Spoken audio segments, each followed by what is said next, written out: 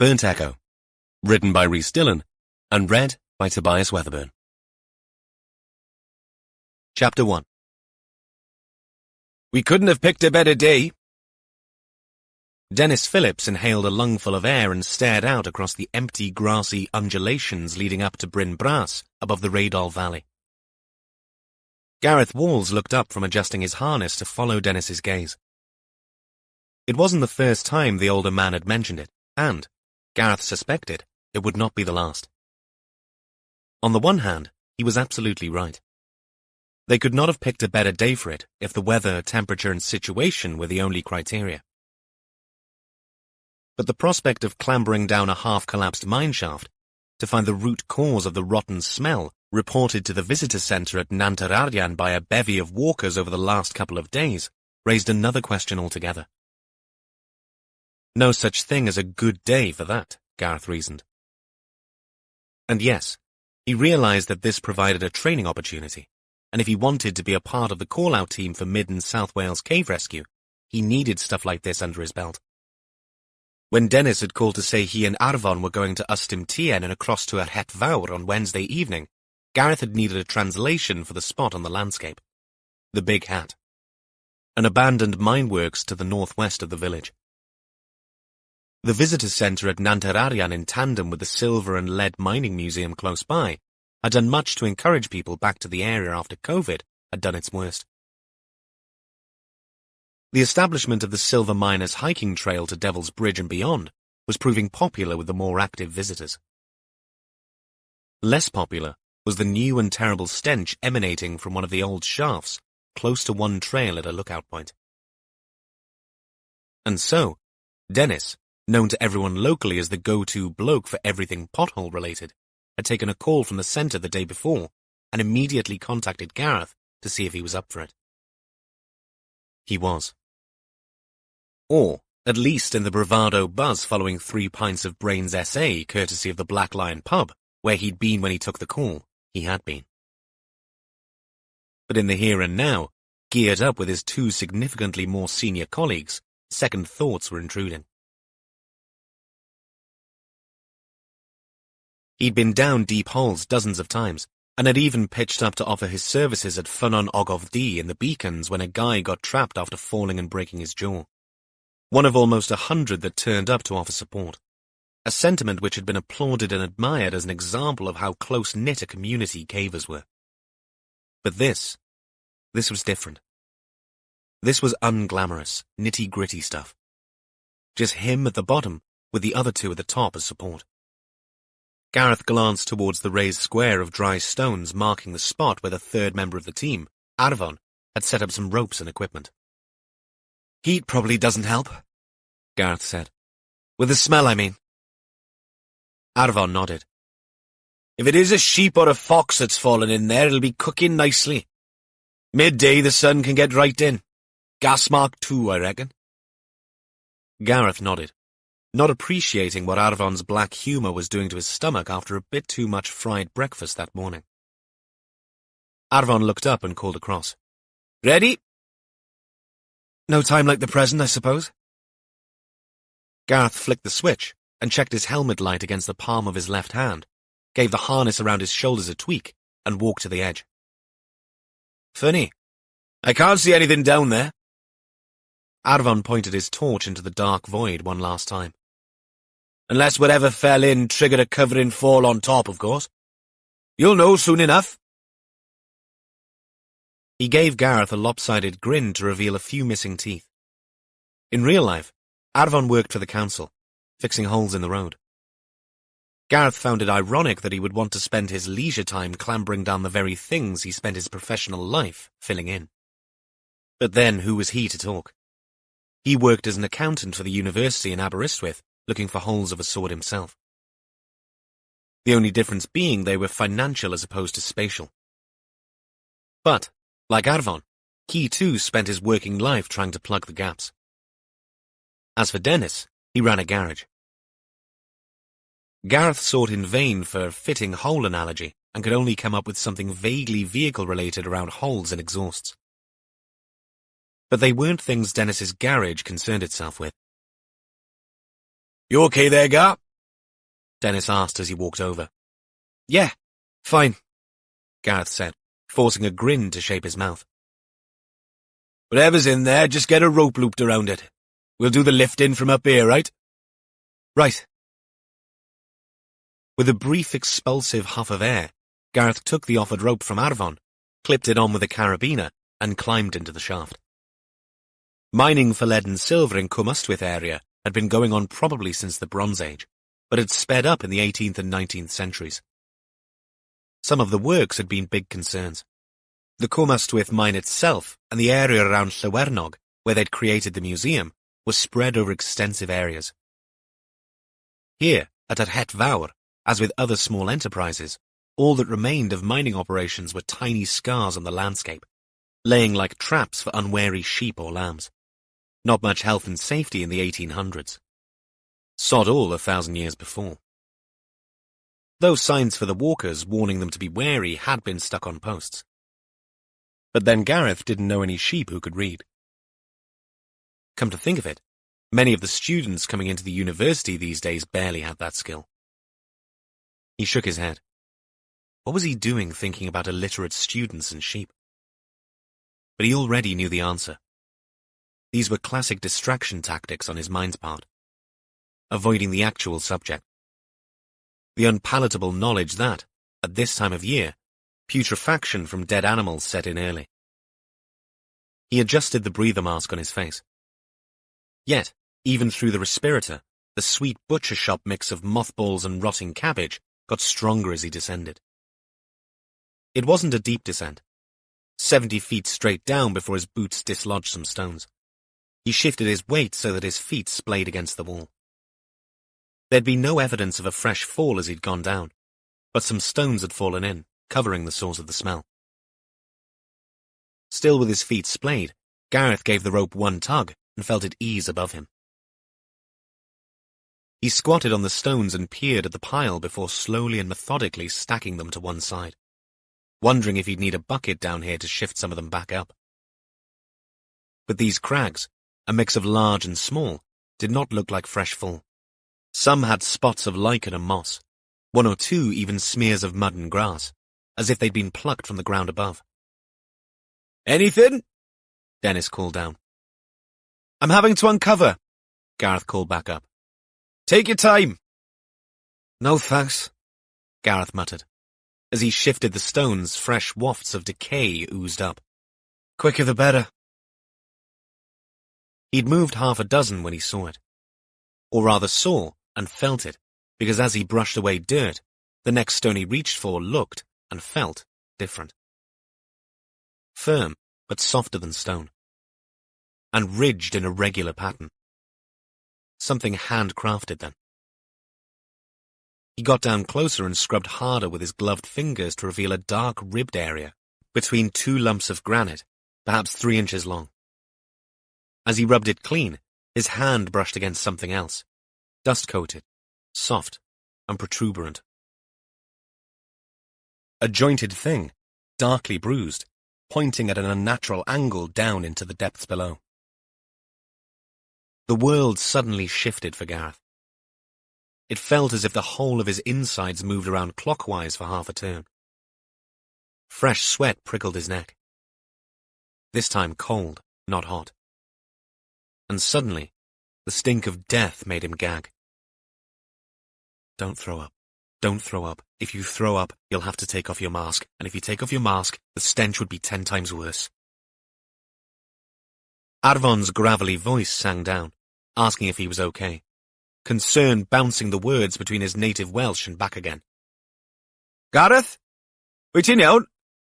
You haven't passed out on us, have you? No. Gareth's denial sounded more a croak than a word. Well, come on, Bachan. There's money on this. Dennis says sheep, but my fiver's on fox. I got good odds for that one. Gareth looked up. The heads and shoulders of his two colleagues stood silhouetted against the flawless blue of the sky, rendering their expressions unreadable. But later, in the pub over some fresh, cool pints in sweating glasses, Dennis would say that they had clearly seen the whites of their younger colleague's eyes all around his brown irises. Not a sheep, Gareth called up. Unless they've grown fingers. And unless the foxes wear Adidas trainers. Not one of them either. Now can you pull me up, please? We're going to need a much bigger rope. Chapter 2. DCI Evan Warlow sat on the other side of the desk from the consultant he was there to see. Sonia Emerson, a woman in her late 30s, just a little bit older than his own surgeon son Tom, turned pages in her file, assimilating the information written there. Information that might as well have been written in Sanskrit, for all Warlow could make of the figures and letters. Trying to read them upside down didn't help much either. So, overall, looking at your bloods, things are going well. Really well. Warlow nodded. I'm not the biggest fan of an all-in-one pill. Sometimes the NNRTIs need their dosages juggling. That's difficult in a fixed combination. But in your case, the mix of emtricitabine, rilpivirine, and tenofovir are working well with minimal side effects. And this combo has come off license, so it's cheap. Warlow felt the need to contribute something, and so he quipped. Cheap is what my wife always said I was. Emerson looked up, acknowledging Warlow's poor attempt at humour with a raised eyebrow and a curl of her lip. He winced, knowing he should shut up, but unable to pare back his default response to uncomfortable situations. They'd been here before, Warlow and Emerson. Right from the beginning, in fact. When he'd been invited to attend the clinic after his screening for blood donation had thrown a spanner into the works. Keris McLean, an aggressive junkie who hassled people for money, had seen fit to hide contaminated needles about her person. In an altercation he'd had no business being a part of, one of McLean's poisoned arrows pierced Warlow's skin. He'd thought little about it. Only when McLean OD'd in a squat 6 months later did her proclivity for secreting needles in her clothes at her elbows and shoulders and headband become known to him. Even then he hadn't given it a second thought. Not even when someone muttered, "Lucky no one got bloody AIDS from the nasty bitch." But the blood donor screening test picked it up. Emerson ran tests on Warlow's liver to confirm hepatitis and HIV, and 12 weeks of treatment followed. The combination was tricky and pharmaceutically unpleasant, but he got through it. The hepatitis went away. The HIV didn't.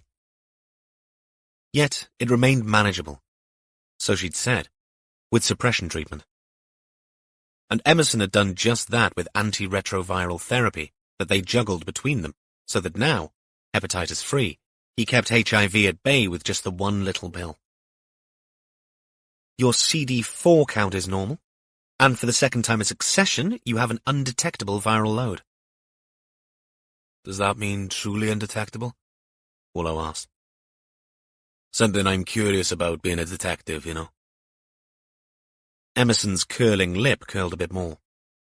Most clinics classify anything under 20 copies per ml as undetectable. Okay. So not quite invisible then, but almost. It's the accepted science, Evan. It's important you understand that. I do. We've got the bugger on the run. Emerson sat back and placed her notes on the desk, but kept hold of her pen, running the barrel through her index finger and thumb end over end on the table. A little tick that Warlow noticed. Something she did when she was gearing up to deliver something important. I know you will have researched this. Your son's a doctor, isn't he? He is. Then you'll have discussed it with him, no doubt. He resisted the urge to put her right on that one. Warlow knew full well where this was going. And yes, Tom knew he had HIV, but they'd never discussed the wrinkles this had regarding relationships. Besides, his family hang-ups had no role to play here with Emerson. But it's important you understand the implications here on a personal level, she continued. I know you gave up work because of worries over transmission, but I hope we convinced you that you pose little or no threat to others. Warlow nodded. Emerson had played her part. So had some of his colleagues. a mixture of reassurance and a hope that he still had something to contribute, combined with the alternative of gardening and long walks alone as his only early retirement options, had spurred him back to work. All catalyzed by a superintendent called Sean Buchanan, who was short of experienced staff.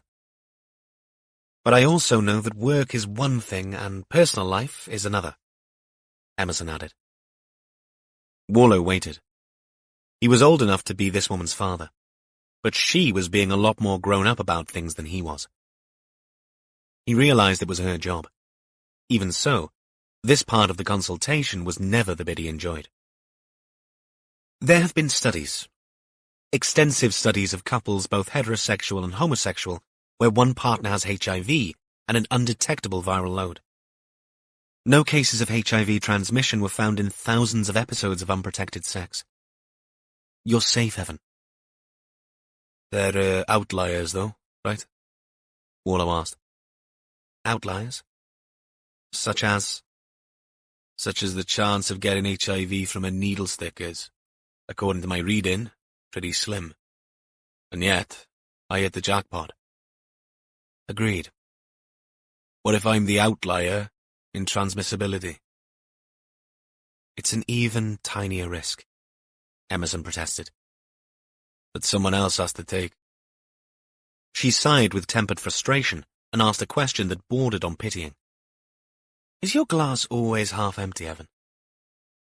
Warlow's turn to bring up the shadow of a smile. Depends on what I'm drinking. Emerson snorted, genuinely amused this time. I get it. And yes, your personal life is none of my business. But sometimes I feel patients need reminding of the facts. So we'll see you in 6 months' time. You have Jenny's number? Warlow nodded. Jenny was a no-nonsense nurse practitioner who rang him once every couple of months. She's still your point of contact for anything untoward. Any issues, physical or psychological, call her. I will, Warlow said. The look on Emerson's face told him she didn't believe him for 1 minute. Not on the psychological point, anyway. So much so that she added, You're doing brilliantly, Evan. It's safe for you to share. And I mean everything. Everything? What was this? Marxist Medicine 101?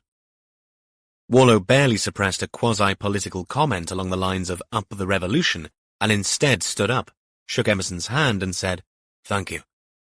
I appreciate it.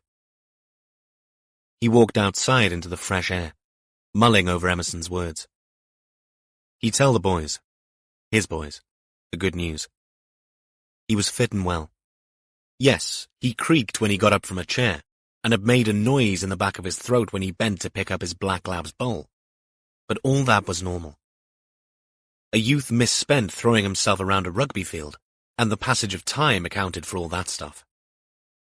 Even so, he still had the virus, and HIV could still stick its head up out of the little hole his immune system had it trapped in. Couldn't it? Not if you stay on the drugs. Emerson's voice echoed in his head. Keep taking the bloody tablets it is then, Evan. He muttered out loud as he got into his Jeep Renegade and fired her up. Singleton Hospital in Swansea, where Emerson held her clinics, sat on the edge of a sweeping bay, a stone's throw from the Mumbles. On a fine August afternoon like this, and with an hour or two to spare with no pressing cases on his desk, no one would have blamed Warlow for heading down for a stroll along the coast to Langland. A celebratory jaunt after such good news. Maybe even stopping off for a Joe's ice cream on the way. If he'd had the dog, he would have done exactly that. But she was being looked after by Molly Allenby, a colleague's daughter. She'd more or less adopted the Black Labrador over the long summer holidays. He could not use her as an excuse. He needed to head back to his Pembrokeshire cottage in Nevern where he'd meet Molly and her boyfriend for a dog handover at 6. He was looking forward to a long evening walk with Caddy after that. So no walk now. Instead, Warlow pointed the car north and headed through the ugly old town and up the valley. It was only 8 miles to the Ynys Tawe intersection with the M4, that would take him quickly west. But at the lights, he continued north along the valley floor to where his last case had taken him. To his old stomping ground at the very head of the Swansea Valley, the borderland between South Wales Police's patch and Dyfed-Powys' eastern fringes. His visit to Emerson was one reminder of his mortality. A house on the edge of waste ground near the mining village of Cwmturch was another. The trial of Iwan Meredith for the murder of D.I. Kelvin Caldwell was yet to take place. He'd plead diminished responsibility, no doubt. He'd need some way of mitigating the fact that he'd killed 3 people. A fact that Warlow knew only too well, since he'd narrowly avoided being number 4. Erw Foel was more a shack than a house. It stood in an isolated spot on the edge of the patches. An area of despoiled land, the un-eco-friendly consequence of the Industrial Revolution's demand for iron and coal. Warlow hadn't been back since the incident that led to Caldwell's death. He had seen crime scene photos, of course, pored over all the brightly lit images of where he'd lain in darkness, poleaxed from Caldwell's taser. All the while pretending to his colleagues he was seeing those images with professional detachment, whereas in truth, they were more like forbidden fruit. The crime scene techs were long gone by now, and though police tape still fluttered across the entrance to the pitted drive, it was more an emblem than a warning. No one had cleared the cluttered yard. The berlingo that the killer, Meredith, used to transport other victims to a charnel house and then on to a desolate spot on the Black Mountains, was gone. To the left of the front door, they'd boarded the window up with marine ply. That same window was the one Warlow's colleagues had smashed in and dragged him through and out to safety. He sat in the car, staring at the property, wondering why he was here. On the drive up, he'd considered going in and confronting the very place Meredith did his butchery on Caldwell. The DI had been a far from innocent victim and intended Warlow harm as well. In that sense, Meredith had ironically been his saviour.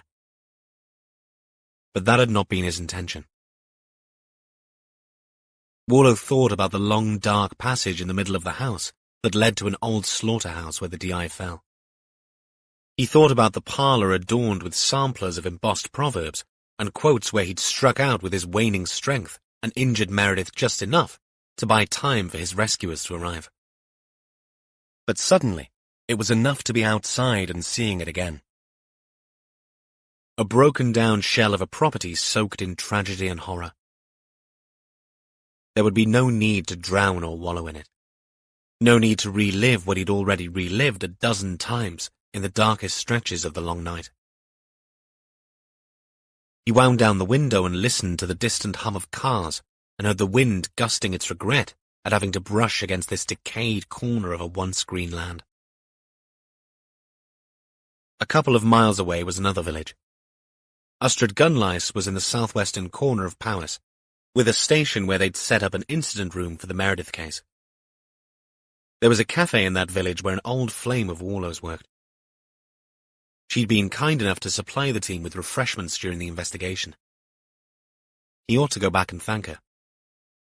Especially since his departure from the case, courtesy of the taser and an emergency admission to hospital as a result, had been abrupt, to say the least. Saying thanks properly would be a better use of his time than sitting here, rehashing a near-death experience. He reversed the jeep and drove out, promising himself that he would not return, content that, like some squeezed-out festering splinter, this visit had managed to finally remove the cause of a nagging pain. He drove out and down to the river bridge across the Turch, the winding river named after a snouting boar, and a driver paused to let him out to join the stream of traffic. A tiny act of kindness that confirmed to him he was better off among the living than revisiting the dead. Chapter 3. D.I. Jess Allenby watched her officially soon-to-be ex-husband bring the drinks across the lawn. A pint of something pale for him, lime and soda with lots of ice for her. They had umbrellas up over the tables, and she welcomed the shade. It had taken just shy of an hour to get to Pantarochain in Gresford, on the outskirts of Wrexham, from Welshpool. Delays that had more to do with summer traffic than distance. And since it took about the same time to get to the pub from Manchester, her visit north to help interview some fast-track candidates to the Dyfed-Powys force had seemed an opportune moment to deal with Rick Allenby's "we have to talk" request. At first, Rick had said it would not be convenient. He'd agreed only after she'd pointed out that this would be his one and only chance for a one-on-one, unless he wanted to drive to Coldblow in Pembrokeshire, where she rented a property. "Not a bad little spot," Rick said, putting the drinks on the table and looking around at the families enjoying the sunshine. "We ate at this pub once, if you remember," Jess said, "on the way back from a weekend in Wales. That's why I suggested it.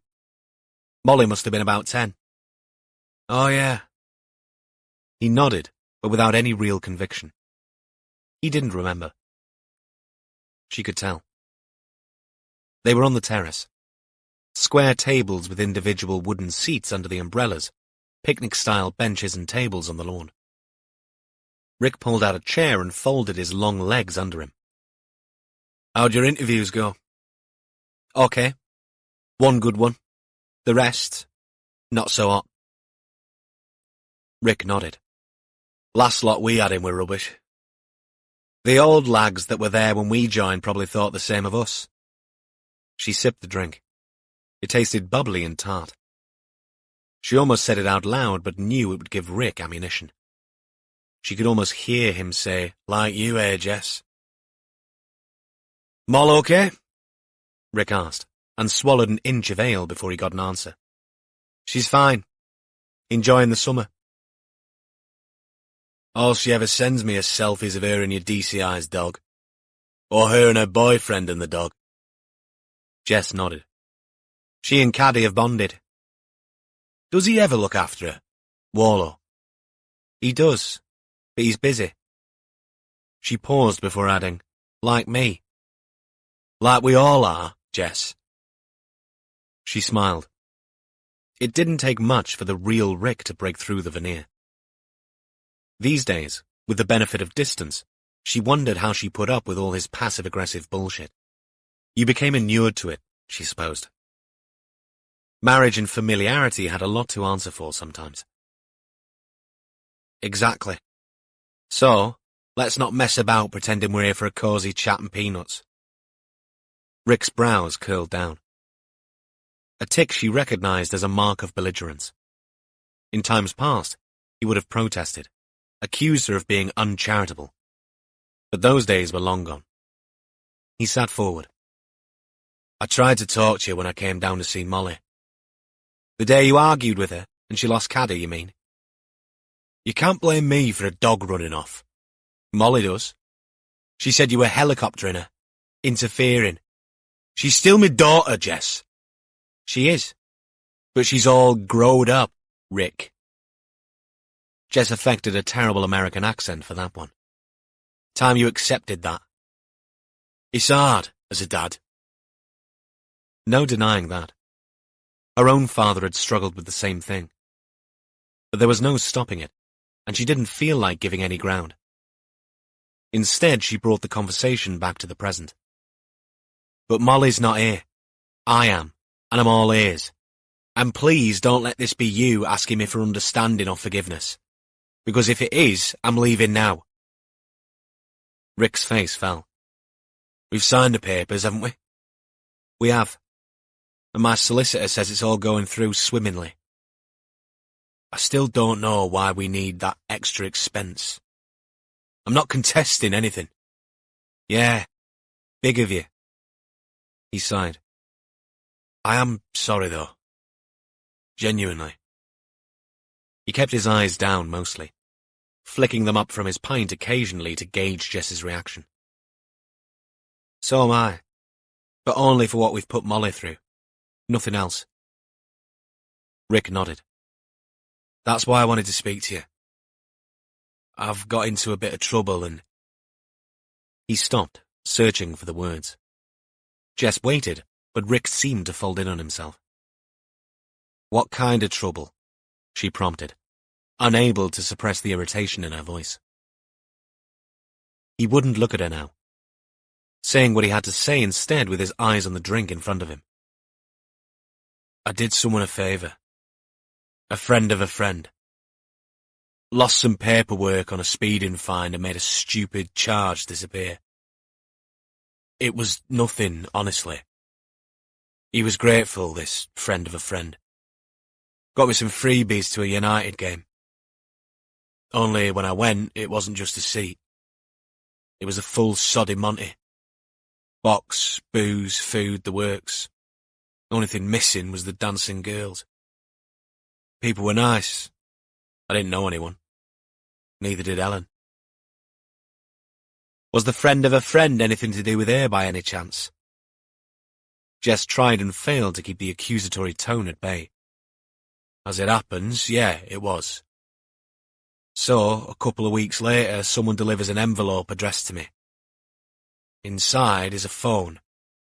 I get a call asking me to eyeball some information. Progress of a charge. I didn't. I thought they'd delivered the phone to the wrong person. A snitch playing silly beggars. But then I got some more messages telling me they knew I'd accepted a bribe for losing that paperwork on the friend of a friend's case. Photos of me in the box. Photos of the charge sheet I thought I'd lost. Jess shook her head. Doesn't sound like much of a friend, she muttered. Not anymore. Point is, I found out that the box is leased by a big cheese. Someone who doesn't get his hands dirty. You know the type. Squeaky clean on the outside.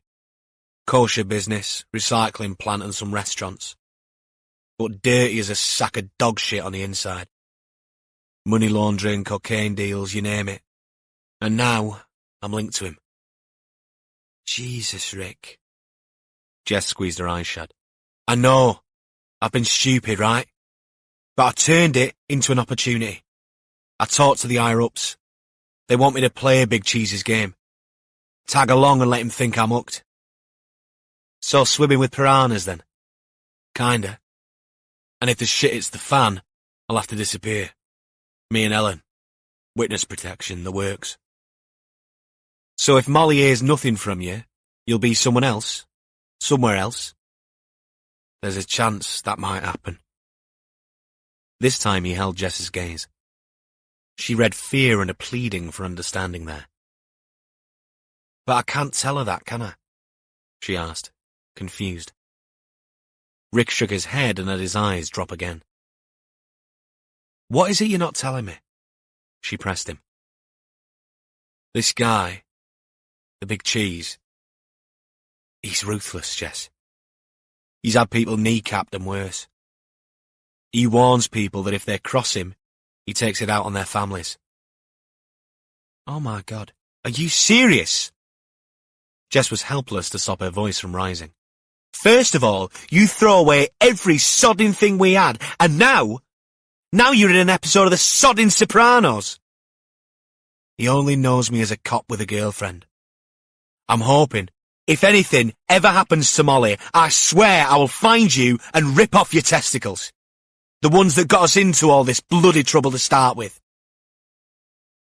Rick reached for his drink but didn't pick it up because his hand shook too much. I've been dreading telling you. He wiped sweat from his brow with trembling fingers. And don't worry, if anything ever happened to Molly because of me, I'll save you the trouble of finding me.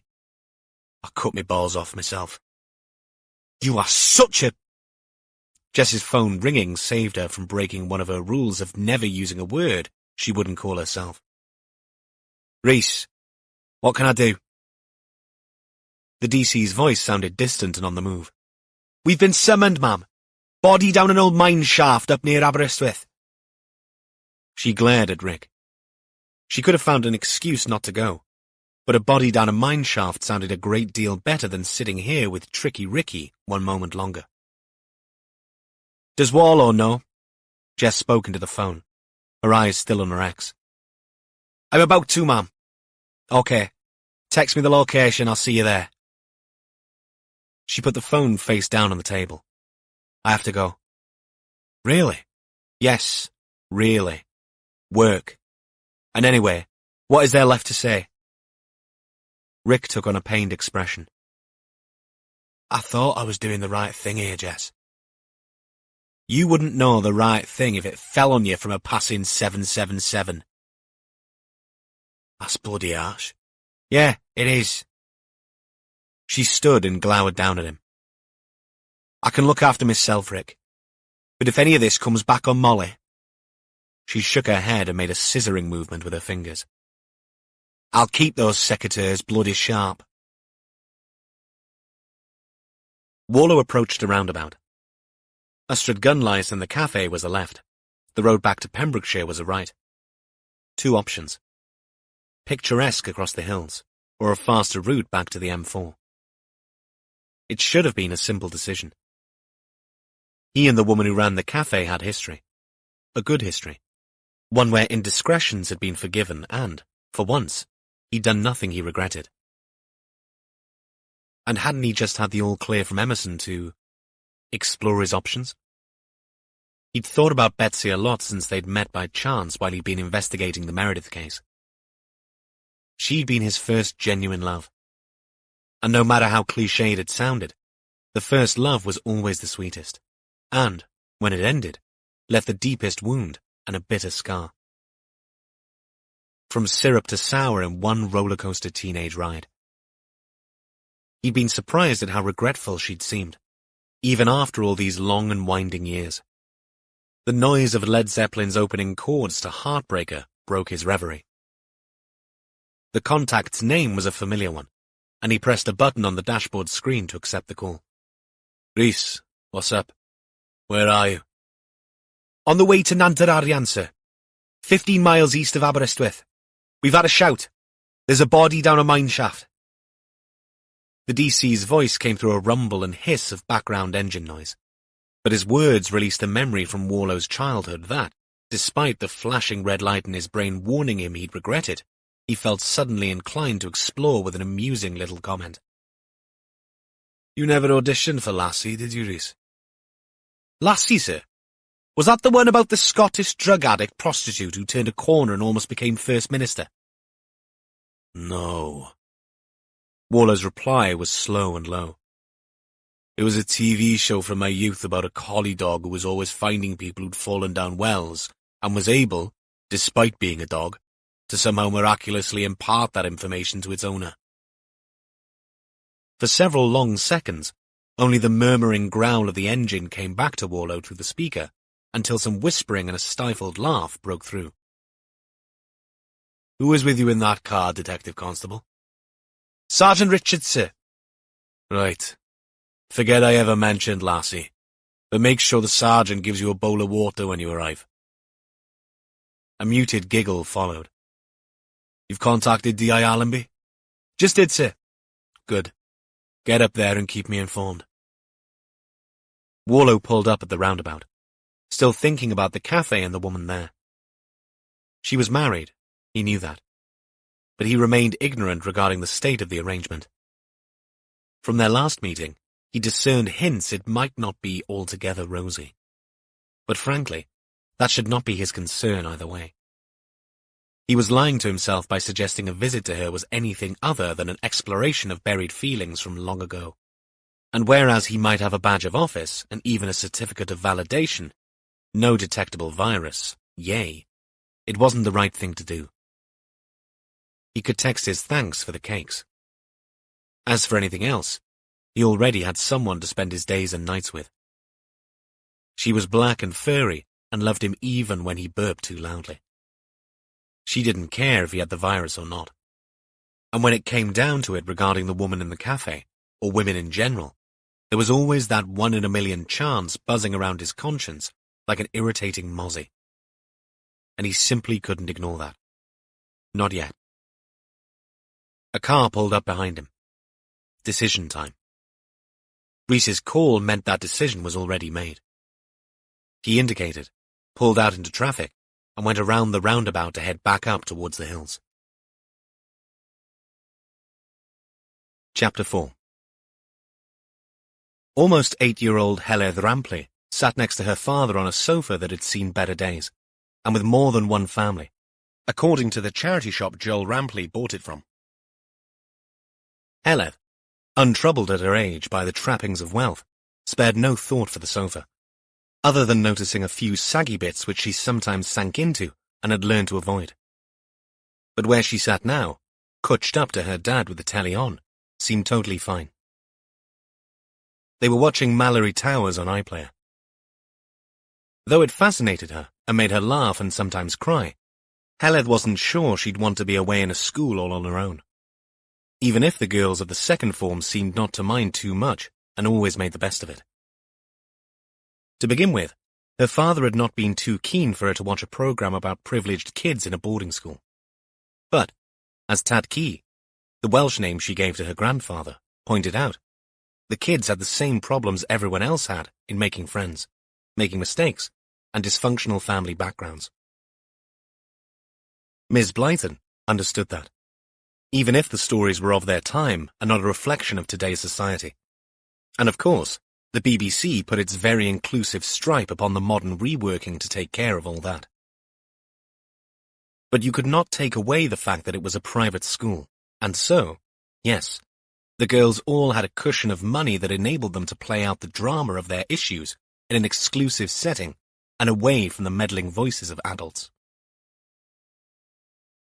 But it didn't change what the kids were going through daily. Heled's dad listened and, after sitting through an episode and seeing the lights go on in his daughter's eyes, he'd grudgingly agreed. Victims come in all shapes, colours, genders and backgrounds, Joe, Karen Hughes had said. Though some of them shout a lot louder than the others. The sooner Heledd understands that, the better, because the truth can sometimes get lost in all the noise.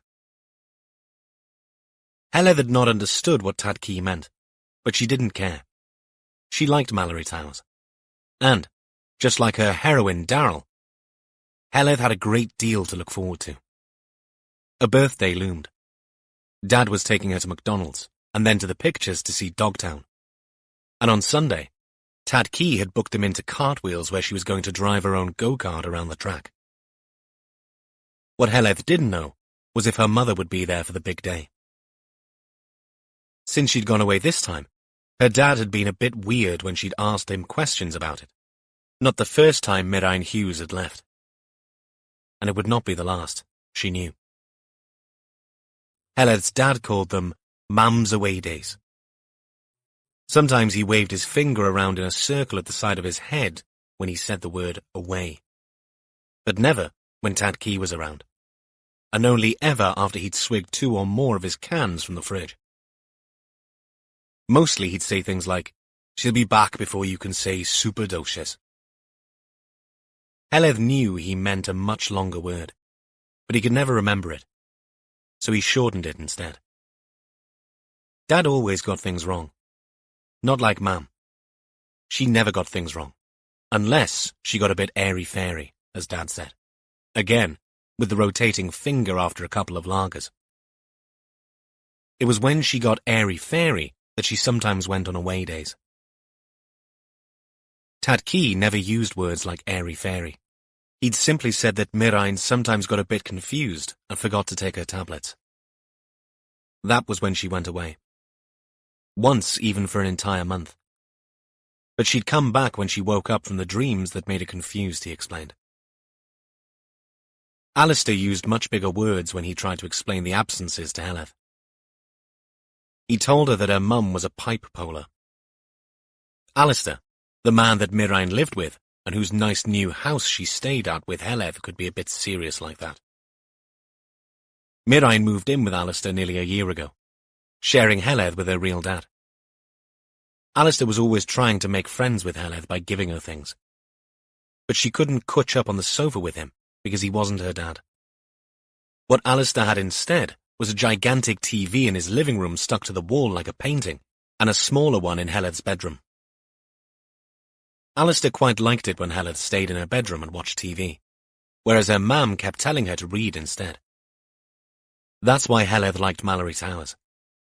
Watching it seemed like reading, and seeing at the same time. Tad Key told her that Mallory Towers was a book before it landed on TV. He'd even given her a copy. But Alistair had never heard of Mallory Towers. It shocked him when Mam went away this time. But after Mirain had left, and before she'd moved back to be with her father, he'd shown Heledd the notes she'd sent them both on WhatsApp and Facebook. Mirain posted messages saying she'd gone to find the enlightener who would tell her where she needed to be. Once she was there, she'd send for Heledd, and they could be all together again. Heledd did not know who the enlightener was. Her granddad used the Welsh word, goleur, someone who sometimes appeared in Mirain's dreams. Her father, Jewell, let Heledd look at Mirain's Facebook page too. "She's off on a good one this time," he'd said when he'd read the messages about the enlightener. "Will she find the enlightener soon?" Heledd asked. "I bloody well hope so, darling." When the episode of Mallory Towers finished, Heledd asked her dad to switch on the iPad and look at Mirain's Facebook page. But today, there was no message, and nothing on WhatsApp either. No silly emojis or X's. "She's probably out looking for mushrooms." "Mushrooms?" Joel Rampley smiled at his daughter. "I'm being silly, Al. Come on, time to get you to bed. School tomorrow. And remember, Tad Key will pick you up and give you your tea, right?" Joel hugged her, and she gave him a smile that was going to break 100 hearts when she was older. He always said she smiled exactly like Mirain. In fact, everyone said she was a mini version of her mum. But Joel would look at her sadly whenever she reminded him of that, and say, "You do, but let's hope you're a bit different too. You don't want to end up having all those away days, do you?"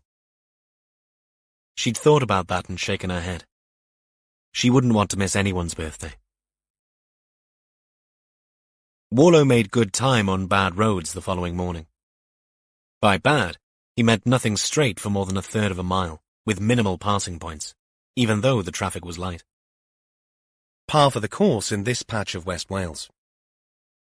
Something he factored in on his journeys, so that when he turned up earlier than expected, it gave him a little ripple of satisfaction. What did that voice from the sat-nav world know anyway? Though the crime scene was only 15 miles from the university's seaside town of Aberystwyth, it might as well have been 150, given the barren nature of the landscape. Warlow had made his approach cross-country from the south, avoiding the busy coast road, and the way became emptier and wilder as the miles ticked by. They flagged him through to a marked-off parking area next to some stacked logs on the edge of a woodland outside the village of Ystum Tîn. Though village would be stretching things a bit in the descriptive sense. Hamlet would have been nearer the mark, with a few houses in the little hollows accessed only by single-track roads, and the only street, a line of 3 or 4 houses next to a chapel and an old school. Rhys Harris waved a greeting and handed Warlow an enamel mug full of steaming tea as the DCI got out of his car and stretched. "Thought you might need it after the winding road, sir." Warlow took the mug, unable to hide his surprise. "Tea? Did I miss the sign of the cafe?" Rhys grinned. "The visitor centre sent us a van with hot water, tea and coffee. The find is on one of their walking routes, and they called it in. Or at least one of their punters picked up on the foul smell coming from a hole in the ground." "Misplaced the guilt, do you think?" The young DC shrugged. Warlow studied the steam coiling up from the mug with suspicion. "I expect you asked Povey's forensic lot to do a quick check for toxic substances in this." "Good one, sir." Rhys's chortle fizzled out when he saw the look Warlow threw him. "Did it not occur to you that whoever put that body in a mine shaft might be just as capable of lacing a couple of urns with strychnine in order to derail the whole investigative team?" Rhys's face fell in horror. "Not really, sir. In order that they might buy some time to sod off to the Costa del Come and Find Me." Rhys swallowed loudly, no doubt reconsidering his own already consumed mug of tea in a new and altogether less favourable light. "It was just a mug of tea. I didn't think anything of it." "Good. Delighted to hear it. If you had, I'd have had you certified." Warlow took a sip and smacked his lips. "Good brew."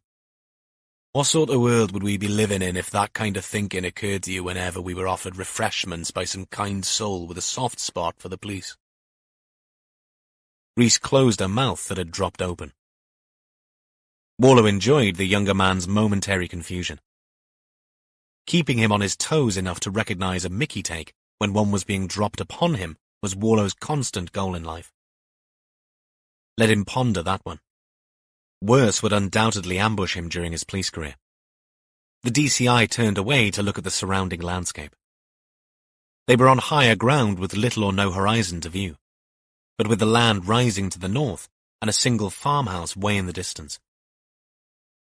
Back along the lane, the rural idyll was blighted by someone deciding to use a field as a breaker's yard for old farm machinery, tractors, various bits of equipment with jutting arms and tubes, some old fridges, and a couple of decrepit caravans.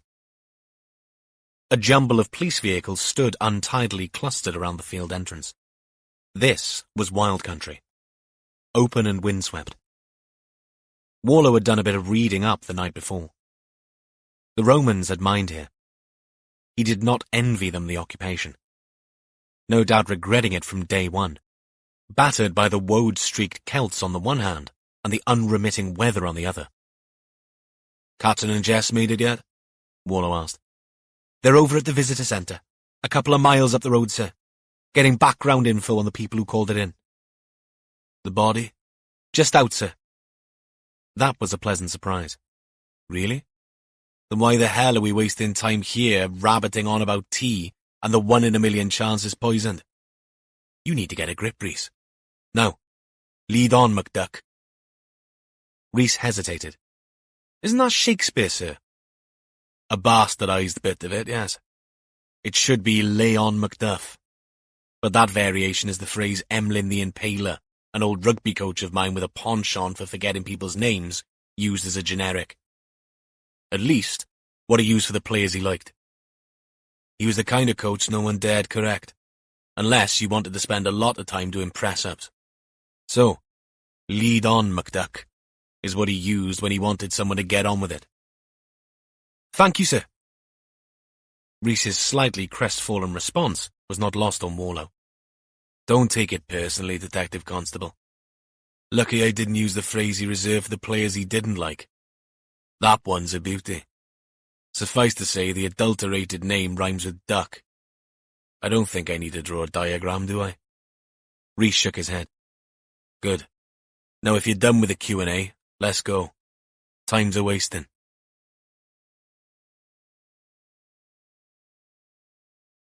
Chapter 5. D.I. Jess Allenby and D.S. Catherine Richards stood in the office next to the shop at the visitors' centre at Nantararian.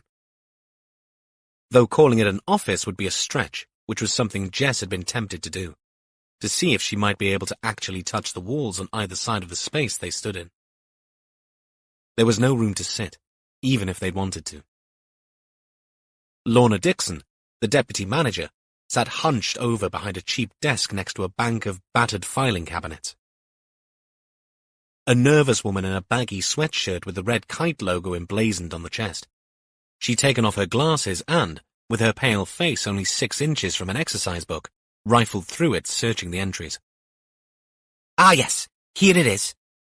She looked up with a triumphant smile on her flat face. Knew I'd seen it. Wasn't me who took the call, but I'd noticed the report. She laughed nervously. I mean, someone has to. Otherwise the world would descend into chaos, right? The two detectives waited. When, after several seconds of Dixon's grin, nothing else seemed to be forthcoming, Catherine patiently repeated the question they'd asked 5 minutes before. You have the date and time of that entry? Dixon blinked and swallowed, grimaced, and let out a what-am-I-like guffaw. Oh my God, my head is well and truly in the shed today. I don't know what's wrong with me. Catherine nodded. She did. Even the most upstanding citizen could lose their composure when confronted by 2 officers investigating a suspicious death. It was as if behind the perfectly innocent question of how and when the centre first got a report of a terrible smell emanating from the ground on one of their trails lurked something altogether more insidious. something designed to crowbar out of the person being questioned a confession about the day they got on and off the train to Bangor without paying the full fare. Dixon's eyes fell to the notebook again. Yes, let's see. Right, 11:20 a.m., the 22nd of August. Catherine wrote it down in a notebook. Were there any more complaints? Jess asked. Once again, the question seemed to floor Dixon, until meaning seeped in. Oh, yes, 2 more. I know because I took one of them. She turned a page in the book and let out a zippy, "Yep, this time it's my handwriting. One call at 10:17 a.m., the other at 2:30 p.m. Though the second time wasn't a call. The hiker came back to the centre and reported it. It's a circular walk." Did they give a name by any chance? Dixon blinked and froze again. No. The woman who complained, she said the smell was really bad. Rotting was the word she used. I mean, we had no idea it could be a person. I am so sorry. No need to be, Catherine said. You weren't to know how this would turn out. I suppose. Jess gave her a reassuring smile. Thanks for this, though. Always helpful in establishing a timeline. Dixon had the sort of demonstrative face that, when unhappy, constantly looked on the verge of tears. Have you...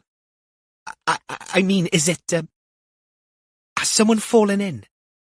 I haven't been able to sleep. We had no idea the shaft was so dangerous. I don't think you need to worry about that, Lana. Jess chose her words carefully.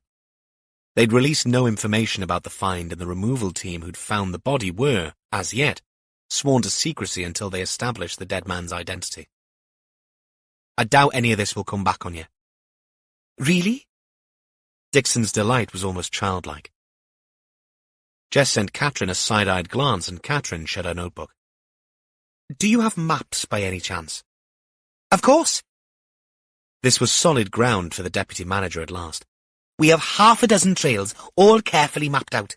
The Miners' Trail, the Silver Tramway, the Lead Road.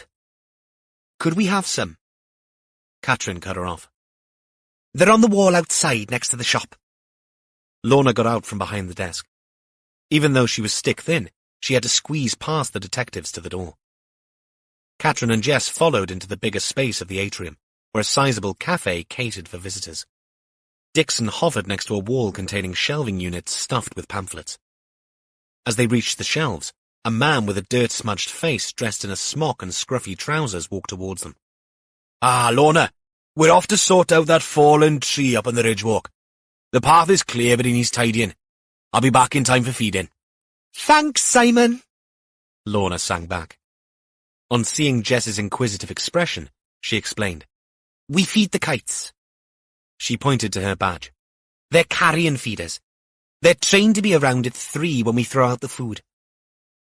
Do many people come for that? Dixon's eyebrows shot up. It'll be packed, all year round. So families and kids?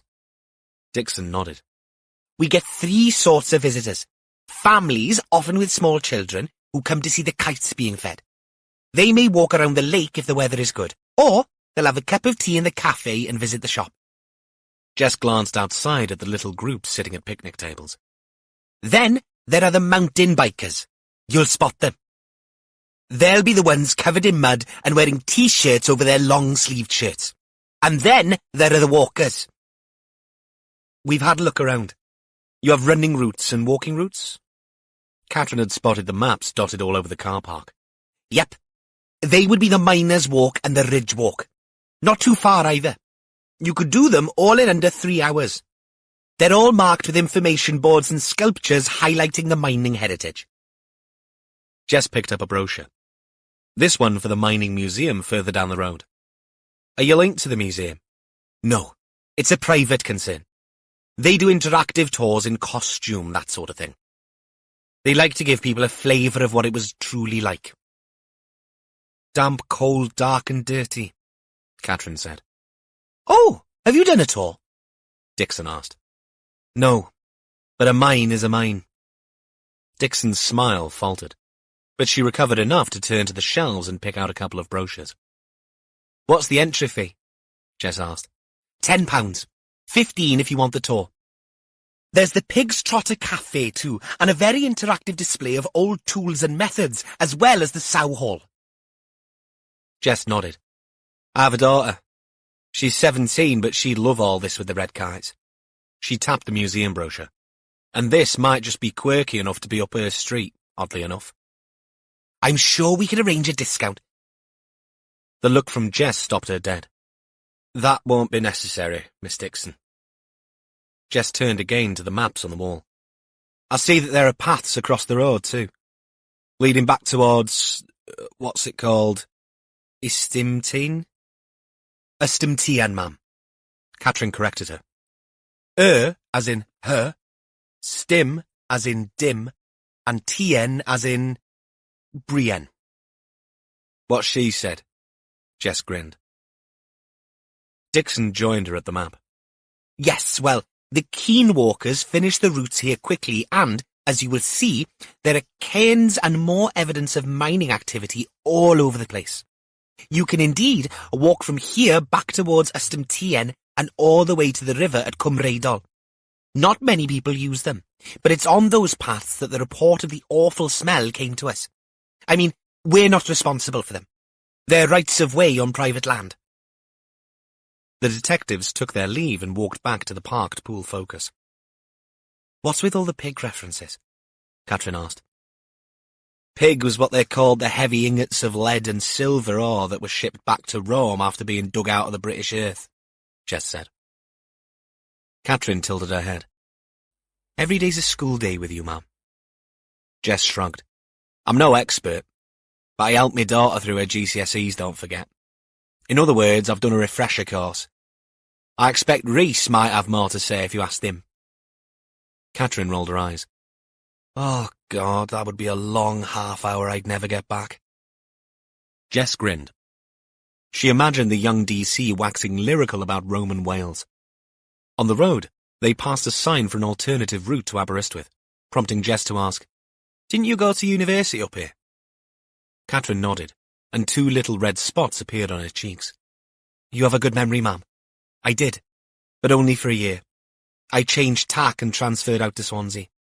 It's one of the top 10 in the country anyway for criminology. Plus, I lived at home for the first year after wasting 12 months at the seaside.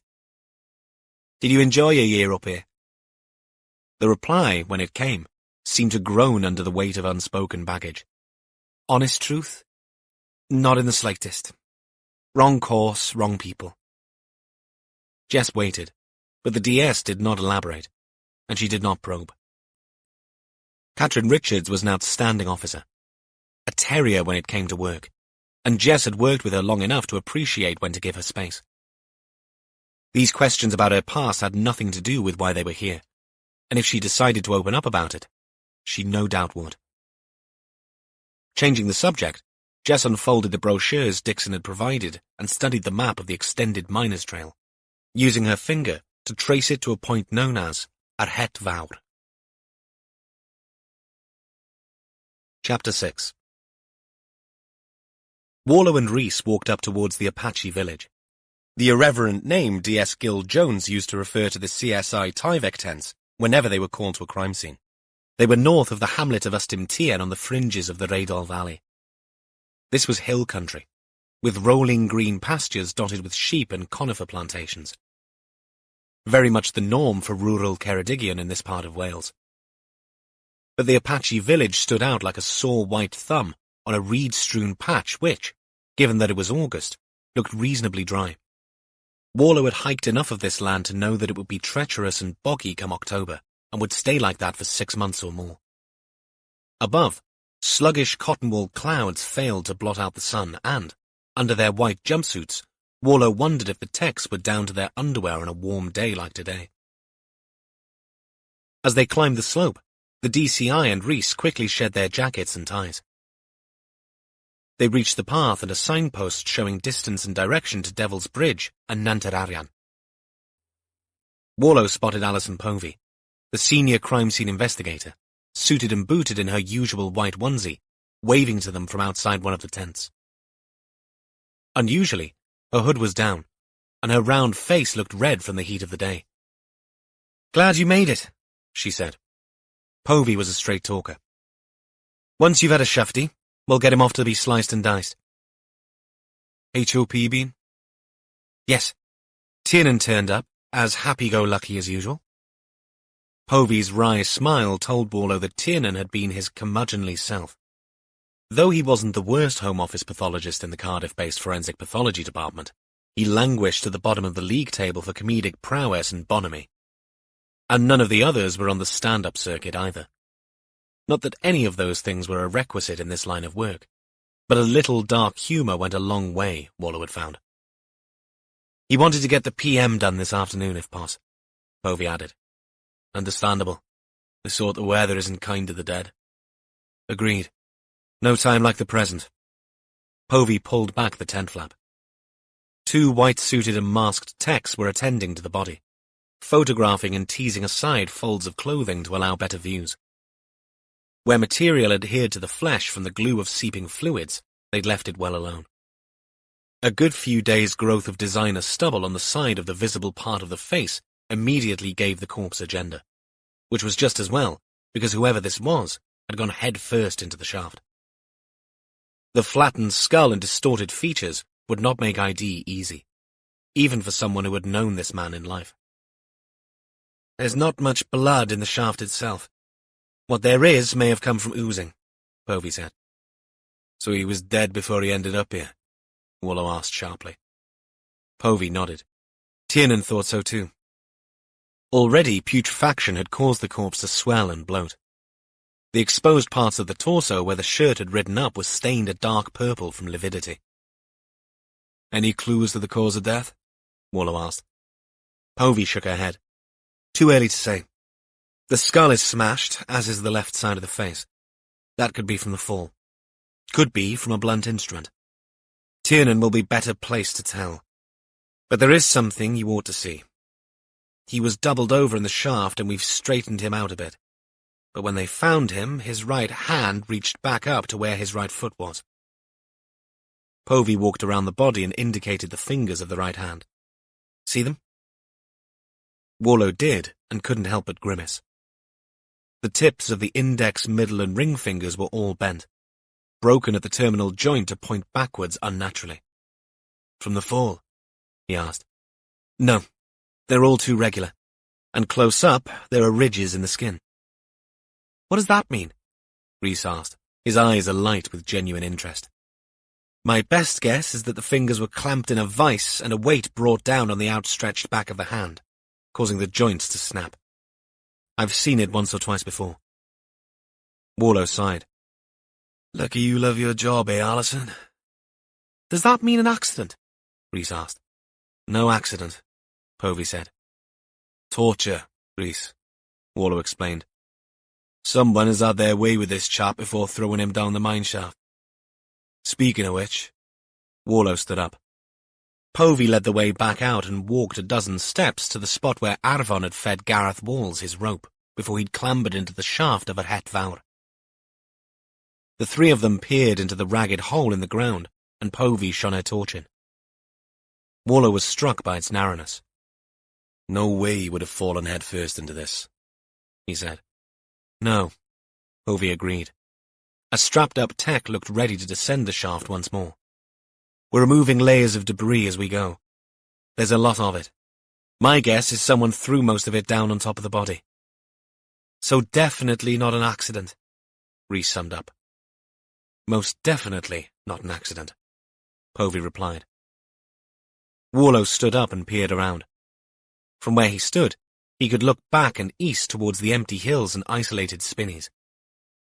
This was another desolate spot, not overlooked, which made hiding a corpse easier, but difficult to get to, which made it harder to get a body up here. But one thing was obvious. "I suspect it's safe to say that we are at the site of a very unlawful death." Rhys stayed behind with Povey while Warlow went back to his car. Jess had texted to say they were on the way and the DCI was waiting for them when they pulled up. "You've seen the body?" Jess asked when she and Catherine got out of the focus. Warlow nodded. "Just. You?" We watched it being lifted out. Luckily, I'd avoided breakfast. And enjoyed the visitor centre. Catherine consulted her notebook. The first report of the unpleasant aroma was the 22nd. A few more followed. Then they sent a team out to verify the shaft. Right, so this man, whoever he is, has been missing for days. Get Gil to check for any missing persons reports. Catherine nodded. Where's Rhys? Still with Povey. I'll catch up with him. We need to brief the uniforms on getting a proper search of the area set up. Warlow watched her go before turning to Jess. You okay? As okay as anyone who's seen a body come up from a mine shaft. I meant after your meeting with Rick. Jess lifted her chin and sucked in some good air before letting it out with a sigh. Hunky-dory. Rick wanted to see me because he's been a naughty boy. I thought you knew that. Nothing to do with trying to keep his fly zipped shut. This time it's work-related. An organised crime syndicate has set him up. Jess let out a mirthless laugh of disbelief. Asked him to find something out and then offered some tickets to a match in gratitude. Bribery, in other words. Oh, Christ. That's not the worst part. Ricky always fancied himself as a bit of an action man. So he went to his bosses and IA, and they want him to assume the charade and gather intel.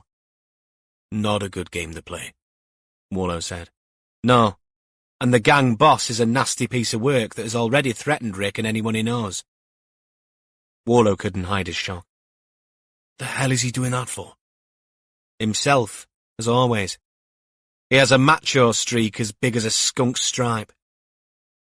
But if he's putting you or Molly in danger... He assures me that the OC boss only knows about him and his girlfriend. Still, it's... crap. Agreed. Jess inhaled through a couple of flared nostrils. Don't worry. He knows where I stand. Is there anything I can do? You can take me mind off me ex by telling me what the hell is going on here. Warlow hesitated, but then shrugged. Let's go up to the path, to where the walkers notice the smell. They walked across the tussocks and climbed back up to a point just east of the Apache village, while Warlow explained about the torture, and the assumption that the body hadn't died from the fall into the shaft until they got to a point just north of the opening. Weather's been like this for the last week. The Met Office has the prevailing winds from the southeast. At about this point, the wind would come over the open mouth of the shaft. Jess stood with hands on hips, looking around. The path roughly descended to the southeast and ascended to the northwest. A quad bike track led off across the fields to the left. Not the muddy tracks of something well used, merely a paucity of grass where the tire had been. If the body was brought here, it would either have been carried or transported. She nodded at the tracks. I'll text Catherine. Get some bodies out to follow where those lead. Good idea. But such tracks were commonplace. Quad bikes were, these days, many farmers' chosen mode of transport across these hills. Have you been to this neck of the woods before? Warlow asked. Jess shook her head. Nor me. It's an extensive area. I know we're near to the hydroelectric power plant at Radol Reservoir, and I've been to Devil's Bridge. Jess cocked her eye. What? Warlow asked. Oh, come on. You're the font of all knowledge in this stuff.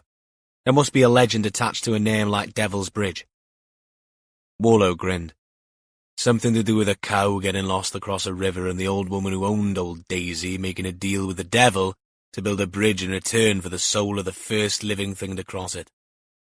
The old woman sent her dog over and cheated the devil. I think I'd have preferred it if she'd gone over instead. That's because you're a dog softy. How is she, by the way? Cardi, ask your daughter. She's going to forget what I look like. Cardi, I mean, not Molly. That girl's got a memory like a pachyderm. We realise she's a bit of an eidetic. Is she on tablets or the injections? Jess's side-eyed look was long-suffering. Careful you don't cut yourself on that wit of yours, Detective Chief Inspector. Warlow grinned. Explains a lot, though. We had one of those in school. Did bugger all work and looked at the books the night before the exams. Not quite a photographic memory, but as near as damn it. Wallow contemplated the path some more. I think I'd like to walk this trail, get a feel for it. Now? No. We need to set up an incident room and... He was cut off by a shout from Rhys, who was hurrying across the moor towards them. The DC looked pleased with himself when he arrived. He blurted out the words breathlessly. Bit of luck, sir. They've just found a wallet in the shaft. Povey thinks it could have fallen out when he fell. ID? There is a driver's license. And the right age. Obviously, we can't tell yet if it's a match because of the facial damage. Who is it? Jess asked. The name on the license is Alistair Linden, 31. Wallow looked again at the path leading away in two directions and made his mind up. Right. Let's get moving on this, Linden. You found an address, I take it? Yes, sir. Then what are we standing around here for? Chapter 7. Ava Farley placed the t-shirt dress in a bag and handed it over to the customer with a smile. She didn't feel like smiling, but this was work, and her smile was something people visiting the Dressy Fox remembered. Someone commented on it at least once a day. And not only the men who came in. Women did too. Just as they commented on her clothes, all of which were on sale in the shop. Ava and her boss Tessa agreed on that, and Ava got a hefty discount on the clothes, so long as she remained on Dressy Fox trend. She dressed today in a crumpet cardigan and palazzo wide-legged pants, both by Queen Loy's, an ever-popular brand in the shop with the young set that came in, including the students when they could afford them. Ava didn't mind even dressing in some of the vintage or repurposed stuff in the collection too. But that meant what she wore was not on sale. More than once she'd change clothes for a customer to try on, and that was a faff. But it wasn't her choice of clothes that clouded her sunny disposition today. Something else had pierced her little balloon. Ali hadn't phoned or messaged her for 5 days. To say that she'd been unlucky in the romance lottery would be an understatement. Before Ali, there'd been Mosh. He of the flawless mocha skin and long eyelashes who'd proved to be a manipulative green-eyed monster. He'd been difficult to shake off. Luckily, he'd moved to London, and her refusal to go with him had been the opportunity to break it off. He still messaged her, though, usually when he was drunk or randy, so at least twice a day. Which was more than could be said for Alistair. And she was upset because with him, it seemed different. A chance encounter in the shop while he'd sourced a present for someone led to a chat and a smile. Her smile. His direct approach and easy manner were exactly what she'd wanted then. He'd been kind, measured, and being 5 years older than her, knew how to woo. She'd laughed when he'd used the word woo. Never thought of herself as a girl that ever needed wooing. And his maturity attracted her. She'd grown bored with the pub club's shot scene by then anyway, having been on that roundabout since she was 15. So a man with a car and a job and a house, for Christ's sake, was a novelty in itself. He'd taken her for drinks and meals and finally, last weekend, to his house. She'd stayed the night in his bed. It had been fun and more tender than she'd experienced before. He had tricks, and so did she. But there'd been Sunday commitments for each of them. For her, lunch with her mother and grandma. He'd got some unfinished thing that needed doing before the college he taught at came back for a new term. But he promised to ring her on Sunday night. He hadn't. Nor Monday, Tuesday. Today was Thursday. The customer left, the bell above the door announcing her exit. That left the shop empty. Ava walked over to the t-shirts and started tidying the display. Tessa appeared at her shoulder. I'm popping across to Pippa's.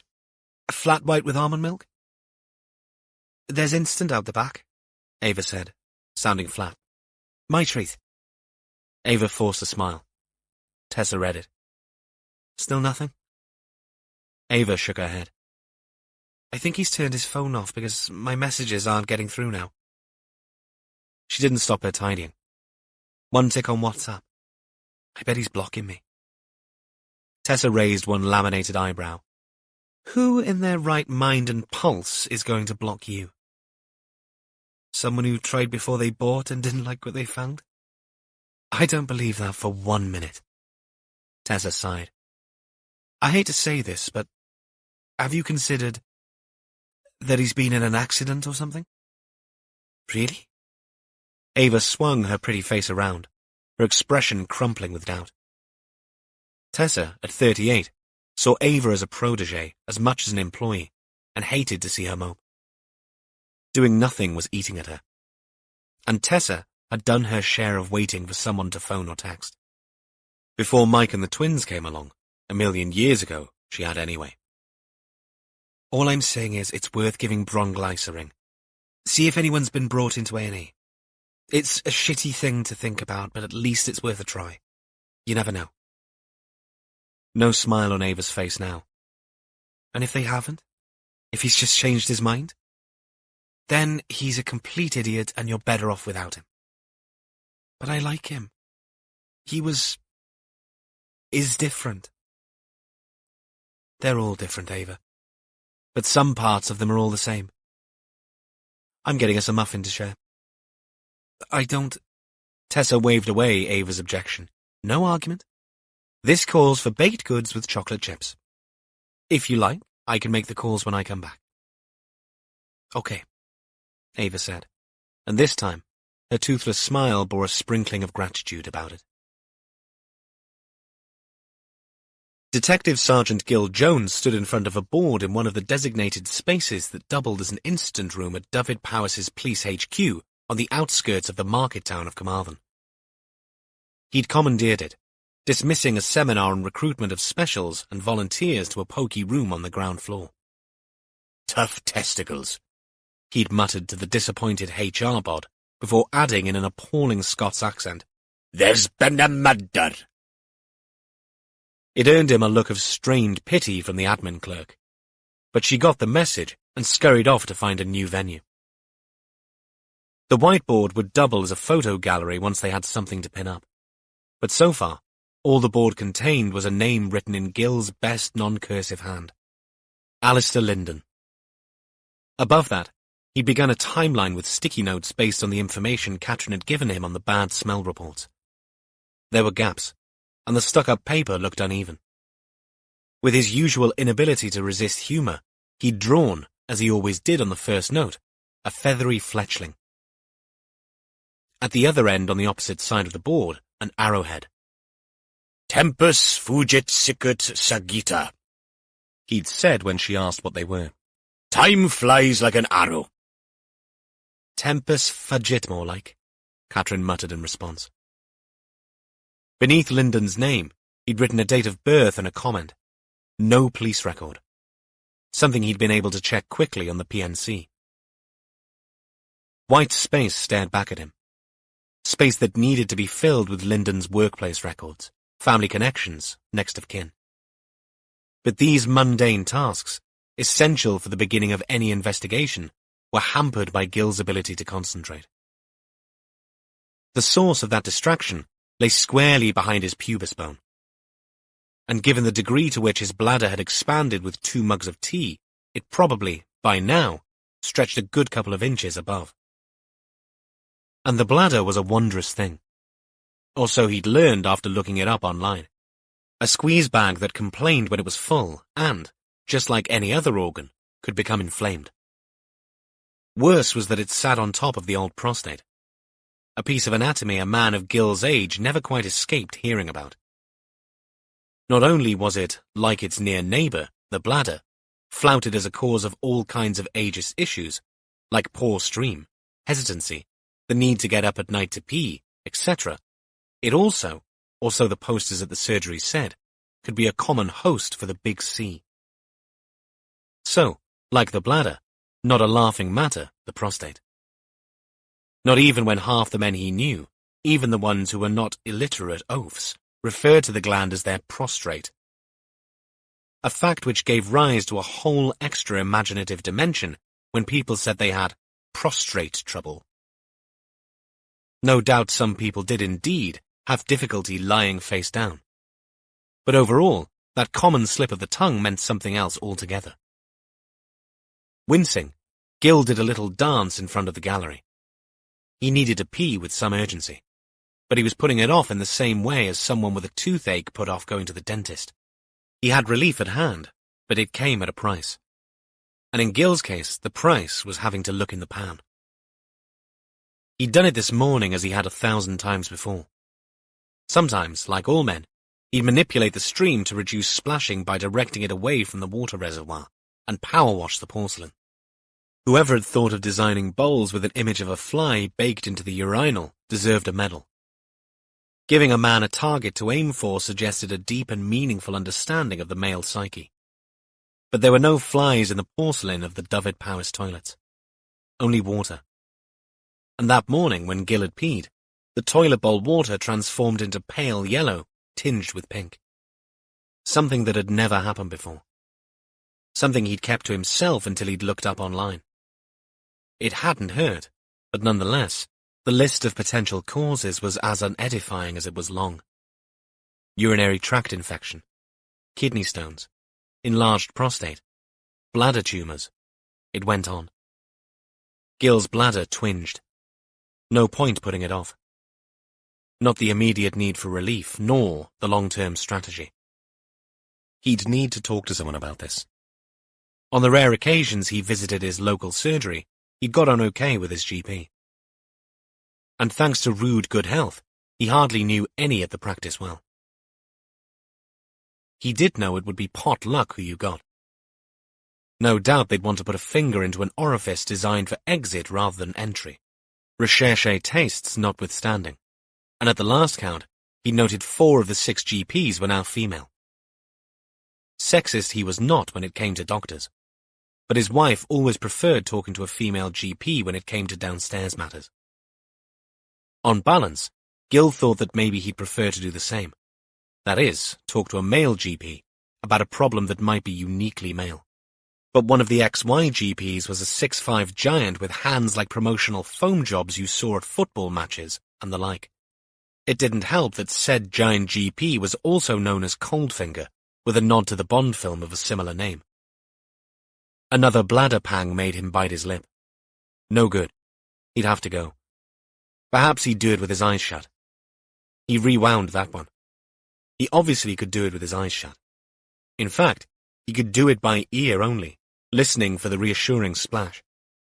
But that made the final shake to clear maneuver a lot more dangerous, especially if your trousers were light-coloured and showed up fluid of any kind. A fresh urgency gripped him, and this time he actually whimpered. This was hopeless. Gill put down the marker pen he held and quick stepped out towards the loos, whistling his customary walking to the men's tune, Police's Don't Stand So Close to Me, as he hurried along. Chapter 8. Alistair Linden lived on the edge of the town in the Craigiau estate, southeast of Aberystwyth. It meant that the detectives didn't need to go into town to get to it. From what Warlow remembered, that was a blessing, because the one-way system was a time-sucking labyrinth. Instead, they used the A44 and cut south through Llanbadern. Lon Las was a cul-de-sac dotted with a dozen identical half-rendered semi-detached houses. Number 7 looked unprepossessing.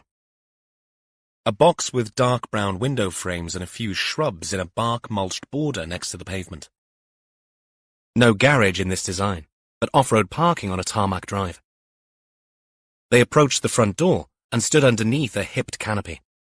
At their feet, a couple of pots containing hebes next to a couple of stone Buddhas broke up the mixed gravel that formed an edge beyond the flagstones. Jess rang the bell. No one answered. Warlow stepped across to peer through the front window. Vertical blinds did a good job of obscuring the view. A wooden creosoted picket gate blocked the way along the side of the house to a garden at the rear. Jess rang the bell again. No one home? She shrugged.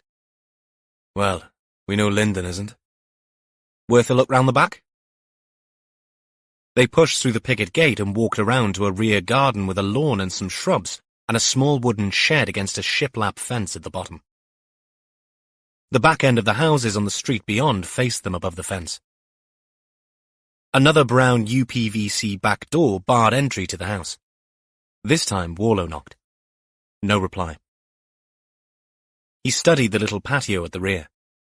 More pots and a couple of odd-looking pebbles in a vague attempt at alleviating the dull grey flagstones. He knelt and picked up the pots in turn. But the key, when he found it, was under one of the pebbles. A false one, light as a feather with a little concavity to house the key. Bingo, he said. Lyndon should have had some security advice.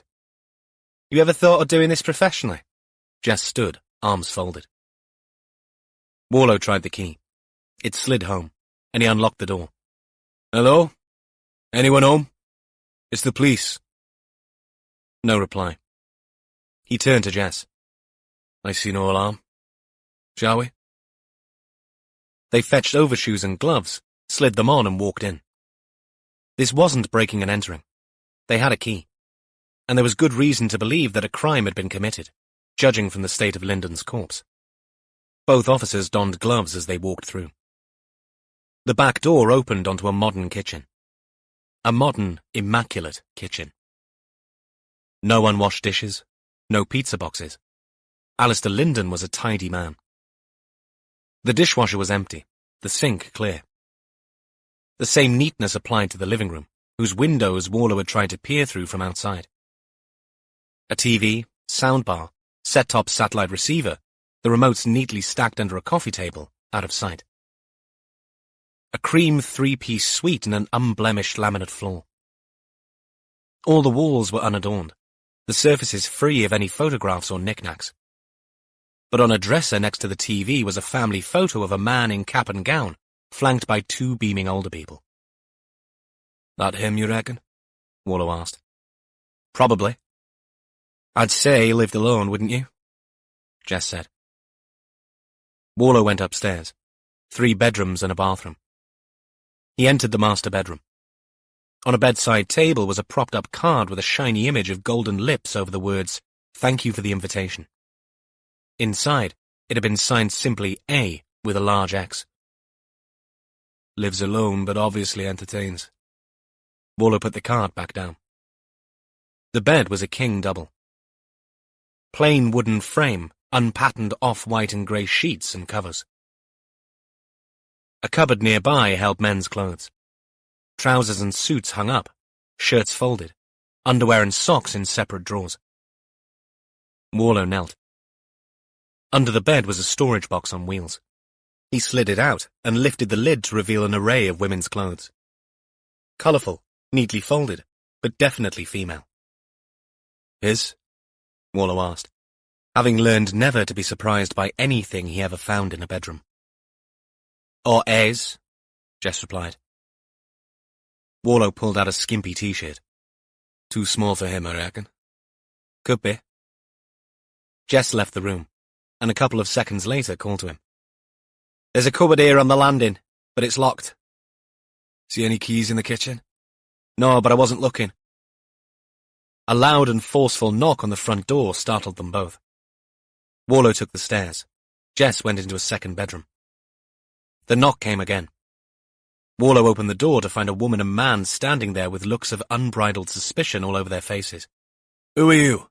Demanded the man. Warlow produced his warrant card. DCI Evan Warlow. And you are?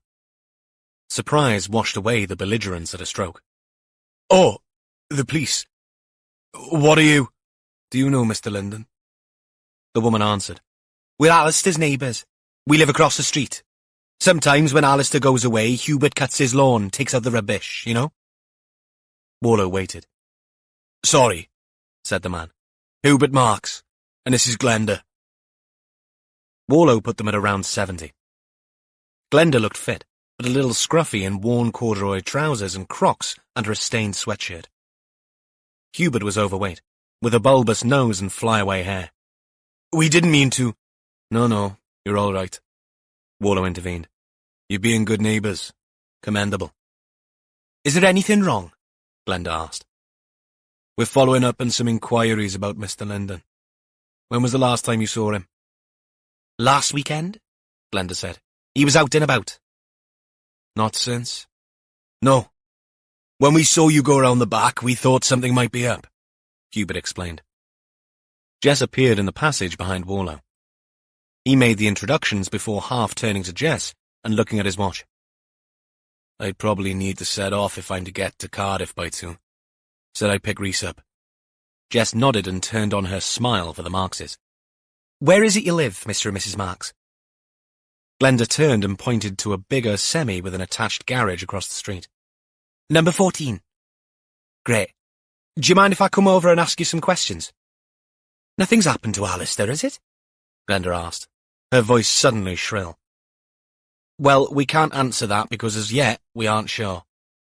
No lie in that. They still couldn't identify the dead man from the photograph. They may even need to go the dental records route. There'd likely be some DNA traces in the house for Povey to play with, too. However, all that took time. That's why it's important I talk to you, Jess added. She turned back to Warlow. I've texted Catherine. She's on the way. She can help me here while you two get off to Cardiff. Sounds like a plan. Warlow left Jess with the Markses outside Lyndon's house as he headed for the jeep, wondering about a set of women's clothes in that underbed storage. The quickest way to get to Cardiff from Usantien was to cut directly cross-country in a diagonal through Bilth Wells, bypassing Brecon and skirting Merthyr Tydfil. A good 2.5-hour drive, even on a good day.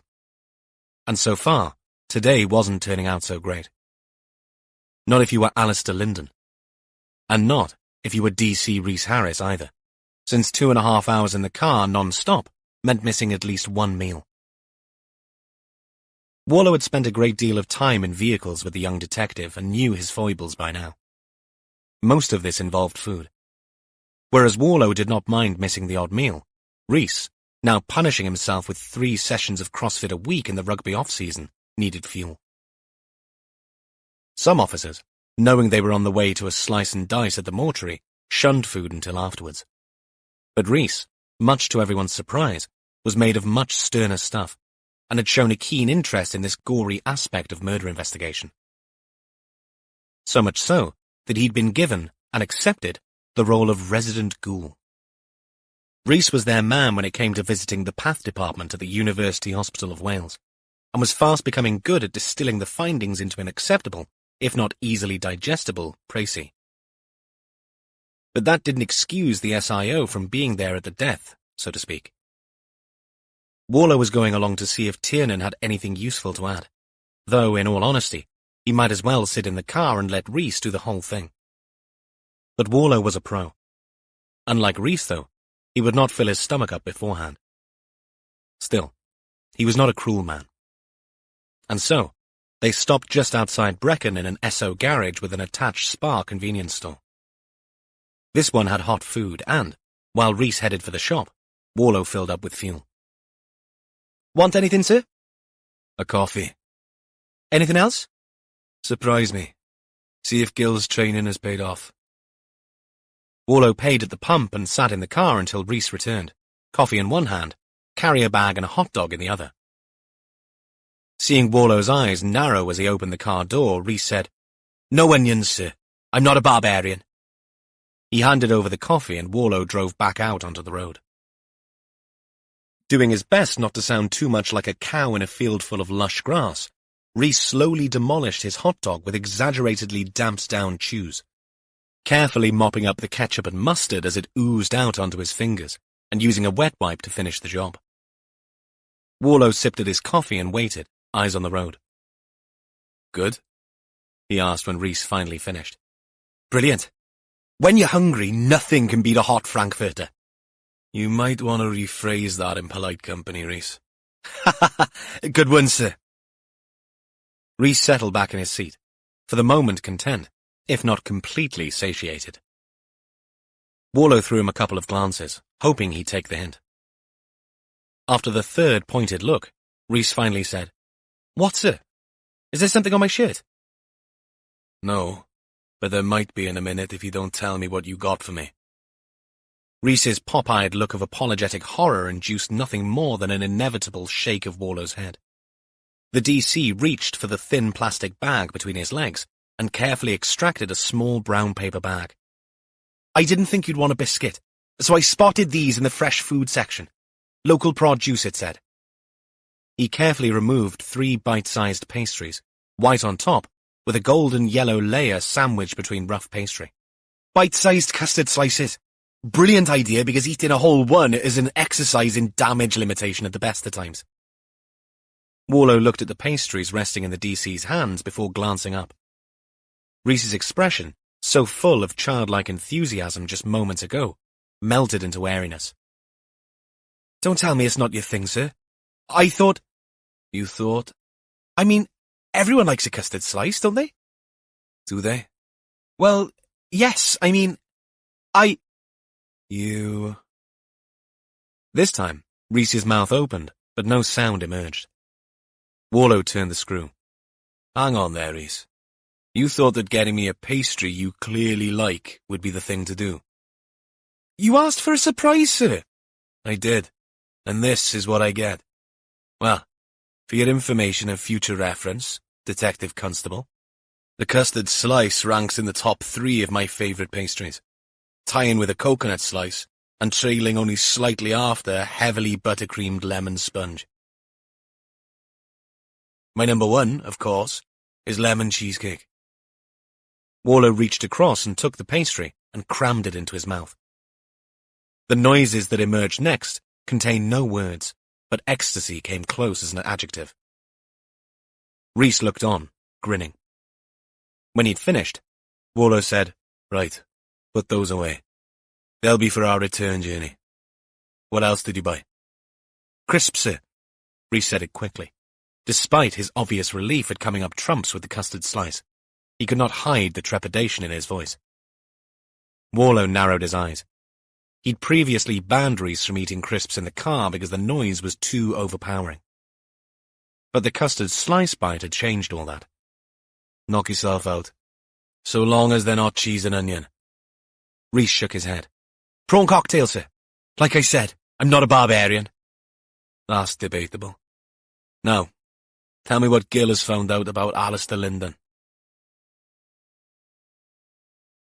Chapter 9. Catherine arrived just as Jess crossed the road to the Marks' property.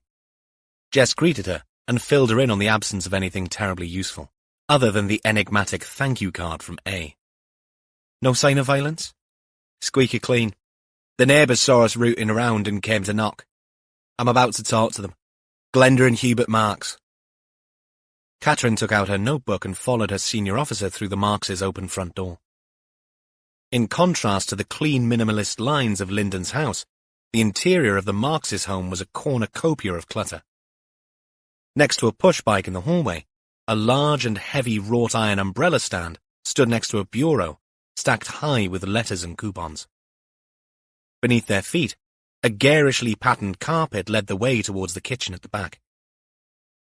As she passed open doors to the living room and what might have been a study, Jess noted display cabinets bursting with porcelain figurines and vintage toy cars. The Markses, it seemed, were collectors. Through the rear window, Jess caught sight of a colony of gnomes clambering up ladders, sitting on the edge of a little stone well, and clustered around tree stump ornaments, all against a backdrop of flowering borders and a lawn which no self-respecting weed had the temerity to go near. Their kitchen was all oak and dark work surfaces. The table that the Markses insisted she and Catherine sit at, wooden with wheel-back chairs. Hubert opened the fridge door, adorned with notes and childish drawings.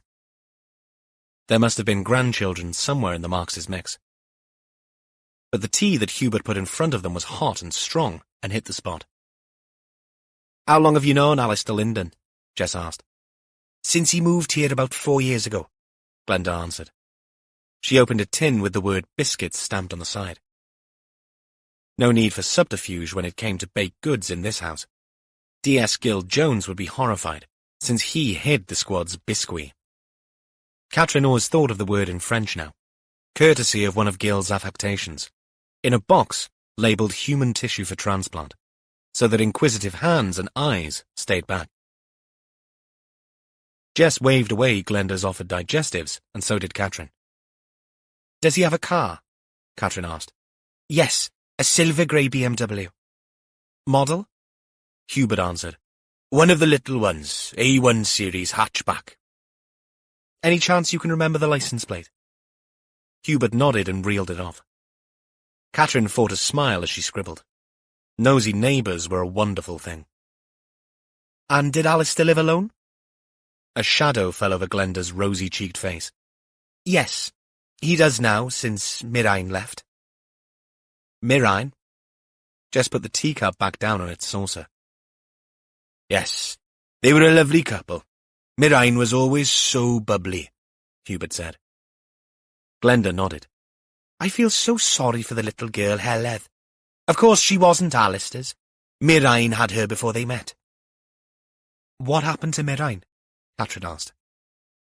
Flown the nest, Hubert said. Ali seemed very upset. He came over to tell us she'd upped sticks. He looked at Glenda for confirmation. 3 or is it 4 weeks ago now? Jess zeroed in on this tidbit. Had they fallen out? Oh, no. Glenda sang out the denial. They seemed to get on well. And Ali doted on Heledd. She's such a lovely little girl. Back with her real dad now, so I heard. So no altercations? Catherine pressed them. No fights, no screaming or shouting? Hubert looked aghast. That's not Ali's style. He's a pretty measured sort of bloke. No, but Mirain, she could be a little moody. That earned him a sharp look from Glenda. That's unfair, Hubert. Is it? Remember the time she lost it with me offering to clean the gutters? I had the big ladder out and everything. Yes, well, you were fussing and caught her on a bad day, that's all. Is there anyone in Alistair's life with a name beginning with A? The Markses exchanged glances, their mouths pouting, heads shaking. A sure sign that Mirain's behaviour had been a topic of conversation over an evening's sardines on toast. And you've seen nothing strange going on over there of late? Another glance between Glenda and Hubert. This one a little more coy. We think he had a visitor last Saturday. Brought a girl home. She left on Sunday morning. And this wasn't Mirain. No, definitely not. This was a younger woman. Blonde hair, heels, you know. Jess didn't, but she let it slide. What about Alistair's work? Catherine asked. Hubert nodded. He's a lecturer at the college. The university, you mean? No. Glenda stepped in. At the college. The further ed college. So he's off work now? I don't think he gets the whole summer off, but he's never that busy. They have terms in the college, I think. Hubert, who'd been watching the detective's work, took a deep breath.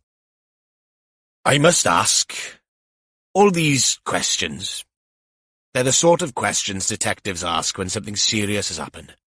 At least they do on TV. Jess nodded. You're right, and we are very grateful for your cooperation. And for the tea, Catherine added. Something serious has happened, Jess explained, but we are not sure if it involves Alistair yet. That's why we're asking all the questions. To find out where Alistair is. Until we do, we can't be sure of anything. So I can't tell you more until we tick those boxes.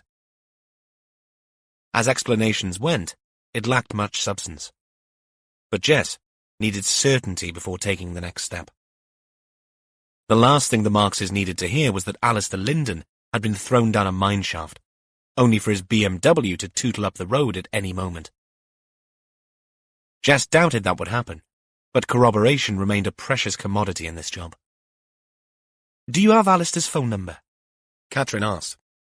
Glenda nodded and fetched her phone. She also had Mirain's. When all that had been obtained, Jess stood up, thanked the Markses, and took Catherine back to Alistair Linden's pristine house, after promising to let the older couple know once they had something definite. Deep down, she knew that would not be a straightforward conversation. Lunchtime came and went at the Dressy Fox. They kept the shop open during lunch hour. It could be the busiest part of the day. Tessa took half an hour from 1 to 1:30. Ava took 1:30 to 2. During her break, Ava left the shop and did some shopping. Her turn to fill up on bread and milk for the flat she shared. Every 5 minutes, she checked her phone. Still, none of the messages she'd sent Alistair had been received or read. He must have his phone off. The shop was empty when she got back, and Tessa's smile of greeting was brief and hopeful. "Nothing?" she asked. Ava shook her head. "Me neither. I mean, that's good news in a way, but the hospital has no record of anyone being brought in with that name, nor anyone who fits his description." "What do you mean?" Tessa bared her teeth in anxious apology. "In case someone was brought in, I don't know, unconscious or something." Ava paled. "What?" "Sorry, it's just, you read about these things, right? Anyway, there's nothing. I even phoned Glangwili in Carmarthen in case he went down south. You know what those roads are like. Young racers who think they're rally drivers and... Oh my God! Tessa! Sorry, Ava. I'm not trying to upset you. I hate to see you like this, that's all." Ava nodded. Tessa was right, and she should be grateful to her boss. Phoning around was something she should have done herself, but didn't have the guts to do. Truth was, she hadn't wanted to, because if Alistair wasn't in a coma in ITU, like a plot in one of the soaps, especially the American ones with river or valley or bay in the title, it meant he wasn't answering his messages deliberately. Which meant that he'd sampled the goods on Saturday night and hadn't liked what he'd tasted. "Maybe you could give his work a ring, just for peace of mind, right?" Ava squeezed her eyes shut and shook her head. The last thing she needed was to appear even more desperate than she felt. But she had so wanted this one to work out. So wanted something else besides the cattle market at the Cambrian, or Yoko's on a Friday and Saturday night, and hangovers all day Sunday. "You really like him, don't you?"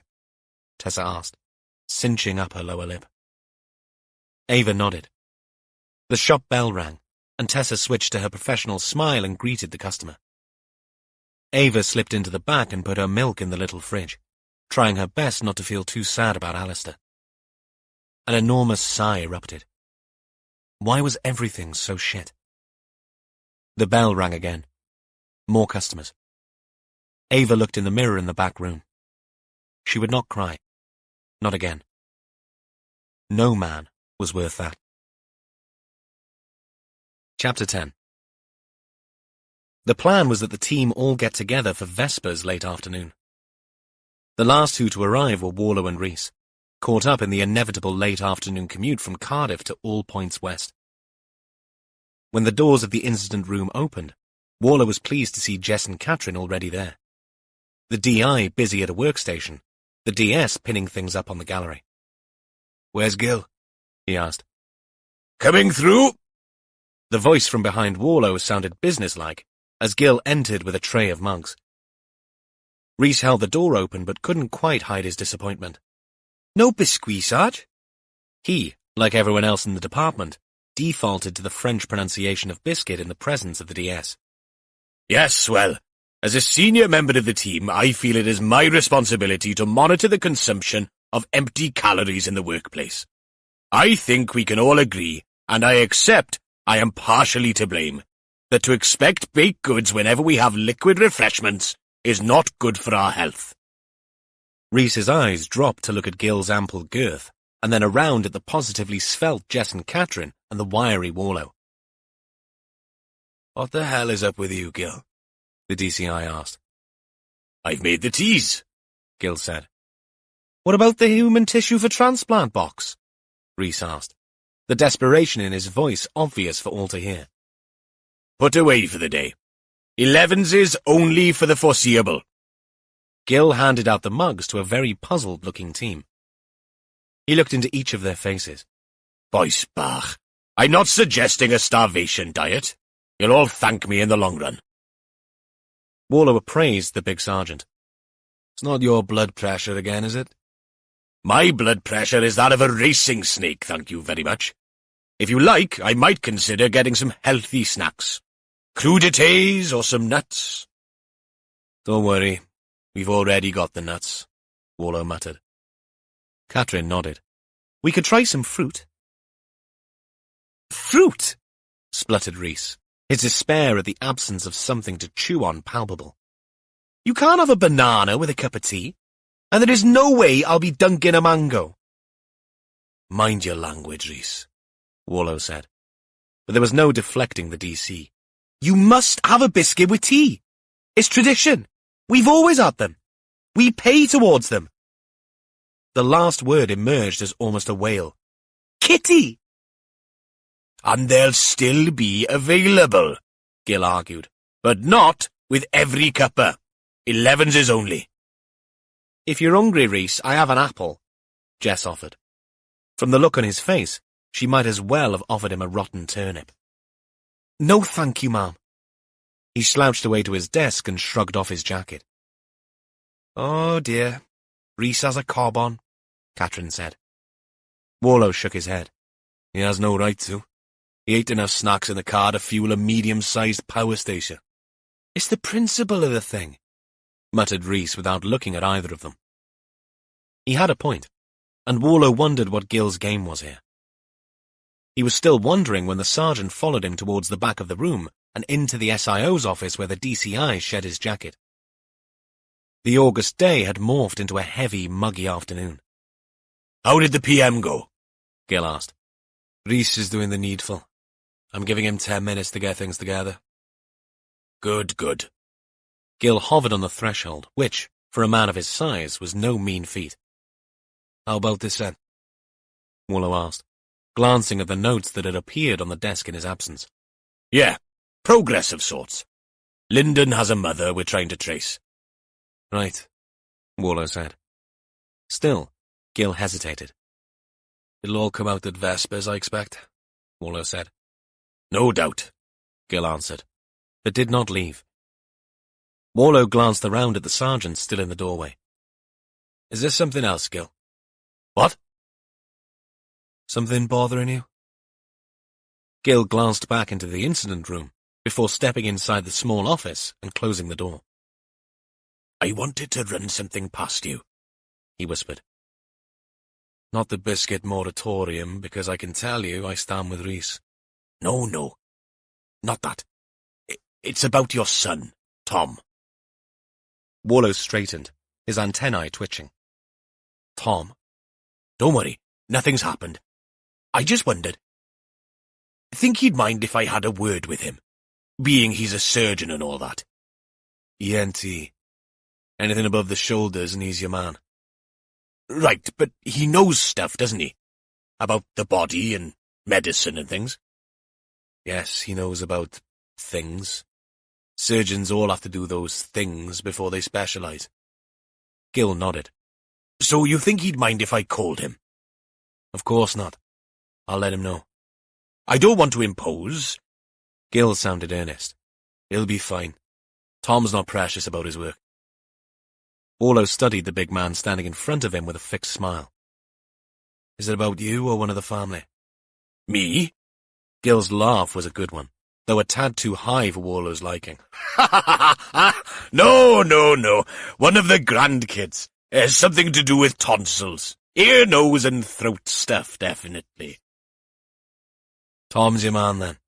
I'll text you his number." "Would you? I'd be grateful, Evan." Warlow fiddled with his phone. "Done. Right. Let me get myself together and we'll have a run-through of what we know and what we don't." Gil's brows clouded with suspicion. "No? What do you think you know?" "About Lyndon? Not very much. If that's who we're talking about here." "Lyndon? Of course it is." Gil let out a jovial laugh. A highly inappropriate noise under the circumstances, given they were discussing a murder victim, but one Warlow suspected, born out of misguided relief that the subject was no longer ENT or surgically related. "Lyndon, in the mine shaft." Right. I'll get the troops. See you in a minute." Warlow watched Gil walk out and shook his head. ENT my ass, he thought, unaware of just how close to the mark he was with the second part of that idiom. He gave them all 5 minutes to settle down and had a light bulb moment while he waited. He rummaged in the desk drawer for a 2-fingered Kit Kat, which he removed before going back out into the incident room. The atmosphere remained subdued. Jess had one hand around her mug and typed languorously with one finger of the other. Gil stood back watching Catherine work on the gallery, arms folded. Rhys sat hunched over his desk, half a quartered apple at his elbow, still uneaten. Warlow made a great show of unwrapping the Kit Kat and breaking the fingers apart and then in half. He distributed a couple of inches of chocolate-coated wafer to everyone bar Gil, who looked on venomously. "Cheers, sir," Rhys said, and wolfed down the biscuit. Right. Now that we've got our sugar levels up, he sent Gil a pointed look. What exactly have we got? Since she was the one standing, Catherine led off. We have a potential ID found at the scene. We're awaiting definitive analysis. Unfortunately, injuries sustained do not allow identification from photographs. But the driving license and credit cards found in a wallet at the scene all point to it being Alistair Linden, who was a 31-year-old lecturer in art and design. Neighbours report seeing him last Saturday, but not since. The report of a foul smell emanating from the walkers near the shaft began on Tuesday. I checked with Porvy, Jess said. Given the time of year, putrefaction would start to emit orders between 24 and 72 hours after death. What else did the neighbours tell you? Warlow asked. The Markses are excellent witnesses, Jess said. Linden had a long-term partner, a Mirine Hughes, but she left a few weeks ago. They also said that he entertained someone at his home on Saturday night. Quick worker, Gil said. Male or female? Warlow asked. Female. Might be the person who left the thank you note on the bedside cabinet. Eh? Jess nodded. Warlow stood with hands on hips. Though we're yet to have formal confirmation, we've been to Linden's house. It's empty. There's no car. For now, it's him until proven otherwise. What else do we have? I've let traffic know about the car. They're on the lookout. Linden has no priors, clean as a whistle. Gil shrugged. There was no phone with the wallet? Catherine shook her head. Warlow nodded slowly. Right. Rhys, you're up. The DC, buoyed by a quarter finger of Kit Kat, stood with some sheets of paper clutched in his hands. He towered over Catherine and immediately began pinning printed images on the gallery. Oh, please, no more PM photos, Catherine grimaced. They're all relevant, I promise, Rhys muttered. You said that last time, Gil reminded him. Those shots of maggot activity under the corpse's scalp were way out of order. It gave us a good indication of how long the body had been there, Sarge, Rhys argued. It also gave one of her indexers nightmares for a fortnight. She had to go off sick with stress. I'm surprised she didn't end up on the funny farm. Catherine clicked her tongue. Can't say that these days, Gil. No? Okay, I'm surprised she didn't end up on the very unfunny farm. Or does that trigger you as well? Catherine half turned away and coughed. The word dinosaur could clearly be heard as she did so. Rhys finished pinning up 2 close-up images of the corpse's hand and the unnaturally bent fingers. Blood and dirt had stained the flesh, but had also highlighted the deep ridges etched into the skin of the proximal phalanges below the break. As holiday snaps go, Rhys, these leave a lot to be desired, Warlow said. Rhys pointed out what Tiernan had taken a great delight in confirming to him. So he thinks these marks are from a vice too? Catherine asked, arms folded beneath a look of great distaste. Yes, our mineshaft man was tortured. Rhys pointed to more photographs, this time of linear red lines around the wrists. Ligature marks. He was restrained, probably plastic garden ties. Rhys had one more sheet in his hand. This he had not put up yet. This is a close-up of the fatal wound. He pointed to his head, towards the front on the left-hand side. The photograph he posted was mercifully a close-up of a peeled-back scalp to show a smallish crack, but with fragments of bone displaced inwards over the underlying brain matter. It could just about have been anything because no other facial feature was on show. It's a ragged trauma, nothing smooth. There was a lot of dirt and dust from the fall, so Tiernan couldn't say if all that came from before or after. but it doesn't appear smooth enough to be a hammer. So a blunt instrument? Katrin asked. Something hard with quite sharp edges, Tiernan thought. Like a rock? Gil asked. Possibly, Rhys nodded. Well, what are we thinking?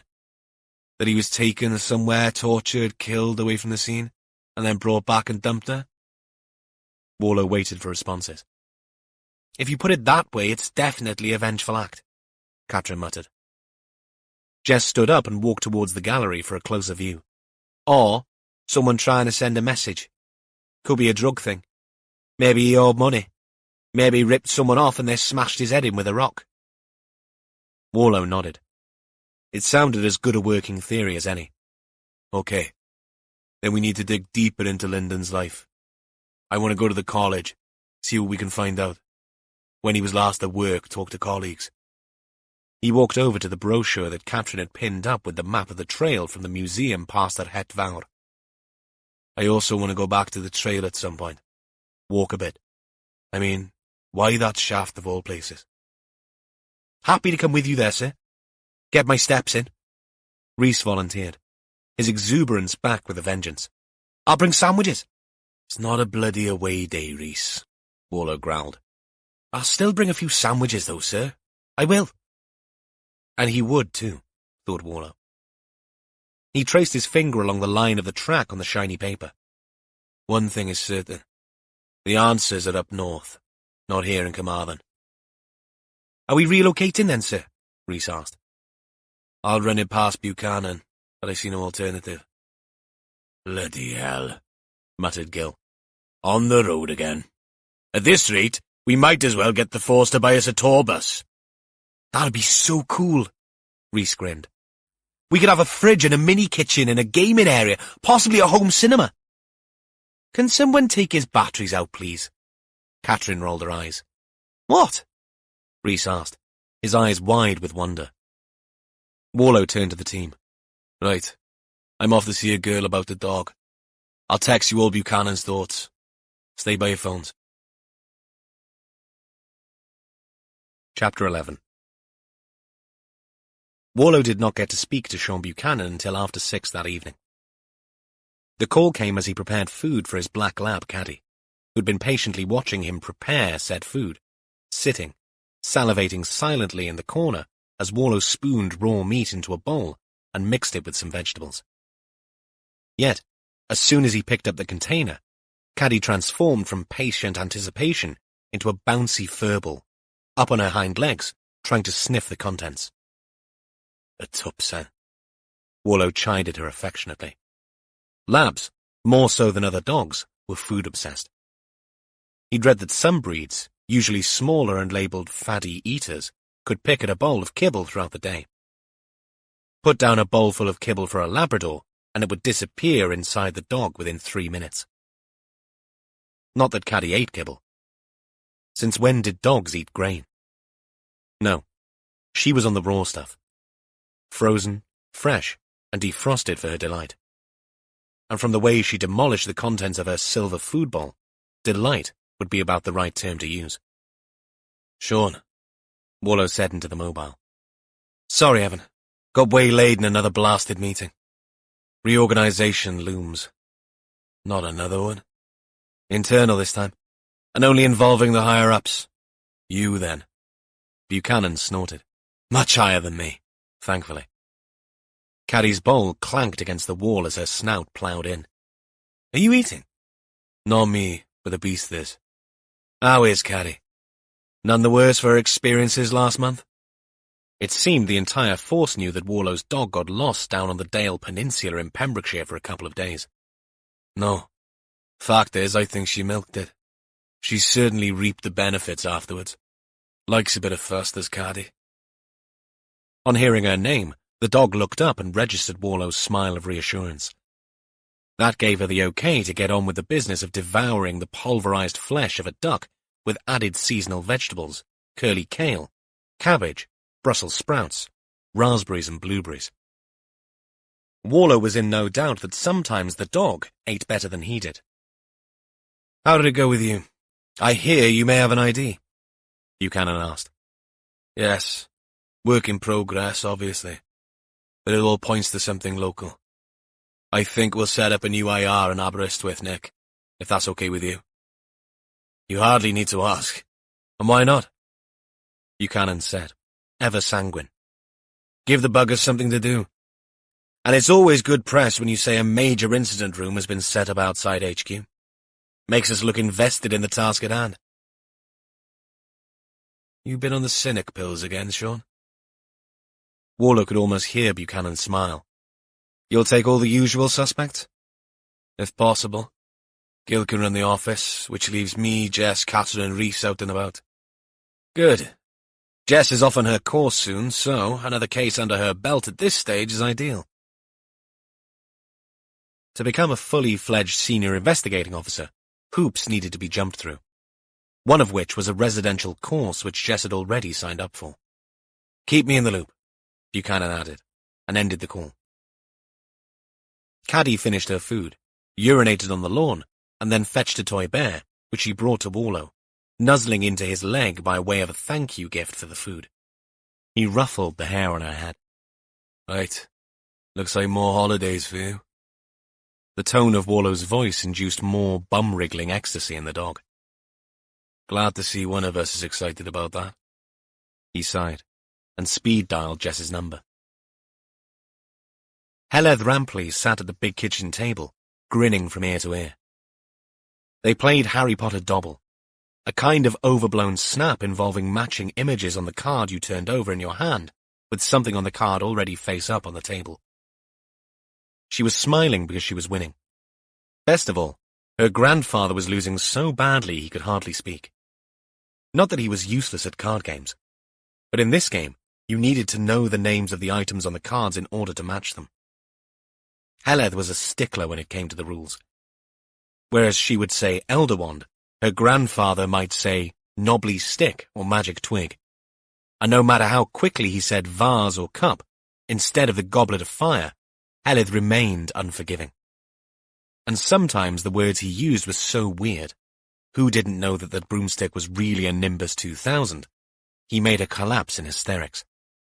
But when 7:30 came, Cadwyn Hughes gathered up the cards, much to Heled's disgust. Right, bath for you, young lady, then cereal. Can I have Fruit Loops? Yes, but no extra sugar. Heledd wrinkled her nose in disgust, but good-naturedly. Mum doesn't let me have Fruit Loops for supper ever, and only twice a week for breakfast. Her grandfather had his back to her, reaching into the cupboard. Quite right, too. When is she coming back, Tadkey? Cadwyn stopped what he was doing. It only lasted a matter of seconds, but Heledd saw it. Her father was the same. The grown-ups in her life reacted in exactly the same way whenever she asked about her mother. As if the questions paralyzed them somehow. Cadwyn turned from the cupboard, a box of cereal in his hand. That's a question we'd all like an answer to, Hel. But it's my birthday and... I know, Bloodin. I know. Can I check Facebook to see if she's left us another message? All right. But only after the bath and supper. Go on now. Heledd climbed off the chair and skipped upstairs but stopped halfway. She'd forgotten Mostyn, her stuffed pig, who'd been a constant companion since she was 3. Mostyn went everywhere with her, bath included. She ran back down fearlessly, as 8-year-olds did. When she entered the kitchen, she stopped. Her grandfather stood stock still staring out the window, making funny sniffly noises like she sometimes did when she had a cold. Tadkey? He turned, one hand over his eye, blinking furiously. Are you okay? Cadwyn nodded, and reached for the paper towel. Damn green fly went into my eye. He squinted at her through red rims and swatted at the plants on the windowsill. I thought you were in the bath. Dad has fly spray. I can ask him to lend you it if you like. Good idea. Cadwyn smiled. Now, come on. Bath. Heledd picked Mostyn up from the table. What do you need that pig for, anyway? He'll only get wet. He tests the water to make sure it isn't too hot. I've told you before. She made it sound as if he'd just asked her why you'd need a seatbelt in a car. Ah, yes. Silly me. Carwyn smiled an indulgent smile. Reassured, Heledd pirouetted, ran back out and up to the bathroom, singing the chorus from I'm Still Standing, the Elton John classic, given new life by a gorilla in Pixar's Sing, which she'd watched earlier, by Carwyn's estimation, at least a dozen times. Chapter 12. The college Alistair Linden taught at had several campuses, but a quick couple of phone calls from Gill established that he was based in Llanbadarn. The office in Coleg Ceredigon's site that Warlow and Catrin now sat in at 9 a.m. the following morning looked to be at the business end of things, dominated as it was by a giant wall calendar streaked with coloured tape and post-it notes covered in scrawled handwriting. A functional, if untidy room. Elaine Hunt, the woman who greeted them and showed them to this office, wore a lanyard announcing her as the Deputy Director of Learning Experience. She also wore a pair of glasses on a chain around her neck and kept her blonde hair in a bob. I got a message from Detective Sergeant Jones. You wanted to ask me about Alistair? Yes, Warlow said. We're trying to find him. We thought we'd start with his place of work. Hunt nodded. He's missing then. Let's just say we'd like to speak to him or those close to him. All part of an ongoing inquiry, Catrin stated to put her at ease. Of course. But you realise it's not term time. We broke up on the 24th of June. So could Alistair be on holiday? Catrin sat forward. Hunt's tired smile looked painted on. I'll forgive you the cliché. Just because the term ends doesn't mean we all swan off to Portugal for 3 months. Unfortunately, none of us have the entire summer off. So he should be here. Linden, I mean, Warlow asked. Theoretically. We are a big college, though. 7 campuses in all. We're integrated with Coleg Sir Gar in Carmarthenshire with links to both Aberystwyth University and Trinity in Carmarthen. We have open days to organise, fresh courses to set up, both full-time A-level courses and part-time vocational. And we had our A-level results last week. Most of us will be busy now until September. When does the new term start? 8th of September for students, Hunt answered. What does Mr. Linden teach? Catrin asked. He's in the creative arts department. Art and design, mostly. Where would he be if we wanted to find him? Usually in the labs if he's here. Warlow stood up. Does he work with anyone? An assistant? Some of our tutors are part-time, but I know he's friendly with one of our IT lecturers. Let me try the computing labs, see if he's there. Hunt picked up a phone and punched in some numbers. Someone answered after a few seconds. Byron? Any idea where Alistair is? The 2 detectives waited while Hunt did their job for them. When she'd finished, she hung up and brought the tired smile back to her face. That was Byron. He's friendly with Alistair, but he hasn't seen him for a couple of days. But he knows him well, Warlow pressed her. Yes. Warlow stood. Okay, if you'd point us in his direction, we'll have a chat with this Byron. Thanks for your help. Hunt gave them directions along corridors and upstairs until they found themselves outside a room full of laptops and monitors visible through the windows. Hello? Catrin called out, pushing open the door. A bearded man with intense dark eyes emerged from a back room. He wore skinny jeans and battered plimsolls and a Hawaiian shirt. Ah, said Catrin. You must be... Her voice froze as recognition dawned on her face. She smiled, then frowned and blushed furiously. Byron? Catrin. Byron grinned, or at least some teeth appeared within the beard. Warlow looked on bemused. You two know each other? Yes, we do. Byron and I were at university together here for a year. Not on the same course, I take it? No. Catrin's narrow eyes seemed to appraise the man in front of her. You've lost weight? Yeah. I'll do a bit of running, you know. My God. How many years has it been? Catrin asked. We were 19. Even you could do that, maths. Byron's taunt seemed a little out of place, but Warlow let it slide. Too many years, Catherine said. Fancy seeing you here. Byron's dark eyes had not left Catherine's face. Okay, Warlow said. I can see you two have some catching up to do, but we're on the clock, Byron.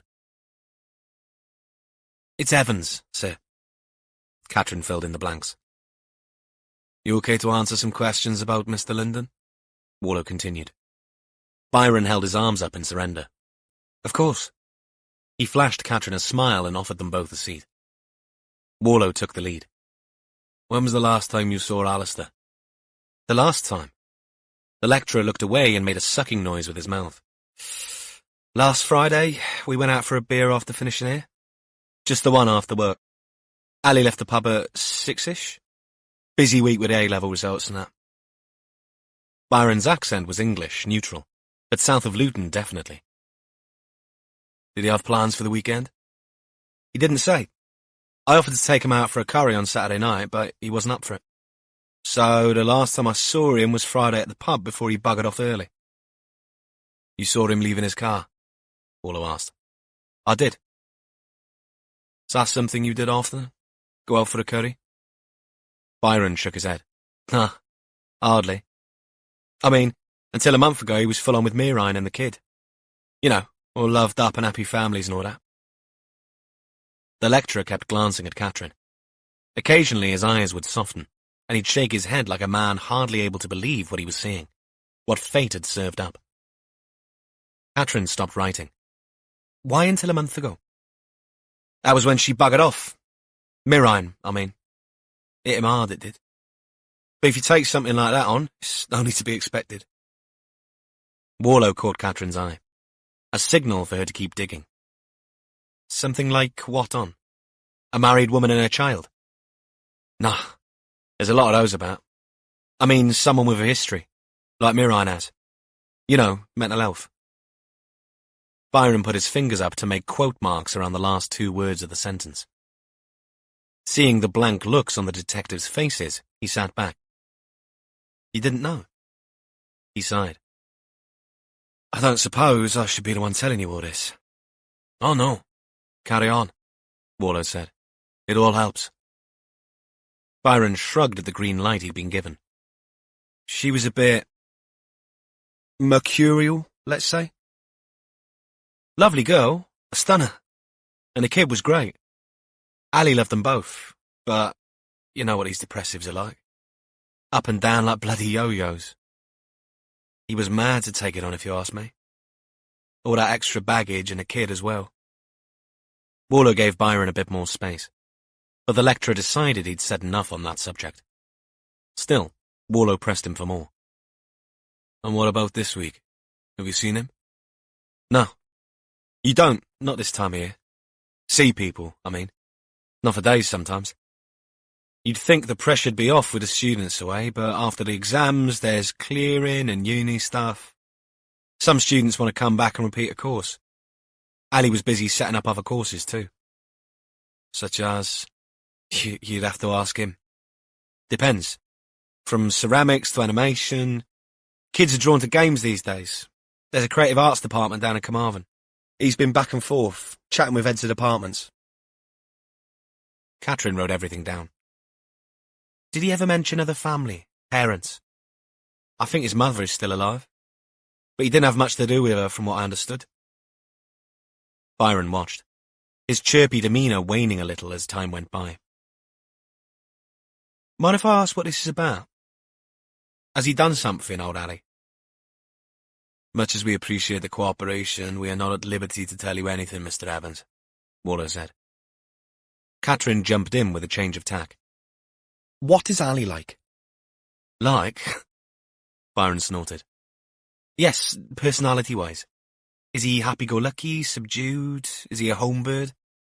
Not subdued. Not when it comes to chatting up women, anyway. And he's good at his job. But he leaves it all here. Not like me. I got exam papers in a sink at home. But his place, it's like a bloody clinic. You been there yet? We have been to his house. I agree. It's very tidy, Warlow said. Is that typical? Byron nodded deeply. Oh, yeah. His OCD is a pain. What about that house? It's not cheap. How was he able to afford it? Warlow asked. Byron grinned. That's all part of his dark and dismal past. Ali's been married before. She was a lawyer and her parents were loaded. When it all fell apart, Ali came into a bit of dosh. Changed jobs and started playing a field again. Do you have a name for his ex? Catherine asked. Yes. Valerie Halpin. Easy name to look up. Still in business, I think. There were more questions, and Byron proved to be an excellent source. But no, he hadn't seen Alistair's car parked in the college. And no, he'd had no communication from him. In fact, he tried texting him there and then, only to shake his head. Not receiving. Wherever he is, his phone's off or there's no signal. When they'd finished, Warlow thanked him and gave the standard spiel about not hesitating to get in touch if he thought of anything else. We don't have an incident room number, but DS Richards will give you hers. DS? That sounds very impressive, Byron muttered. For a moment, said DS was surprised, judging by the expression of frozen horror that appeared on her face. But then she tilted her head and fished out a card. Byron took it, studying it carefully before he looked up. Great. I'll text you later. See if we can catch up. Yeah, do that, Catherine said with a smile that showed no teeth. I might not get back to you right away because of Alistair for a start. Byron grinned. What's he been up to, eh? We'll be in touch, Mr. Evans, Warlow said without answering, and took his leave. As they walked back to the car, Warlow asked the obvious question. You didn't want to give him your car, did you? Doesn't matter about that. Part of the job, sir, she said, her mouth tight. Were you and he... Once? Yes. Obviously it didn't work out. No, sir, it didn't. They walked on a bit, the day still bright, until Warlow's inquisitiveness got the better of him again. And you had no idea he was still around there? No. You didn't keep in touch? That is the first time I've seen or spoken to Byron since I left Aberystwyth halfway through the summer term of my first year. She said all of this in an overly bright, airy voice.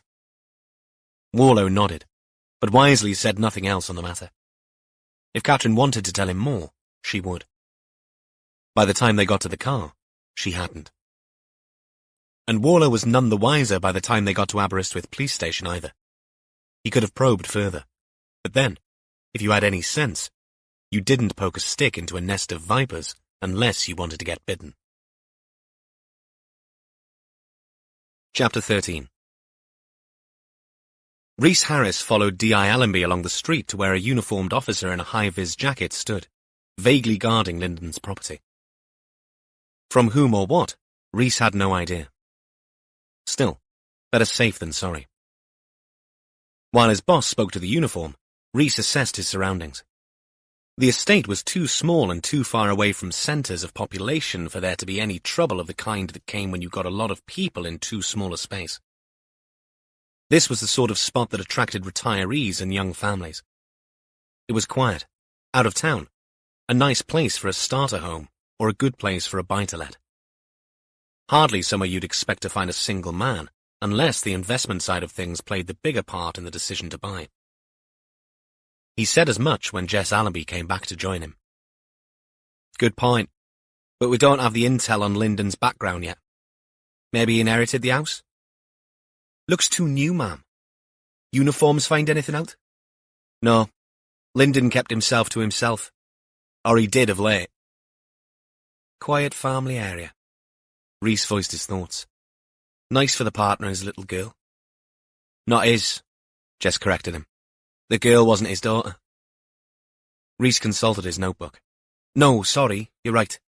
Previous relationship, wasn't it? Jess looked at her watch.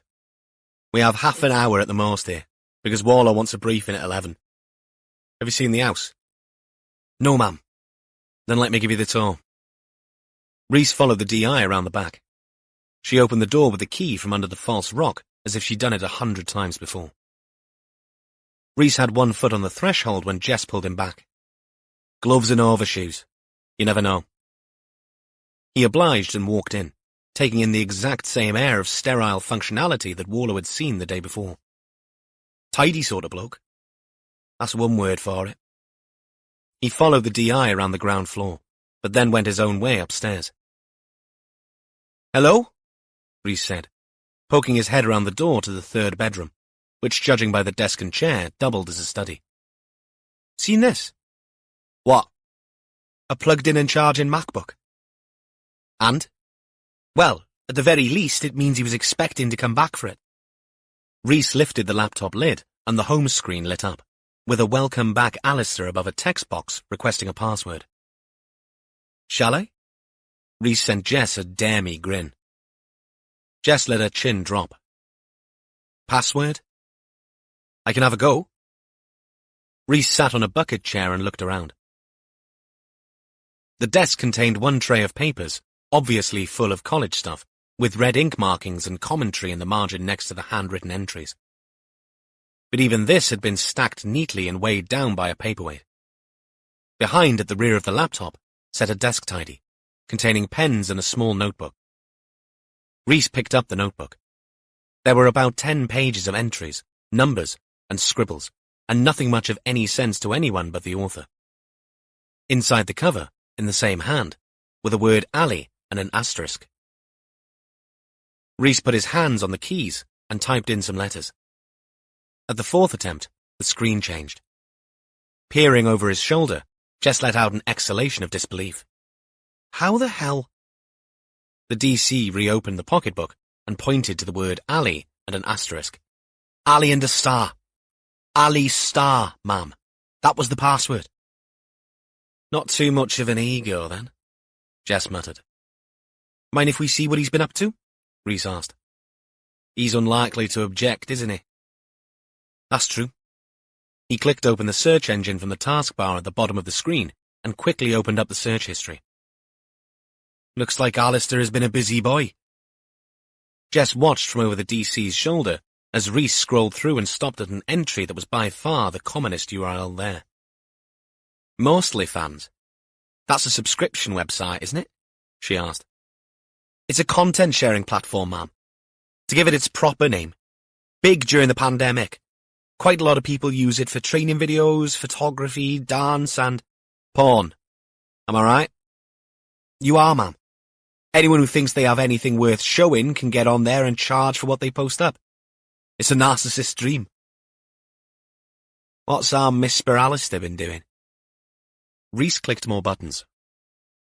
"He has his password saved in Google. I don't even have to log in." Rhys's sentence ended abruptly as a page filled the screen. Moulin Splurge X. Let's play dress up, dress off, and anything else you'd care to suggest. The image of the body that came with it was definitely female. Very well proportioned, with very little in the way of clothing covering up the fleshy assets on display. Above all that was a heavily made-up face with a fetching beauty spot. False, Rhys suspected. Enormous eyelashes and plumped-up lips around what the Americans called a popsicle. "She's young," Jess said. "Has to be at least 18, ma'am." "That's still young," Jess said, trying not to sound too mother-hen about it. But it was difficult when her own daughter was 17. A couple of seconds went by before Rhys asked, "Do you think those are real?" "I doubt it. But be careful. Lean in any closer and one of them will have your eye out." He sat back. Jess laughed softly. Rhys went back to the search engine history. "Looks like Alistair has visited this page at least 50 times in the last 2 months. Jess sighed. "Okay, so we know he's not a saint. Who is these days? Have a look around, see if you can find anything else. I could take the laptop to the station." "No. Technically, that would be theft. We still need official confirmation of the dead man's ID before this place becomes fair game. Make a note of everything and we'll take it all back to the others." "Will do, ma'am. I'll have a word with Gil. He'll know who to talk to if we need to contact Moulin Splurge X." In fact, why don't I give him a ring now? Jess left him to it. Gil Jones picked up after 5 rings. Though he couldn't hear the ringtone, the chorus of Baby Shark had played enough times in the incident room for Rhys to imagine it emerging from the sergeant's pocket, and his panicked desperation to put an end to the noise as he fumbled for the phone. He had tried to change it, but a wail of protest from his granddaughters had forced him to leave it as was. Rhys, I hope you're on the way in. We could do with some brawn in setting up this incident room. Desks need rearranging, chairs moving, and my back isn't what it used to be. Come to think of it, my front has probably seen better days too. We're still at Lyndon's address, Sarge. D.I. Allenby is talking to the uniforms. What? Gil's voice slid up an octave. And what are you doing? Sitting in the car, stuffing your face, I expect? Wrong. I have Lyndon's laptop open. I've been going through his search history. The line went quiet. Please don't tell me he's got images of kids. No. At least I haven't found any. But he does have a sweet spot for a certain artist on Mostly Fans. He, she, or neither of the above? She. Okay. Any leanings? Bondage, domination, nappies? Not that I can see. I don't think she needs much in the way of props. I mean, not counting the obvious ones. You mean the type that need batteries? That kind, yeah. No, she likes to wear big ears and a bit of a tail. You know, a round fluffy thing at the back. A bit like Jessica. Thanks for mansplaining a rabbit, Rhys. And she's underage? No. No, I wouldn't say so. But it looks like Lyndon was very much into her. Lots of visits. There's interaction with the messaging portal on that site between him and her. He's paid her to do things online. The older sergeant grunted. None of that is illegal. Offensive to a well-brought-up boy like you, no doubt, but not against the law. I'm not offended, Sarge. In fact, she's— Argloidd, get a grip, Rhys. There was a pause before Gil added, Second thoughts. Keep your hands where I can see them. Ha ha. Good one, Sarge. Yes, well, I will inspect your pockets for crusty tissues when you get back. Sarge! Rhys objected. Is there a point to this conversation other than the obvious disappointment in Lyndon's habits? Rhys hesitated for only a second. I know you've been involved with this side of things. He didn't need to elaborate. The sergeant's expertise stretched to many aspects of police work, some less salubrious than others. Everyone on the team was aware that Gil had spent years on Operation Alice. For that alone, he'd earned everyone's respect. In DCI Warlow's opinion, anyone who could stomach online investigations into child pornography deserved a bloody knighthood.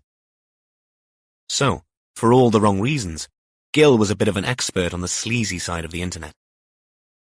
I'm all ears, the DS said, and quickly added, Not quite like your rabbit lover, but you get my drift. Right. Moulon Splurge X. Rhys paused and quickly added, That's the online handle she uses to interact with Lyndon and other fans. Lots of other fans. I'm thinking that once DCI Warlow finds out, he'll want us to follow up. He'll want you to follow up, you mean? He who smelt it, dealt it, and all that. This girl might be anywhere in the world. Says she's British. And I can say I'm from Timbuktu, but that doesn't mean I am. Everyone knows I'm from Timbuk3. You know what I mean, Sarge. I do. And your best bet is to have a word with the Polit team. Rhys shut one eye in concentration. Police online investigation team? Well done, Rhys. Top marks for reading the memos. Surprised you have the time in between trawling pornography sites. This is work. Gil cut across Rhys's protests. There's a DS, Pete Donaldson. I'll text you his number. If anyone knows, he will. Thanks, Sarge. Tidy. Right, when are you coming back? We'll be back in 20 minutes. Time to get the kettle on, maybe? Less of the cheek. Never mind the kettle. I was going to ring the optometrist. Why? Get your vision tested when you arrive. You know that stuff you're watching can make you lose your eyesight. You could be right there, Sarge. If Moulon Splurge X turned around a bit too quickly, as D.I. Allenby pointed out, You could very easily lose an eye. You haven't been showing her this stuff, have you? Gill demanded, mock horror in his voice. I didn't mean to. It just popped up when she was standing behind me. My God, man. Show some control. I didn't mean... But Gill had already ended the call, just as Rhys heard the tail end of a guffaw. Chapter 14. Aberystwyth Police Station had a drum tower at one corner of the building. In medieval times, they built these to better protect the inhabitants of castles from siege technology and missiles. The people of Aberystwyth could be a tad boisterous, but not to the extent where anti-siege architecture was called for. Not in a building built in the 1990s.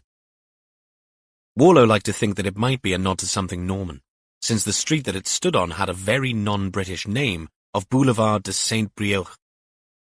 Of course, there was a Celtic link in that Saint-Brieuc was an old town in Brittany, and since Breton and Welsh stemmed from the same language roots, he might be prepared to let that one go. Plus, the grey stone build made it almost look like a castle if you squinted a bit. Being on the edge of town meant that there was plenty of parking with an Army Reserve training centre behind, ready to repel all boarders, though there was something fundamentally wrong with that thought too, since they were not at sea. And the location had the bonus of being opposite the Vale of Rheidol railway.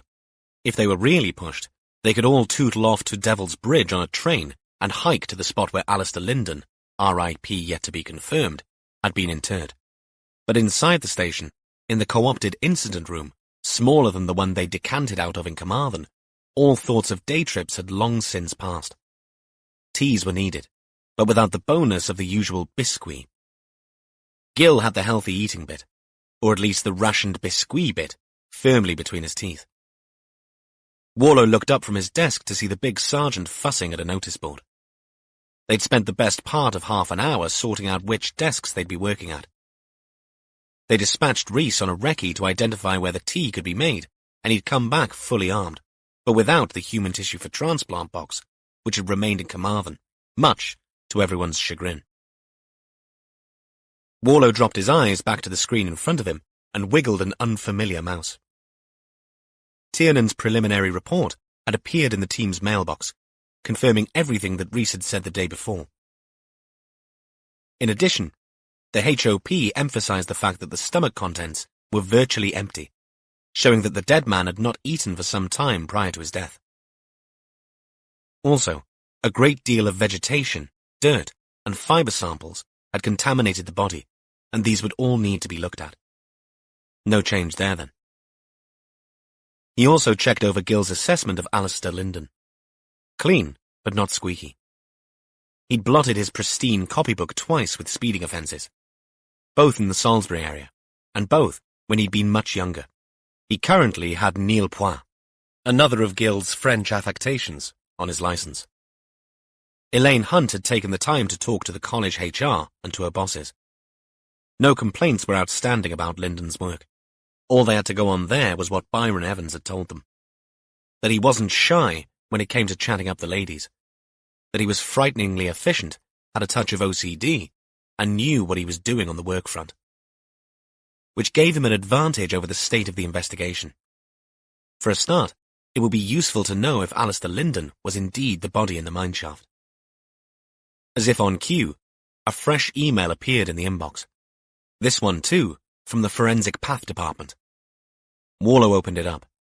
Tiernan again, this time informing them all that dental analysis confirmed that the body was that of Alistair Linden. Right. Warlow stood up. This is a first. Looks like I've opened the email before everyone else. He strode to the single notice board, divided into two so that one half functioned as a gallery, the other as a job centre. Warlow pointed to Alistair Linden's name. Tiernan has just confirmed that our dead man is indeed Linden. No surprises there, but it's good to know. We need to find any living relatives. The house on the Craigie estate is now a crime scene. Let's get Povey over there as soon as. Not that I'm expecting her to find anything, but I also want to look inside that locked cupboard. He turned and regarded the team. Right. Let's go around the mulberry bush one more time. Jess? The DI pivoted at her desk. Rhys has had a quick peek at Lyndon's laptop. Be good to get a proper look at it before the tech bods tear it apart. But Rhys found something to work with, yes? Warlow demanded. I did, sir. Lyndon's search history. I'm waiting for a phone call from the Polit team. It may be nothing at all, but... Chase it up. And while you wait, check with Tiernan regarding this other evidence. The dirt and the fibres. Ask him which bit he thinks is the most significant. Rhys nodded. Catherine picked up on his momentary hesitation. Don't worry, he won't bite. Anyway, he likes you. I'm surprised he hasn't asked you up to one of his lectures. Rhys flushed a bright red. He has, hasn't he? Catherine said, pleased with herself. I'm going in a couple of weeks. It's on post-mortem decomposition. The look that broke over Catherine's face was priceless. We do not want to see any snaps you take, she warned. There'll probably be a handout. You're welcome to have a copy, Rhys said. Or I could simply put my foot in a wasp's nest. I know which would be more pleasurable of the two. Catherine sent him a rictus grin. Warlow turned to Gil, who was massaging his stomach. You okay? Gil nodded. Hunger monster is awake. You may hear him growl. Shame we didn't have any biscuit with our tea, muttered Rhys. I heard that. Gil glowered at the DC. Warlow pointed to the image of a grey BMW. I want to find Lyndon's car. Byron Evans confirmed that he saw Lyndon last on Friday driving his car. So let's get on to the NVTD, see if they can help. This wasn't rocket science. Since 2006, the National Vehicle Tracking Database recorded every vehicle by automatic number plate recognition cameras. Over 35 million images were captured every day on the ANPCs that stared down at motorists on poles on every major road. If Lyndon had been driving on one of those roads, they'd find out where he'd been. Catherine, where are we with finding the person who left the thank you note for Lyndon? Ideally, if we had his phone, it would help. But we have Lyndon's number and I'm sorting out records from his service provider. Hopefully, that will throw something up for our mysterious A. Good. Right. That leaves the equally mysterious Miraine Hughes. His missing partner? Jess asked. She's an interesting one, Catherine said. Has a record for outraging public decency.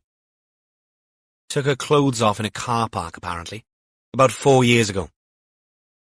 If she'd done it online, she could have made some money, sir, Rhys said. It earned him a strange look from the rest of the team. Just saying, he mumbled. Okay, well, she's next on my list. And we all have things to do, yes? Warlow glanced at Gil and indicated the corridor outside. A word, Sergeant, if you will. He led the way and Gil followed, his expression one of guarded interest.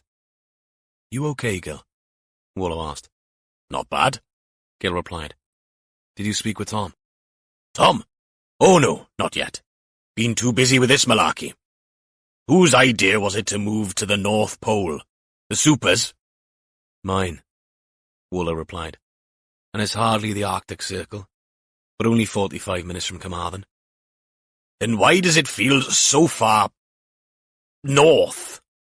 Mamvach. I'm sure I saw a bloody penguin on my way up here. Warlow nodded, ignoring Gil's deflection tactics. I'm only asking after your well-being because I'm doing the maths and coming up with an unhappy Gil. No biscuit? The lecture on healthy eating and you wanting to speak to Tom? Are you okay in yourself? Me? I'm fine. Look at me. Know what the current Mrs. Jones said as I left for All Points North this morning? Warlow waited. You look like Iron Man. Gil puffed his chest out. Really? The DS paused, sticking the tip of his tongue out of the corner of his mouth and making a great show of reconsidering his statement. Mind you, it was after I'd complained that my shirt felt a bit stiff around the collar. Maybe what she really said was, you should try doing some ironing, man. Warlow let the laugh come, but it felt a little forced. Gil, if it's something serious, then talk with Tom. He'd be delighted. Of course. Gil was suddenly all smiles. As I said, I promised him, mate, I'd ask an expert. I'll get round to it when I have a spare moment. Good. Make sure you do. We're not very good at discussing our health problems, are we? Us men. They exchanged knowing glances. Warlow was a fine one to talk. He'd kept his HIV status under wraps from everyone on the team bar Jess and Buchanan for months. So he wasn't exactly coming at this discussion from a position of strength. Gil, however, let him off lightly. Useless, the DS agreed. Mind you, when you're perfect, there's not a lot to discuss. There is that. They grinned at one another and nodded. The chance of either of them expressing real feelings about as likely as seeing a penguin in Aberystwyth. Though it remained an unsaid certainty that if their backs ever were truly up against the wall, both men knew where to turn. Right, let's get to it.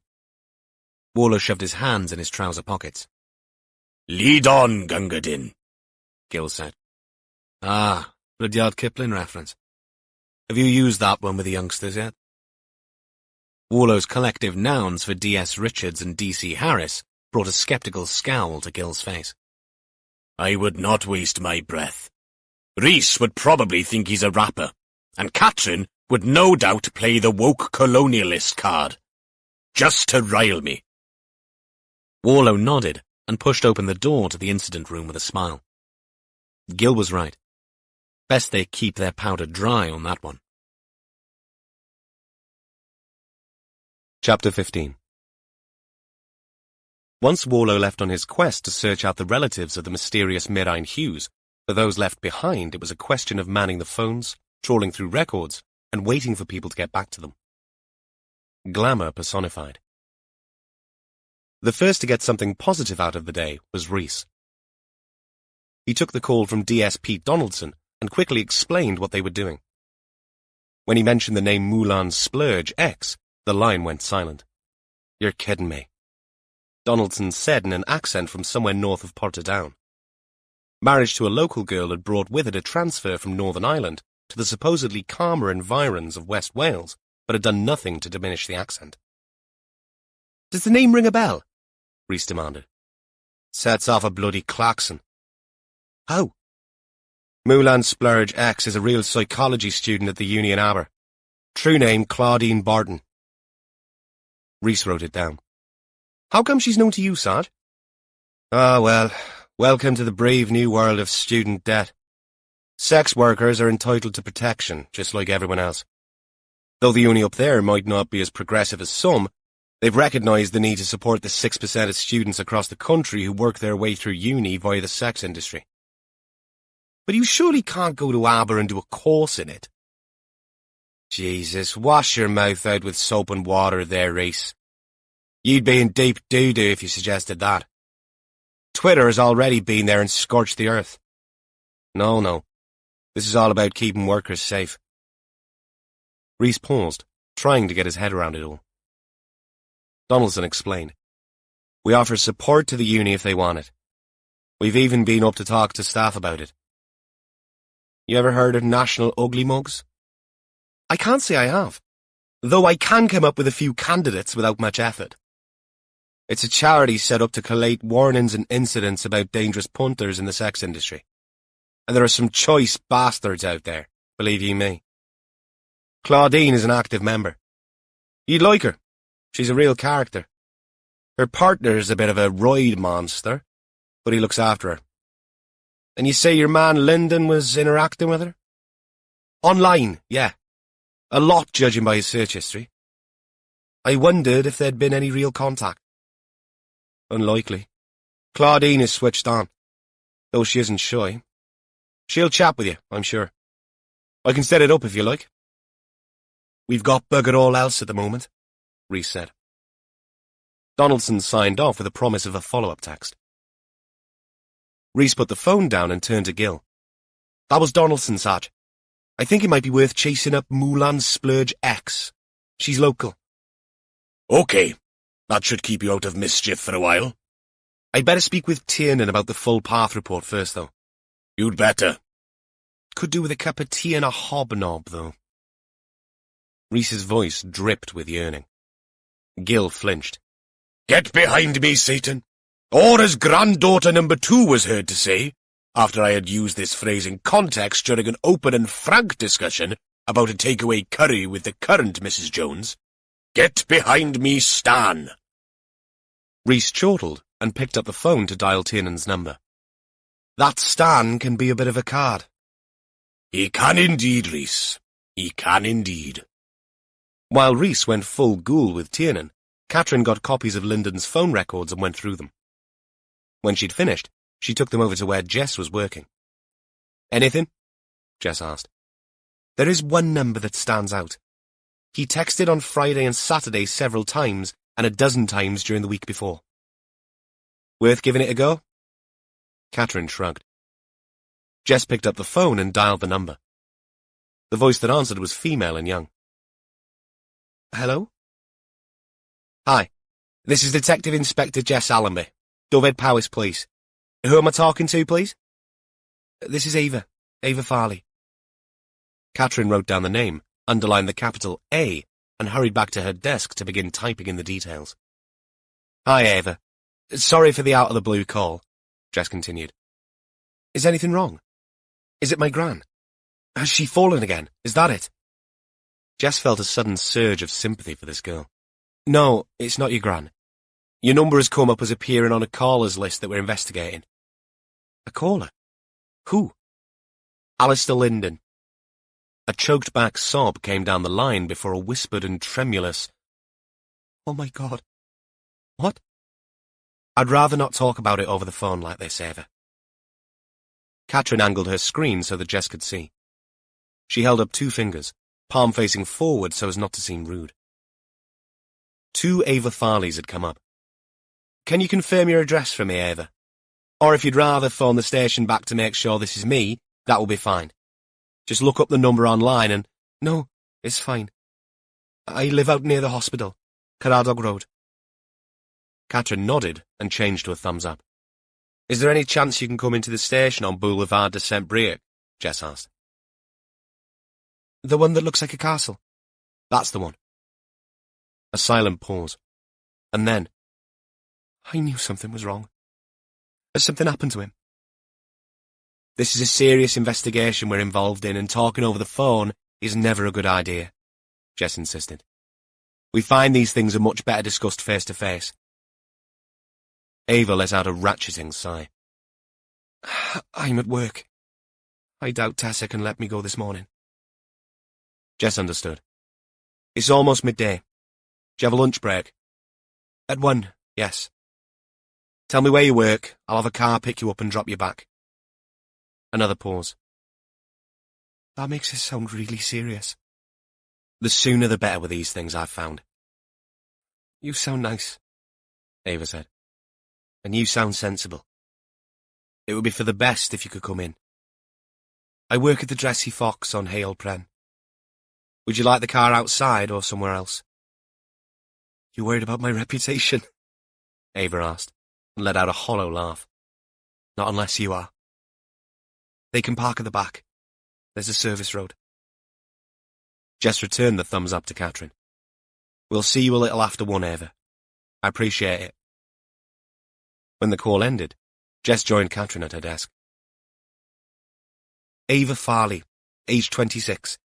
Images of a pretty, petite woman in various locations appeared on her Facebook page on screen, often with female friends and with different coloured hair in each shot. She looks like fun, Jess observed. Left school at 17, local college, worked at the Dressy Fox for 4 years. Not in a relationship at the moment, if this is all to be believed. Any record?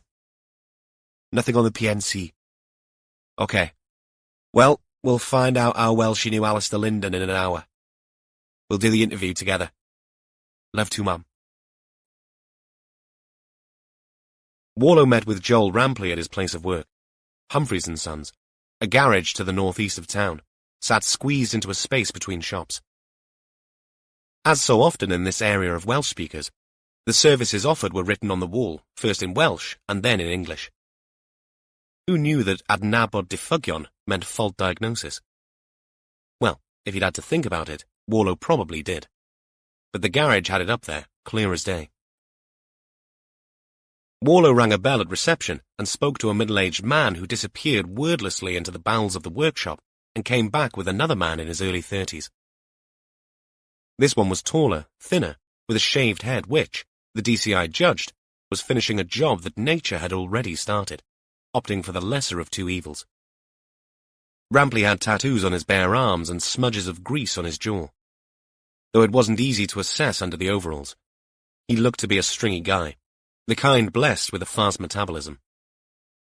The overalls looked clean on that day, fresh, as did this well-kept establishment. A family business, probably. They likely owned the site rather than rented it. There were better places with easier access to run a garage. Still, people liked consistency, which might be the only genuine explanation for this place's unlikely location smack bang in the middle of town.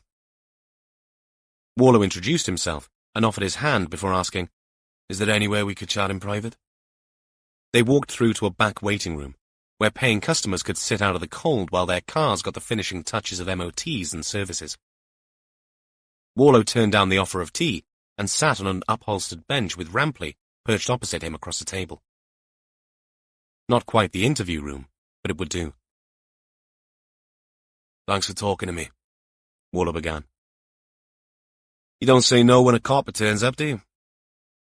"Some people might. Some people do." "Why?" "Because they think it's their duty to make life as difficult as possible for the police." Jewell smiled. "I know the type." "I won't waste your time, Mr. Rampley. I'm here about your ex-wife, Mirain Hughes." Rampley's face took on a pained expression, and he sighed. "What now?" Warlow ran with it. "Now? What do you mean by that?" "I've been here before, haven't I? You found her and she's off the bloody rails, right?" "Not quite." Rampley's turned to frown. "Then what?" Warlow took out his notebook, a sure sign that things were serious here. It never failed. "I have to insist that what I'm about to tell you remains completely confidential for the moment." "Oh, Christ. Something's happened to her, isn't it? Has she done something stupid? Crashed the car or something?" Though he sounded miffed, Warlow picked up on the undercurrent of concern too, and Rampley went up a couple of notches in the DCI's estimation. "Not as far as we know. This has to do with her current partner, Alistair Linden." "Him? What's he done then?" "Mr. Linden was found dead 2 days ago." Rampley's mouth fell open, and his hands came up onto the table as he sat back, eyes blinking as if the light was suddenly a little too bright for them. "Dead?" "That's the part that has to remain confidential.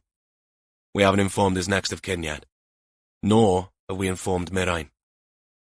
Rampley looked down at his hands and suddenly pulled them back across his chest, a fist nestling in each armpit.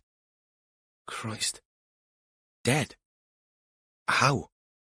"I can't discuss that. The reason I'm here is that we're investigating the circumstances. It's Mirain I want to talk to you about. We don't know where she is." Rampley nodded. "Welcome to the club." "What does that mean?" "The Where the Hell is Mirain Club is what I mean." Warlow sat forward, a signal for Rampley to expand his explanation. "I assume you know Mirain left Alistair 3, maybe 4 weeks ago? She's done all of that before. She left us, me and Heleth. Your daughter? Our daughter. Mirain's and mine. She left us 6 times over 6 years." Warlow made a note and spoke while he wrote. "That's unusual." "Yeah, it is. But not when you understand a bit about her condition. After Hells was born, something happened to Mirain. They say she might have been borderline bipolar before, but after Hells, it kicked in big time. Something about a postnatal exacerbation. Big bloody words, I know. She's okay on meds, but then something convinces her she doesn't need them, and nice mummy Mirain turns into wild frickin' animal Mirain. Are these manic episodes?" Warlow had a grasp of the terminology. He'd come across cases before. "Yep. Exactly that. Mirain the bloody maniac. Spends loads of money, Gets pissed in strange pubs where she buys everyone a drink. Takes all her clothes off. You name it. You think that's happened this time? Wouldn't you? You've had no communication from her since she left? I didn't say that. She's been texting Hellhead. She's on Facebook now and again. What's tragic is that it's Hell's birthday this week, and it's hard explaining all this shit to an 8-year-old. What was the arrangement you had? Were you involved in looking after Hellhead too? Rampley nodded. Mirai moved in with Alistair into his nice, new, shiny house. Hellhead was there all week, and I had her every other weekend, Friday to Monday. Plus the odd night when Mirai and Ali had a bloody date night. He caught himself. Sorry. Waller's Rancor alarm sounded. Did that work okay? It did. Better than now. In the week after Mirai buggered off, Alistair thought it best if Hellhead stayed with me. She's with me all the time now, but my shifts start early here. There's a summer school breakfast club. What about afterwards? Mirai's dad helps. Cadwyn's been great. Always right from the start. Salt of the earth is Cadwyn. Hellhead thinks the world of him. We sort of share the Mirai load between us. Sometimes I think what's happened to her hit him hardest of all. Do you mind sharing the recent texts and messages from Mirai with us? I'd really like to get in touch with her. Rampley shrugged. Sure. I hope you have better luck than we do. Mirai's pretty good at staying hidden when she's off on one. Warlow handed him a card. I'll get one of my officers to be in touch for the technical stuff. We may need to borrow your phone for a few hours. Is that okay? Fine by me. They shook hands and Warlow took his leave, wondering just how you explained bipolar disorder to an almost 8-year-old. Chapter 16. Claudine Barton's flat was on North Parade, a converted Edwardian development which, in the past, would have been a grand terraced house. The sort of establishment with lots of rooms where families stayed for their 2-week summer halls, hosted by a landlady with kippers for breakfast and hot water available only between 6 and 9 in the evenings. But that had long gone the way of separate flats. Number 5 was 2 floors up. There may have been a lift, but Rhys took the stairs. The door was royal blue. The girl that opened it was a vision in pink, and no taller than about 5'3" in heels, which were mules under a very short kimono. Though the wrap had been cinched tight, there was enough on show for Rhys to confirm that this was indeed Moulin Splurge X he was looking at. "Hiya," she said in a Valley's accent. "Claudine, right? I'm DC Rhys Harris." He held out his warrant card. Claudine batted ridiculously long eyelashes at the wallet and smiled. "Yeah, of course. I've been expecting you. Come in." The flat was surprisingly roomy, with a spacious sitting room fronted by a bay window looking out onto the street below. "Want a coffee?" Claudine asked over her shoulder as she tottered along in front. Rhys accepted the offer and stood while Claudine went into the adjoining kitchenette. In the bay window, a table nestled holding a laptop and some open textbooks. "You working?" Claudine gave him an old-fashioned sort of look. "I don't usually dress like this for visitors." Rhys, a little flustered by her reply, pointed towards the table. "I meant the books." "Oh, yeah. That was this morning, though. I'm doing an open university course as well as my degree here. Psychology." "Really? A good one to do. I mean, you're probably meeting all sorts of people doing—" He nodded vaguely at her while his eyes tried to find something not too inappropriate to look at. "What you do?" "All sorts in all shapes and sizes, yeah?" Claudine agreed. "I'm staying here this summer. Might as well. There's no seaside in Caerphilly." She came back through with 2 mugs and sat cross-legged on the one sofa. Rhys fetched a chair from the table and sat a good 6 feet away, trying to decide the best plan of action for the coffee and his notebook. In the end, he placed the coffee on the floor beside him, notebook open on his knees. But then a thought occurred. He was alone with this woman in her flat. It would be easier if I recorded our chat. He wrinkled his nose in apology. That okay? Fine, Claudine said, both hands around her mug, one mule dangling off a bouncing foot. Pete Donaldson said you wanted to speak to me about the business? You was Moulin Splurge X, yes. Rhys took a sip of coffee and fixed his eyes on the beauty spot on Claudine's left cheek. Mind if I ask how old you are, Claudine? I'll be 20 in 6 weeks, she said, and smiled. I know, I look younger. My voice doesn't help, but it doesn't do any harm either. For the business, I mean. Rhys nodded. He understood where she was coming from, but it only added to his discomfort. I saw your website. Did you? She sounded genuinely interested. What did you think? As part of the investigation, we're running into an unnatural death. Rhys added the qualification quickly and saw Claudine's big eyes double in size. Oh my God. Really? Like on Netflix? No, not at all like on Netflix. I mean, it's nothing like that, really.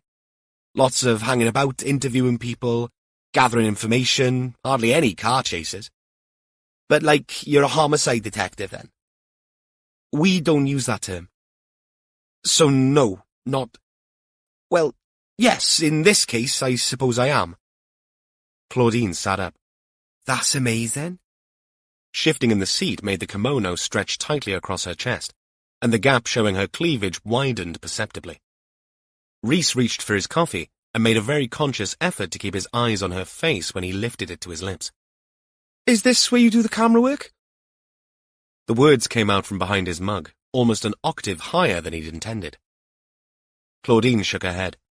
Mostly in my bedroom. I can set it all up in minutes. The webcam stuff is easy money. I dress up and chat. People, mainly men, ask me to do things. Sometimes it's just putting lipstick on. Other times it's more... involved. Yep, I know exactly what involved means, thought Rhys, casting his mind back to the Moulin Splurge X showreel she had on the side. But all he did was nod in encouragement. I mean, people pay me to do the strangest things. And I don't mean the obvious. He nodded again. Claudine had a girl-next-door vibe about her. A butter wouldn't melt in her mouth quality, which, given the things that she'd been asked to put in her mouth online, probably left very little room for any churned dairy products, salted or unsalted. Good money, is it? Amazing. I've done other stuff before. Never stripping, but a couple of times I've answered funny adverts. Once I had to go to someone's house all dressed up just to eat a salad in a thong and heels. She paused, turning over what she'd said in her mind. It was me in the thong and heels, not the salad. I nearly bloody froze, but the customer was really nice. Didn't speak much, did what men do, on his own, while he watched me eat. When he finished, I left with 100 quid. He did all the clearing up.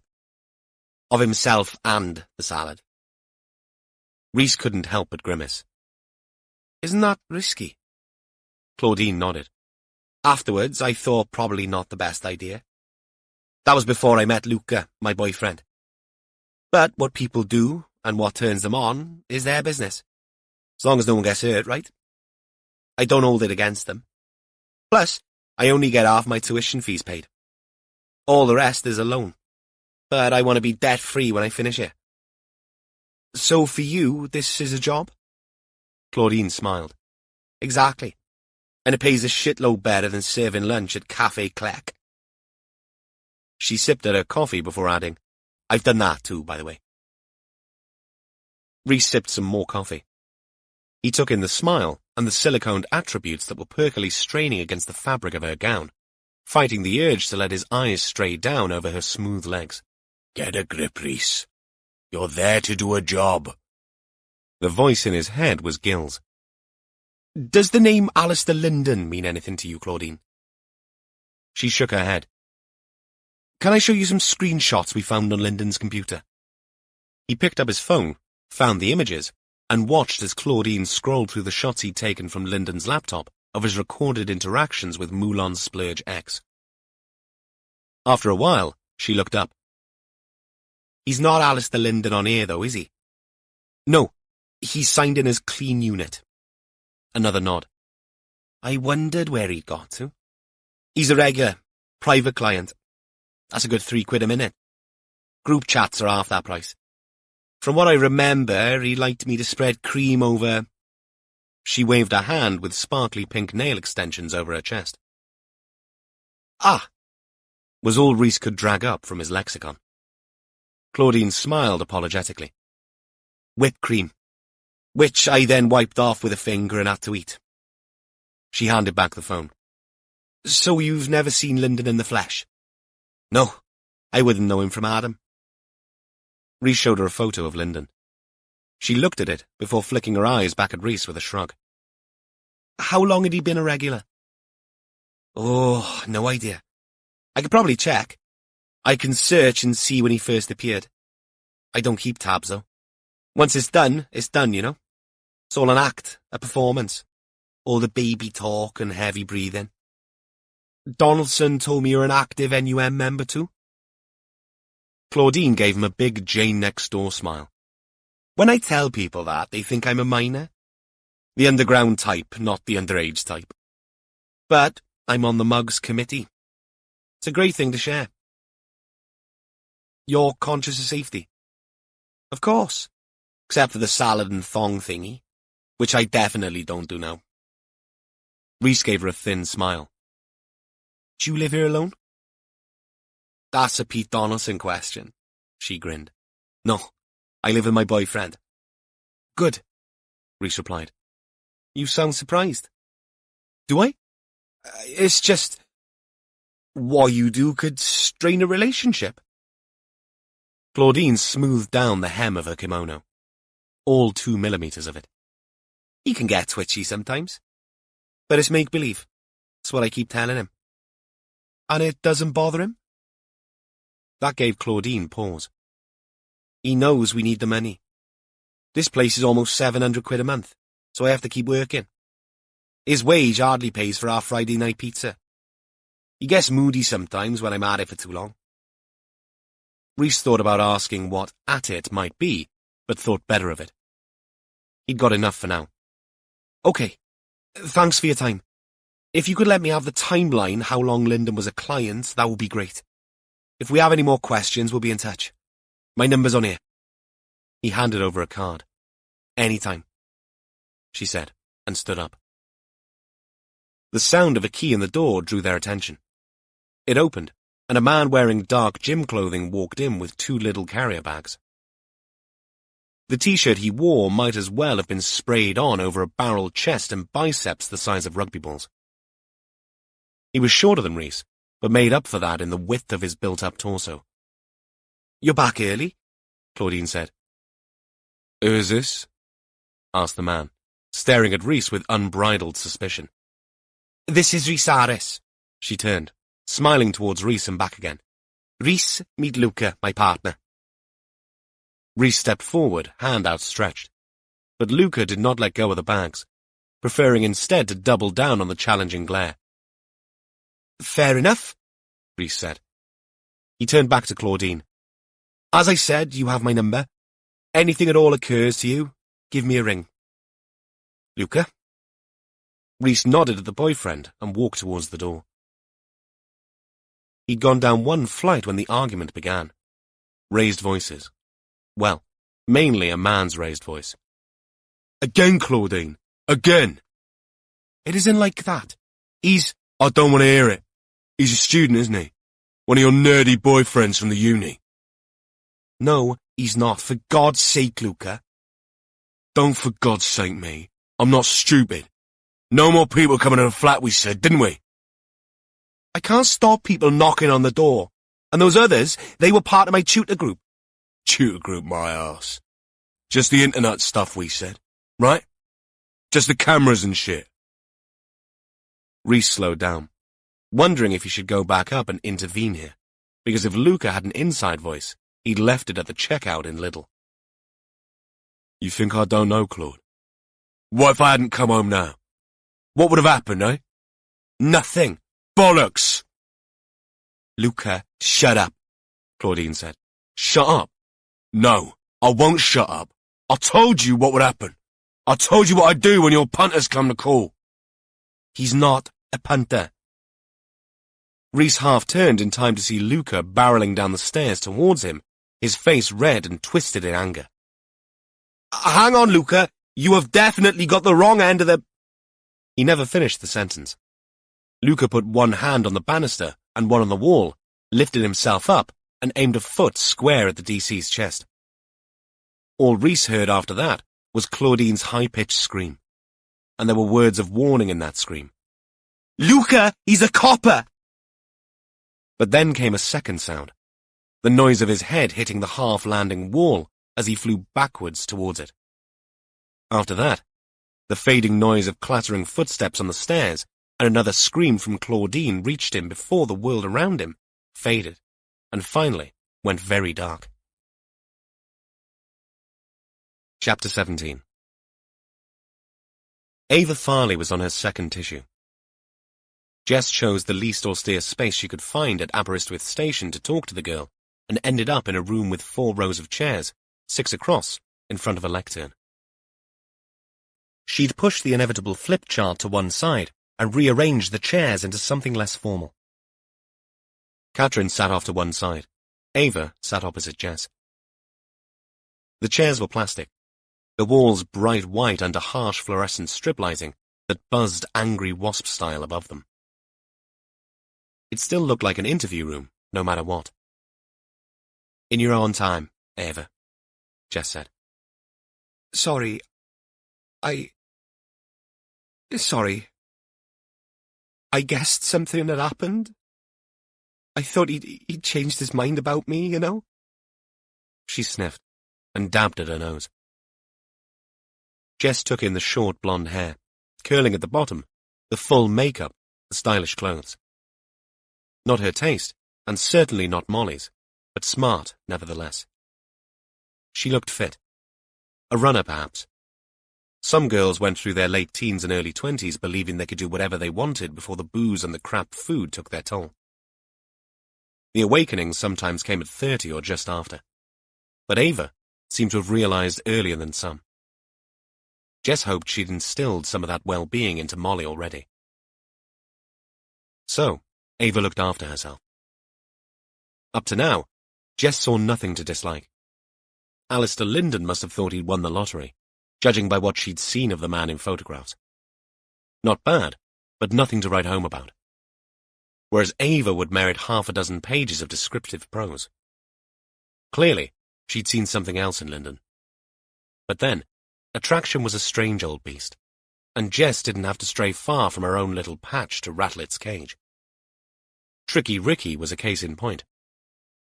Physically, he'd be everyone's idea of beefcake, but underneath it, he'd been an emotionally needy egomaniac who craved approval by flirting with anyone who'd listen, when he wasn't trying to be the best at golf or 5-a-side or whatever other pursuit sucked at his time. She'd put up with it for years. She'd never understand why it had taken that long for her to realize he couldn't help himself. But that was total BS, because you could always help yourself. All you needed was willpower and a sense of loyalty and maturity. Bloody Ricky. Contemplating him again irritated Jess immensely. He had no place in this room, nor in her life. Not anymore. She sucked in a deep breath and banished him from her thoughts. How long had you known Alistair, Ava? 6 weeks, that's all. The first time I met him, he'd come into the shop to buy something for his girlfriend. Said they were going through a rocky patch. So I helped him buy a cropped cashmere jumper. He came back in a week later. I thought he'd come back to return it because she hadn't liked it. That happens. But that wasn't why. He come in to thank me. Sort of. Jess picked up on that. Why, sort of? He looked a bit down, and when I asked him why, he said that the jumper, his peace offering, had come too late and that his partner had left him. Out of the corner of Jess's eye, she saw Catherine taking notes. He was nice. Chatty. Ava continued. Didn't push anything, but I felt sorry for him. A couple of days later, he came back in again, looking a bit rougher. He said it had been so nice to chat with me. Said it had helped because I was a stranger. All his friends had taken sides in the split-up. He asked if I'd have a coffee with him, so I did.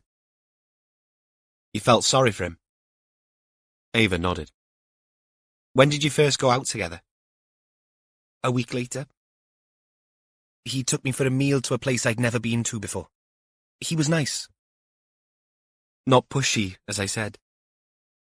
We got a little drunk and he told me all about what had happened. His partner had gone off and left Alistair and a little girl. Couldn't understand why anyone would do that. The little girl had gone back to live with her real dad because he was her next of kin. But that was awkward because the real dad worked long hours. So awful. Did you sleep with Alistair then? Ava frowned. No, not then. I did fancy him. He was older and very different to the blokes I normally met up with. How so? Less crabby for a start. Bit more grown up, if you know what I mean. Jess smiled. She felt for this Love Island generation. All the men grew up thinking they were porn stars and expecting the girls to react accordingly. So how did it progress from there? He was pretty cut up about his partner leaving. But gradually he became... She contemplated her next words carefully. I'd say more angry than sad. He said he was so glad that he'd met me and that I was helping him loads by just listening. Said he wanted to make it up to me and cook me a proper meal. Show me his house, that sort of thing. Had he ever been back to your flat? Once, after a night out. He came in for a coffee. My flatmate was there. Not very romantic. He kissed me the first time then. It was nice. But he didn't stay. Like I say, not pushy. So the first time you slept with him was... last Saturday. I stayed the night at his house. What was your impression of it? Lovely. Big and clean. And he was right. His partner, Mirine, she'd gone and taken everything. He showed me her picture and one of Helev, the little girl. He said he missed her, too. Ava's bottom lip quivered, and she broke down again. I'm sorry. I can't believe he's gone. I thought he'd changed his mind about... She looked up suddenly, staring straight into Jess's face. Please tell me it wasn't suicide. Please tell me he didn't do this to himself. It wasn't suicide, Ava. We don't know exactly what happened yet, but we are treating his death as suspicious. What? She breathed out the word in horror. Jess nodded. So you understand why I have to ask you some of these questions. What time did you leave on Sunday? Ava looked down at her hands. Time? I was going to my mum's for lunch. I said I'd cancel, but Alistair insisted I went. We were in bed and he got up to make me coffee and even ran me back to the flat. So sweet of him. The last time I saw him was at 9:30 on Sunday morning when he dropped me off. Was your flatmate at home? Yes. Alistair waited until I was inside and I waved to him from my window. My flatmate said it was cute because she saw me do it. So if we ask her, she'll attest to Alistair being alive at 9:30 on Sunday morning. Another sob as Ava squeezed her eyes shut, and a big fat tear rolled down her cheek. One last thing, Jess said. Did you leave him a note? Ava nodded. Just to say thank you for a lovely evening. Jess glanced across at Catherine, and then at her watch. It's almost 1:45. We'll get you back to the shop. Sorry to have taken up your lunch break. Ava shook her head. I'm not hungry. I couldn't eat anything. We'll get you a cup of tea while we rustle up transport. Catherine will take some details of your flatmate's number, if that's okay. Ava nodded. Jess sorted out the tea and they packed Ava off. On their way back to the incident room, Jess asked Catherine the obvious. Well, is she telling the truth? I'd put money on it, Ma'am. No one is that good an actor. But the timing is off. I mean, as far as I remember, Miraim was still around 6 weeks ago. Yeah, that is odd. We'd better... Mom! Gil's voice from down the corridor stopped the women in their tracks. The big sergeant hurried over, the effort making him wheeze. Glad I caught you. We just took a call from A&E in Brongleis. Rhys is there. Catherine's eyes went ceilingwards. What has he done now? Hit his head. They're stitching him up as we speak. What happened? Jess demanded. Pretty garbled so far. But according to Claudine Barton, her boyfriend accidentally pushed Rhys down the stairs. Honestly, that boy, Catherine began. Okay. Jess took control. Does Warlow know? I'm about to phone him. Do that. Tell him I'm on the way to Claudine Barton's address and I'll meet him at the hospital. Catherine, you check Ava Farley's story with her flatmate. She turned and hurried up the corridor without looking back. Text me the address, Gil. My God, it never just rains, does it? Warlow found Rhys in an A&E cubicle when he arrived, sitting in a chair and drinking tea. The DC looked a little sheepish, but none the worse for his adventures. How many stitches? Warlow asked. 5, sir. Rhys bent forward and Warlow inspected a neat wound to the left of the DC's crown. I just spoke to the charge nurse. He says you're fine. But I've asked them to do a CT scan. There's no need for that, sir. There is. I want them to check to see if there's a bloody brain inside that skull of yours. Not fair, sir, Rhys protested. He came at me from above. Lucky there was a landing or I might have fallen all the way down. Warlow shook his head and made a show of looking the man up and down. At least you're in one piece. I'm counting 4 limbs and a head. Though you're going to want to call in to the men's at some point. Your shirt looks like something from a slasher movie. And you've got blood. Warlow waved a finger vaguely over his own face and hair. I was going to, sir. They said I might need to stay here for a while until I got the all clear. All right for some. Enjoying that tea? It's a good one, sir. None of the machine rubbish. The charge nurse made one for me. Good. While you enjoy your break, you'd better tell me what the hell happened. Claudine Barton, sir. Hang on. Warlow's gaze drifted off to the right. Ah, here comes D.I. Allenby. Jess appeared and gave Rhys the exact same kind of look. A pained mixture of exasperation and relief that Warlow had worn a minute before. My God, Rhys, she said. Are you all right? Fine, ma'am. I just didn't see you come in. That'll be a huge consolation to your mother when she reads that written on your gravestone, Warlow muttered. He turned to Jess. Rhys was about to tell me all about the peculiar series of events that brought him here. I'm all ears, Jess said. Rhys puffed out his cheeks and threw up his hands. I'd taken a statement from Claudine Barton who admits that Lyndon had been in contact with her, but only online, and that she wouldn't recognize him as all contact had been virtual. Her partner, Luca, turned up. I went to leave, and he threw a hissy fit. I was going back up to the flat to explain when he came at me down the stairs and drop-kicked me. I fell back and ended up here. Like I say, it could have been worse. He blinked a few times and grinned. Warlow grunted.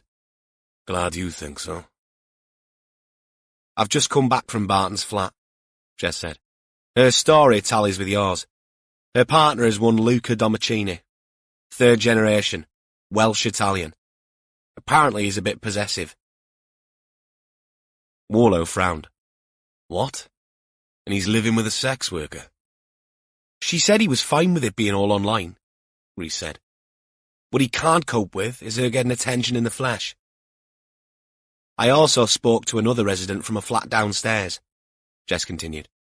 He was coming home when the ruckus broke out. He heard Domicini yelling and saw him come at you. He says that when Claudine shouted out that you were a police officer, Luca was about to thump you, but thought the better of it and fled. I don't remember him thumping me, Rhys said. Did you pass out? I dunno, sir. I felt dizzy and disorientated, and I vaguely remember someone running downstairs, but then Claudine helped me up and called an ambulance.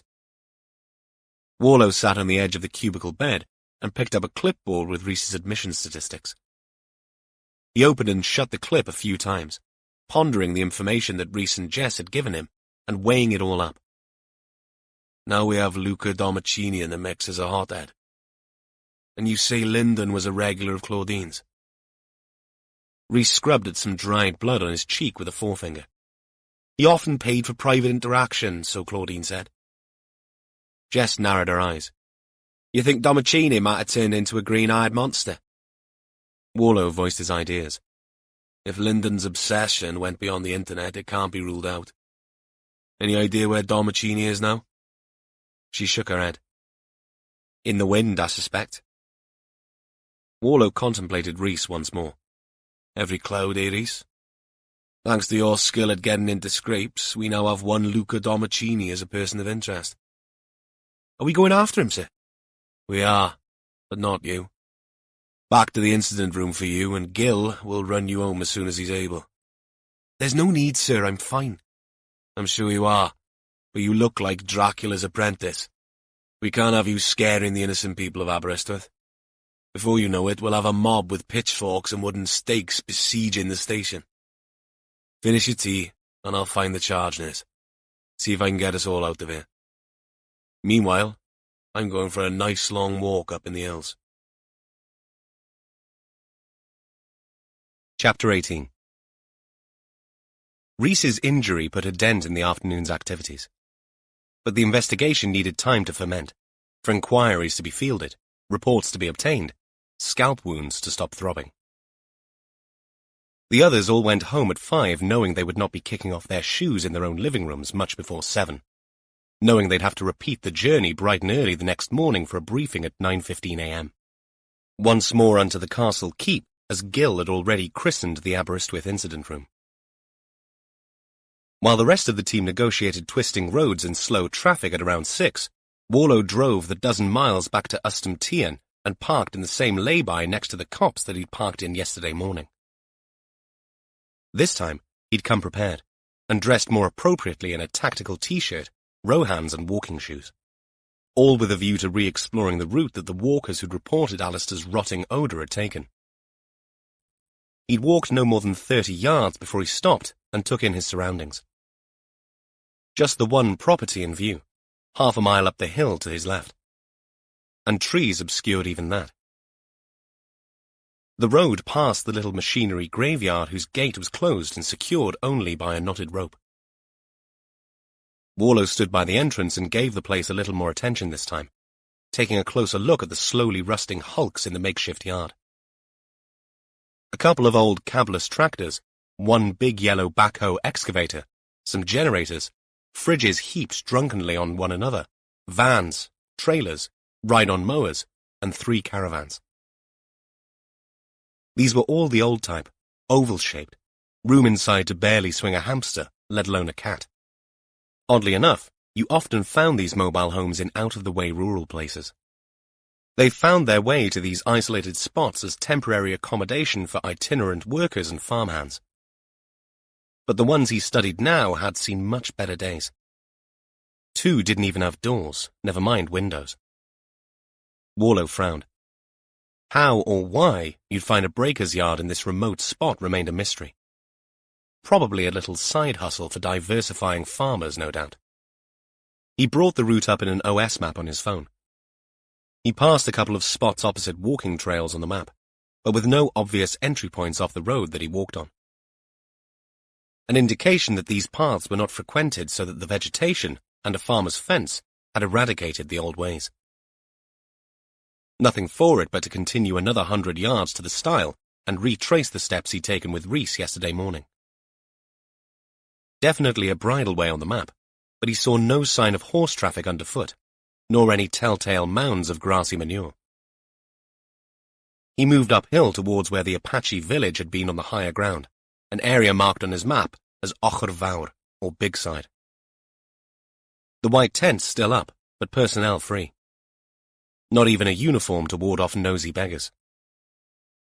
Not that the area teemed with nosy beggars today. This part of mid-Wales was as sparsely populated an area as Warlow could remember seeing, if you excluded the sheep. No guards meant that Povey's team had done what they had to do and packed up. But blue and white police tapes still marked off the area. This time, Warlow took his time ascending through the sheep-dotted fields, noting his progress on the map and more than once taking in the odd cairn and abandoned shaft or two. These, close up, were almost hidden, or only roughly indicated by ragged arrangements of stones and sparse vegetation. No fences or signs, other than the tapes strung on temporary stakes. Just as there weren't any around at Het Fawr, the curious flat-topped stones that showed the old mineshaft. He retraced his steps from the tents back to the bridleway and followed it up towards a pool, Llyn yr Oerfa. They didn't mess about when it came to place names up here. Cold Lake looked exactly as described. An open expanse of water on high ground, unprotected from the wind. He spotted a couple of properties with lake views. One whitewashed in the vernacular style, the other grey and yellow brick. But they'd been built in the lee of the hill behind, out of the worst of the westerlies. No view of Het Fawr from there. From the lake, the bridleway crossed a narrow road and then ascended once more towards the higher ground of Bryndza, with its clutch of wind turbines feeding the grid off to the northeast. He paused at the top to look ahead and then back. Up here was completely empty, rolling moorland. No trees, no houses. Below him, the bridleway angled north towards the out-of-sight A44 and the associated mining museum and, further up, the Red Kite feeding centre at Bwlch Nantarairian, where walkers had reported the bad smell coming out of the ground, which led to the discovery of Lyndon's body. The walkers would have come this way if they followed the OS map, south from the visitors' centre at Bwlch Nantarairian, following the same route on the map that Warlow took, but in reverse. As an experienced walker with Caddy at his side, Warlow had hiked long stretches of the coastal path and the wilder moors and mountains, and he'd seen much better signage than on this route. Looking around at this unpopulated spot, its openness struck him. Unless you knew there were old mines and shafts here, there was nothing to show that there'd been such activity in the area. Not here. Not unless you'd visited the mining museum or Bwlch Nantarairian centre and reconnoitred the land. And you certainly would not know your way around the myriad little side paths leading up the hills. That required local knowledge. Food for thought, that. But it was the thought of food that finally made Warlow turn around and retrace his steps to the jeep. He'd booked a room in a hotel a couple of miles away.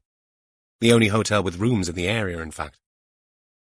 Despite the horror that had brought him to this sparsely populated locale, as Warlow headed east along the A44, the sun had not yet set, and the evening remained warm. He couldn't help but wonder at the natural beauty around him.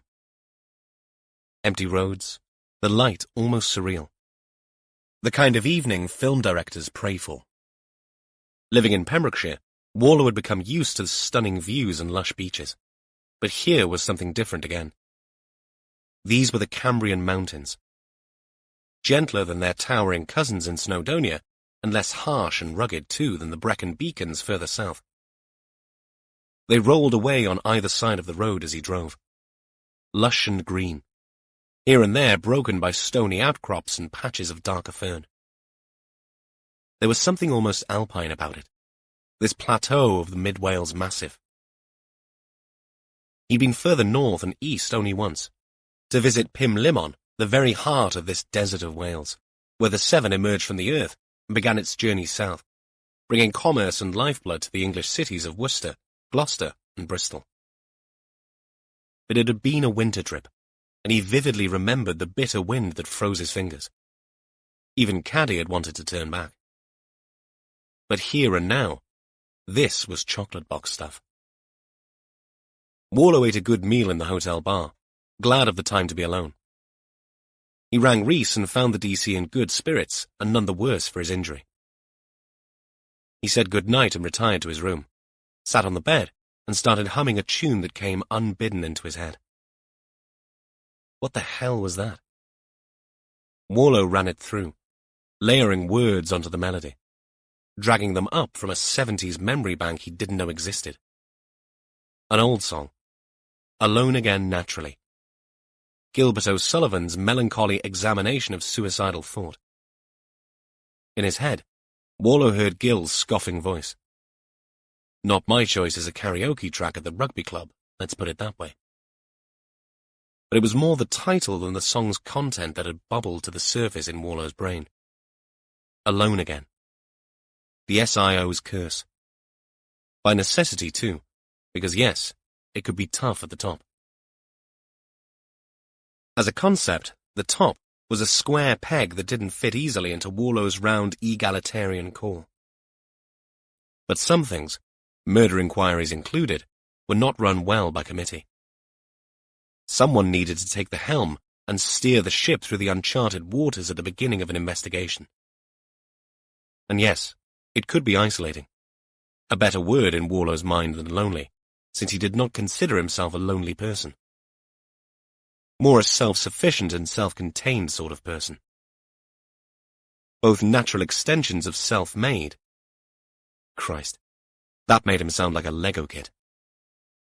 He paused his musings there, fighting another smile and another imagined Gil put-down. Of course, there were things he missed. A furry head to fondle for a start. And now and again, some adult conversation with another member of the human race. Someone with XY chromosomes and an infectious laugh, preferably. Yet, it did no good to dwell on these things, because he had enough to occupy him for now. Besides, internalizing your thoughts made you a malcontent. And disenchantment with one's lot was a dangerous mindset that could manifest in misguided ideas and actions. He sensed some elements of that in this case already. If someone asked him to put his finger on what he meant, he'd struggle. But that was the general direction his thoughts leaned towards. All he needed now was to add substance to the framework of his nebulous ideas, and all would be well. Sighing, Warlow lay back and closed his eyes.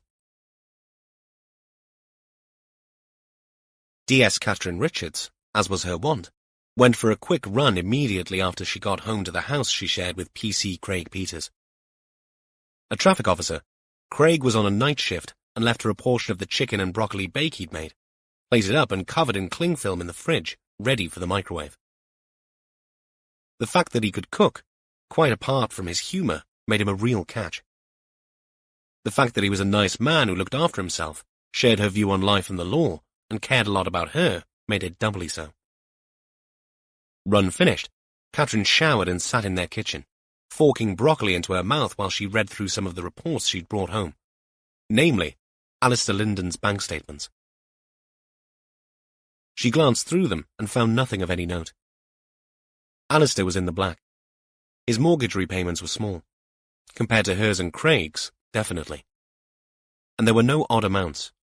No large sums either in or out over a 6-month period that might raise suspicions. Cash might be king, but in this day and age of instant BACS transfer and PayPal, hiding transactions had become difficult. And they'd found nothing stuffed into his mattress at his home either.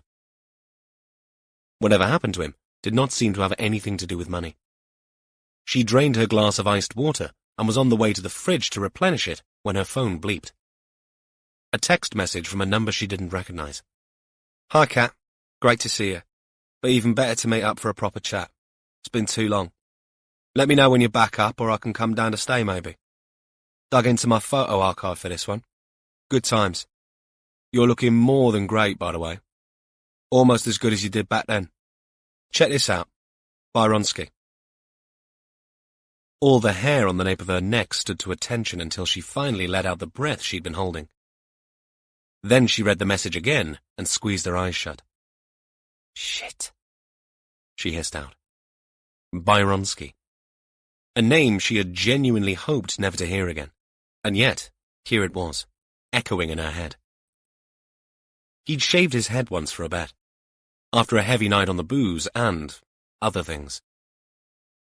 He'd been 19 then, and a loose cannon. When his father saw what he'd done, his response was derision and an insult, comparing him to Jimmy Somerville after a bad night on the town. "Jimmy Somerville?" she'd asked. "Who the hell is he?" "A falsetto singer from Bryndza Beat. My dad's least favourite group when he'd been into pop music." A reference that had meant little to the still teenage Catherine Richards, but which she'd since come to understand was probably homophobic in intention. But Byron Evans had run with the insult and christened himself Bryndza there and then. A little intimate in-joke between the two of them. The two of them. Catherine cringed. The memory that she'd once been in a relationship with Byron seemed more like a bad dream. Something from a different existence in a past life. Her life as a wild child in her first year at university. A year during which she and Byron had become bosom buddies and, to her shame, friends with benefits. She could hardly believe what she'd allowed herself to do then. What she'd given herself up to. What had she been thinking? They'd met early in the term. He was a funny drunk, and persistent, and she, nice girl Catherine, had revelled in the freedom of being away from home, as some kids did. She'd done everything. Gone to every party, every dance, tried every drink and other artificial stimulant that people offered. Easy to excuse in a silly, naive 18-year-old. Except she now knew that it was a slippery slope upon which some people lost all their footing, ending up at the very bottom of a steep hill, an inch from the gutter. She and Bryndza had been a feckless couple, both academically unchallenged by their first-year course, both majoring in hedonism instead. Her rude awakening had come one late morning when she'd risen with a blinding headache to find him in a pool of vomit next to a pile of white powder on her nightstand. Not that she had it tested, but she doubted it had been talcum powder. That morning had been her epiphany. Not so for Byron. She'd left. He'd stayed, drowning his sorrows by clinging to the student lifestyle until the bitter end. Another bleep from the phone. Another Bryndza message. "Soz, forgot to snap." The photograph followed. A 19-year-old Catherine Richards on the way to a Tarts and Vickers party. She'd gone all out as a hybrid bunny girl a la Bridget Jones, complete with bodice, black stockings, and gloves to the elbow. She was heavier then thanks to all those booze calories. But even so, she'd carried it off well. God, what had she been thinking? Another message followed. "Brilliant, right? The after-party shots are even better. Text me." She remembered the party. The start of it, anyway. In some grungy flat with half the rugby team singing their heads off, slopping beer in a boat race, which she'd been a willing participant in. But she couldn't remember much after the half bottle of vodka she'd downed. Rites of passage? Or a narrow escape? No doubting which of those two questions she had an answer to now. But the photo was harmless enough, if a little too revealing. Way too embarrassing to show Craig. "Bloody Bryndza," she muttered, and texted back. "Busy. I will text you. No more photographs, please. They are not for an internet audience." He texted back. "Yes, Sergeant. I'll be waiting. Be good to scroll through them again now. Just the two of us." No, it damn well wouldn't, she thought. Not on your Nelly, Bryndza. Chapter 19. Warlow got up early and ate a hearty breakfast. Even though he rarely indulged, based on principles drummed into him as a child, he decided to get his money's worth. After a full English with a Danish chaser and a cup of so-so overstewed drip coffee, why was it that hotels always got this so wrong? He wandered into the castle keep and logged on to his computer 1 minute before 8 a.m. Tiernan had updated his report overnight. The latest edition dealt with the white substance found around Lyndon's mouth. Preliminary analysis suggested an adhesive gum-like material. So, someone had taped Lyndon's mouth shut somewhere along his journey towards and across the River Styx. Warlow turned that thought over in his head as a smile curved up the corner of his mouth. He'd cut back on using that particular Greek mythological reference in Rhys's company, since he'd once found a post-it note to self stuck on the DC's monitor screen with a scribbled, "Styx, tributary of the Tawi." Does he mean Sirhawi, or Seont, or Southe? Thankfully, he'd put Rhys right, before Gil had latched onto the slip. But taping added grist to the theoretical mill that Lyndon had been held captive somewhere away from the mine shaft to start with. Some fibres found on Lyndon's body also suggested coarse matting. 2 things to work with then, but utterly useless unless you knew where to look. The first team member to arrive a little after 8:25 was Gil. Warlow was on his way back to the incident room with a fresh mug of tea to wash away memories of that too-bitter coffee when the sergeant came barreling around the corner, clearly in a hurry. "Early bird?" Warlow said. "Catches the nematode? Not much traffic this time of day." Gil had a plaid sandwich bag in his hand, the kind you kept in the freezer overnight because it had some kind of refrigerant built into the material. "Lunch?" Gil screwed his mouth up. "Not under the Trade Descriptions Act. Anwen calls it a salad. Lettuce, tomatoes, half a tin of tuna and cucumber." "I mean cucumber?" Minor arglwydd. "I can think of several things you can do with a cucumber, but eating it is not one of them." "So long as everyone is a consenting adult, eh?" Gil feigned primness. "Must you lower the tone, Detective Chief Inspector?" Gil opened the incident room door and inhaled through his nose loudly. "Ah, the smell of great expectations. Can't beat it." He held the door open for Warlow, who stopped as a new thought struck him. "Get a chance to chat with Tom?" Gil shook his head. "Unfortunately, no. We've all been busy." Warlow glanced at a clock at the far end of the room, remembering to avoid the classic mistake of looking at his watch while holding a mug of tea. Many a damp sock and shoe had resulted from that. Not to mention, on a couple of occasions, a hot, but thankfully never scalding, moist groin. "Now is a good time. Unless he's operating, Tom will be free before clinics start." "There is that," Gil replied with a distinct lack of commitment. Both men stood regarding one another, having reached a conversational impasse with no clear path out of it. The awkward paralysis ended when a uniform appeared out of the lift and received the inquisitive and oddly grateful attention of both detectives. Slightly taken aback by this unwarranted interest, the uniform stammered. Downstairs? Someone to see you, sir? Says they're from the uni. To do with what happened to your DC Harris, I think? They weren't too clear on that point." "Okay, I'll come straight down," Warlow said. "Names?" Gil asked. "Name, Sarge." "You said they," Gil said. "As in, that's what they wanted to be called. There's just the one. Not he or she. Wants to be known as Mist." "As in water particles floating in the air?" Gil asked. "No, with a Y. I've put them in the family room." "Good idea." Warlow looked down at his mug. The tea was too hot to down in one. "Why don't I come with you, sir?" Gil kept it formal for the uniform's sake, though there was no mistaking the glint in his eye. "You can finish your tea while I sit there and listen to them, wearing my serious listening face." "Intriguing," Warlow said. "That implies you have a non-serious listening face." Gil nodded. "According to the Lady Anwen, it's mainly a non-listening face, serious or otherwise."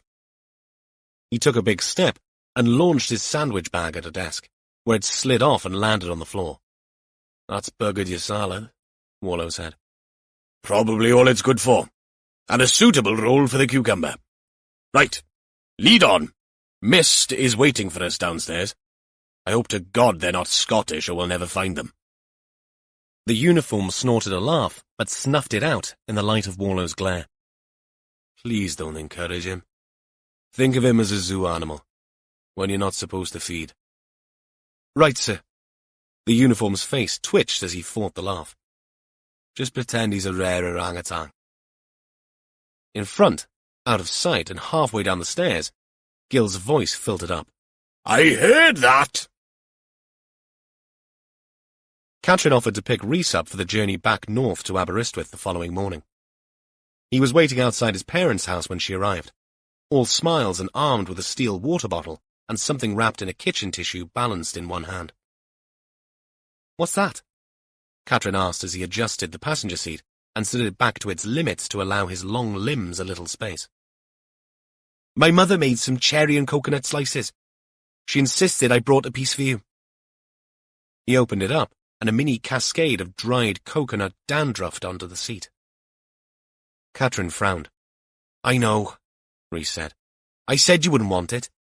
You're like Gina." "How so?" Gina Mellings was Rhys's partner, a fellow uniformed officer who always looked as if she'd just stepped out of a fitness magazine whenever Catrin met her. "Gina wouldn't eat it. She'd look at it and salivate and make me keep her a corner of mine. Something about the size of my thumbnail. Then she'd eat that and regret not having a bigger bit. I don't know how you do it." Rhys shook his head with a bemused half-smile. "By you, are you referring to me and Gina, or women in general?" Rhys paused for thought. "I suppose you and Gina. I mean, I can't speak for women in general. I only really know you and Gina and D.I. Allenby and my mother. But you're not the best sample if we were going to look at it statistically." "No? No. You lot are all principled. I suppose I ought to include the groups of women I sometimes see outside the Cock-a-Doodle Fry on a Saturday night. I suspect that these two slices would not have touched the sides had one of them been in the car."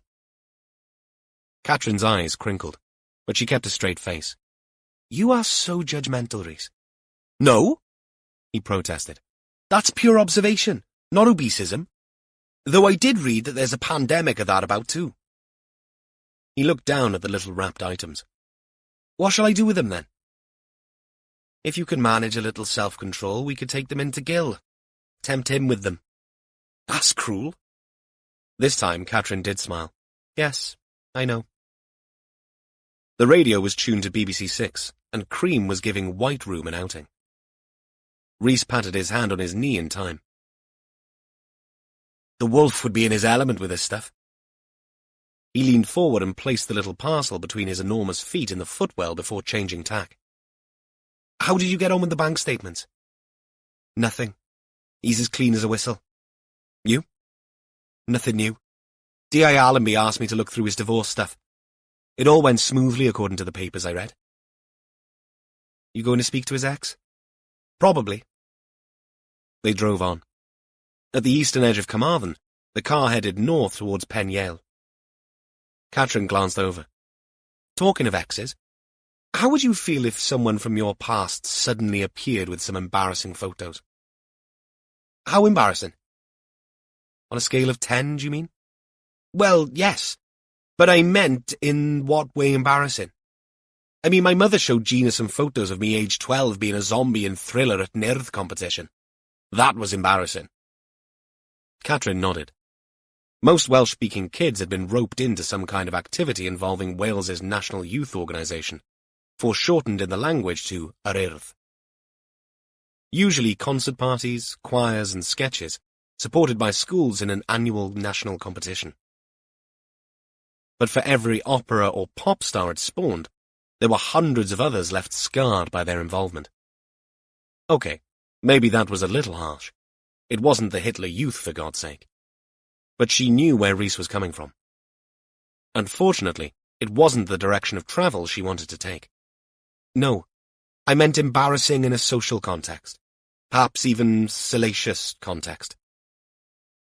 Rhys's eyes widened and, as per, he leapt in with both feet. "What, like if Gina had done some page 3 stuff, you mean?" "Yeah, maybe, that sort of thing." He didn't answer her right away. If Clapton's sublime guitar solo hadn't been filling the car, Katrin was certain she'd have heard Rhys's cogs whirring. Depends. I mean, if Gina had done that and someone else showed me, I'd be miffed. If she showed them to me, full disclosure and all that. He gave her a sideways glance. I wouldn't complain. I mean, I might want to inspect the goods to make sure they still worked. Oh, for God's sake. Rhys threw his hands up. Well, I don't know what you mean exactly. I mean, what if they were properly embarrassing photos? She dropped her voice low, which brooked no logic at all since they were the only people in the car. Meant for personal consumption. All right. Then I might not want to see them. But if I did, I might want an explanation. Not of why they were taken, but why I needed to see them. Katrin nodded. The one thing you got with Rhys was an honest answer. It might not be the one she wanted to hear, but he was right. She couldn't remember what kind of photographs Bryndza wanted to show her. There were a good 6 months of her first year in university that she struggled to remember. She wasn't proud of that. She also had a sneaking suspicion she would not be proud of whatever Bryndza wanted to share. Definitely not for sharing with Craig. And anyway, she had no intention of getting back in touch with Bryndza. If they needed to see him again in relation to the investigation, Rhys could handle it. She glanced down at the little parcel at Rhys's feet. Sherry and coconut. Rhys nodded. Right. Come on then, Katrin said. Share and share alike. Surprised and grinning from ear to ear, Rhys unfurled the cakes. Katrin took one and bit in. Sugar and fat dissolved in her mouth, and she made a noise halfway between a whimper and a moan. Not exactly Harry Met Sally, but close. Cake really was the best way to forget your woes. Chapter 20. Mist turned out to be exactly what Warlow and Gill had been expecting. Both detectives were conscious of the fact that preconceptions were a dangerous thing in investigations, as indeed in life. These days you walked a tightrope when it came to identity politics. Not just as a police officer, but as a member of the public. It was a rabbit hole where the law, science, shouty politics, and free speech often locked horns, while common sense stood by holding its ribs with laughter. And in these days, where even discussion could bring the wrath of God of cancellation down upon you, it was better to stick by the letter of the law and otherwise keep your powder dry. Thanks for listening. Before we move ahead, take this peaceful moment to simply be. This free audiobook continues shortly.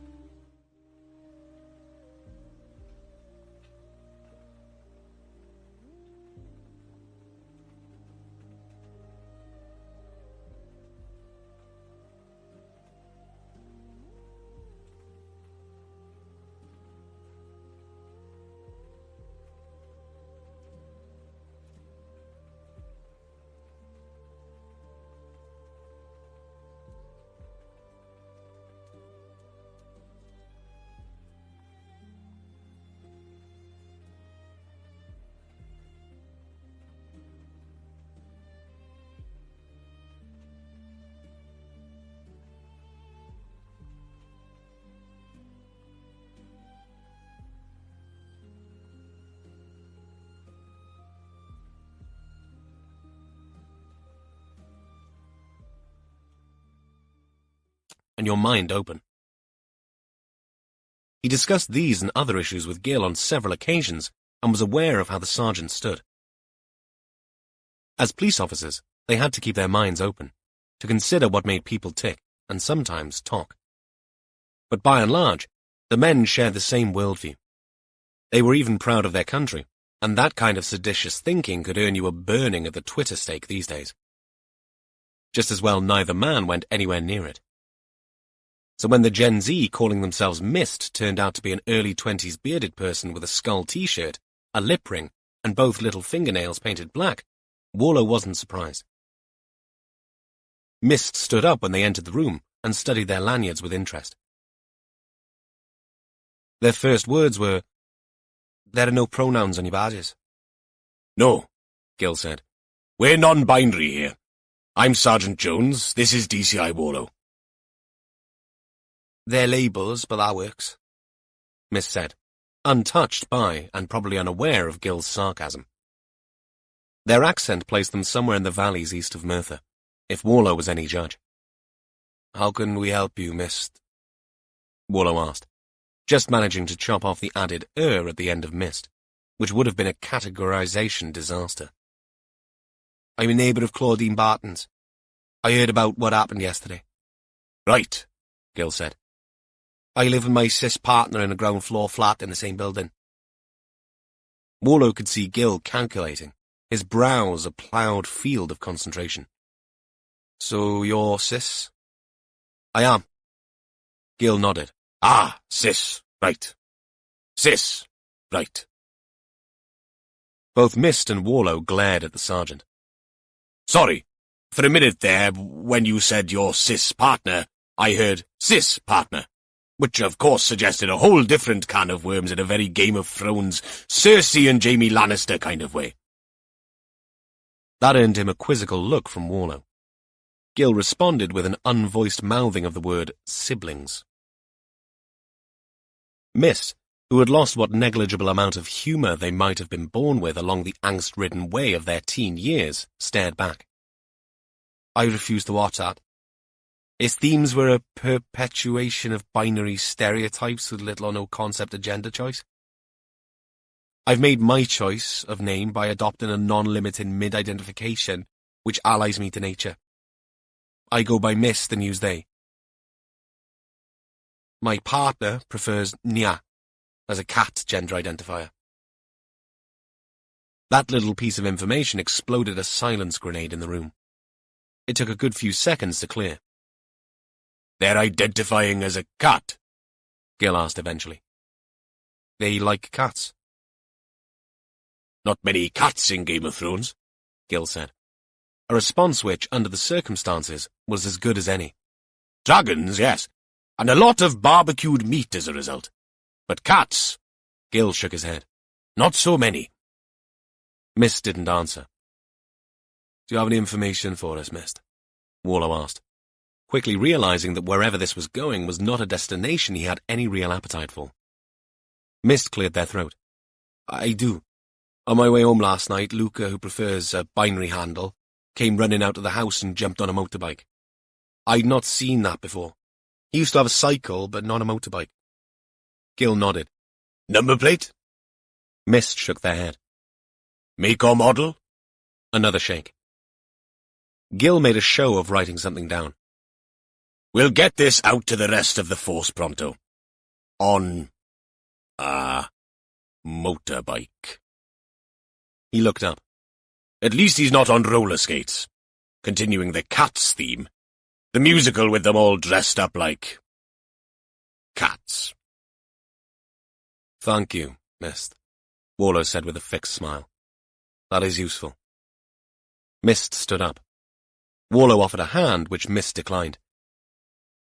"There's too much interference of a power relationship in a handshake. I prefer to keep to my own space." "Lovely," Gil said. "Thank you again. If you could give me a phone number in case we need to contact you." "Do I have to? It's just that the account is in my dead name." "Dead name?" "The name I had to use before identifying." "Ah," Gil said with a smile so fixed it looked as if it had been sculpted on. "We'll try not to use that then. Just the number will do." When Mist had gone, both detectives walked back upstairs in silence until, finally, and as inevitably as sunshine after the rain, Gil broke it. "Did I hear that correctly? She wanted to be identified as a cat." "You did." "Does that mean she sits in front of the telly licking her own?" "That imagination of yours should come with a bloody government health warning," Warlow interjected. "I was going to say pause. Only people with their heads in the gutter would have assumed otherwise." Gil shook his head and sighed. "I don't know. Do you sometimes feel that the world has moved on a bit too far and that somehow we've been left stranded by the tide?" "Maybe. Or perhaps I'm bloody glad I'm not at university again. Those are choppy waters to navigate." "Only if you seek to be in the same boat. Me, I think I'd be on a windsurfer on my Todd. Earphones on, hair in the wind, and shiver me timbers. The idea of you on a windsurfer shivering your timbers needs a great deal of imagination. I might require a biscuit before I can stretch to that. Ah, well, that image will remain an enigma then. We are biscuit-free again today, I'm afraid. Wallow sighed. You can go off people, you know. The Saturday morning's catch-up meeting took place in a business-like tea, but sans biscuit atmosphere. Rhys's scalp wound was inspected by the team, and the general agreement was that the nurse who'd sutured him up had done a fine job. Must have been hard stopping all that cotton wool from coming out while she was tying the knots. Gil peered at the wound. It's a nice, neat job, Jess said, flashing Gil an admonishing glance. And it's given us someone we need to question. Wallow explained what they'd learned from Jess's visit to Claudine and their brief interview with Mist. Then he updated them on Tiernan's report. You think Alistair Linden was abducted then? Jess asked. Perhaps, or drugged. We need a toxicology report to know that. Either way, it looks like gagged and bound, if you remember the ligature marks on the wrist. What about the other fibres Tiernan was antsy about, sir? Catherine asked. Nothing yet. Rhys, keep an eye out for more intel on that. But in the meantime, we need to find out as much as we can about Luca Domicini. The bloke with the ninja skills that poleaxed Rhys? Catherine said with glee. I wasn't even looking, Rhys objected. What, as he was coming downstairs to meet you? Gil asked. Did you have your eyes shut? No, I don't mean that. I mean, I wasn't expecting him to kick out like that. He took me unawares. Gil frowned. He took me unawares on the stairs. That's a line straight out of Lady Chatterley's Lover, isn't it? Was she in Downton Abbey? Rhys asked. I doubt it very much, Wallow said, realizing they were getting sidetracked quickly. I've got some background, Gil said. Domicini is a hothead. A couple of arrests for a fray. But since he works as a bouncer in somewhere called the Cat's Whisper... A misprint, surely, Jess grimaced. Afraid not. Let's hope it's deliberate and not ignorance. Gil posted an A4 sheet up on the job centre. Although I have my doubts. Domicini also works as a personal trainer. Sometimes home visits, sometimes at a gym. He's also got some form with drugs. Possession, nothing huge. He's also registered at a second address. Right. We need to find him as a priority, Wallow said. Let's see if there's any CCTV in and around where Claudine Barton lives. Send some uniforms round to the second address and let's find this motorbike of his. The DCI got up and walked to the gallery half of the board, and looked again at the crime scene photos. I walked the path last night. Not quite all the way to the visitor centre, but 2/3 of the way, to get a feel for it. And? Jess joined him at the board. It's wild country. Wide open, but uninhabited. The question is, was he brought down from the higher ground, or taken up from lower down? There are no signposts. You need an OS map to keep track. So you're thinking that whoever put him there must have known about these shafts? I do. But what the link with Ustimtian is, I have no idea. Yet, sir, Catherine said. Quite right, Catherine. Not yet. Then it was Rhys's turn to fill them in on what they'd learned about the dead man. His previous marriage and his divorce settlement. No children, then? Jess asked. Rhys shook his head. Jess turned to Catherine. Do you have a photograph of Ava, the mysterious A of the thank you card? I do, ma'am. Sorry, slipped my mind.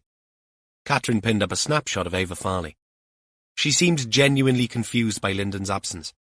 At the moment, she and her flatmate are the last to have seen him alive last Sunday morning when he dropped her back at her flat. And he'd said nothing to her about where he might be going? Wallow asked. Jess shook her head, arms folded, staring at the photograph. No. And no communication from him since then. Do his phone records confirm that? Gil turned to Catherine. They do. No phone activity after 2 p.m. on Sunday afternoon. The one odd thing about this is the overlap in timing. Jess pointed at Gil's posted-up timeline. Ava Farley told us that Lyndon had made contact and asked her out because his partner had left him. That was over 5 weeks ago.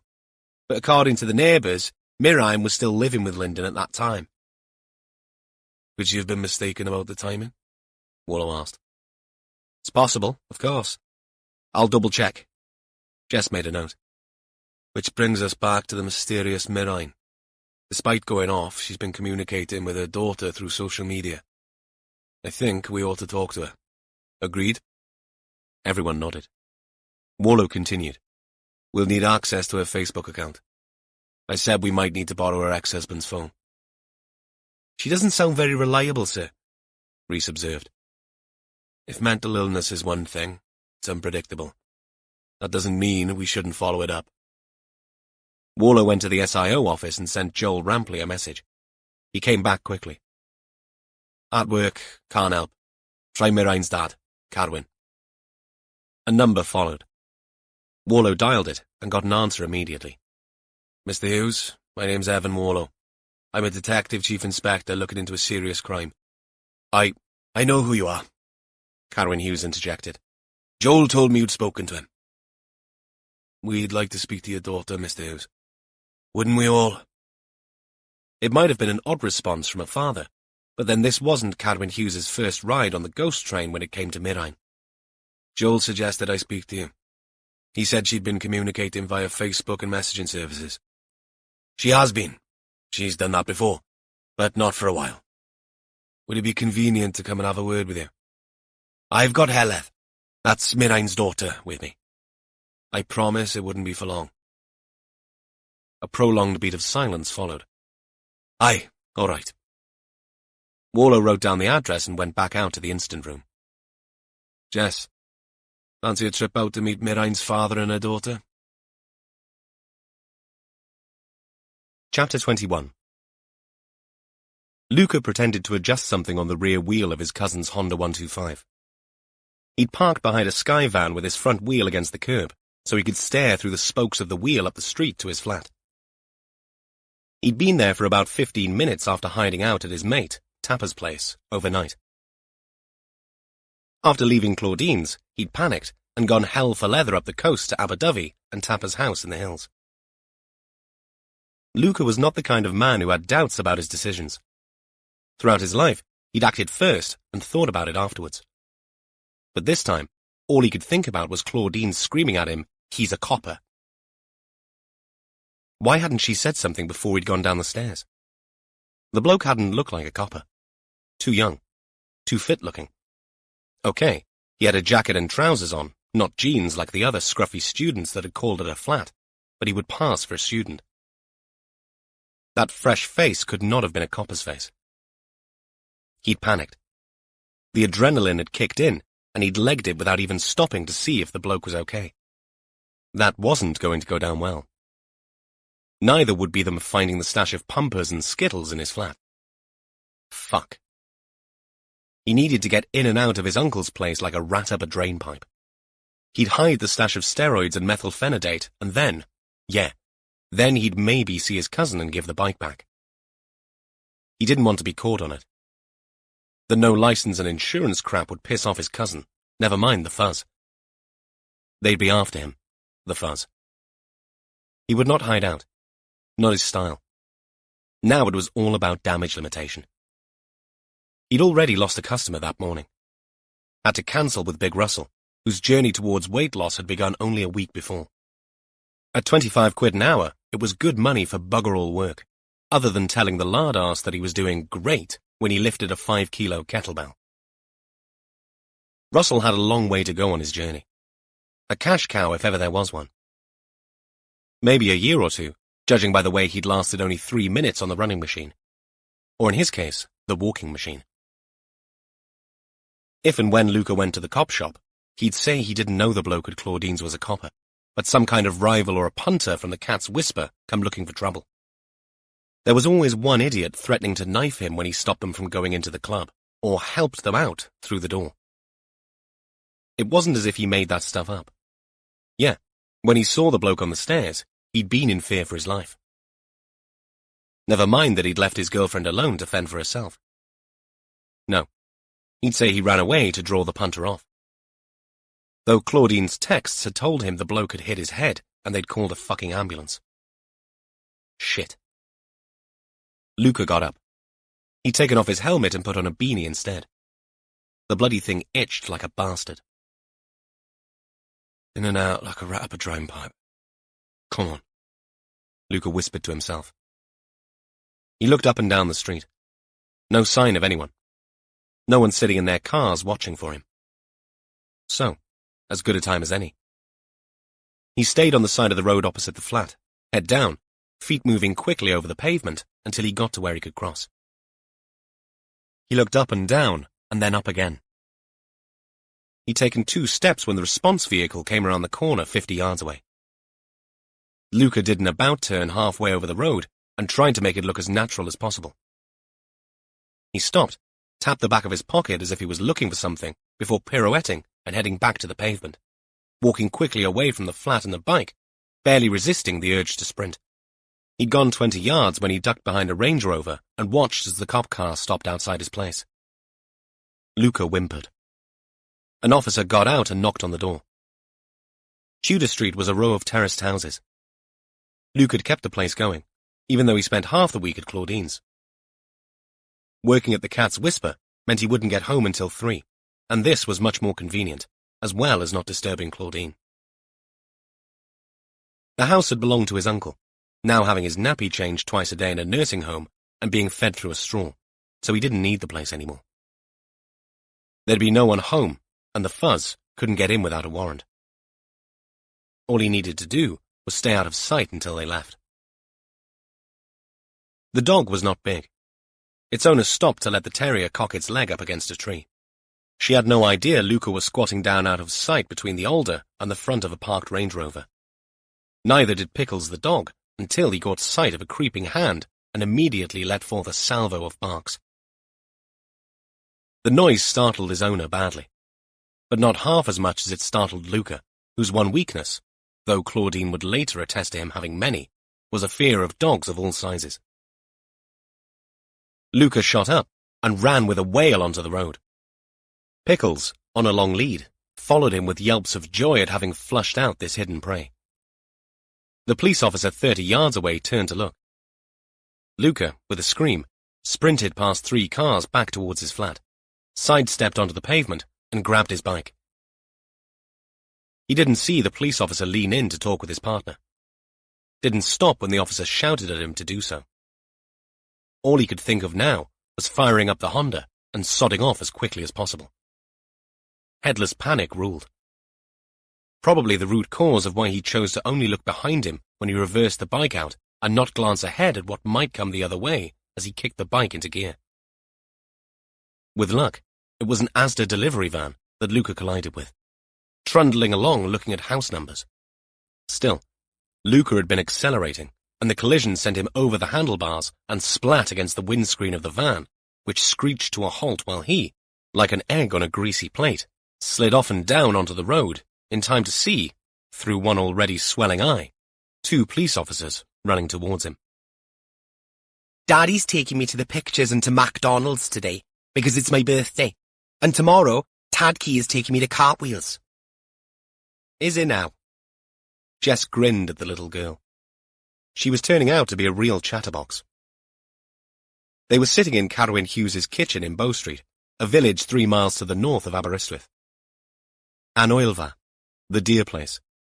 A white-painted bungalow a stone's throw from the railway line with a large garden to the rear. You like going to the pictures, then? Heledd nodded eagerly. Dad buys humongous popcorn and a Pepsi and sometimes chocolate. Her face became serious.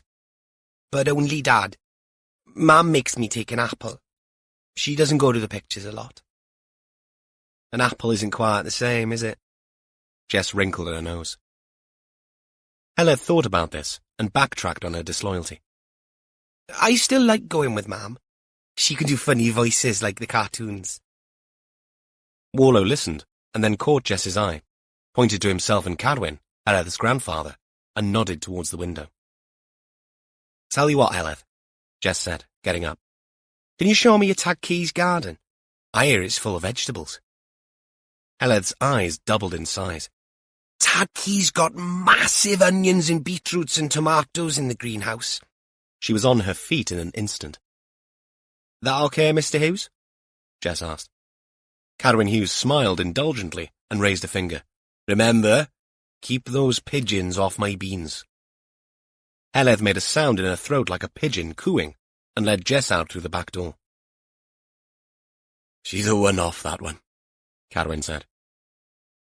Warlow watched him move to the window and follow Jess's progress down a narrow path that split the neat rows of planting in two. He wasn't a big man, but still had a mop of trimmed silver hair and a face brown from hours outdoors. The jeans and work shirt he wore looked clean but well used. But it was the man's hands that struck Warlow. The fingers were thick and calloused from hard manual work. Is she like her mother? Warlow asked. Areen spit.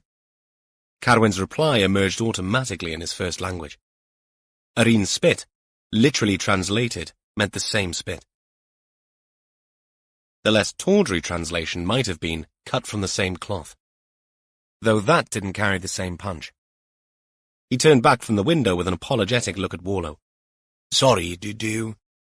I do. People of Cadwyn's generation living in this part of West Wales often felt much more comfortable communicating in Welsh. Warlow switched effortlessly into it now. Can we speak about Merain? Of course. Do you want to go through to the living room? Warlow had turned down the offer of tea. Though it was a hard-to-break habit, he didn't want to impose any more than he had to on the little girl's birthday. Cadwyn led him through to a neat room with a sofa and one armchair, a sideboard, and a TV. A few family photos adorned the walls, but no art. Cadwyn answered the DCI's unspoken question. We moved here after I retired, and then Eluned became unwell. Warlow took in the photographs. Faded wedding snaps of a younger Cadwyn and his bride, Eluned. The same woman, smiling and holding a baby that must have been Merain, along with a bigger snap of an older Cadwyn and Eluned, and a pretty woman holding another baby next to Jewell in front of a caravan under a blue sky. That Merain? Warlow pointed. Cadwyn nodded. That's her with Heleth down in Aberaeron. Last time we were all on holiday together. We'd been here just a year when my wife passed. It was quick. Ovarian, they said. Heleth was only 2.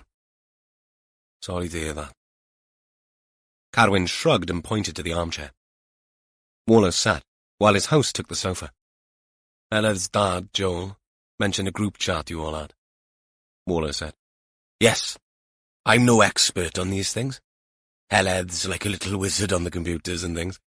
But I just about managed the phone. Would it be okay to see your messages from Merain? Cadwyn retrieved a phone from the sideboard and put on a pair of glasses. He pressed buttons and made some exaggerated swipes until whatever he was looking for appeared, and then turned the phone around to show Warlow. It's called Heleth's Gang. Her choice.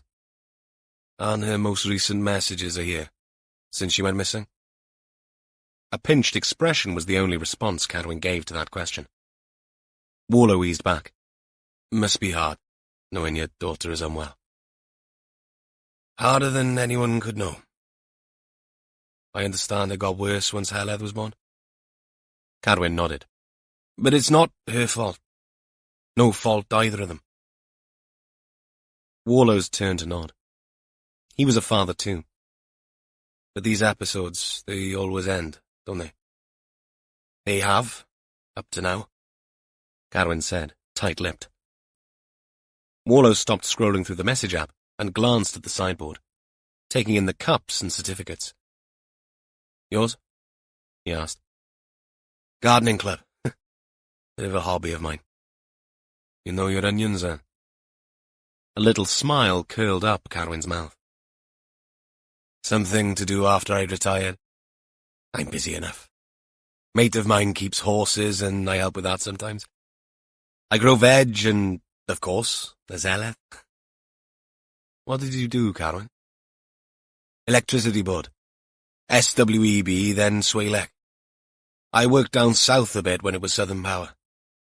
Warlow's eyes dropped back to the phone. Would it be okay if you took some screenshots of the last few weeks' messages and emailed them to me? I could try. We could do it now if you like. Warlow was no IT wizard like Heleth, but he had his skills. Within 5 minutes, he'd sent over a month's worth of messages. Does Mirai know about Alistair? I haven't said anything about him. I'm sorry, I must ask you these questions, but it's my job. At any time during her illness, has Mirai never been violent towards anyone? The man's eyes fell away, and he exhaled thinly. We'd like to find her, too, Carwyn, Warlow said by way of reassurance. A barely perceptible nod followed. That won't be easy. I've been looking for a long time now. We all have. Odd words, but Warlow assumed there was a deeper meaning here. Perhaps Carwyn Hughes had lost his daughter, in the figurative sense, years ago. I'm sure she'd want to know about Alistair. She would. Carwyn jerked his chin up in agreement. And though this expression didn't change, a solitary tear ran down from the corner of one eye. Warlow moved to the edge of his seat and reached a hand across to touch the older man's arm. Sorry. I realize this is hard for you. It is. It's bloody hard. The words were now barely a whisper. Warlow handed back the phone. We'll find her. I promise you that.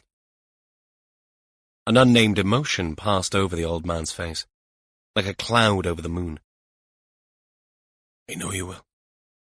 I want you to. For Heleth's sake, if not for mine.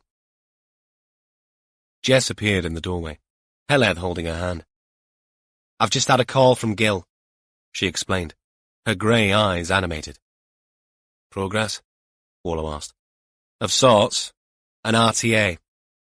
Our motorbike man has been in a little accident. Chapter 22. Katrin was wading through Mirain's phone records when her phone chimed an incoming text message notification. The name came up on her screen, and she lifted her chin towards the ceiling with a sigh. Byronsky, it's Saturday. You up for a coffee? Magda's is still here. Remember those post-hangover fry-ups? These days it's lattes and macchiatos, and almond croissants. Here's another snap from the archive. The photo, this time, showed the younger Katrin on a bed, face down, her hair a lot longer than, half covering her face. Bed sheets covered only part of her backside. The rest was all on show. Her pale skin in the dim light of a dark bedroom looked oddly darker than usual. She remembered that Byronsky had a couple of cameras that he was always playing with. This shot looked grainy, something to do with how you processed the image, no doubt. But it wasn't so much the image that bothered her now.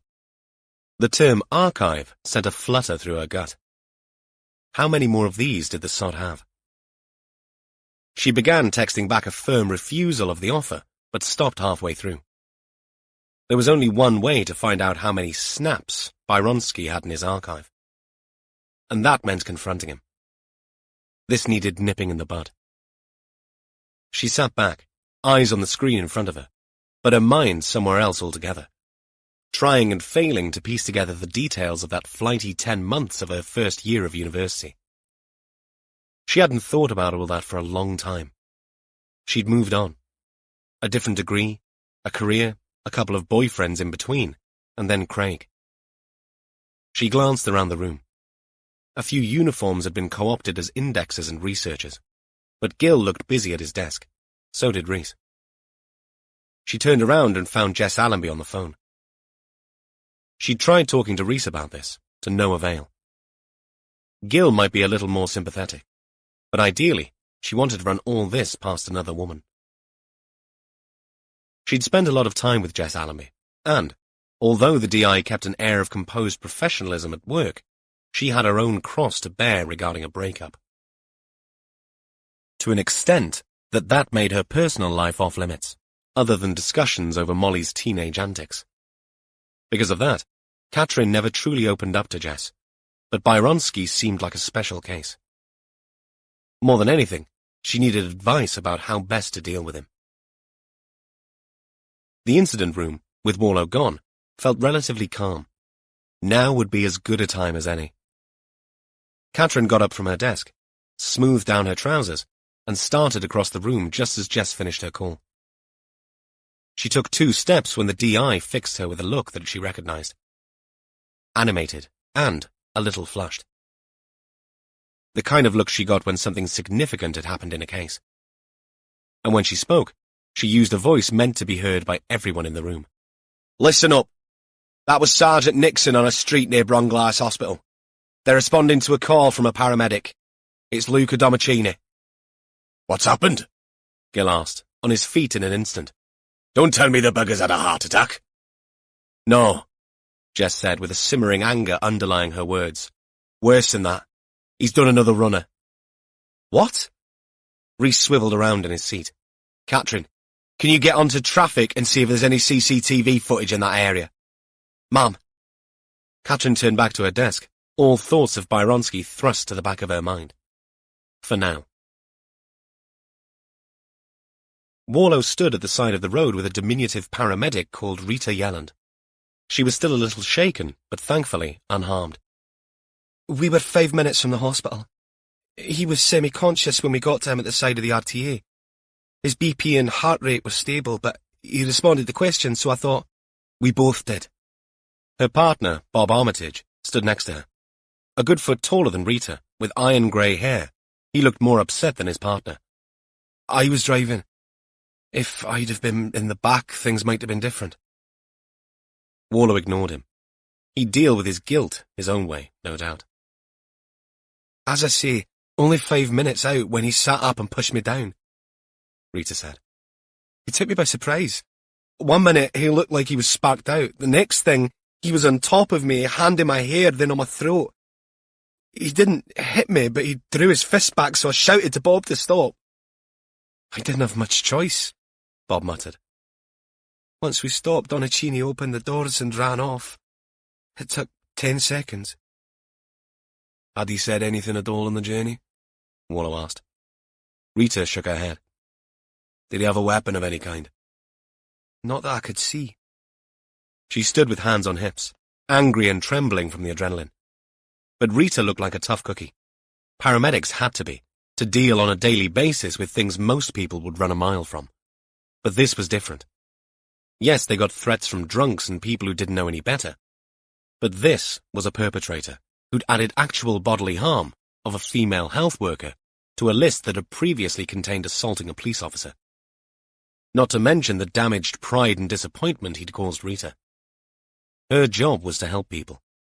When those same people ended up not wanting help or worse, being obnoxious and violent, it hurt. He didn't hit you? Rita shook her head. But he looked capable of it. Warlow put a hand on her arm. You did the right thing, stopping and letting him go. He's desperate. What has he done? Bob asked. We don't know, but he took out one of my officers too. As time goes on, it's looking worse and worse for him. He left them to it. Conventional wisdom said that Rita ought to go home for a strong cup of tea and a lie down. But even as Warlow walked away, he heard a call come over the radio that there was a possible burns incident at a house on Greenfield Street. If there was any suggestion that these two should call it a day, it ended within 30 seconds. Warlow saw Bob and Rita climb into the front seats of the ambulance, and the next minute, they were off, blue lights flashing. Chapter 23. Who the hell escapes from an ambulance after an RTA? Rhys asked Catherine while they searched for known camera positions on their screens. Exactly. What the hell is he up to? Catherine looked perplexed. He'll have no idea, Gil said. Scroats like him can't stand the thought of getting caught. It's a macho thing. But why? Well, he wants to get back to his house, Rhys offered. There's a chance that... Rhys's mobile rang. Not a number he recognized. He picked up. Hello? DCRS? It's Claudine. We met in my flat? Rhys moved the phone away on an outstretched hand and put the other to the side of his mouth so that he could whisper to the team. Domicini's partner. He brought the phone back. Yes, Claudine. How can I help you? I was ringing... I wanted to find out if... Are you okay? Great, thanks. There was a lot of blood on the stairs. Yes, sorry about that. I'm a good little bleeder, so my sergeant tells me. Though sometimes he leaves out the good bit. I'm so glad. Luca can be wild. He has an awful temper. He hasn't ever... I knew you were going to ask me that. No, never. Not with me. It's always with other people. That's good then. Although I'm other people, so not so good for me. Catherine, a couple of desks over and listening to Rhys's side of the conversation, held up her hands with a scrunched-up face in a gesture of amused confusion. A state of mind Rhys's ability to torture the language often evinced in her. Rhys, not wanting to be distracted, turned away only to see Gil on the other side of him, gesturing a circular motion with one hand and an opening and closing motion with the other. Rhys twigged that they wanted him to keep talking. Has Luca been in touch with you, Claudine? No. Claudine did not sound convincing. Are you sure about that? He said he was going to his uncle's old place, but that was ages ago. I haven't heard from him in hours. Rhys wondered if the RTA had damaged Luca's phone more than it had damaged him. If he does contact you, it's important you contact us right away. Is he in trouble? I won't lie to you. Yes, he is. For kicking you in the chest. Let's just say it doesn't show him in a very good light. He isn't the thug, honestly. That was debatable. Okay, but if he contacts you, please tell me. I will. In the silence that followed, Rhys tried desperately to think of something else to say, but it was Claudine who ended the stalemate. Actually, there was something I wanted to ask you. I couldn't before because I'd only just met you and then, when Luca turned up, all hell broke loose? Claudine giggled. She used her little girl voice for that one. Can we meet? I know it's a Saturday, but a quick coffee in town? Just you and me? Do you know the quayside? No, but I can find it. Half an hour? I'll be there. When he'd finished, Gil clapped him on the back. Well done, Rhys. She said she wanted to say something, but not on the phone. Think Domicini's with her? Catherine asked. Dunno. I didn't get that feeling. I'm meeting her in town. Jess nodded. Off you go then. Find out as much as possible about Domicini. He may have some places he frequents. If anyone will know, it'll be his partner. And so, paradoxically, it wasn't Catherine that went out to coffee with an old flame, but Rhys with a new acquaintance. One with expertise in the sensual arts, who was closest to their person of interest in a murder inquiry. She was sitting on a stool near a window bench in the coffee shop when Rhys entered. The last time he'd seen her, she was dressed to thrill. Now, she'd adopted a student uniform of tight skinny jeans and shapeless hoodie.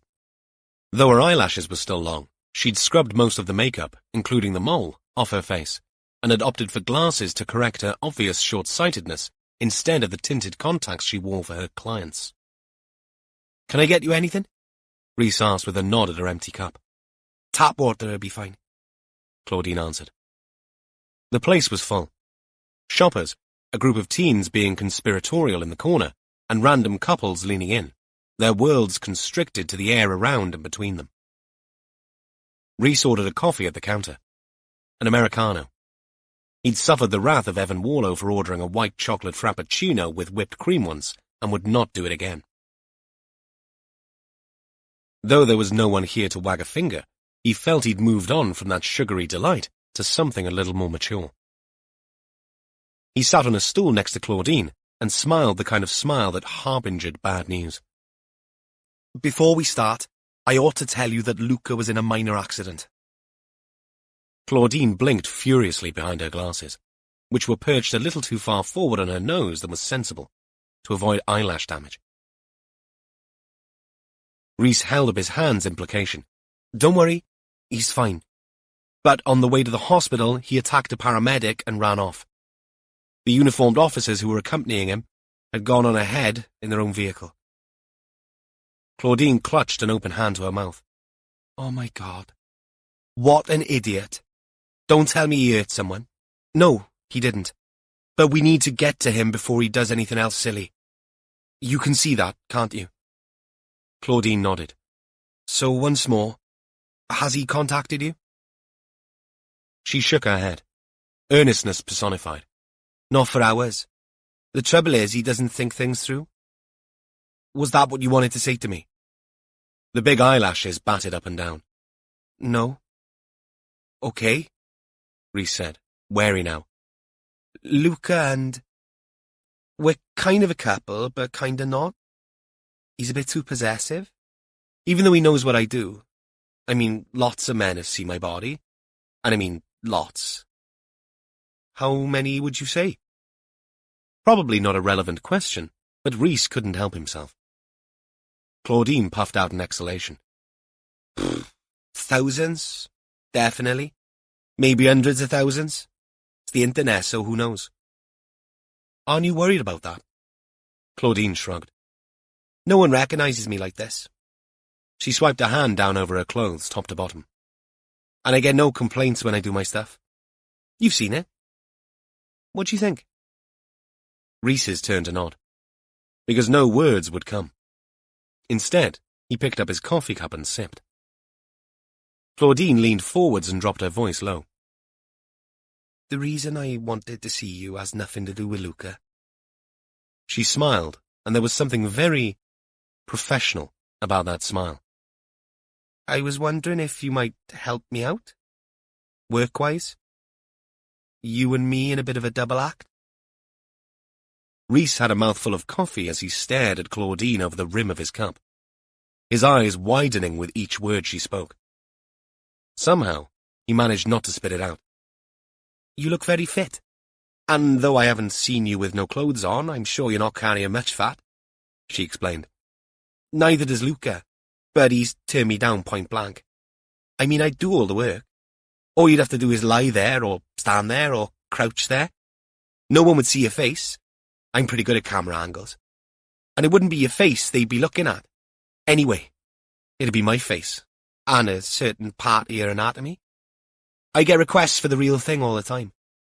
We could charge a special rate and make an absolute killing. She let out one of her little giggles. We could put a small policeman's hat on it and I'd call you Mr. Truncheon. Rhys swallowed, or rather gulped, and the coffee in his mouth found its way into a tube that was never meant for hot fluids. He managed to his credit to get a paper towel over his face before the worst of the regurgitated stuff came back up from his larynx and out of his mouth in an explosive cough. More of it took root B via his nostrils. He lurched back, his stool scraping over the floor, and tried to clear his airways, tears streaming down his face, the tickle in his larynx unstoppable. For a good 2 minutes. Someone even came over to pat him on the back, but he waved the bloke away. I'm fine. Fine, he gasped. When he finally looked at Claudine, she was still sitting there, contemplating him impassively. Obviously, that has come as a bit of a shock. Have a think about it. I mean, I'm not going anywhere. You're a busy man and you know where I am. She got off the stool and picked up her bag. Oh, and if Luca tries to contact me, I'll text you. Okay? And with that, she walked out, leaving the detective alone to mop himself up and wonder if there were any hidden cameras or microphones in the place. He jerked his head up and around in panic. He could almost accept it if it had been a wind-up. But something told him it had not been, and no one was taking any notice of him now. They'd all gone back to their flat whites and cappuccinos. He picked up Claudine's untouched tap water and sipped. It helped. Mr. Bloody Truncheon. Rhys shook his head and pondered just how weird this world he was living in could be. Was he ever going to tell Gina about this? She'd be the only one. He'd never tell anyone else. And even Gina was not scoring high on his possibles list. The sound of her throaty, hysterical laughter bounced around in his head in anticipation. Of course he'd never do it. Mr. Truncheon. Not in a million years. And as of this moment, Claudine didn't need to come anywhere near the investigation because she had nothing else to contribute. Of that, he was sure. He needed to keep her away from Gil and Catherine at all costs. That was certain. He couldn't bear the thought of them ever mentioning the word truncheon ever again. Chapter 24. When Warlow got back to the castle keep, Jess stood outside, mobile to her ear. She waved a greeting and mouthed, "Molly," to him, as he pushed through the main entrance doors. The shared gallery and job centre boards looked pleasingly full as Warlow stripped off his jacket. He nodded at Catherine and raised a hand to Gil, but noted Rhys's absence. "Where is he?" Warlow asked. "Getting the tea on?" "Alas, no. He had a mysterious phone call from Luca's partner, Claudine Barton. Said she had something for him. Jess suggested he follow it up. Our man in Aberystwyth style. I've had a text. He's on the way back." Has she told him where Domicini is? If she has, he didn't put it in his text, which reads, and I quote, "Claudine a damp squid. Back soon." Gil held the phone up by way of confirmation. We're both hoping that that's a predictive text error on the squid, right? Warlow raised one eyebrow. We can but hope. However, this comes from a man who has been known to use nip it in the butt when he's wanted to quickly end something unpleasant. I put it down to the education system, Warlow said. And to think his mother is an English teacher, too. Ah, but she insisted on sending him to a school where she did not teach, Gil said. She'd have been better off keeping an eye on the bugger and teaching him the difference between squid and squib. Christ, she must be rotating in her grave. Gil's turned to cock one eye. You realize Mrs. Harris is very much alive and well. Someone better dig her up, then. The sergeant nodded his appreciation of Warlow's very old joke, coincidental with Jess breezing back in. "Just saw Rhys pull up," she announced. "Right, I'll get the kettle boiled." Gil sauntered out of the incident room whistling the tune to Rocky. "All okay with Molly?" Warlow asked. Jess dipped her head low to answer. Her dad's just informed her he might be out of circulation for a while. Of course, she thinks that means he's going to jail. So she is now doing the headless chicken in our kitchen. Still, nice to know she's concerned for her dad. More concerned for her street cred, more like. That's a bit harsh, isn't it? She sank into a chair. I suppose so. Sometimes I wonder who is the biggest drama queen, Molly or Ricky. If he is going to go undercover, though, he will be off-grid for who knows how long. He'll be out of my sodding hair, that's for certain. Jess's eyes stayed hard. And I wouldn't say Molly is a drama queen. She's a teenager, that's all. Isn't she just? The incident room door swung open, and Rhys walked through, took in the inquisitive faces of the rest of the team, stood stock still, went bright red and said, "What?" "Nothing," Catherine said. "But why are you looking so guilty? What have you and Claudine been up to?" Rhys shrugged off his jacket. "Waste of time, that's all. She hasn't been contacted by Domicini, that's for sure." He turned to Warlow. "Hello, sir. Did they find a phone on him, do you know?" Didn't ask. "I'm wondering if it got damaged in the RTA." "Good point," Warlow agreed. "If she didn't want to speak to you about Domicini, what did she want?" Catherine persisted. "She realised he might not be around for a while, so she was angling for some police protection. For her work, you know." Whereas this wasn't strictly true, it wasn't exactly a lie either. After all, the offer she'd made Rhys would have involved him being a presence and an obvious one if the policeman's helmet thing was ever in play. Catherine's eyes narrowed. "Why is it I get the impression you are only telling us half a story here?" "Ah, well, Sarge, must be all that detective training." Rhys's smile beamed out. Catherine said no more, but her glare could have stripped paint. Thankfully, his ordeal ended when Gil pushed through the door, phone in hand. "I've just taken a call from one of the rural crime team. I think you know him as Tomo?" Warlow nodded. He knew Tomo. They'd worked together on a case over on the far eastern edge of Powys where 2 farmers were murdered. "Tomo, what does he have to say?" "Someone said they'd seen something in a quarry over at Ystrad Meirig. Some stuff floating in the water there. Looks like it belonged to Alistair Linden." The journey south and east took 25 minutes. It might not have been far on the map, but the roads wound up and down towards one of the oldest villages in Ceredigion. Warlow drove with Rhys as passenger. "What can you tell me about this place?" Warlow asked. Rhys had his phone out, Googling. "Not much, sir. I mean, we did touch on Ystrad Meirig in school because it had a castle 1,000 years ago. Not anymore, of course. All that's left is a mound of earth. But it had strategic importance. Quite a few battles in the area. Us against them." "Them?" "The Normans, sir." Warlow turned one sceptical eye towards the DC. "And you're in the us camp, are you?" "Clue is in the name, sir. Lots of Rhyses around this part of the world. Mainly kings and princes." "Don't tell me you're the heir to the throne." Rhys laughed out loud. "Someone already pinched that, sir." He flicked through pages on his phone. Right. Looks like there is more than one quarry here. It's a big area. But the place we want is just to the east. Not the main quarry.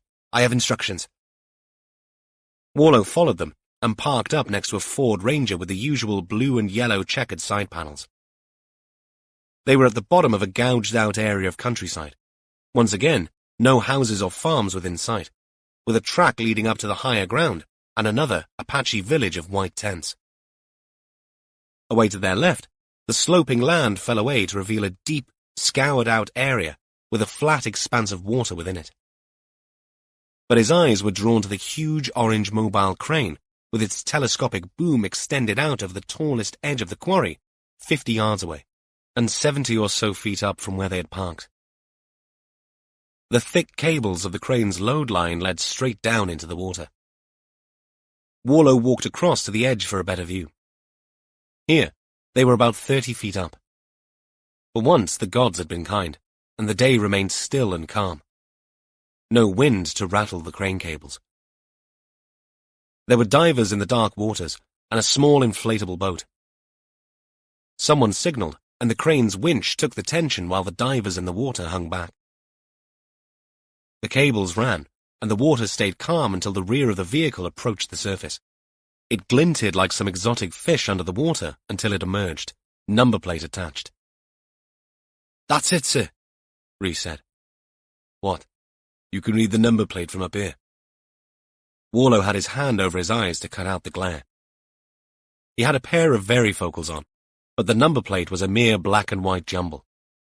But Rhys reeled off the letters and numbers. "Christ, are you part kestrel?" "Young eyes, sir." "Watch it," Warlow warned. In the quarry, water streamed out of the open windows on both the passenger and driver's sides.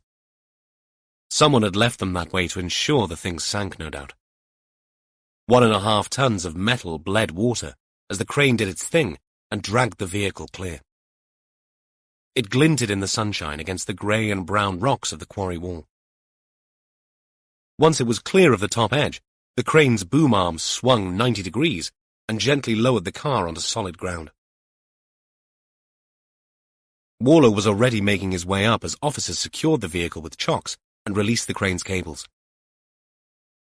By the time Warlow arrived, Povey was already out, Tyvek to the gills, kneeling to inspect the outside of the BMW. "I hope to God you're going to tell me that there's no one inside," Warlow said. "Can't speak for the boot, but the seats are all empty. No signs of external damage. Hasn't been in an accident." "We should look in the boot," Warlow said. "Can we do that if the battery's flat?" Rhys stepped forward. "It's a hatchback. I reckon if we open the back doors, the rear seats will fold down." Warlow turned to look at his junior with admiration. Povey went to it. Water trickled out of the footwell and dripped down from the inside of the door once she'd opened it.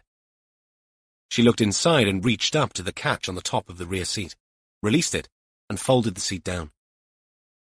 Warlow could hear his pulse thrumming in his ears as the seat back flattened. The boot wasn't empty. Inside was a shoulder bag and scattered remnants of papers that stuck soggily to the inside of the rear window in the boot lining. But that was all. Those papers were what someone saw floating on the surface. They're exam papers from the college. Some walkers phoned it in. If it had not been for the papers, no one would have known the car was at the bottom of that quarry. Any signs at all of a struggle in here? Warlow bent at the waist to peer into the soaked interior. A futile question, he knew, but he asked it anyway. Nothing that I can see, but we need a better look. As you know, any DNA evidence will have suffered from being in the water, but you never know. We've successfully recovered evidence from prolonged water exposure before. She stepped back, hands on hips in contemplation. But it'll be a job. Sooner we get this back to the compound, the better. Warlow left her to it and strode back to the stone track they walked up. It went on towards a sheep pen and petered out. You could drive a vehicle up here, that was clear. There were no signs, and someone had to have known about its existence. Only one thing was for certain. That person was not Alistair Linden. Chapter 25. This time, when they got back to Aberystwyth, Gil had the tea ready. Warlow reined back his disappointment over the lack of biscuit, but Rhys couldn't hold it in. Something to dunk would be nice, he muttered. Your head in a bucket? Catherine grinned. Rhys took offence. The team recognized his hangry mode, and another snipe was all it needed to trigger a response. You okay, Sarge? You seem a bit tetchy. Catherine shuffled some papers on her desk. I'm fine, thank you. As Sergeant Jones says, it'll do us all good to stay away from refined sugar for a few days. Speak for yourself, Rhys grumbled. The tea, at least, was hot and sweet.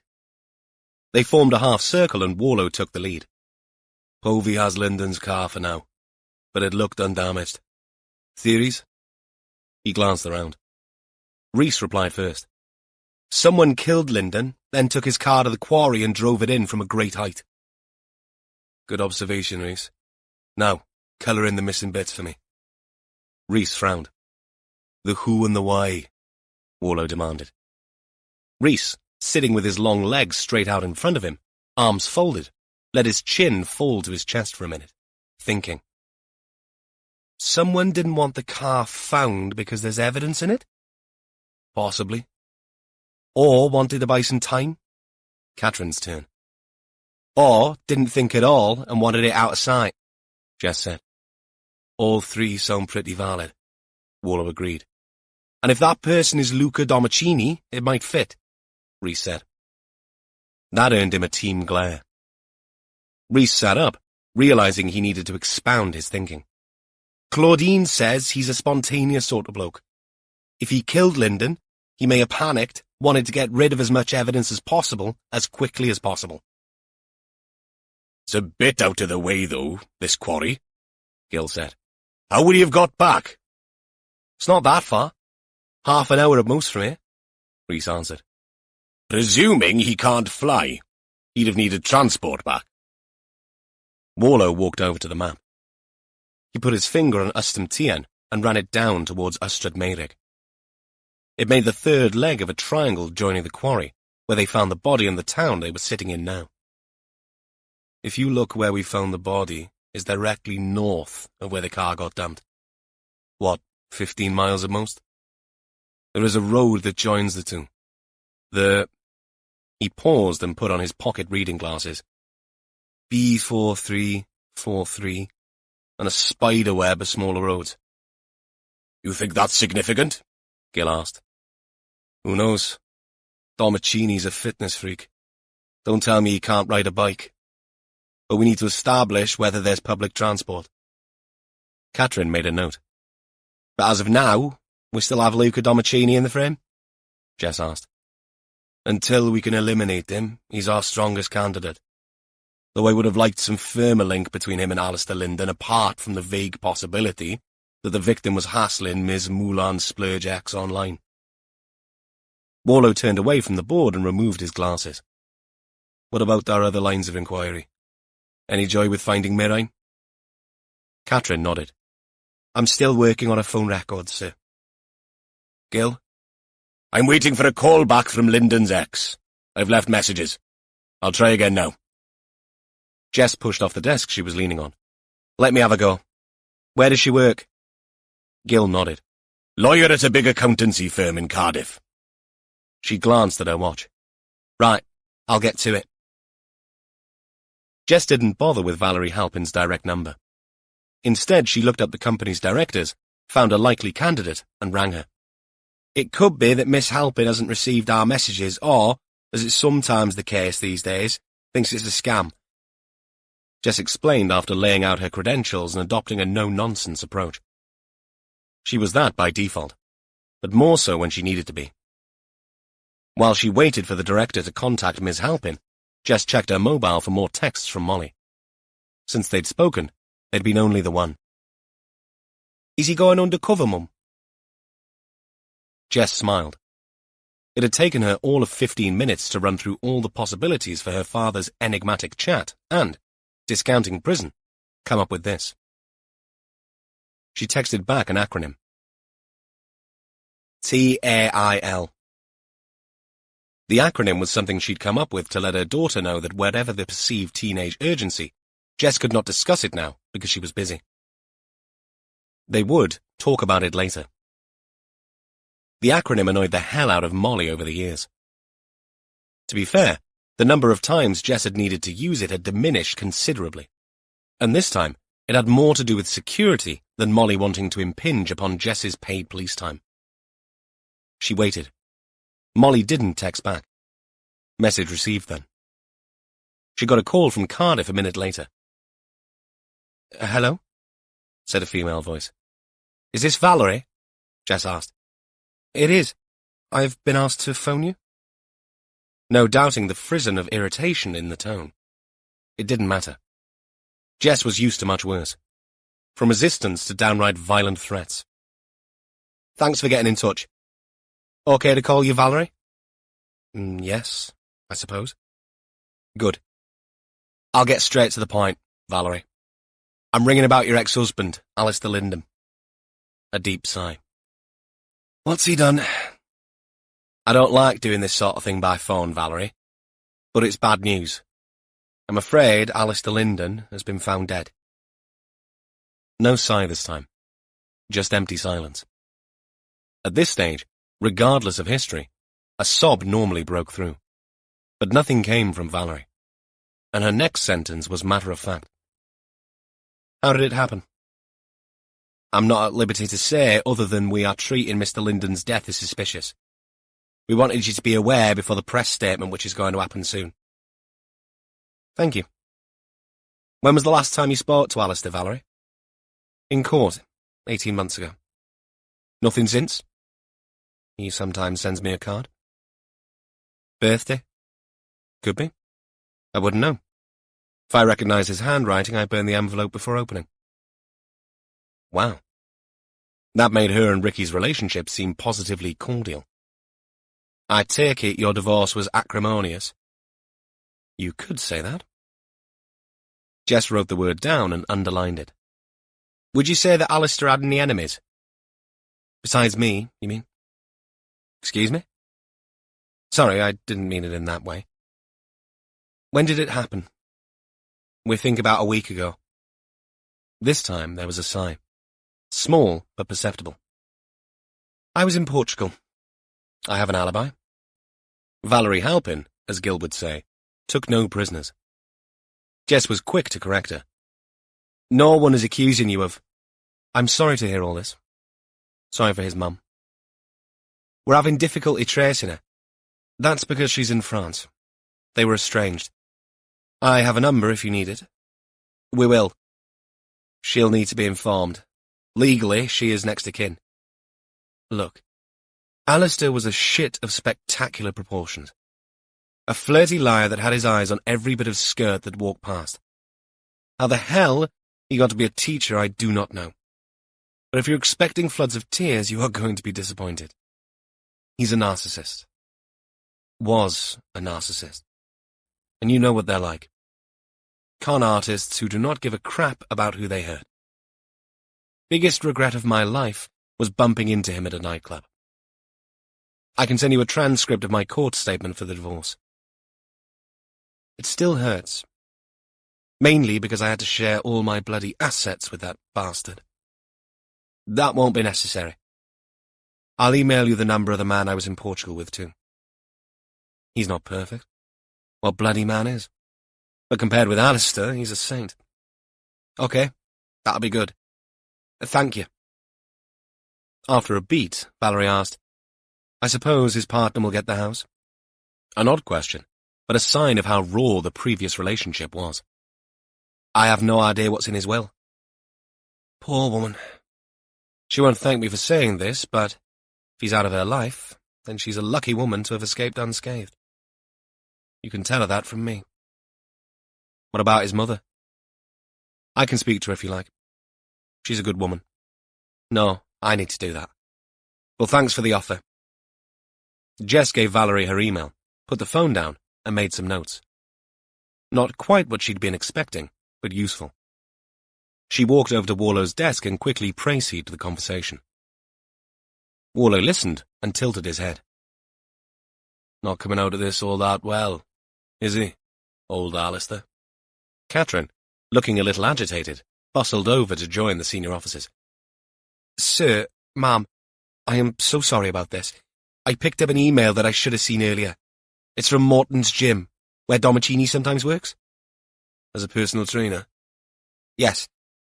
Anyway, the manager there has been through his list of members and, surprise, surprise, Alistair Linden is on that list. So there is a link, Jess said. I don't know how solid this is. I mean, two men in the same gym don't add up to much. But it adds up to something, Warlow said.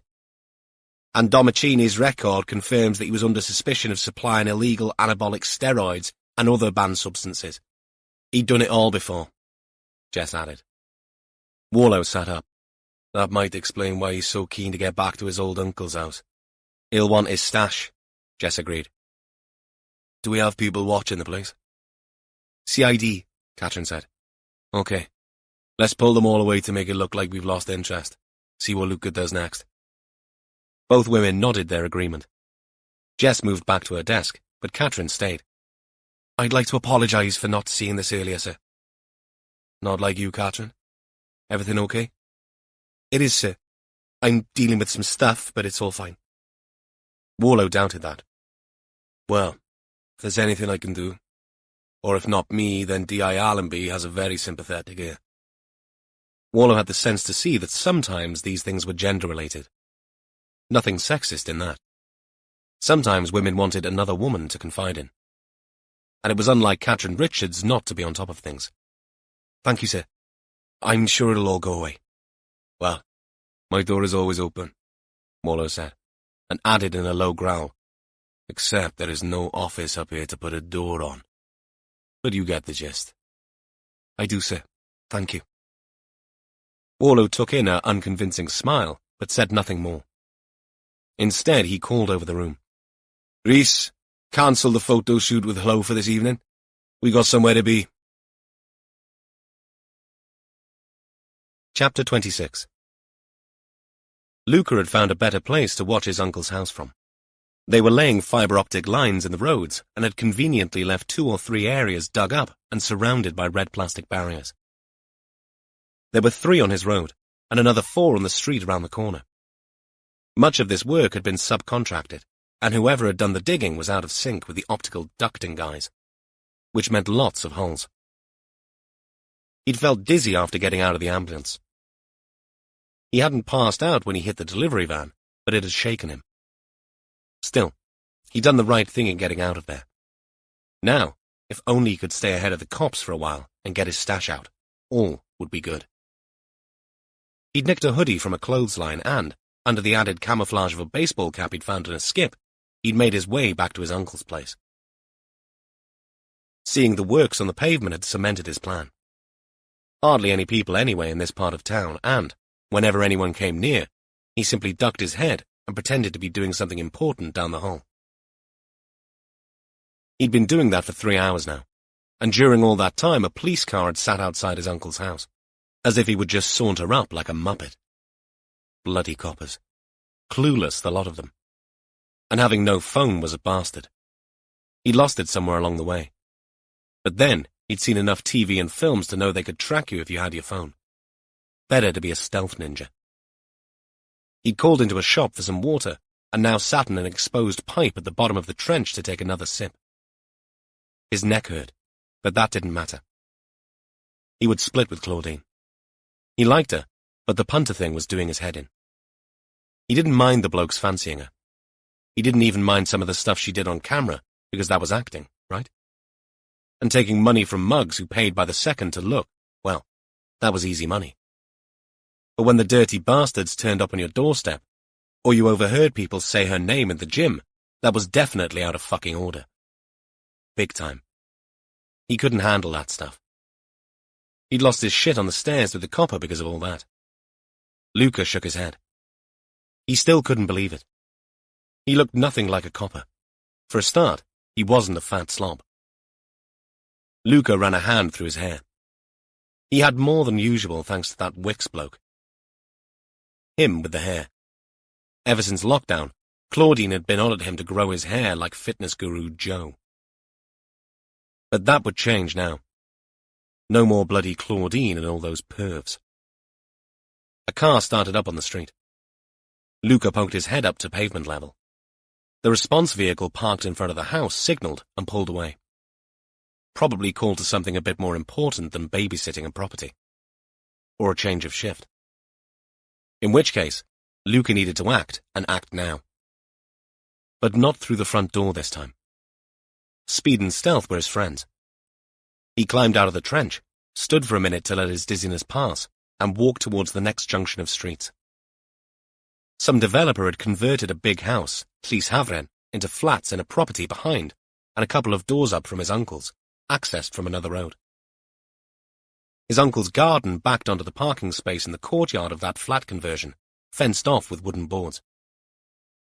Luca kept his head down, walked around and up the next street.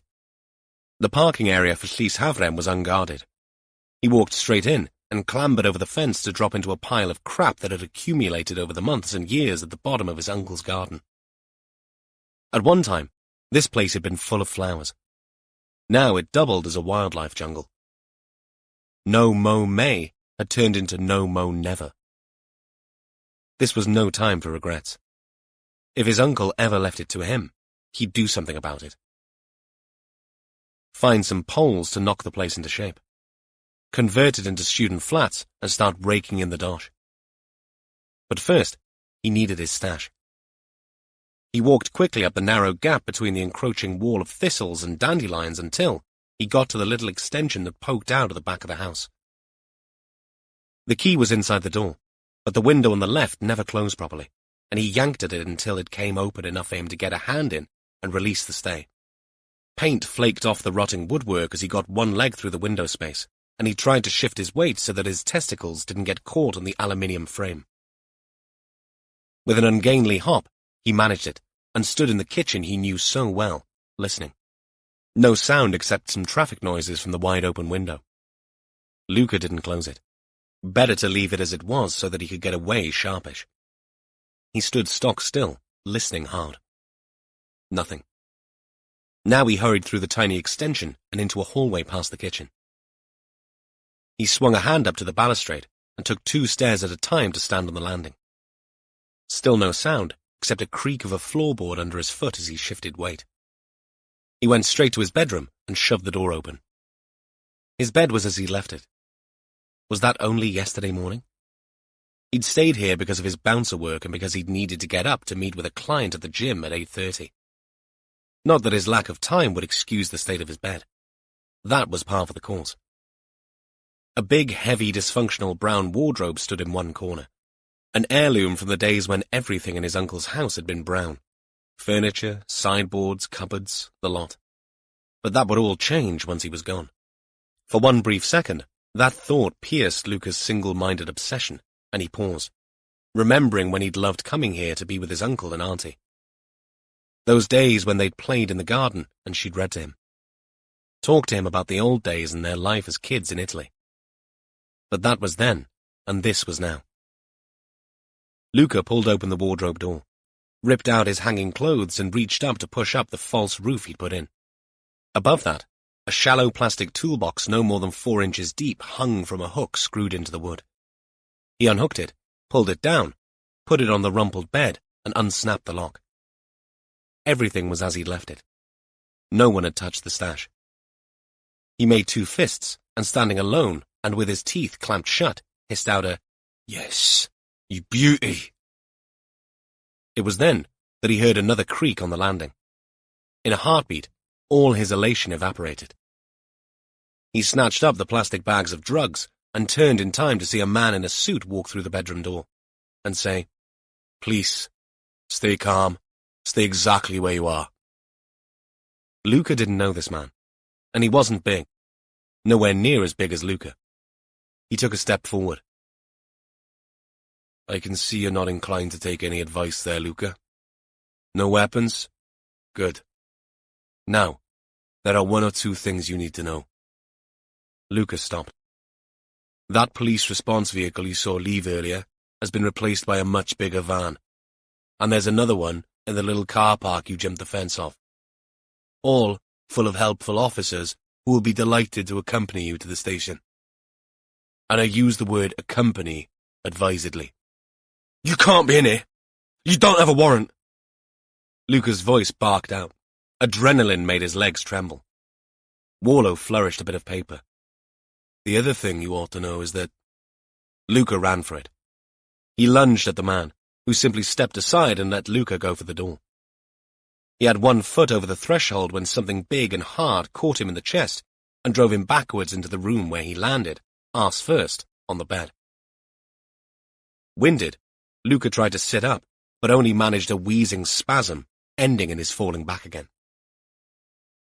The man in the suit stepped forward, holding up a lanyard with his warrant card clearly displayed. "DCI Evan Warlow.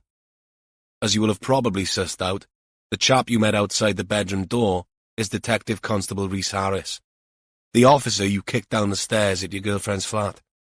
And believe you me, there is nothing in the world that he would enjoy more than apprehending you were you to flee again. But then you've already found that out the hard way." Rhys stood, tensed for more action, his fists balled, while Warlow continued. "He has several stitches that he wouldn't have if it weren't for you. I am almost certain it will please him enormously to return the favour." With a flourish, Rhys flicked open a metal baton. Luca looked down at the drugs in his hands and dropped them to the floor in a hot potato fashion. "Those aren't mine," he said. "Of course not. Probably your iron-pumping uncle's. Now, turn around, and my colleague Detective Constable Rhys Harris will put handcuffs on you." Luca didn't move. Warlow shook his head sadly. "Or don't, and resist this, in which case we'll be joined by my colleagues, eagerly awaiting my signal. They're all out there, champing at the bit, and one of them has a big red battering ram which will make a mess of your front door. You've seen him on the telly, all shouty and pissed off. My point is, we'll end up apprehending you anyway, but with a lot more swearing and a rainbow of bruises, none of which will be mine. Either way, I'm easy." "I didn't know he was a copper," Luca said. "Strangely enough, that might have helped a lot if it hadn't been for the illegal substances you came back to get." "Red-handed, sir," Rhys added, without taking his eyes off the man hunched forward on the bed. "Indeed." Warlow turned to Rhys. "Detective Constable Harris, please arrest this man on suspicion of causing actual bodily harm, and on suspicion of possessing a Class B drug, which is what Ritalin is, if I'm not mistaken." Luca looked up from the bed, all the fight leaching out of him. "I'm sorry about—" He pointed at Rhys's head. "I'm sure you are," Warlow said. "Now, Let's get you along to the station so we can find out what else you're sorry about. Chapter 27. The person lucky enough to be dragged in to sit at Luca Domicini's side during his initial police interview did not look enthralled to be there. Warlow put Gil and Catherine together for the interrogation, while he and Jess observed on a screen in a separate room. The woman next to Luca was a police station representative. It was late, and the law firm had sent down the poor sod on the roster. After all, the potential charge at this stage was actual bodily harm and possession. Nothing tabloid-worthy. Not yet, at any rate. The firm and their senior partner were entities Warlow had come across before, but said senior partner was at home with a glass of Chardonnay, feet up, no doubt watching some crime drama and laughing her socks off. Kerry Nichols, however, was a trainee solicitor who had done the police station representative's accreditation scheme, which was all you needed to do to be invited to advise a grumpy Luca Domicini under the bright lights of the interview room. Nichols wore thick-rimmed glasses and had declined the offer of tea, preferring a paper cup of water. She reminded Warlow of a skittish bird, painfully thin, all in black with a grey shirt. She twitched her gaze between her client, the officers, and the pad on her knees. Luca, on the other hand, sat forward, forearms on the desk, while Gil did most of the talking, and Catherine sat back, waiting. For now. Gil had been through the events leading up to the attack on Rhys Harris, adding his own calming interpretation to draw Luca out. Luckily, after 3 attempts at, I would suggest a no comment in answer to that question. As a mantra, the legal rep shut up and turned her attention to writing down everything that Domicini said. It wasn't as if there was any doubt about what had happened, as Gil had pointed out. Attacking police officers and paramedics would not go down well in the courts, and the drugs he was selling were found during a lawful police raid. So, you turn up at Claudine Barton's, with whom you were in a relationship, see a strange bloke there, and assume that this person had been bothering her. Correct? Exactly. Gil nodded. Understandable, given Miss Barton's line of work. You were wary, protective. I didn't know who he was. And did Miss Barton seem upset at all? Luca thought about this, knowing full well she hadn't, but he accepted the gift for what it was. Maybe. It all happened so fast. Yes. We have a statement from the victim. Gil picked up a sheet of paper. He flew at me without warning and kicked me in the chest. Luca glowered. I was worried he might become violent. He is a violent-looking sort of chap, D.C. Harris. Wouldn't you agree, Sergeant Richards? He glanced across at Catherine. She returned it with her eyelids at half-mast. Gil turned back and slid his glasses down from where he'd pushed them up over his forehead so that he could use them for their intended purpose. Now, about the drugs. Not yours, you say? No. Even though you removed them from a box hanging from a hook in a hidden space in your wardrobe? Luca's forehead seemed to be doing a dance all of its own. Next to him, Miss Nichols leaned over. I'd suggest a no comment to that one. Gil ignored her. Good idea, especially since the witness we have who saw you do that is a detective chief inspector. Luca shrugged. When I say not mine, I mean, they are mine. But I would not sell them or anything. They're for me. So they are yours, Catherine remarked. Her voice brought Luca up short. I got confused. People breaking into your house. It's stressful. It would be, Gil agreed. I can see that. Right, we'll make a note of that. Personal use for the drugs as opposed to flogging them all down the gym, then. Luca watched Gil scribble and looked across at the legal rep. That's good, isn't it? He whispered. Me not knowing who it was I attacked and the drugs being for personal use. Nichols looked up and gave him a twitch of her lips that didn't last long enough to be a genuine smile.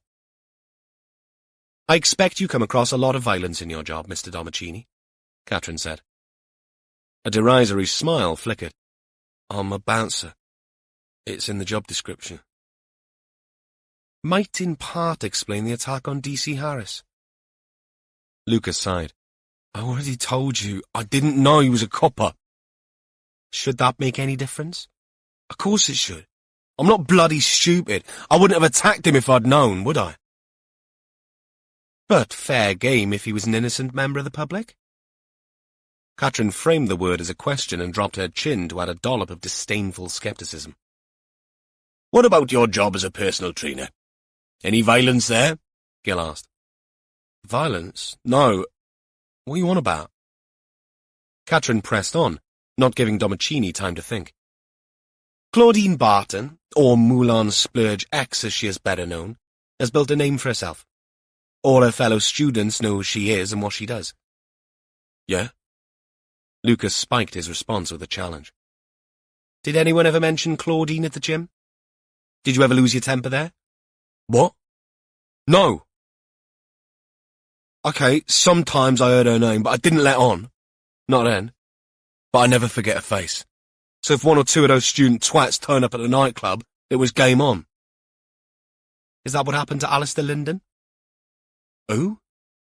A deeper frown from Luca now. Real confusion this time. Alistair Linden.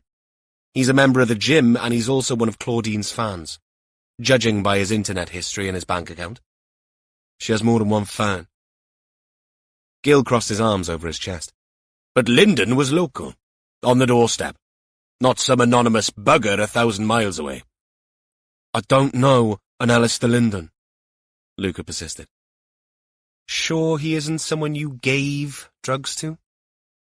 Katrin made quotation marks in the air to emphasize the word gave. Like I told you, I don't... She didn't let him finish. Did he say things about Claudine? Did he have a filthy mouth? Is that why you abducted him and smashed him over the head with a rock? Luca's posture changed in an instant. What? No.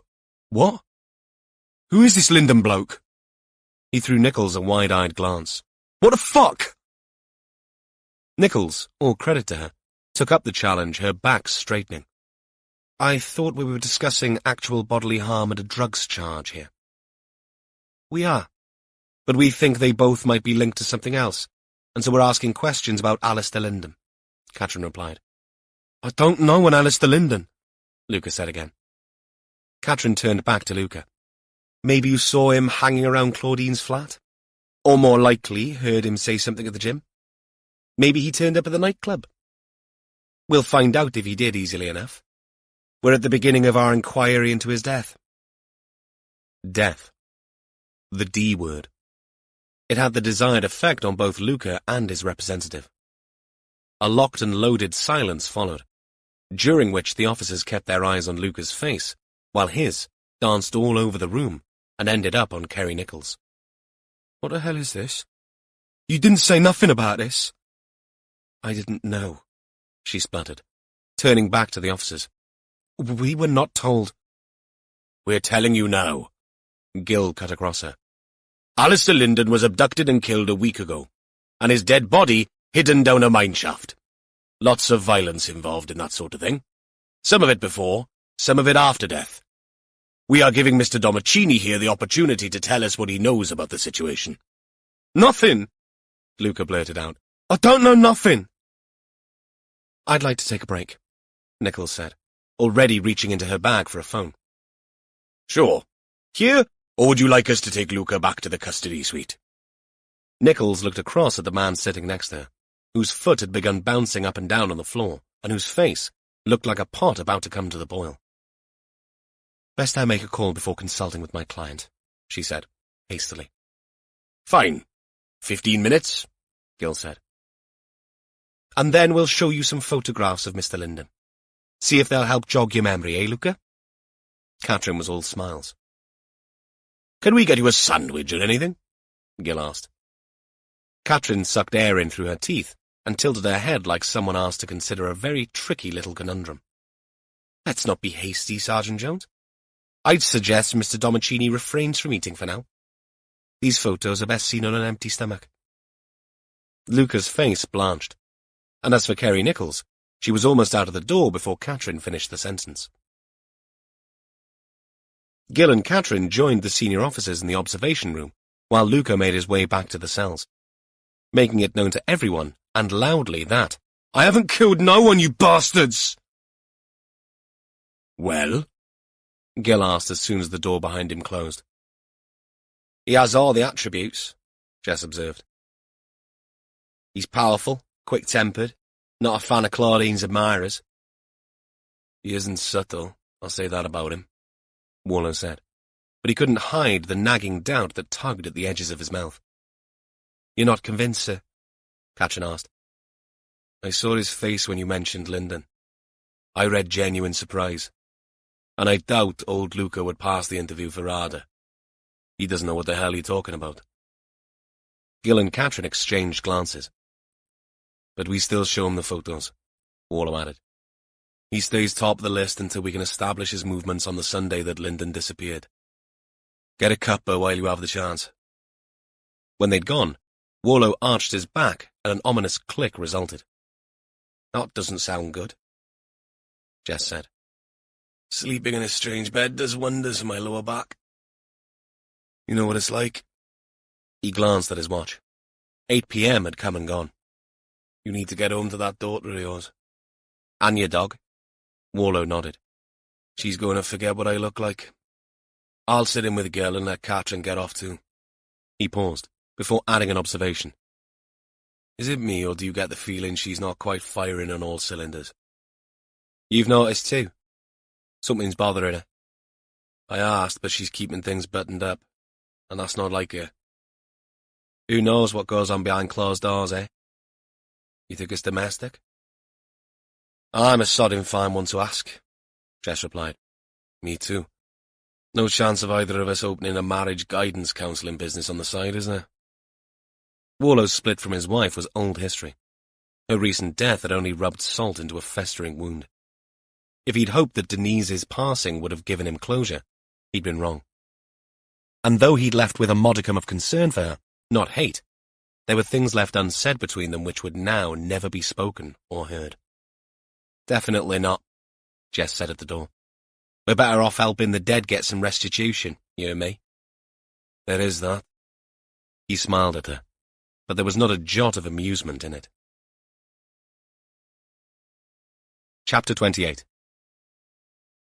By the time Luca got back from his break, Nichols' message had finally got through. When they showed him the photographs of the scene, he pushed them all back towards Gil with a shake of his head. His response to all questions pertaining to Alistair Linden was now a firm, "No comment." Just before 9 p.m., Warlow called a halt to proceedings. They were getting nowhere. Gil looked drawn and tired, and Warlow suspected that if he dared look in a mirror himself, he'd probably see much the same sort of picture. Gil headed for home.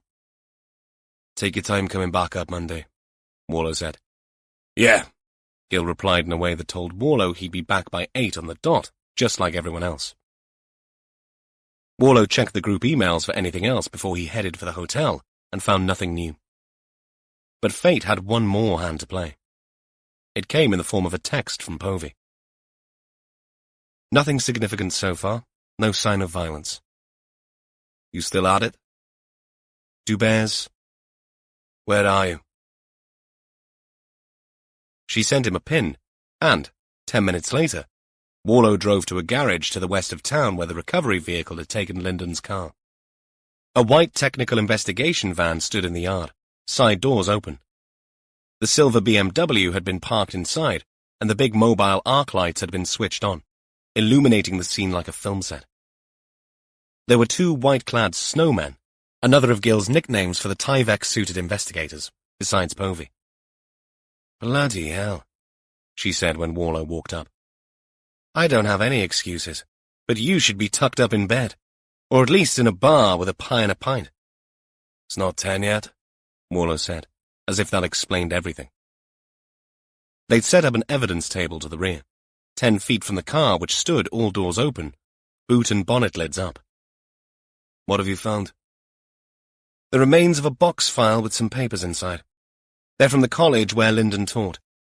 In the glove box we found insurance documents, the car's instruction manual, and a bottle of hand sanitizer. In the driver's side visor was a credit card. Anything in the box file? Povey pointed to a green box whose lid had detached.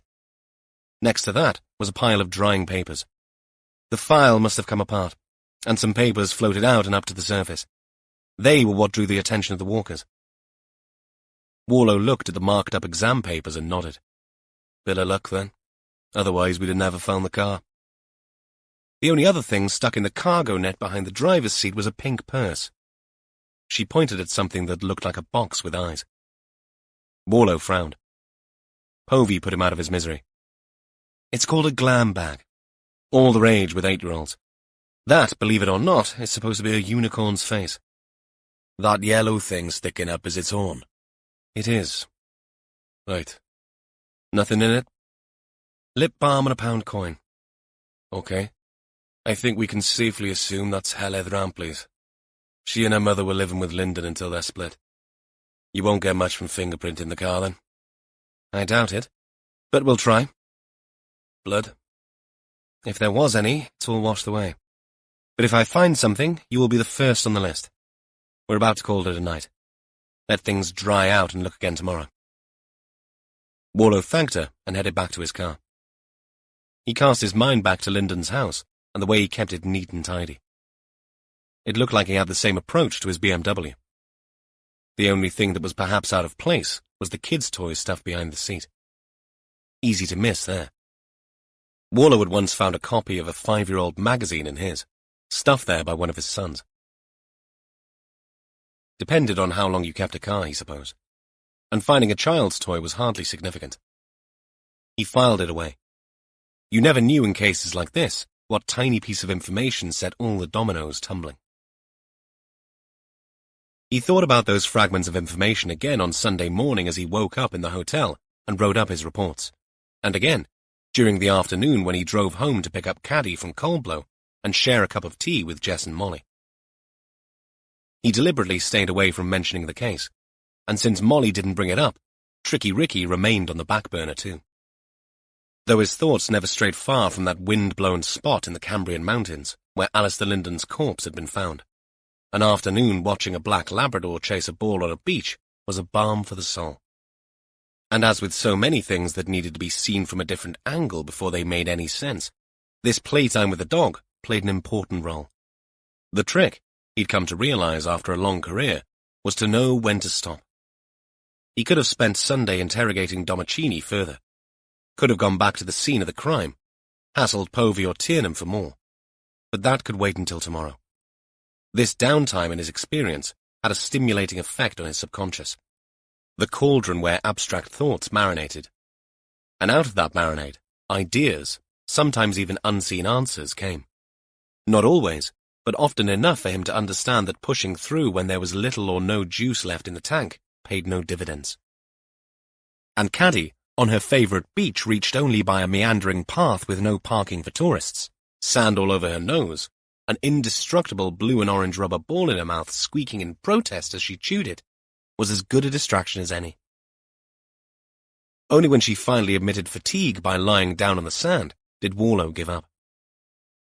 He drove back to Fire Blythe, his cottage in Nevin, fed the dog, and took her back to Coldblow at 8:30 p.m, and Molly, before driving back to Aberystwyth, hoping that his R&R might at least give him a course to pursue in the investigation.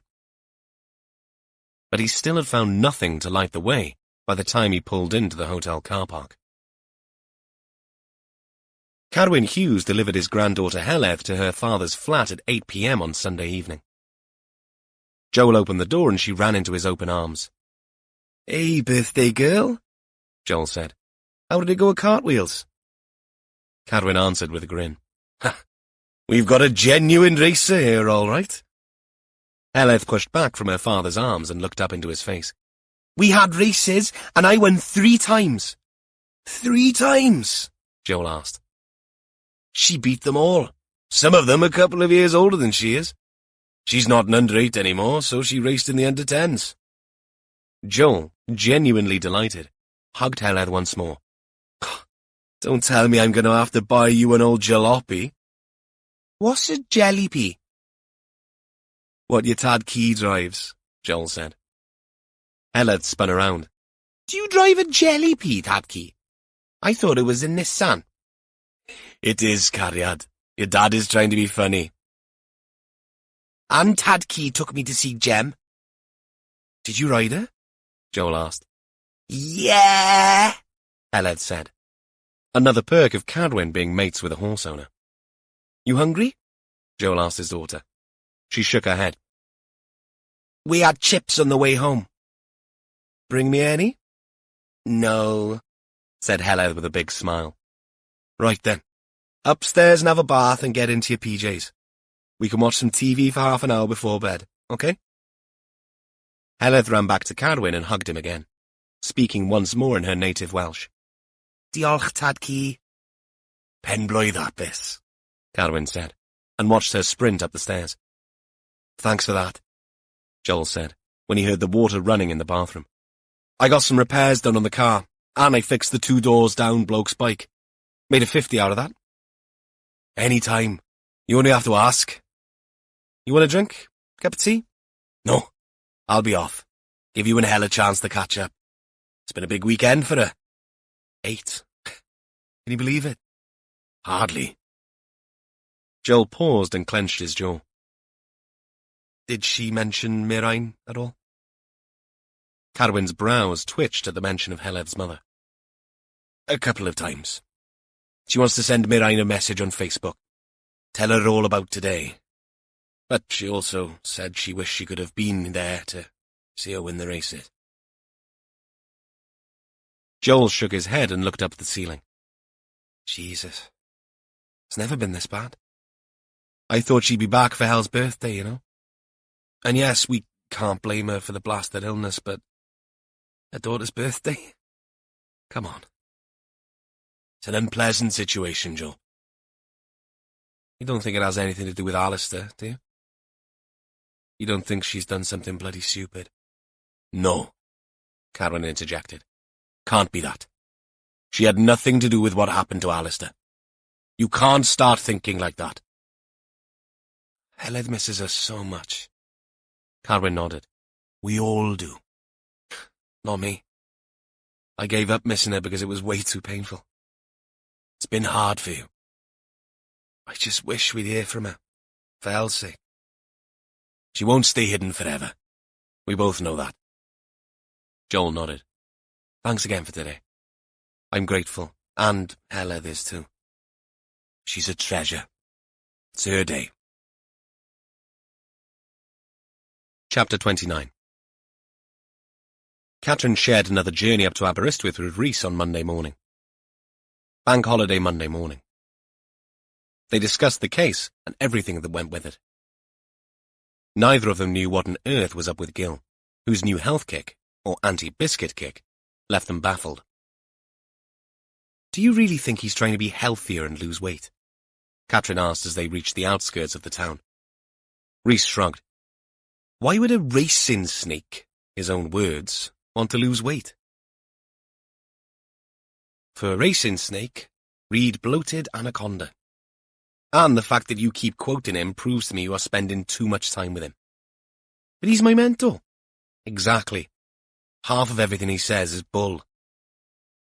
Rhys, who'd been tapping away at a song, stopped and turned his incredulous face towards Catherine.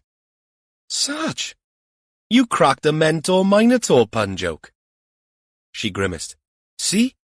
He's even influencing me. The truth was, not having heard from Bryndza by text since she'd replied to him had buoyed her mood.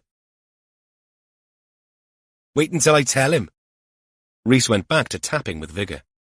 You will do no such thing. There is no need to encourage the man. He spends a lot more time in the toilet these days, though. Have you noticed? I can't say I have, Catherine replied. On Friday I was in there, and he mumbled something from inside a cubicle. I'm sure it was Red, Red Wine, the old UB40 song. He hummed the tune. What? I mean, usually he sings other songs when he knows someone's in there. Knowing she was going to regret it, Catherine asked, What other songs? Oh, you know, Rhys said airily, clearly wondering if he should backtrack. No, I do not know. But I now need to know. Well, it's either Oops, I Did It Again, as in Britney Spears, or that old Western song that was in the Blues Brothers film. What's it called? Rawhide? And what about Rollin'? Except he sings wiping, wiping, wiping. My God, what the hell is wrong with you men and toilet humour? Gil's got some crackers. He said he'd recently brought a toilet brush and, long story short, he was going back to toilet paper pretty damn quick. Right, that's it. I'm just saying. Well, stop just saying. Rhys smiled and sat back, muttering to himself. Half of everything he says is bull. Genius. Of course, the man in question was already there when they got to the incident room. He tapped his watch when he saw them. I hope you've got a note signed by your parents explaining why you were late for assembly. Rhys grinned. Katrin walked past with her eyes half shut, shaking her head, but she was also fighting a smile. Jess arrived a few minutes later and explained that Warlow was on the phone with the CPS regarding extending Domicini's custody and had gone to a quiet spot downstairs to do that and prepare a press statement. Gill then filled them in on the suspect's lack of cooperation in answering questions. So we need to establish his movements on and around the Sunday that Linden dipped off the radar. Katrin got back to her desk as her phone signalled a message, and her mood evaporated upon seeing who it was from. Bryndza. Okay, I'll get it. The silent treatment. Not like you. Fine. But I have another snap from the archive for you. I'm still here. Another snap. This one cropped to show the young student Katrin, sitting naked on a bed with a beer bottle in hand, in a very suggestive pose. Her other hand was handcuffed to a bedpost. Behind her, the upper half of a male body stood with the head pixelated out. Shit, she muttered. It came out unplanned and way too loud. Language, please, Gill said without looking up. Rhys was too busy on the phone to hear it, but someone else did. Everything okay, Katrin? Jess called over.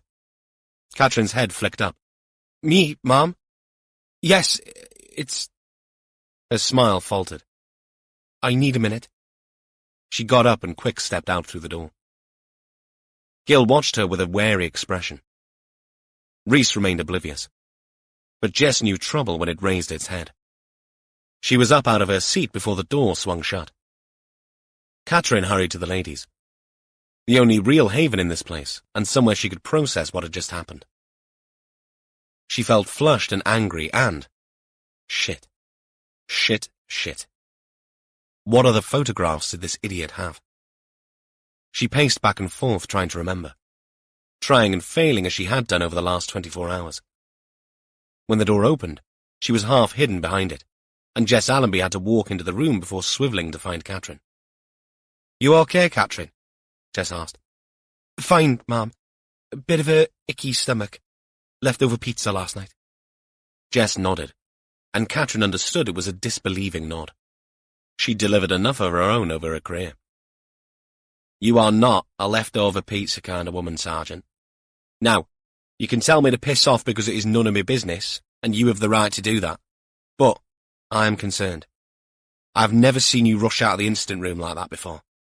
If it is something medical, then we ought to get you sorted so that you're firing on all cylinders because we need that. We need you. If it's something else, then fair enough. Like I say, tell me to take a walk. But if there's anything... Katrin held up her phone with the sent image still on the screen. Jess took it and frowned. To her credit, she didn't ask who or what it was. Simply looked at it and took in the details, realization slowly dawning. You? She asked finally. Yes, Mum. DCI Warlow and I went to interview a colleague of Linden's at the college. Turns out I knew him from old. From your time here. Just for a bit of the first year. Katrin nodded. Her mouth quivered and her hands shook when she pulled back the phone. I left to change courses, but also, if I'm honest, to get away from what had become toxic. From Byron. I thought we both moved on. Seems like he hasn't. Are there other photos? Yes. Like this. Not as bad. But they've progressed in degree, if you understand what I mean. I do, Jess said. Katrin's next deep breath stuttered into her lungs. I'm not sure what to do, Mom. This is personal crap, but I wouldn't want Craig to see these. It's not me. Not now. What does good old Byron want? Jess made Byron sound like something you wiped off a shoe. To meet me on his own. To talk about old times. And you? Catherine shook her head and skidded out a sigh. Right, Jess said. Text Byron and invite him to the station. Say that you have a few more questions and that you can play a catch-up too. Then, I want you to forget about this and leave it to me. I may need to borrow your phone for an hour at some point. For the photos, ma'am? Yeah. I could send them. No, I don't want you to. I want you to put it out of your mind and do what you do best. Work this case. Yes, ma'am. Jess pulled her in for a hug.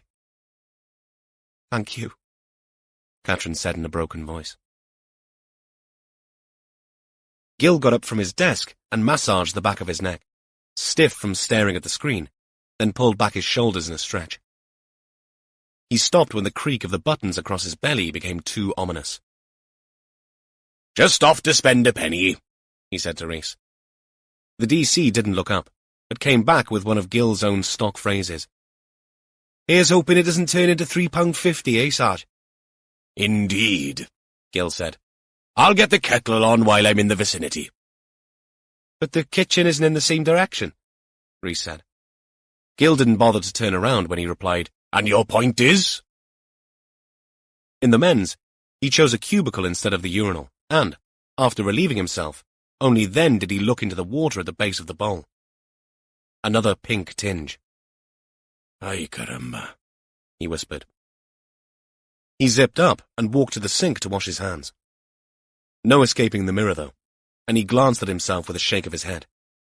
It was a fact that he'd never been handsome. He'd been a little too jowly for that.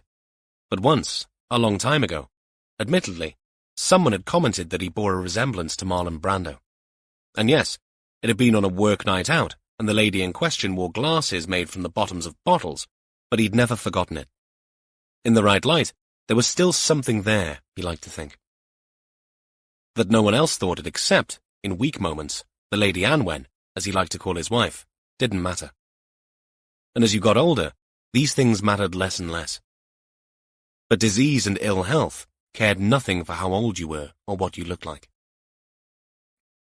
Bloody ironic that all this should happen now when he and Anwen had decided that they had to do something about their weight. Plural. She'd mentioned scary words like 5 and 2 and alcohol-free nights in. She'd even suggested the odd vegetarian meal, or at least a meal without red meat, once or twice a week. They should eat more fish, definitely. He saw the sense in all that, and, since Anwen ran the kitchen, he knew he'd go along. They both wanted to enjoy their time with their granddaughters, and the job wasn't getting any easier.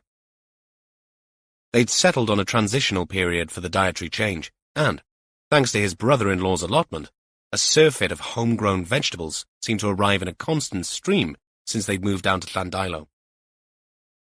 He'd even taken to bringing a salad to work, freshly prepared by the Lady Anwen every morning. And of course, he'd cut down on the biscuit. But there could be no denying the evidence of his own eyes, and the change of colour in the bowl. No denying, too, that every day brought him closer to an appointment with Coldfinger.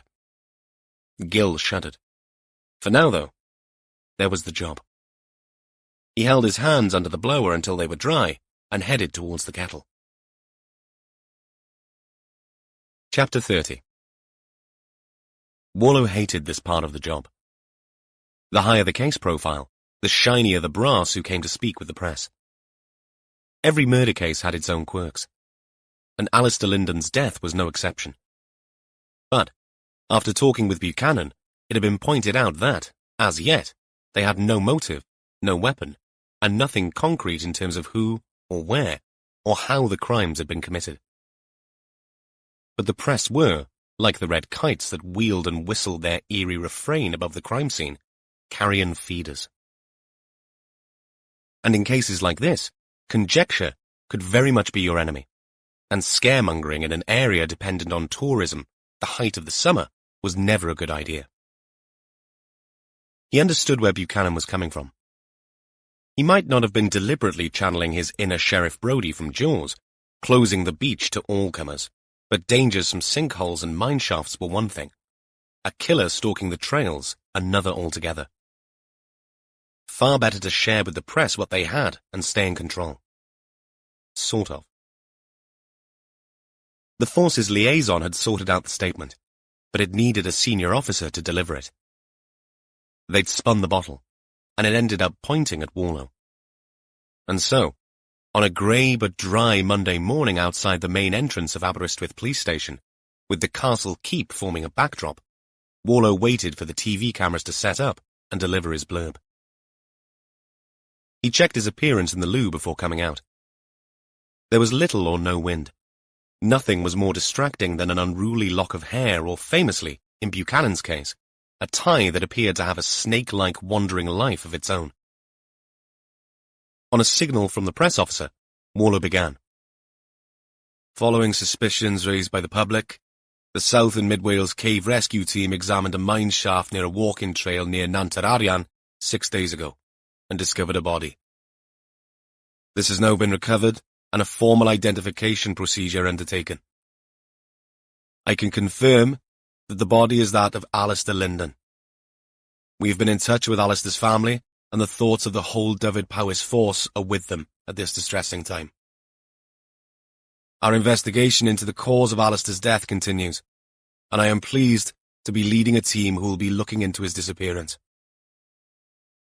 Following a post-mortem examination, there are indications that Alistair was forcibly held against his will prior to his death, and an attempt made to secrete his body in the shaft.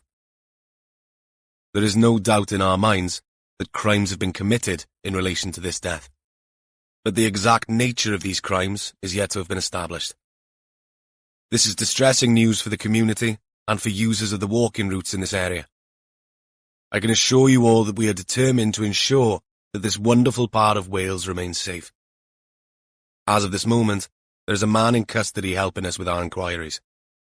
And, as you will all appreciate, I am not at liberty to answer questions at this time. Thank you for your patience. Short and sweet, but the whole hullabaloo had taken a chunk out of the day, which he could have spent a lot more profitably. The press officer walked back into the building with him. Well done. That came across well. You're good in front of the camera. Warlow shrugged. Thanks. Having no Q&As helps. We'll save that for the conference when it comes. The officer, a large woman with a friendly smile, delivered all this with enthusiasm. It won't. Warlow punctured her balloon with a pithy reply. Not if I have anything to do with it. He sent Rhys a text and, 15 minutes later, they were sitting once more in the interview room with Domicini and a still nervous-looking Nichols. Right, Luca. Warlow began once Rhys had started the tape and said all the right words. Here we are again. Hope you had a good night's sleep. They're shit beds. Okay. Next time we'll see if we can get you an upgrade. Nichols' lips thinned in annoyance, but Warlow ignored her. Once more, would you care to tell us what your relationship with Alistair Linden was? No comment. Alistair was alive and well on Saturday the 20th. We know that because he was out with a friend, and that has been confirmed by CCTV. Including this clip from the Cat's Whisper, which is where you work. Am I right? No comment. Rhys had a laptop open on the desk, positioned to make it visible for all four-seated people. He pressed a button, and the video clip rolled. Time and date stamped. It showed a time of 21:22. There was no sound, but the camera, situated up and to the right of the main entrance, showed a queue of people waiting to get in, and two black-clad, armband-wearing bouncers. One of those was Luca Domicini. Into the frame walked two people. One, the male, looked older than his female companion, but wore a shirt outside his jeans and had a trimmed beard and very white teeth. This was Alistair Linden. The girl on his arm was Ava Farley. On screen, Linden spoke, but the words he exchanged were with the other bouncer, not Domicini.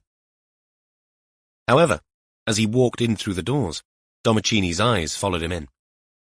So, What we have here is clear evidence you were, in fact, near Alistair Linden for the time he was in the club, and that you recognised him.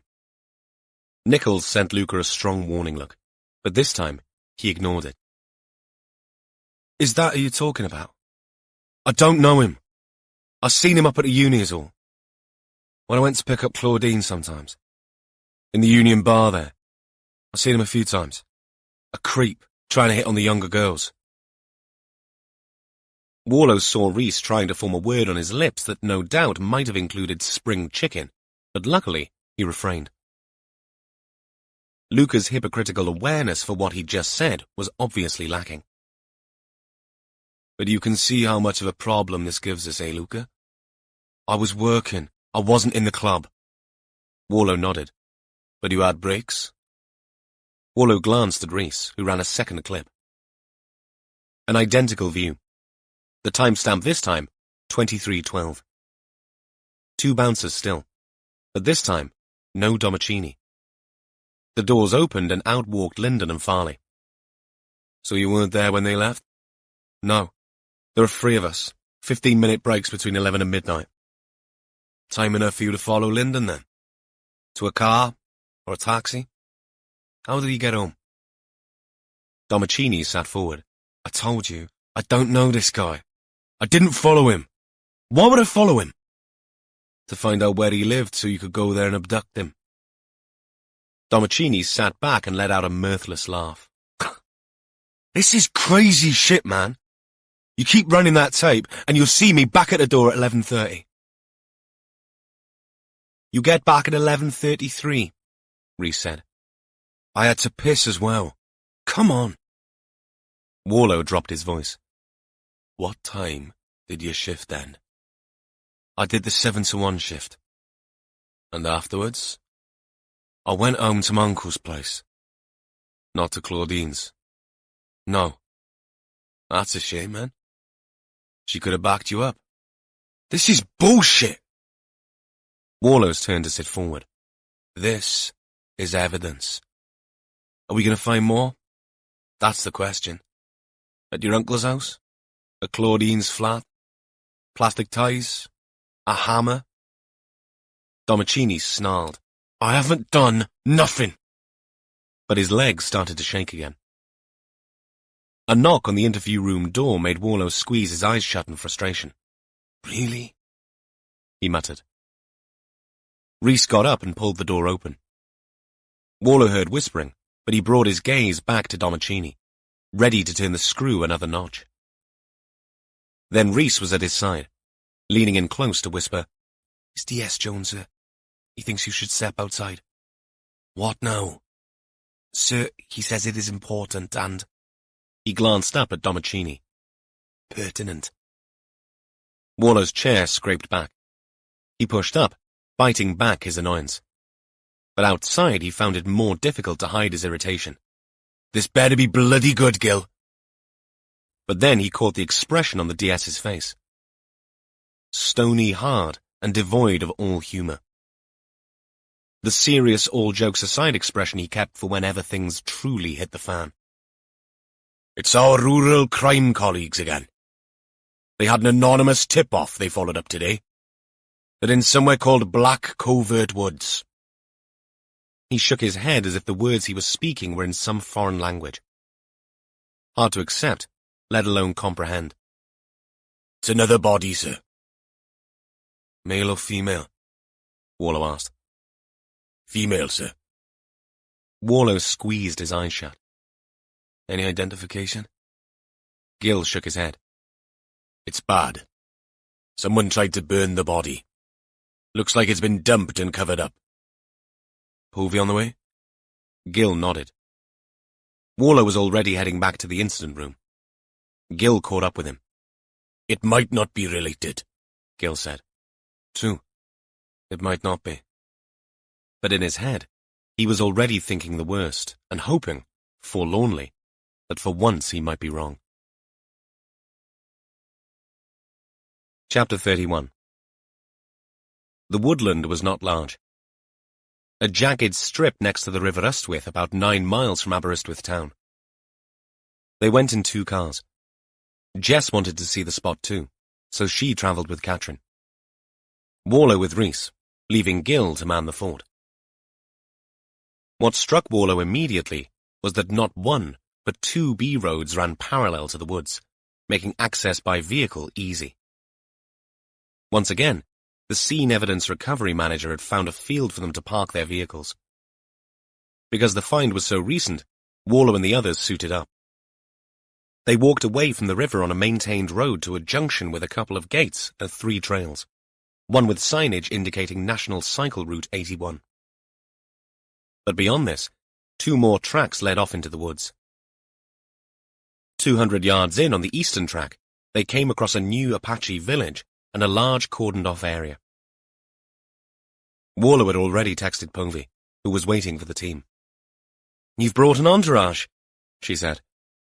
Crime scene experts were always wary of too many bodies tramping all over their sites.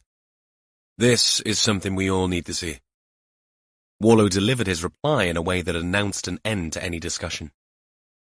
"Okay, well, be careful. We're only beginning on this one. The exhibits tent is over there, but I suppose you want to look at the body?" "I do." The access corridor was very narrow, earmarked by waist-high tape attached to marker posts stuck into the soft ground. The area was hopelessly overgrown fern and grass, and the eponymous trees on this birch grove section of the woodland. Out of sight of the main track, the body lay at the bottom of a slope. The perpetrator had used 2 black bin bags in an attempt at covering it up. But foxes or other predators had tried to remove the wrappings, such that the blackened torso remained exposed to the elements. The face was unrecognizable. The skin there, and on the neck an exposed arm, blackened by fire. The flames had scorched half of the head clean, but the other half still retained a skein of blonde hair, while the heat had contracted the flesh of her face to expose her teeth in a mocking corpse's grin. "Is she clothed?" Warlow asked. "From what I can see without removing the plastic bags, yes," Povey said. "HOP? Tiernan is on his way." "Any sign of fire here?" "No." "So the burning took place somewhere else and she was dumped here?" Jess asked Povey. "That would be my guess, yes. The search advisor is already here, and will get going in the surrounding area as soon as possible. But we've already found some drag marks coming down off the road. My take is that they've parked up there and dragged her down. Interestingly, only the torso and head seem to have been badly burned. The feet seem intact where the black bag is torn, and the jeans she's wearing are visible where the bags meet. Scorched, but intact too.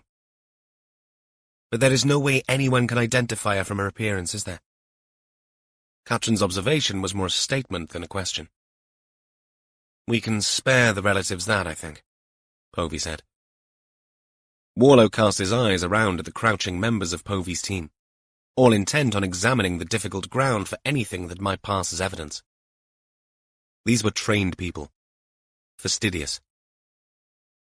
"I can make an educated guess," he said after a while. "I have a terrible feeling that our victim is Mirai News." "Who?" Povey frowned. "She's someone linked to Alistair Linden," Warlow explained. "She's been out the circulation for a few weeks because of her mental state, but—" "Wait," Povey said, and ran back up the slope to the tent where she nipped inside, only to reappear a few seconds later, holding a plastic evidence bag. "We found this in the drag area about 10 meters from the road." In her hand, inside the protective plastic bag, was a distorted and twisted debit card. Warlow took it and peered at the card in a bad attempt at reading it. After several abortive attempts, he gave up. "Rhys, you have a look. I left my bloody glasses in the car." Rhys took it and read out the half-melted remains of a surname. U-G-H-E-S, he read out, and then looked up. "Oh, God," Jess said. "That poor woman. She'd kept her unmarried name. Mirai Hughes." Rhys handed back the bag. "We'll need dental records to be certain," Povey said, "but I'm sure Tiernan will organize that for today. He's an arrogant sod, but he'll pull his finger out for something like this. And who was it made the finding? Wallow asked. The rural crime team, Bovey explained. There are two of them, a Sergeant Thomas and a PCSO called Prosser. Both said they knew you. Wallow nodded. They do. We have, as they say, history, and none of it pleasant. The team retraced their steps, eager to get out of their snowsuits. Katrin and Jess headed back to the incident room, and Rhys texted Tiernan to find out when he was due to arrive, using the pretext of possibly hanging around for his arrival. Not that Wallow had any intention of doing such a thing. Seeing a dead body was enough to dampen anyone's mood. He didn't need an added dose of Tiernan to send it plummeting further south. Wallow found the rural crime team's big four-wheel drive parked farther down one of the B-roads, advising drivers headed for the woodland that access was now restricted. Both officers wore high-vis jackets, and both turned smiling faces towards Wallow as he approached. Tomo, the sergeant, waved down a car, but Hannah Prosser walked towards Wallow with her hand outstretched. "We meet again, sir."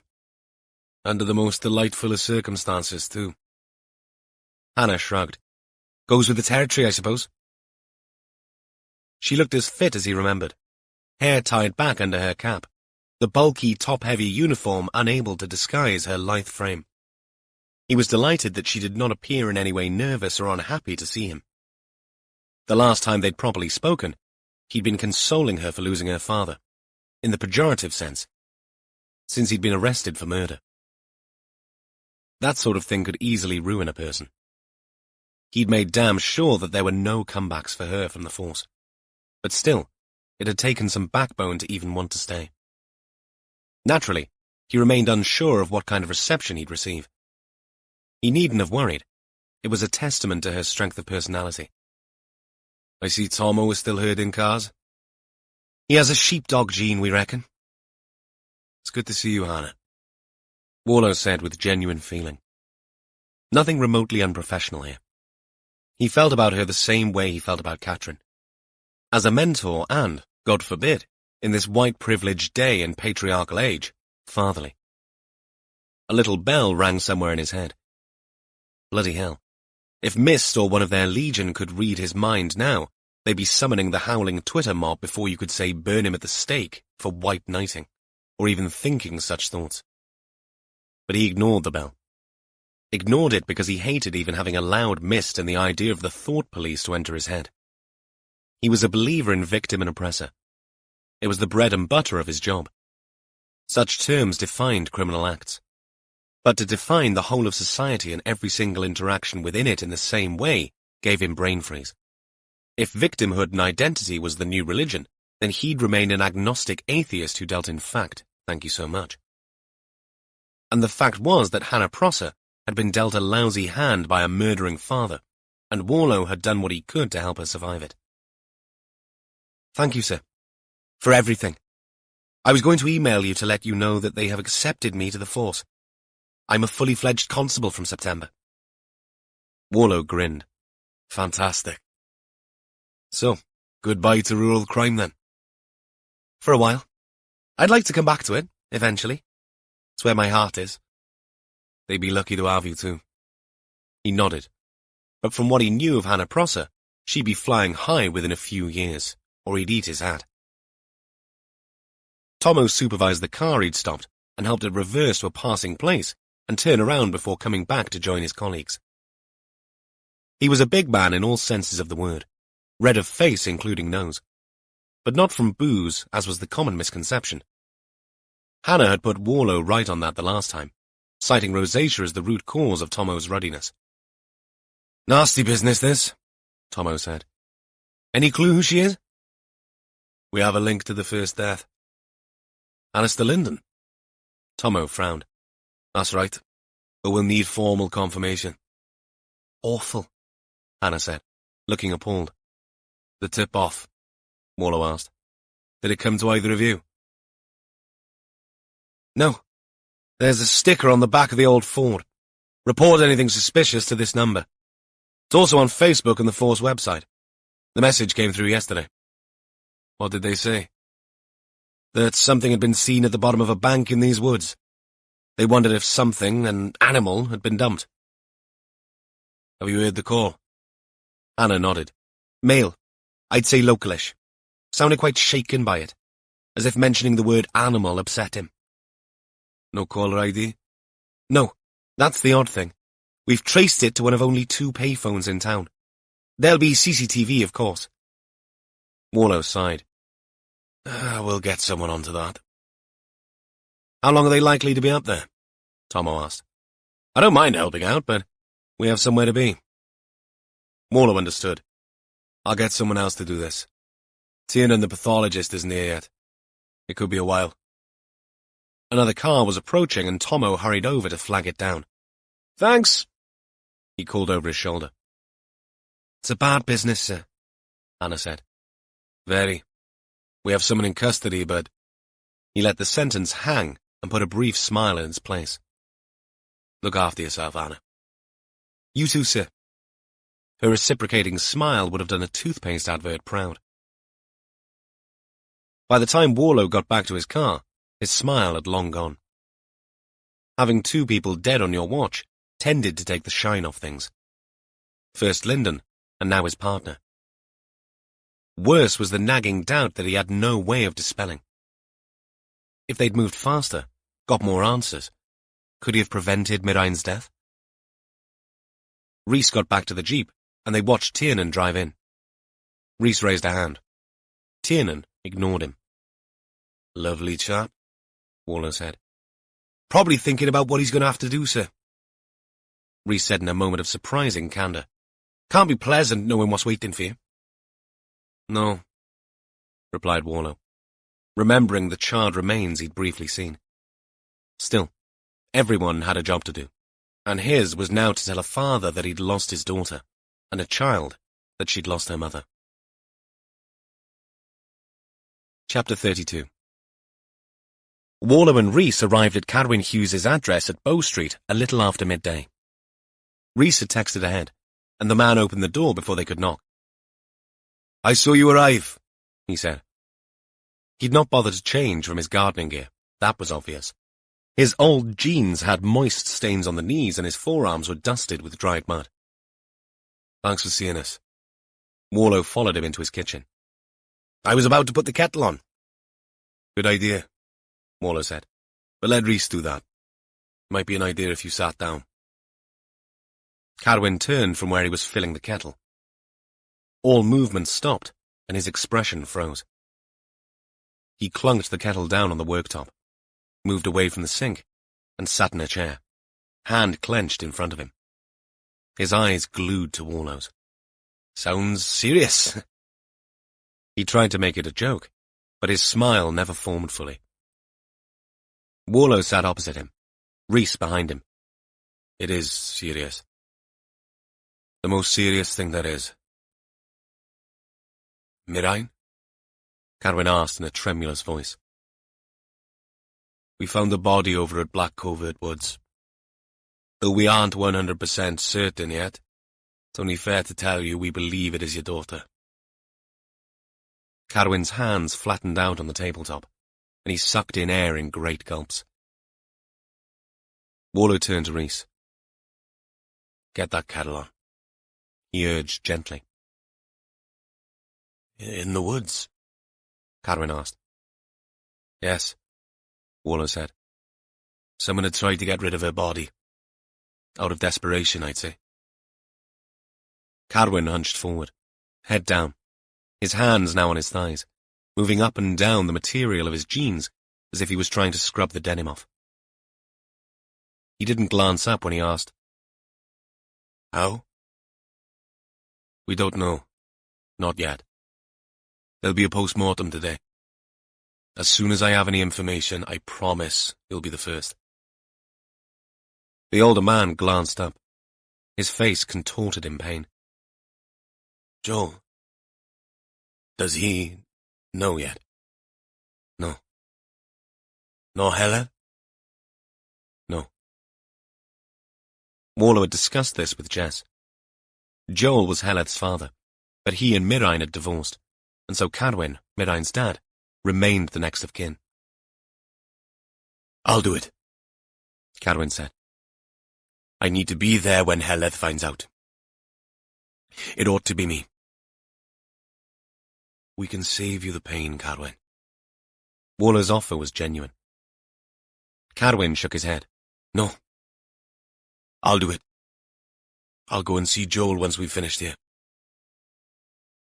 The kettle boiled. Tea was made and drunk. Waller did his best to quiz Cadwyn gently about Mirain's movements. The answer had been a reiterated and firm, no idea. Waller listened as the grieving father explained painfully how Mirain's disappearing acts had begun in her teenage years, worsening as the illness progressed. How she ended up in cheap hotels and once an Airbnb. He explained how she'd get ideas, grandiose the doctors called them, about finding herself, needing to be alone, her brain tricking her into imagining she was something she was not. Once, she was convinced she was a concert pianist, and they found her in a music shop playing a piano. The notes she played were nonsensical, but she believed they were a masterpiece. Twice, she'd ended up being admitted for rebalancing after these episodes. And so, Cadwyn conceded that he'd given up trying to find her this time, because she'd always come down from those awful highs and then need his and her mother's help. But while she was flying, it had always proved pointless. Do you always worry? You always fear she'll do something stupid or get herself into real trouble? As a father, you can't help it. Waller kept probing. Both men knew that guilt over not trying harder to find her this time would haunt the both of them. We're going to get a family liaison officer to come and speak to you, Cadwyn. Stay, if needed. I don't want anyone. It's standard practice in cases like this. Is it Gina, sir? Rhys asked. Waller checked his phone. Yes. I don't need anyone. You're like Gina, Mr. Hughes, Rhys said, and she's good at this. She'll help with arrangements between you and us. How and when Mirain gets released for burial or cremation. All that sort of thing. Cadwyn looked up. Sounds like you're a fan. I am, Rhys answered. A big fan. Cadwyn nodded and turned back to the mug of tea he clutched in two big rough hands. Will I see her? He didn't look up. Waller was prepared. I don't advise it. For now, she'll be with the pathologists, and we'll need to make the identification from dental records. Confirm it with DNA, but that takes some time. The dental records are quick. Cadwyn nodded. I don't want to see her if... You won't have to. He turned to a photograph on the fridge of Heledd and Mirain. That's how you need to remember her. Cadwyn nodded again. We've talked about the last time you had communication with Mirain, but we'll need to go through all of it again, in more detail. We need to piece together where she went and what happened. Yes. Okay.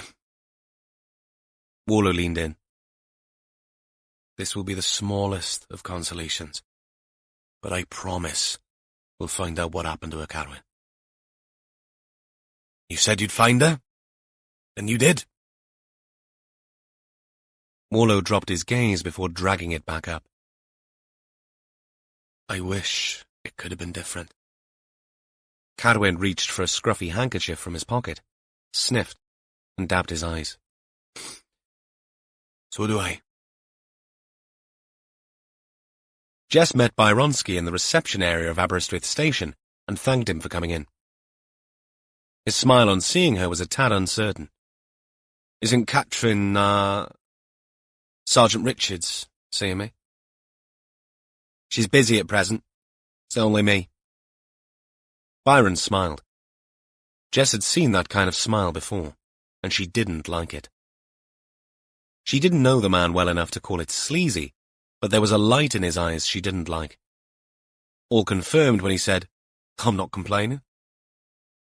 Good, she replied. We prefer to keep a professional distance in a murder investigation, not muddy the waters with previous relationships. She had the door held open for him, but on hearing the word murder, he'd stopped walking. Wait. What? Have you not seen the news today? No. I've been in college. What's this about murder? Come on up and I'll fill you in, Jess said. Byron followed her, though not without some hesitation in his steps. Although this was a voluntary conversation, Jess chose the formality of an interview room with its stark interior and the blinking ceiling camera in full view. A camera Byron looked at warily. Don't worry, we're not recording anything. Unless you prefer us to. Nah, not unless we have to. We don't. They sat opposite one another at the table. I'd offer you refreshment, but that would be from a machine, and it might be construed as some kind of torture if I did. That bad? Byronsky took the offered joke and ran with it. Definitely. As I say, thanks for coming in. You missed the news, so I'll give you the gist. We've confirmed that the body found in the mine shaft is that of Alistair Linden. The pained expression that crept over Byron's face said it all. Oh, God. I mean, after you lot came to see me asking about Alistair, I sort of put two and two together as a worst-case scenario, but... Murder? Jess nodded. We are treating his death as suspicious. Shit. Oh, my God. Alistair? But who... I mean... Sorry, you're hardly likely to tell me, are you? Jess smiled. One of her icy specials. No, but it is a good question. And it's why you're here after all. You worked with Alistair. You knew him as well as anyone. Byron balked at that. Not that well. I mean, we weren't best buddies. We go out for a drink now and again. Staff do's and that. But Alistair didn't have mates as such. You never hear him talk about nights out with the boys. He was too busy chasing after... other things. Such as... You like girls, I know that. And how do you know that? Because even when we were out as a crew, he'd be flirting, chatting up someone. Plus, he'd always have something to say about members of staff and... Byron caught himself. And who? Were you going to say students? It's a sixth form college. Some girls there are very attractive. To you? Byron shrugged. To anyone with a pulse, I expect. Can't pretend otherwise. But you put all that to one side. You have to. But not Alistair. Let's just say he didn't mind expressing his opinion amongst friends. Did that make you feel uncomfortable? It genuinely intrigued Jess. Her own daughter attended a sixth form college, and she wasn't naive enough to think that every teacher there was a monk, but she hoped they adopted a professional stance. Sometimes, yeah. Him the devil and you the saint, then. And can you confirm the last time you saw Mr. Linden? Yeah, last Friday after work. We had a drink and he left early, around 6ish. Jess made a note. This was all in the file, but it looked better that she was taking notes. And you can account for your movements on the Sunday after that Friday? Byron pondered. I'll play football on Sunday morning. Afternoon we go to the pub. I'm usually back at my flat at 5.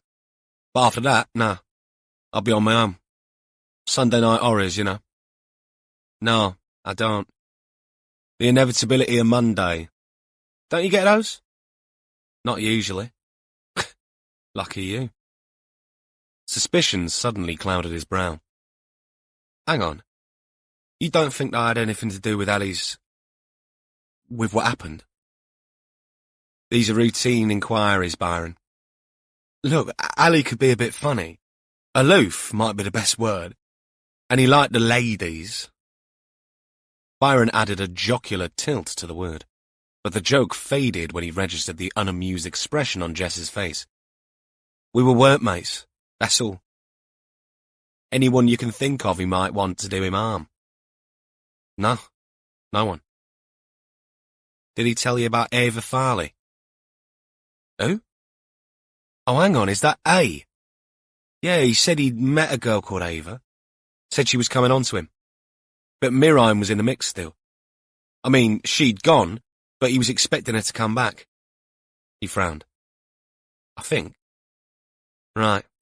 Well, that's very useful. Is that it? Can I go? Byron stood up.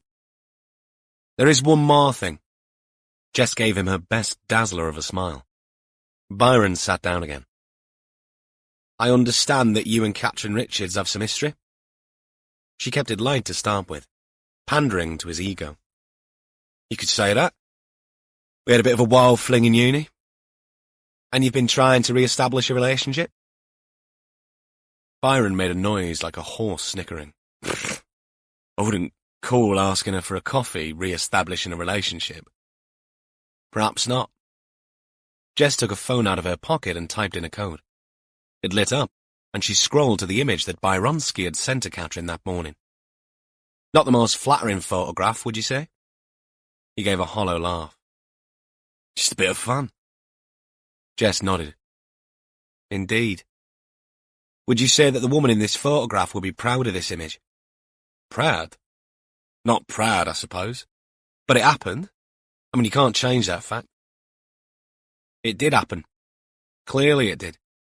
But from what I can see, she looks more than a bit intoxicated. You could say that. She could drink me under the table. Jess sighed. A soft sound, but one heavy with subdued anger. He still didn't see it. Idiots like him seldom did. And so, when she was drunk, you asked her permission to take this image? Byron looked up from the phone to Jess's calm face and straightened his shoulders. He made more noise than usual when he swallowed. Look, we were both pissed. Jess sat back and put the phone down, image upwards, letting her gaze drift up to engage with Byron. When she spoke this time, the friendly conversational tone had disappeared, replaced with a stiff formality that had sent a chill through many a perpetrator. It is an offence for a person to disclose a private photograph or film of a sexual nature if the disclosure is made either without the consent of the individual who appears in the photograph or with the intention of causing that individual distress. Christ, hang on, this was only meant for Catherine. But you sent it electronically, and it looks to me as if you took this without her consent. Oh, come on! More importantly, I can tell you that seeing this has caused that individual quite some distress. For fuck's sake! No, for your sake, you better listen to what I have to say, Mr. Evans. Usually, when someone comes in here voluntarily, we still record the interview. Notice, I haven't done that today. Byron jerked his head around. The camera on the wall had no red light lit up. That's deliberate on my part. To give you a break that, personally, I don't think you deserve. Revenge porn is what the law I just quoted to you is commonly known as. That's 2 years in jail. No more teaching jobs. Your name on the sexual offenders register for God knows how long. The target of all sorts of Wild West online vigilantes. In other words, your life in shreds. Are you threatening me? He tried to raise his voice, but his hands had started to shake. The fear there deflated the bravado of his words. Jess's eyes rolled up. Not a threat. A warning. Plain and simple. Because that is my job. Now, we will be in touch again if we need to contact you about Alistair Linden. Shame you don't have an alibi for that Sunday night, because that is when he went missing. I strongly suggest you destroy every image you have taken without D.S. Richards' consent too. Personally, I don't want to see your face ever again. But you will see mine if I hear even the slightest whisper that you've been in touch with Sergeant Richards now or in the future. She held up the phone, still displaying the image. Do we understand one another, Mr. Evans? Byron glared at her, and then nodded jerkily. A second swallow sounded even louder than the first. I'm going to get someone to show you out. Sit here until that officer comes. Jess got up and moved to the door, where she turned and said, "I have a 17-year-old daughter. I hope to God she doesn't have any teachers like you. Oh, and David Powys Police thanks you for your cooperation." She shut the door behind her. Jess had taken 3 steps when a door next to the interview room opened and Catherine Richards walked out, her eyes shining and slightly damp, her bottom lip quivering. "Thank you, ma'am," she whispered. "I won't forget that." Jess put a hand on her arm. "Just promise you'll forget him." The 2 women walked down the corridor. "I hope I'll be able to do the same for you one day," Catherine said. Jess passed the phone back. "Get rid of those snaps. And no need to thank me. I can honestly say that it was an absolute pleasure." Chapter 33. Warlow and Rhys took another long trip to Cardiff that afternoon. A 3-hour journey topped off by another 2 hours spent with a mutilated corpse while Tiernan did his job. He x-rayed the jaws and, within those 2 hours, the forensic dentists compared the dental records and confirmed that it was indeed Miraine Hughes that lay on the cold metal table. Lay unseeing, while her organs were removed and weighed, samples of filth and dirt and small, still-wriggling insects taken and bagged for further investigation. Warlow watched it all, masked up, polo mints in his mouth, with the usual numb detachment he used for such occasions. Rhys, undeterred by the sights he was seeing, once more paid close attention, genuinely interested in what was, by far, the worst aspect of the job for most people. This time, Warlow found it even harder, because somewhere inside him was an unremitting belief that this was the key. That Miraine's death held the answers to what had happened to her and her partner. But he also knew with gut-wrenching certainty that he'd have to dig deep to unearth that answer, and not all of it was going to be found in her cold flesh. They did not travel back to Aberystwyth late that afternoon. Neither man fancied another 3-hour-long slog in the car, especially as they could be in Carmarthen in an hour and a half. Warlow made the call. Better they start afresh in the morning. He dropped Rhys off at his house and drove on for the last 50 minutes to Nevin and his cottage. And though he yearned for a caddy fix, Warlow did not disturb her this evening. He left her instead in Coldblow with Molly. With a bit of luck and no morning traffic, he'd make it to the incident room in Aberystwyth in an hour. At some point, they'd need to issue another statement and identify another body to the hungry press. He'd need his bloody tie again, and reached up to his neck, but it had been long since removed, and now made a bulge in the material of his jacket pocket. He took it out and hung it back up, checking it for stains. None. It would do. Hungry from not having eaten properly all day, Warlow made himself some decent food. An omelette with some mushrooms and a chopped-up avocado and tomatoes with a side of sourdough toast. He felt tired from the long hours in the car. And yes, he didn't need to be in Aberystwyth to dissect the case, but his brain was in no condition for deductive reasoning. It barely coped with some inane TV. He made some tea and, in a snub to Gill, had a hobnob with it. As good a way as any to dispel the despondency. But still, the case wouldn't go away. Of course, they still had Domicini in custody, but though they'd done their best to link him to Linden, Warlow had seen nothing so far that suggested he knew Miraine.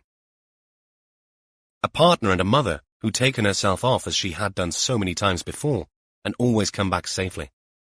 But not this time. He thought of her father's words to him that morning. You said you'd find her, and you did. A poisoned chalice, if ever there was one. He thought, too, about the moment in the post-mortem when Tiernan's dissection had confirmed a fractured hyoid bone as the probable cause of death. Miraine had not died from blunt force trauma like Linden. Fractured hyoid bones were almost always the result of strangulation. The following morning, at 8 a.m. sharp, the entire team assembled in the Aberystwyth incident room. No jokes this morning. Everyone looked tired, except for Catherine, who looked sharp and keen. So much so that while they waited for her and Gill to update the gallery in the job centre, Warlow leaned over and whispered to Jess. notice something different about Catherine? It's a nice blouse, isn't it? Is it? Warlow said, glancing back at the DS. I suppose it is. Is that what's different? Well, it's one thing. He contemplated Jess with a wary narrowing of his eyes. Thing is, even if it isn't a new blouse, I wouldn't be able to tell because we don't notice things like that. We? Men. Well, you should. And by mentioning it, you've successfully shifted emphasis away from whatever is truly different. That's so cynical, Jess objected. Isn't it just? Out of earshot, Gil cleared his throat. Right. I think we can start, sir. Rhys, you're up. Tiernan hasn't put his preliminary report up yet. The floor is yours. Thank you, sir. Rhys flipped open his notebook. Miraine Hughes is a 33-year-old. The shrill ringing of a desk phone interrupted his flow. A uniform picked it up, put his hand over the mouthpiece after listening for a minute, and said, "A Dr. Nixon?" Rhys's eyes widened, and he glanced at Warlow. "Sorry, sir, I should probably take this." Warlow waved him off and got up from his seat. Miraine's body was in a bad state. Tiernan thought he could smell some accelerant. Petrol, maybe. But as you all saw, it hadn't been successful in destroying the body.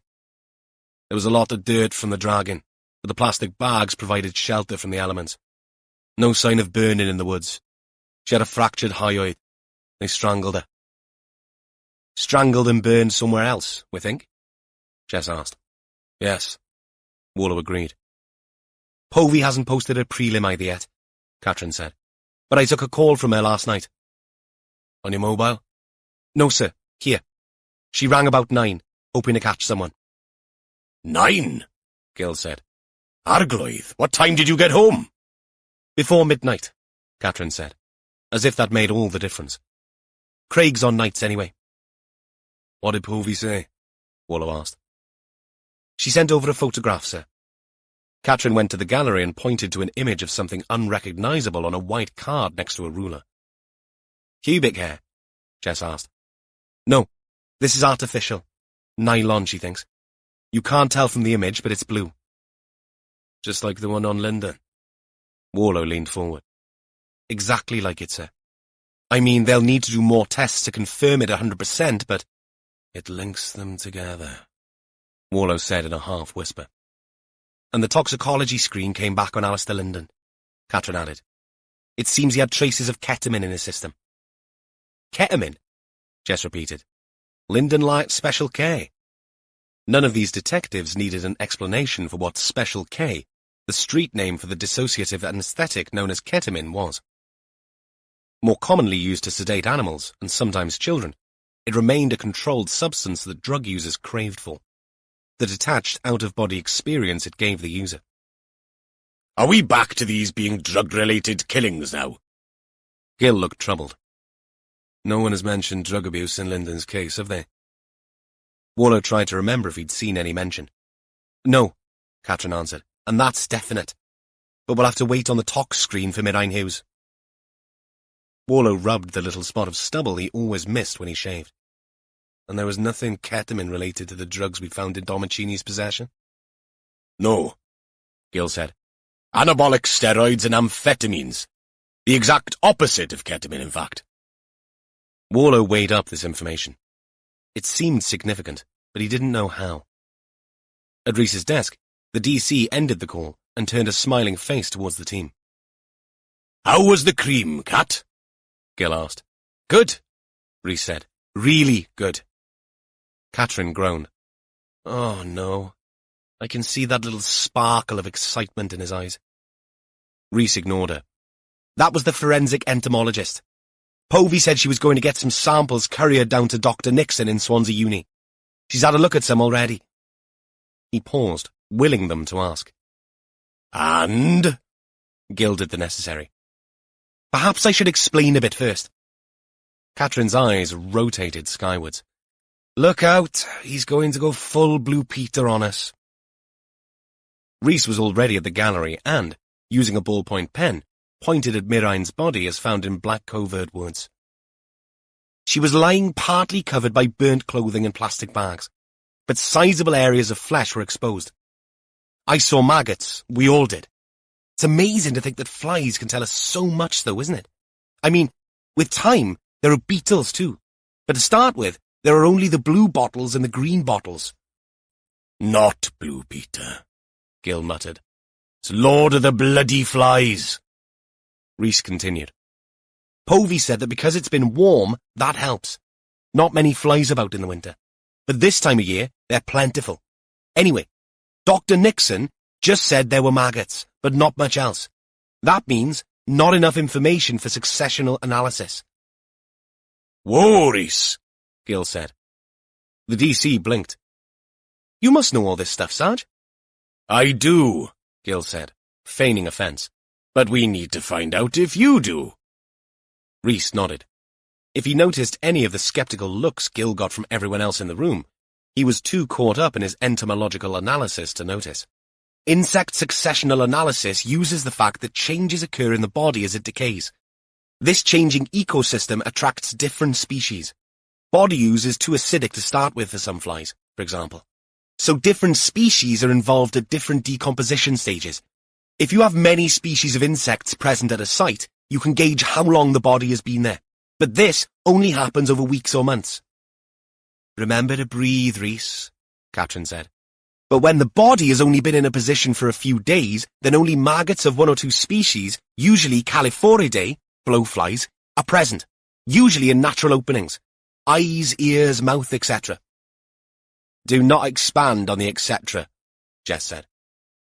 So, by identifying and measuring the maggots, lengths and stages of development and considering climate, you can be fairly accurate at estimating how long the body has been there. Rhys beamed. How long? Warlow asked, cutting to the chase. Dr. Nixon said she'd have something for us shortly. She only rang to say that she was impressed with the details of the collection and accompanying notes. That's down to Povey, sir. Good. Then that's to come. Warlow nodded and stared at the new pieces of information that had blossomed on the boards.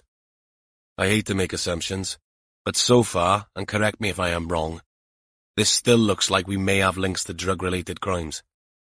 What are you thinking? Jess asked. Warlow shrugged. The ketamine.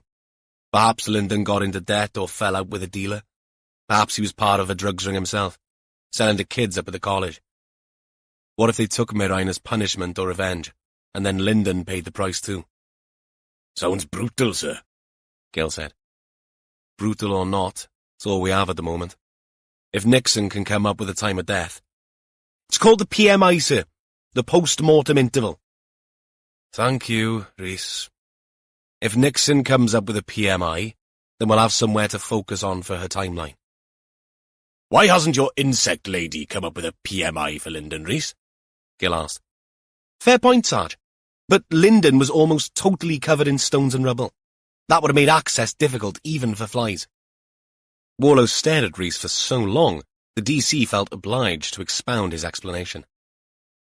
Besides stones, there was dust, sir. I know, Rhys. I get the point, and it's a good one. Such a stark difference in the attempts at hiding the bodies. Or not, Jess observed. Exactly, Warlow sighed. In the meantime, while we wait for Nixon's PMI, let's chase up everything else as much as we can. Jess, will you get on to Povey and see what else she can tell us about these fibres of hers? Rhys, you wait on Nixon. Catherine, what about Mirine's phone records? Almost done, sir. I need to apologise, I got distracted. She glanced at Jess, who returned the look impassively. Warlow chose not to comment on the exchange. Instead, he raked his eyes over the boards one last time, in the hope of seeing something that might jump out. Don't apologise. Just get it done. Gil, chase up the caller who reported Mirine's body.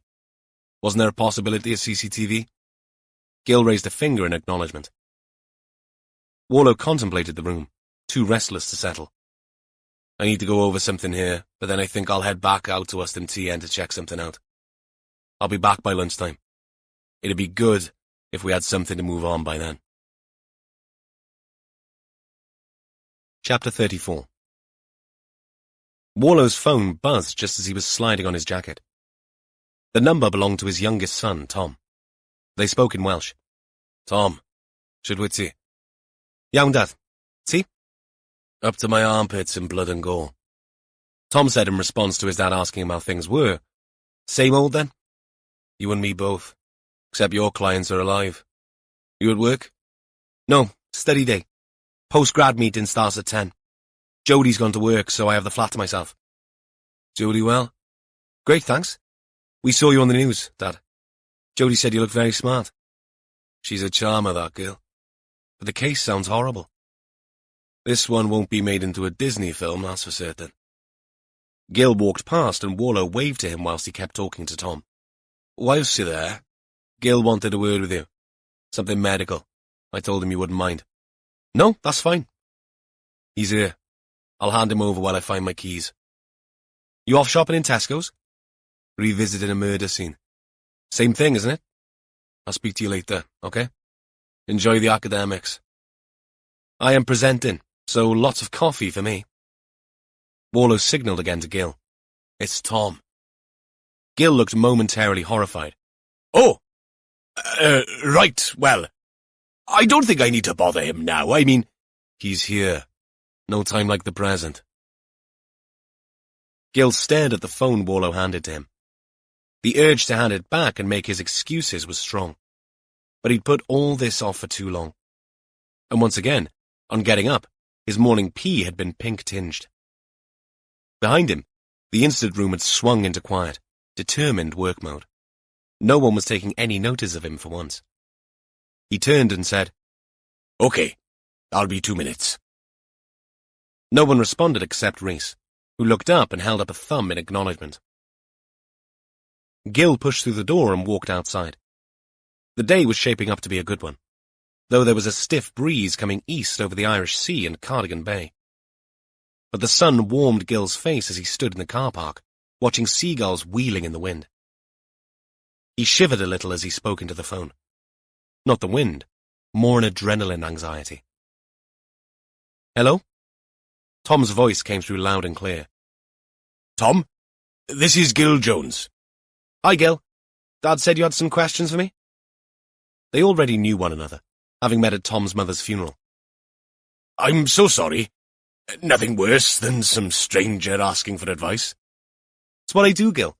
Besides, you're not a stranger." "Well, thanks for that. Your dad has caught me on the hop, though. I only mentioned the idea in passing." Tom didn't answer, and Gil knew he was being given space, a technique he'd used many a time himself for on-edge suspects. "Right," Gil said with a mental girding of the loins. "I realise you're an ear, nose and throat bloke, but your dad said you'd done surgical rotations and other things." "Yes, I've done my share." "This is definitely an opposite end of the system question, so to speak. You know, waterworks. I said I'd try to find out for a mate." "Well, you're in luck there, because I did a 6-month rotation on a urology unit a few years back." "Honestly?" "Before I got the ENT rotation. Knee-deep in catheters every day. I have my own collection of renal stones." "Really?" Tom let out a pulse of air. "No, not really. That was meant as an icebreaker, Gil." "Arglwydd, I thought you turned into one of these trophy collectors. Like serial killers." "Sorry." "Don't apologise. You're like your dad. He enjoys a bit of the old gallows humour. But I'll get to the point. Thing is, my mate has been waking up these last few days and seeing a bit of pink in his urine." "Right. A touch of hematuria." "Is that what it's called?" "It is." Tom paused before asking. "Since we're having this conversation, I take it you haven't been to your GP?" "It's not me, it's my mate." More silence until Gil capitulated with a sigh. "Not yet." "You should. That would be my advice in any case of hematuria. But it is dilute stuff, yes? Not clots of fresh blood?" "God, no. I'd have rung for a bloody ambulance if I'd seen that." "Look, I'm sure you've Googled this, and I also presume there are no other symptoms. No pain?" "No." "Are you going more often? Any difficulty when you go?" "No. Well, a bit, but that's normal for men, right? I mean, I'm not getting up at night or anything. Plus, I do drink a lot of tea. Well, there are hematuria clinics that deal with this kind of thing quickly. Your GP might want to feel your prostate and check for a kidney infection. But it doesn't sound as if it's acute. Right. Gil's voice dropped low. He'd read up on all this stuff. Kidney infections, prostate cancer, bladder cancer. The list was a long and crappy one. The clinic will arrange a battery of tests and an exam by someone who knows what they're feeling for. Cold finger. My eyes are watering already. No way around that, I'm afraid. No. But I feel well. Anwen, that's the missus, she's got us on a health kick. Less meat, salad for supper, that sort of thing. Says I need to lose some weight. As someone who's seen my physique, I realise that must be a difficult concept. Tom chuckled. The healthy eating sounds good. It all helps. Once you've been to the clinic and they've done tests, I'll be happy to talk you through the results. And I have some links in South Wales. I can put you in touch with a couple of really good guys. Thanks, Tom. The change of diet is interesting, though. I remember seeing one woman in clinic who'd done exactly that. She'd become a vegetarian and presented with pink urine. But in her case, it was beeturia. Beet what? Beeturia. Pink urine after eating beetroot. About 10% of the population experience difficulty breaking down the pigment in beets, and their urine goes pink for 48 hours. Stools too sometimes. Gil didn't answer because his voice had suddenly disconnected from his brain, which was doing backflips. Beeturia. I've never really liked beetroot, he said absently. Avoided it, to tell the truth. I see, Tom said. His words contained a hint of where the hell is this going now in them. Until about a week ago, Gil went on, when Anwen got it into her head that we should do all this. She mustered the family troops. My brother-in-law has an allotment, and he's been bringing all this stuff over and— Don't tell me. You've been eating lots of beetroot, Tom interjected. I have. Loads of the dark maroon bloody stuff. In salads, even sandwiches. Tom's laugh was a soft ripple. Then what I'd suggest is to stop eating them for a week. If your urine clears up— I'm one of the 10%. Gil's tone had changed from anxious patient expecting the worst to condemned man receiving the governor's pardon letter on his way to the gallows. It's worth a go anyway. Too bloody right it is. Beeturia. Ah, Tom, you're a marvel. I haven't done anything. Yes, you have. Oh, yes, you have. I owe you several pints for this. Okay, but stop the beats first, and then go to the GP if it doesn't work, okay? Yes, doctor. Sorry, it's Mr., isn't it? I always get that wrong. Tom will do fine. Diolch, Tom. Diolch o'r galon. And they were indeed heartfelt thanks. With the call finished, Gil stood with the phone in his hand, staring up at the sky and the birds above with fresh eyes, letting the relief wash over him. Okay, he couldn't be certain, but it all fitted. Bloody beetroot. Right. This calls for drastic action, he muttered to himself.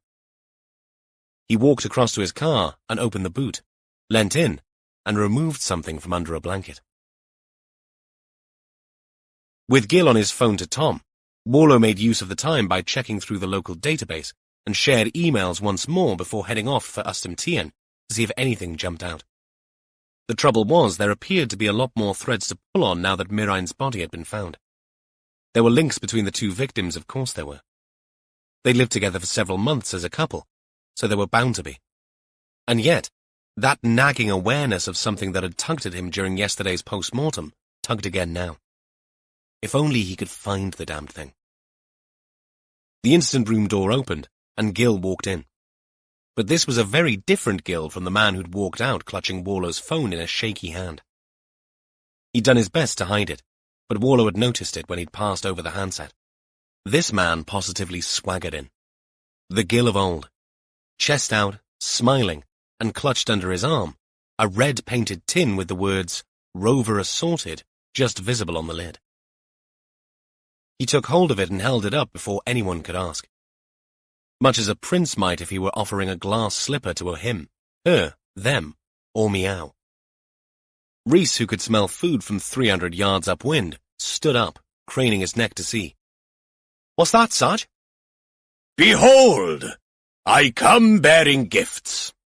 This is a retro biscuit tin found at the back of my mother-in-law's pantry when we, that is the Lady Anwen and I, emptied the house of 90 years' worth of bric-a-brac.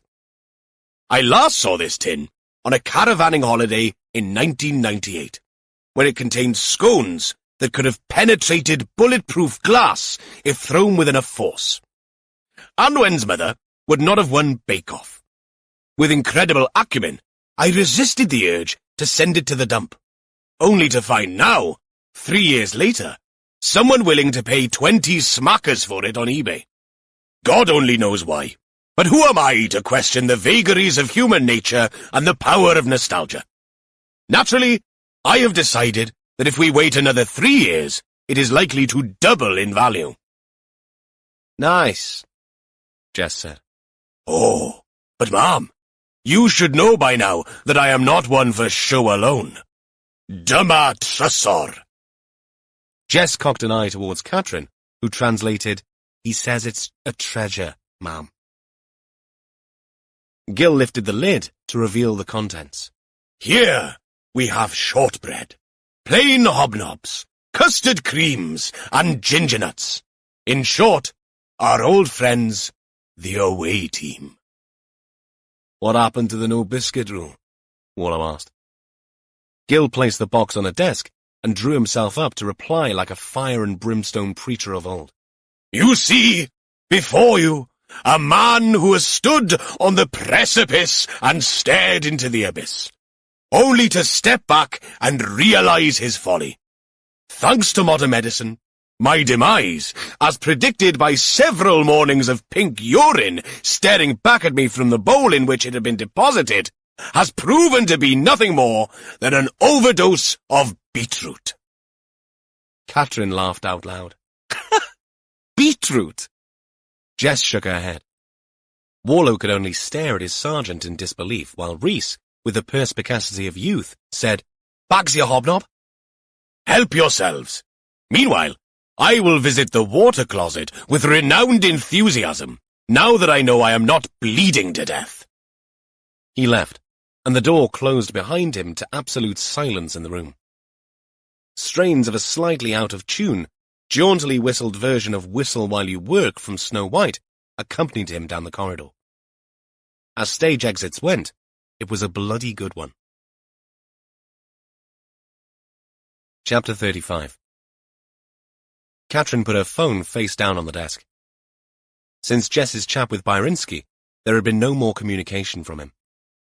With every passing minute, her relief grew. For the first time in days, she could concentrate fully on the task at hand, which was collating the phone records for Alistair Linden, and now for Mirain Hughes. She'd printed it all out, because somehow it was easier to look at it on paper than on a screen. Alistair Linden's phone had gone dead on Sunday the 21st of August, a little after 2 p.m. Up to that point, he'd been active. Phone tower pings placed him near Nantararian. But at 9 p.m., his phone was switched off and had not been switched on since. Mirain's records showed an unusual pattern. Not the same as Linden's, but not too dissimilar. According to the records, she'd used her phone to message for the last time on Saturday the 20th of August, the day before Alistair's phone died. But her phone stayed active, and mobile phone tower pings placed her in the Llanbadarn area of the town until it, too, had ceased to respond 2 days later on the 22nd of August. What did that mean? That she was killed after Alistair? Catrin explained all this to the team as she stood next to Gil in front of the gallery once she'd pieced it together. She used a pen to point at the snaking timeline. So Ava Farley leaves Linden on Sunday the 21st of August in the morning. No one sees him after that. His phone goes dead several hours later in the Ystrad Meirig area. My best guess is that his phone's at the bottom of the same quarry we found his car in. Jess nodded her agreement. Why not in the car, then? Gil asked. Thrown in separately, Jess suggested. That makes a kind of Sixth Sense, Katrin agreed. Great film, Sixth Sense. Gil was staring at the boards too, but he was seeing something very different. When the kid tells his mother... What's the name of the actress again? Toni Collette. That's her. When Haley Joel Osment tells her about the grandmother's earring in the car. Gives me shivers every time. He looked around at the nonplussed faces of his colleagues and shrugged. Just saying. Spooky. Like this bloody case. And I'm saying that suggesting Lyndon's phone is in the quarry doesn't really help us with Mirai News, Jess said. No. He studied the map they'd posted up to include Aberystwyth and its environs. You say her phone stopped responding to signals somewhere else altogether. Where was it again? Llanbadar and Fawr? Gil leaned into the map, using his finger to find the place, tracing a line out towards the south and east of the town. Why does that ring a loud bell? Jess joined him. That's where the college is, ma'am, Katrin explained. Where DCI Waller and I went to see Lyndon's place of work. She couldn't bring herself to mention Bryndza's name, but it earned her a quizzical look from the DI. The college isn't the only thing there, but... Gil let his suggestion hang in the air. Significant? Jess asked, fishing for thoughts. You know what the wolf thinks of the C word, Gil answered. Referring to Waller as the wolf made them all nod their head. And C, for coincidence, was a very dirty word indeed amongst the team. So, how do we put all this together? Gil asked. Are we still saying that the killer, or killers, abducted Mirain and held her to coerce Lyndon to pay a debt or do something for them? They run out of patience, abduct him, kill him, get rid of his car and phone, and then kill Mirain and try to burn her body. But that doesn't work. Or they're interrupted in that attempt, and they panic and dump her in the woods. Katrin finished speaking with a frown. It explained the timeline, but her expression spoke for everyone in that it somehow didn't quite fit. Jess summed it up. None of this works because during those 4 weeks of her supposed abduction, she was posting on Facebook and messaging her daughter on WhatsApp. It's even more complicated than that. Rhys stood up at his desk and his words drew everyone's attention. I've been emailing Dr. Nixon. She's come back to me with her preliminary analysis on the maggots. Now that's not something you hear every day, Gil muttered. Maggots are amazing, Rhys said, his eyes alive with enthusiasm. You can measure length and the number of spiracular slits. The raised eyebrows of everyone around him made him hesitate. Breathing holes. You measure length and the number of breathing holes to estimate developmental time. The longer the length and the more breathing holes, the longer the maggots have been there, and... Why does it complicate matters, Rhys? Jess nipped the explanation in the bud, not letting him stray off the point. Because, according to Dr. Nixon, the post-mortem interval is at least 3 weeks plus. Mirain had been in those woods for at least that length of time. Whoever was sending those messages to Heledd Rampley, it wasn't her mother. She was already dead. Everyone stared. Gil was the first to clap Rhys on the shoulder. Hey, maggot man. Good job. Ever thought of becoming a detective? Jess turned away, her phone already in her hand. We need to speak to the Markses again. Warlow parked in the, by now familiar, lay-by next to the cops in Ustim Tien. The discovery of Mirain Hughes's body would bring the press out in droves again. They'd already been to take establishing shots, and the area was still marked off with police tape. But he wanted another look at the Lyndon crime scene before the hyenas arrived. Seeing Warlow there would no doubt whet the press's appetite, and he'd do his best to avoid that scenario if he could. The day had opened out into a pleasant late August morning. From somewhere, the thrum of a tractor engine filled the air, and a woodpecker rat-tat-tatted in the copse nearby. Though he acknowledged the country sounds at some level, his mind was very much elsewhere. He hurried down to the stile and crossed over to ascend the hill to Het Fawr. He opened his phone and searched for some crime scene images. Something had come up on Povey's latest report. A blood sample taken from one rock had matched Lyndon's, and he wanted to see where it had lain. He took his time orientating his position. The rock was in the lab for analysis, but they'd left markers in the ground, and he found the spot quickly enough at the bottom of a steep slope which might, in the past, have been a shaft entrance, but which time, weather, and erosion had filled in. Now nothing more than a bowl-shaped depression with steep sides remained. He found the marker and stood looking up to the rim of the higher ground above. From his low viewpoint, he could see little except the rocks of Het Vawr 50 yards away. Was this where Lyndon died?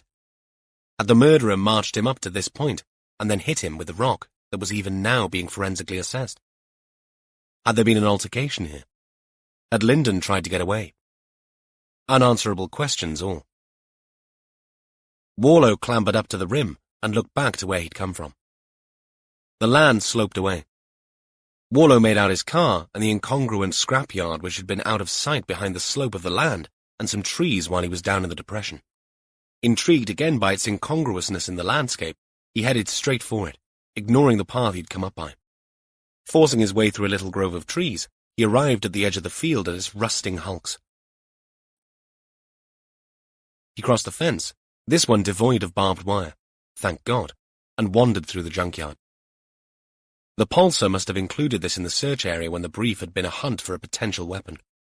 Yet, as he wandered through, looking up at the enormous machines in the caravans and the chest freezers, what struck him was the opportunity this strange place presented.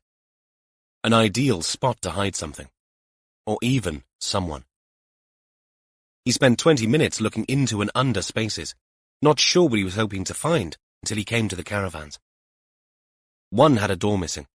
Two had no windows, but the third had windows and a door, though that was open with a damaged top hinge. He pulled the door open further. It came with a resistant creak. Inside, the wooden fittings with a curved bench seat and a table were still intact. The rest was a complete mess, with stained curtains, ripped open cupboards, and a detritus-strewn floor covering a murky carpet under the dirt. Warlow backed out, a vague idea forming in his head like a silhouette without form or detail. He dialed Povey's number and gave her the benefit of his thoughts. The pulsar did include it and they have searched it, Povey told him. Did any of your lot have a look at it?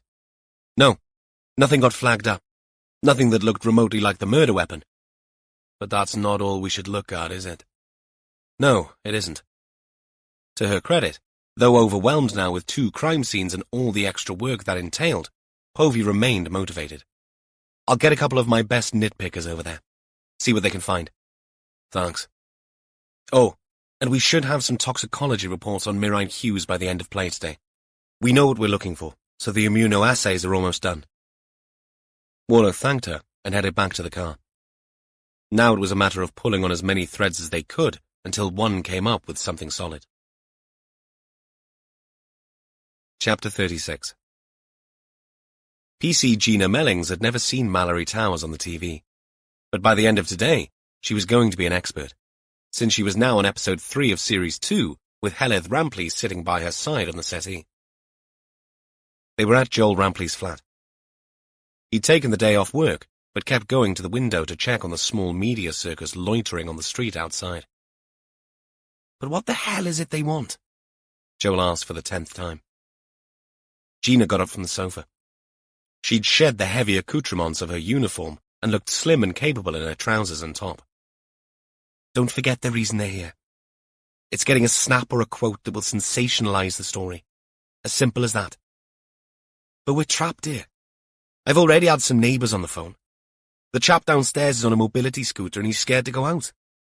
I couldn't even go to the gym last night and Hells should be in summer school. I don't want to go today, Dad, Heleth said.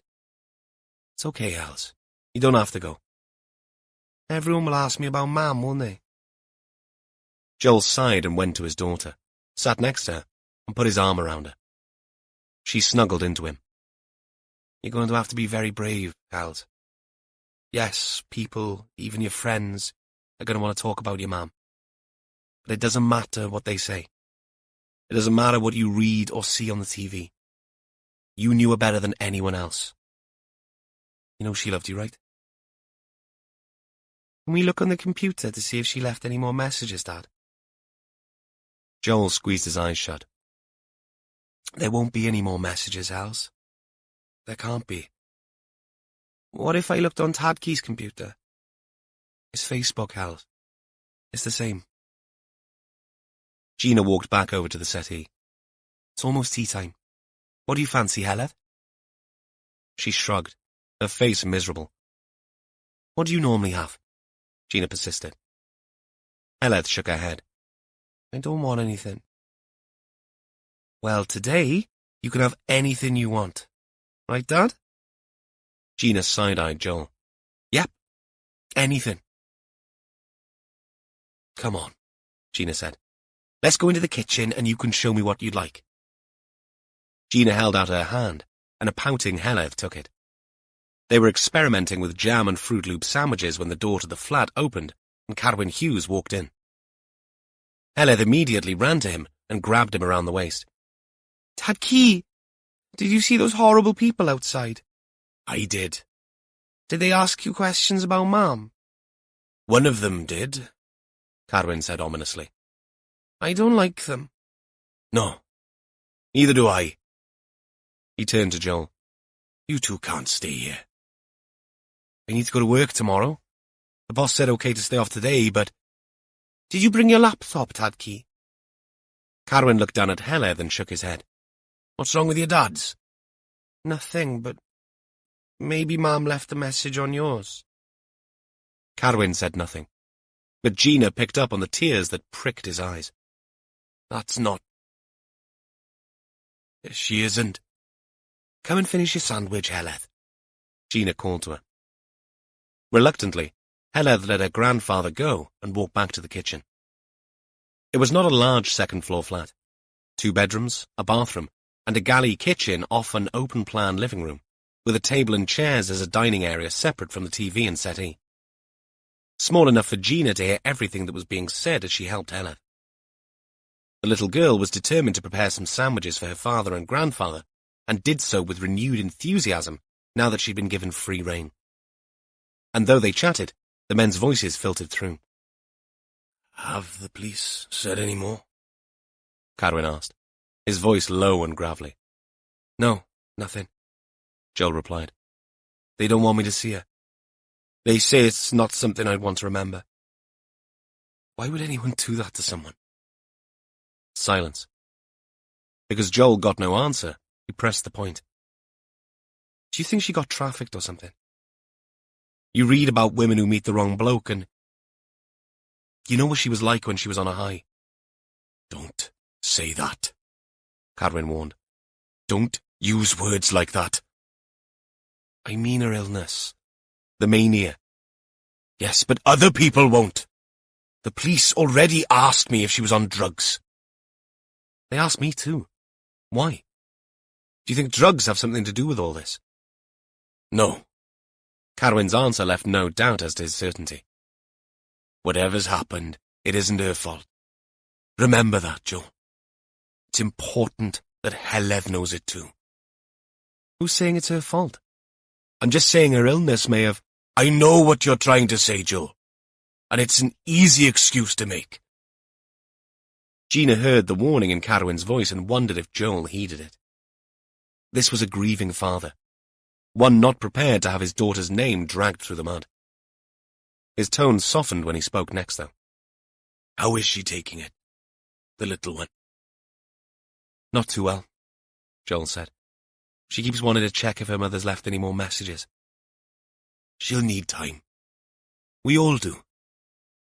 A horn blasted outside as traffic was forced to negotiate the press presence. A presence that seemed to have little regard for the occupants of the street or traffic. Gina stepped out of the kitchen in time to see Carwyn walk to the window and stare down. The outlet. Those buggers aren't helping, are they? Tell me about it, Joel said. I'm half expecting one of them to climb up a ladder. Heledd appeared, smiling, and carrying 2 plates laden with sandwiches of white sliced bread. This one is red jam and loops. She held 1 plate up. And this one is apple and banana. She took the plates over to the dining table and set them down. Both men watched her indulgently. "Come on, before it gets cold," Heleth said, repeating something she must have heard more than once from a parent or grandparent. "I'll get the kettle on," Gina said, and added as an afterthought, "Why don't I bring Heleth over to you tomorrow, Mr. Hughes? Once Joel goes to work, it'll look like I'm taking her to a summer school, and it should put the hyenas off the scent. I'll come too. We can stay well out of the glare of all this that way." "Good idea," Joel said. Carwyn nodded, though not with as much enthusiasm as Gina had expected. "Right. Tea," the PC said, and made a beeline for the kettle. Hubert Marks opened the door to Catherine and smiled broadly. "Nice to see you again, Detective. And the Inspector, too." He called over his shoulder into the interior. "Glenda, it's the police carryard. Better get those biscuits out." Once again, they were shown into the kitchen to sit on the wheel-back chairs. This time only the guests had tea. "We had our second cup at lunchtime," Glenda explained. "One more around 6, and that's our lot for the day." Everything in moderation. Jess explained they would not hear about Alistair Linden this time. But at the mention of his name, the Markses felt obliged to express their horror at what they'd learned from the news. "Awful. So awful. Mirain must be heartbroken." The officers exchanged a quick glance. "It's Mirain we're here about," Jess said. "When was the last time you actually saw her?" The Markses turned to glance at one another this time. Hubert, gurning with the effort of recall. "We think it was a Friday, because we had the bins out, and I always do a last-minute run for the food recycling after breakfast. They were on the way into town, all three of them in Alice's car. They only had the one car, and they did the school run, and sometimes Mirain would go into town. They all waved at me." Glenda chipped in. "It was a Friday, because on the Sunday Hubert was cutting the front lawn when Alistair came home. We hadn't seen Heleth all weekend because she was at the dance. He used to pick her up after school on Fridays when it was his weekend. We saw Heleth on Monday, of course. School holidays had started. But that Sunday, that's when Alistair told us that Mirain had gone away for a while and that he was going to get a few chores done." "That's what he said? His exact words?" Catherine demanded. "Yes, gone away for a while," Hubert confirmed. "And then, the end of that week, Alistair told us Heleth was with her dad." "Did he say what chores?" Catherine persisted, interrupting Hubert in full flow. "No, but they were in town," he said. "And the date?" Glenda walked to the fridge and the little calendar hanging there. "The date we last saw her was the 22nd of July. That's a bin day, and Hubert cuts the lawn every other weekend. We keep tabs to know where we are." "Best to be organised," Hubert said, showing a row of tombstone teeth. A smile that faded as a dawning awareness of what was going on gradually sunk in. "Why are you asking about Mirain? She's not... Nothing has happened to her, is it?" "It's all a part of the investigation, Mr. Marks. You've been very helpful," Jess said, "but we can't give away any details." Glenda leapt on that. "Oh no, of course not. But they said on the news it was foul play in Alistair's case. Does that mean actual murder?" Jess's lack of denial answered the Marks' question with no need for added detail. "Did Alistair and Mirain have any regular visitors?" "The only visitor they had was Mirain's father, Carwyn. Lovely chap. He'd take Mirain places if she didn't go to town with Alistair, since she didn't have a car. Or he'd come, and she'd take his car and he would look after Heleth. Of course, we were always available for that if they were desperate," Hubert added. His words made Glenda's eyes widen with fresh anxiety. "She's okay, isn't she, Heleth?" Jess nodded. "She's fine. But back to visitors. No regular callers? No new callers over the last few weeks?" "No. Sometimes they'd have a Tesco delivery and parcels from Amazon, but that was it," Hubert said. "You don't think that the person who did this has been here, do you?" Glenda's voice went up an octave. "There's no need to be alarmed, Mrs. Marks."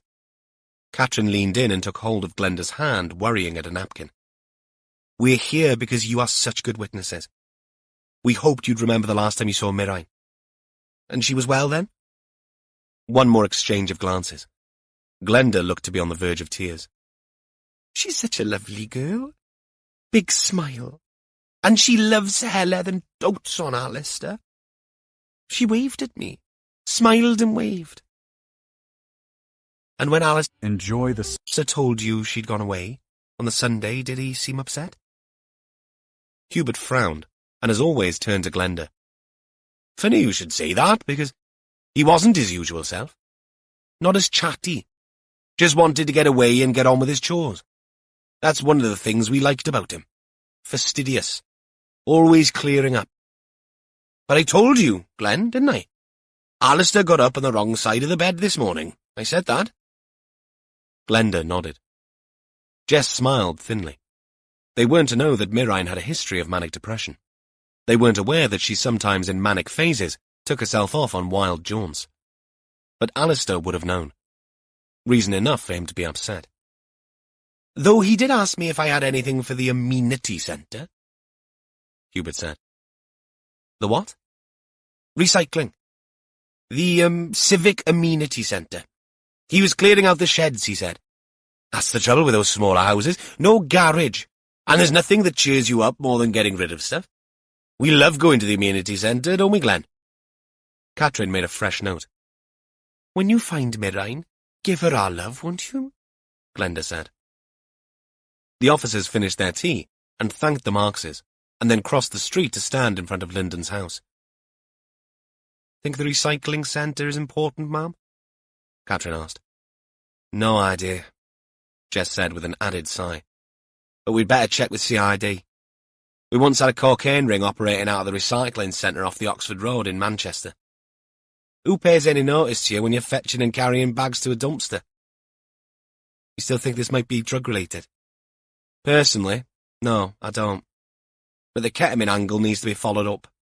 It's one of the few clues we have in this damn case. Chapter 37. Warlow set off early for the incident room the next morning. He hadn't slept well in the hotel bed, and even the big breakfast they delivered to his table, half of which he left, didn't help. He'd not been able to quash the nagging itch that they were missing something big in the investigation. The previous afternoon had slipped by with nothing new to add to the boards. And yes, they'd moved quickly in a few days, and lulls were common and to be expected. Still, that knowledge did little to help his mood. As he arrived on the outskirts of Aberystwyth, his phone rang. The caller ID came up as Gina Mellings. Morning, Warlow said. Morning, sir. The background rumble and hiss told him she too was driving. You out and about, Gina? I have Heledd Rampley in the car with me, sir. We're going to Tad Keys on an adventure. I'm hoping the press assume we've gone to Heledd summer school. Her dad left for work and I didn't want to stay in that tiny flat all day. Good thinking, Bat. Person? Warlow said. Batwoman is fine, sir, Gina said. Thought it might be, but you never know, right? You don't, sir. How are they? I mean, can you talk? Heledd has my earphones on and is playing Alto's Adventure on her iPad. It's okay to talk. Because her mum has been away for a while, it hasn't sunk in she isn't coming back. She keeps asking to check Facebook for messages. What about their father? Upset, obviously. But more upset for Heledd than for himself. Understandable. Mirain's dad is the worst of the three. I can understand that too. But he's putting on a brave face for Heledd. They both are, to be honest. But I'm just ringing to let you know where we'll be. Noted, Warlow said. Blast. The word slipped out of his mouth before he could stop it. After a 3-second pause, Gina said, Did you not want me to go there, sir? What? No. Oh, God, take no note this. I've just hit a bloody tailback. That means that the team may well arrive at the office before me. Is that the end of the world, sir? No, but it's not my style. And worse, it's ammunition. The tailback put an extra 20 minutes on Warlow's journey thanks to a burst water main. But, as he walked in through the instant room door, his annoyance evaporated. He sensed a frisson in the air. If someone had asked him to explain it, he would not have been able to. But there was something in the way everyone looked busy. Too busy to take much notice of him as he slid in and slipped off his jacket. Even Gil, the master of the withering put-down for any latecomer, let him off the hook. "The burst water main, was it?" Gil asked. "Indeed," Warlow said. "See?" Gil turned to Rhys. "I told you he didn't sleep in." Rhys's mouth dropped open. "I never said—" Behind Warlow, a voice said, "Brilliant timing, DCI Warlow." Warlow swung around to see Jess carrying a tray of coffees and teas. "I suggested we do a walkthrough once you arrived." "Sorry, burst. Water main. Yes, we know." "Oh." Jess sent Rhys a look. "Gina, sir. She rang and said you'd been held up." Warlow looked around at the team. "Fair enough. You are detectives, after all." Gil bent over, and something rustled under the table. He emerged with an oblong of grease-proof paper and a plate. "In discussion with the Lady Anwen, and considering my remarkable recovery from a terminal illness—" "Bichuria," Catherine said. "She's made some bara brith, which I have sliced and buttered. I've even brought serviettes for the diolchgarwch." "Gratitude, ma'am," Catherine muttered to Jess. Gil handed out the serviettes, bizarrely decorated with Christmas trees. "All I could find in the spares drawer." "Now you're talking, Sarge," Rhys said as he accepted a slice of the fruit loaf. "I was going to bring in some caerphilly, but there's no need to go overboard, is there?" "You eat cheese with this?" Jess asked. "I thought they only did that in Yorkshire." "How does that song go?" Gil asked. "Anything you can do." Everyone took a slice of buttered cake and, suitably armed with a hot brown liquid of their choice to wash it down, they pulled chairs out from under their desks and sat in front of the gallery and job centre mash-up with Catherine at the helm. She began with Alistair Linden, running through the toxicology report which confirmed the ketamine in his system. According to Tiernan, the drug appeared to have been administered via an intramuscular injection into the thigh. "It was a solitary wound. No sign of any other injection site," Catherine added. "If he was a Special K user, he wasn't an injector." "Snorter?" Jess suggested. "Maybe, but it is odd that there were no other signs." "You get a bigger hit with an injection," Jess added. Everyone agreed it was an anomaly worth noting. Then Catherine told them about Povey's latest addition to her list, the blood-stained rock, which further analysis showed hair and flesh embedded in its surface. Given Alistair Linden's pattern of injuries, it looked very much as if the rock was the instrument that caused his death. Catherine put a photograph on the board, an oblong stone, 9 or 10 inches long, with jagged and eroded excrescences on its surface. "How heavy?" Gil asked.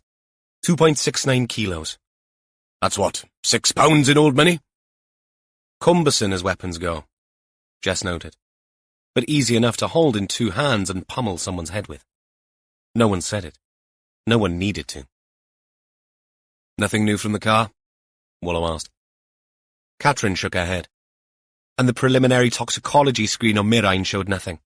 That came through this morning too." "She was not a user," Rhys said.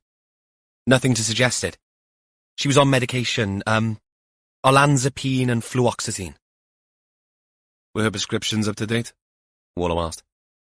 Catherine nodded. She picked up a fresh one the week before she disappeared. Then she told the team about the last time the Marxes had seen Mirine and that. According to them, she'd been happy.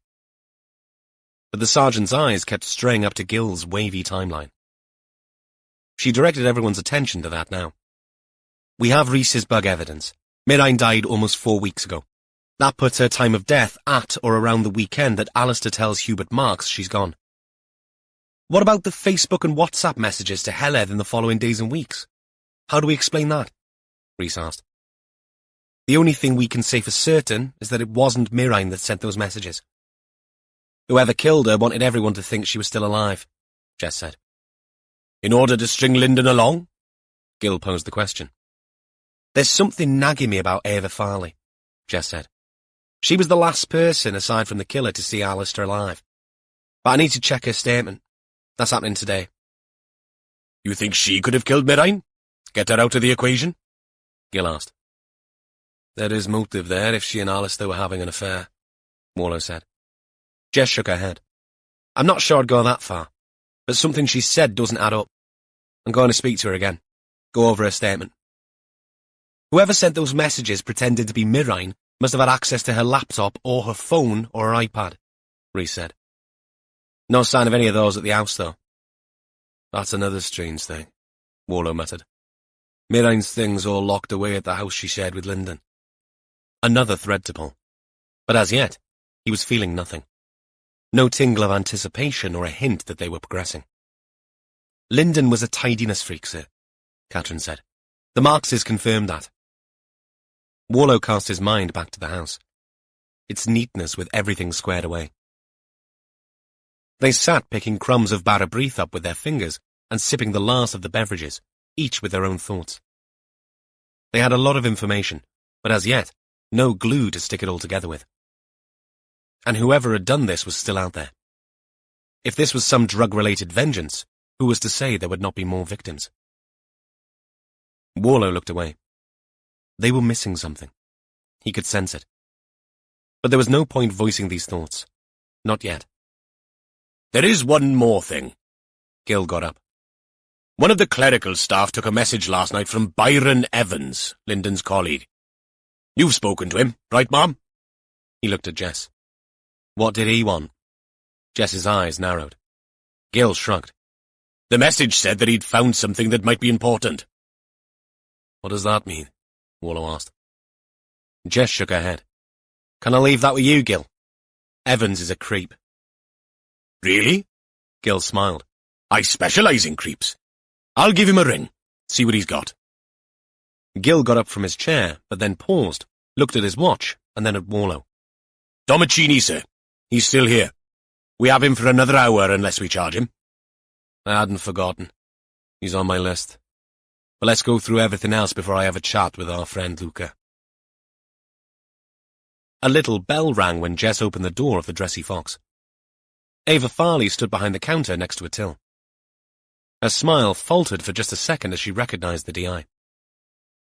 A lone customer swiped through a hanger full of tops to the left, and a larger woman, presumably the shop owner, hovered near the back, checking stock from a cardboard box. Hi, Ava, Jess said. Thanks for agreeing to chat again. Ava's nod was small and uncertain. There are a couple of things we need to clear up, and it shouldn't take more than a few minutes, Jess explained. Fine. We're not busy.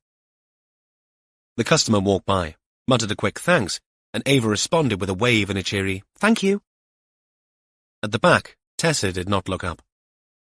Your statement said that Alistair Linden first came into the shop a few weeks ago. Can you be a bit more precise? Ava thought, and then turned to her phone, talking as she did so. He came into the shop and then came back a week later, and we went for a coffee.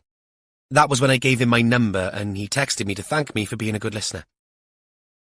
She scrolled through and found the right screen, which she then showed to Jess. That first message was on a Wednesday, the 20th of July. He came in first the week before that. When you went to Linden's house for the meal he cooked you last weekend, was there any sign of his ex-partner? No, none. I felt better about that because he must have been telling the truth. You know, there would have been something in the bathroom or in the shower. Stuff he wouldn't have used, but there was nothing at all. The weekend of the 23rd of July, the weekend after you had coffee with him, were you around? Once again, Ava scrolled through her phone. Just like Molly, it was a multimedia record of her life events. Yeah, I thought so. I was at the Fix-It Festival in Cardiff. I don't remember a lot about it if you want details, but there are 4 other girls who will tell you I was there for 3 days. If you could give me some names, that would be great.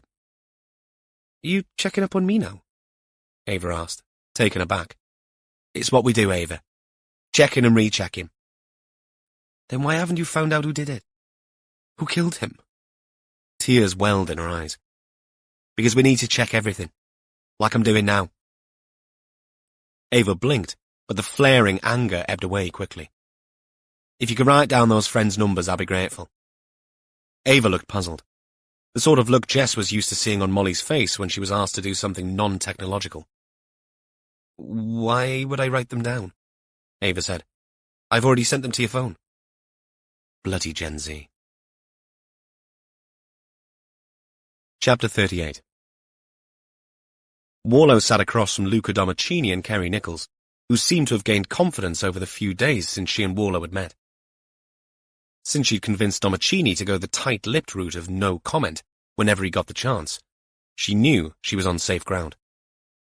Well, thought Warlow, time to cause a tremor or two. As you can see, this is not a formal interview this morning, Mr. Domicini. Warlow looked at his watch. There is 1 hour and 15 minutes on the custody clock. The good news is that despite your refusal to cooperate, we have, after many hours and phone calls, established that you were not in the area at the time of Alistair Linden's disappearance and subsequent death. Domicini's face split into a triumphant grin, and he turned to his solicitor, who nodded her head. Of course, you could have saved us a lot of time if you had volunteered that information at the outset. Still, the right to silence is one we understand and respect. Warlow composed his face into the semblance of a smile. He hoped it looked as fake as it felt. You will not be charged with murder. The solicitor pushed her chair back. However, there is the matter of possession of Class B drugs and actual bodily harm as the result of an attack on one of our officers. The solicitor sat down. I also need to tell you that Alistair Linden is not the only victim we have discovered as part of our inquiries. Another body has been found. No comment. The words were out of Domicini's lips before Warlow finished. Warlow sighed. The thing is, Luca, we can go around the roundabout all over again. Because this is a distinct case, we can let you go and then fetch you back in. And since you like the food in the bed so much, maybe that's what you'd like us to do. No comment. Next to him, Kerry Nichols bristled. I don't think that threats of further detention. These are not threats, Miss Nichols. They're a valid part of the investigation into the murder of a young woman. We've established a link between your client and Mr. Linden, and there is a clear link between the other murder victim and Mr. Linden as well. Simple maths. Now, if Mr. Domicini were to tell us about his movements, starting with the weekend of the 22nd of July, so that we could eliminate them from our inquiries, it would make my life, and my team's life, a lot easier. Nichols glared at her client. No comment, he said, after a moment's hesitation, though a lot of the bravado had gone. Warlow dropped his head. Shame, because I was going to speak to my younger colleague, the one you drop-kicked down the stairs. I mean, he's a reasonable bloke. Tough kid. Rugby player. Few stitches in the head and nothing to him. I was going to chat to him about taking this one on the chin and not pursuing the charge. I mean, you're a bouncer, right? An ABH conviction would scupper that for a start. So what does that leave you with? Some personal training down at the gym? But then I guess you'd be doing that full time if there was enough work. Ah, well. Warlow got up and gathered his papers. I was at a tournament, Domicini said. It burst out of him like a bullet from a gun. MMA. What? Nichols asked. Mixed martial arts, Warlow explained. Where? Birmingham. I was at a mate's flat. A name and a phone number would be good, Warlow said. Luca, you don't have to do this, Nichols said. Definitely not, Warlow agreed. Up to you, Luca. This time, Domicini looked up at Warlow. A woman, you said. Second body. Warlow had put a lot of thought into this tactic. Despite Domicini's testosterone-driven problems, there'd been no complaint about him from a woman, and his relationship with Claudine Barton had him as a reminder. In some distorted way, Warlow guessed Domicini had a code of behavior when it came to women. Time to test it now. A woman, Warlow said, adding a slow nod for emphasis. Don't be fooled by this. Nichols sent Warlow a disdainful look and kept it up as she spoke to her client. Let them prove you were involved. Say nothing, do nothing. But this time Domicini frowned and turned on her.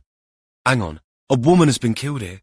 It was nothing to do with me, and I can prove that. Why wouldn't I help? They're manipulating you, that's why. But Domicini shook his head and turned back to Warlow. Like I say, I'm sorry about the other officer. I'll have a word. Red miss, man.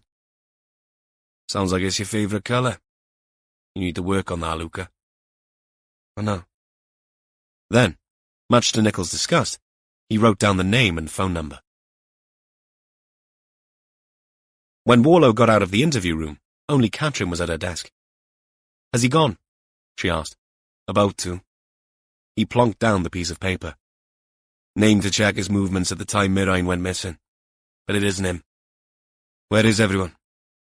D.I. Allenby went to see Ava Farley, and after speaking on the phone with Byron Evans, Gil and Rhys went out to see him. "Anything interesting?" "He's found a locked box under a workstation that Lyndon used." "Does Gil have a key?" "No. He said they'd wing it. Oh, and Povey rang. Asked you to ring her back. She's at the—" She looked down at a note in her hand. "Junkyard. She said you'd know."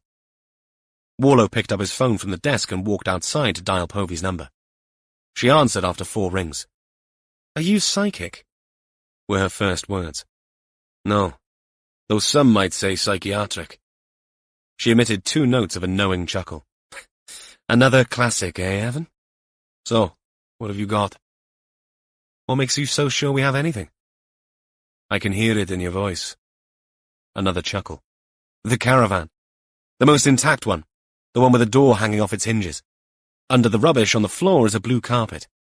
I've had a quick look, and the fibres there match those found on Lyndon and Mirine Hughes. We're swabbing everything as we speak. It isn't much, but it is something." "A bloody last." "You think they were held here?" Povey asked. "I do." "So where do we go from here?" "I need to find out who owns that place, and quick." Gil and Rhys followed Byron Evans through the quiet corridors of Coleg Ceredigion at Llanbadarn to a storeroom with a small desk, a dumpy-looking iMac, and a printer. Steel shelving units lined one wall full of spare printer ink, toner cartridges, paper, art materials, and whatever else departments ran out of and needed replacing. On the other side, a load of monitors, old floor-standing CPUs, and the odd keyboard lay stacked against the wall. "This is a storage room, I take it?" Gil asked. "Yeah, you know what it's like. I teach computer science, and the trouble with computers is that they become redundant. We do recycle, and this lot will go somewhere. But I also set up this old Mac. It runs on El Capitan. Hard to believe, that's 7 years old." Rhys nodded.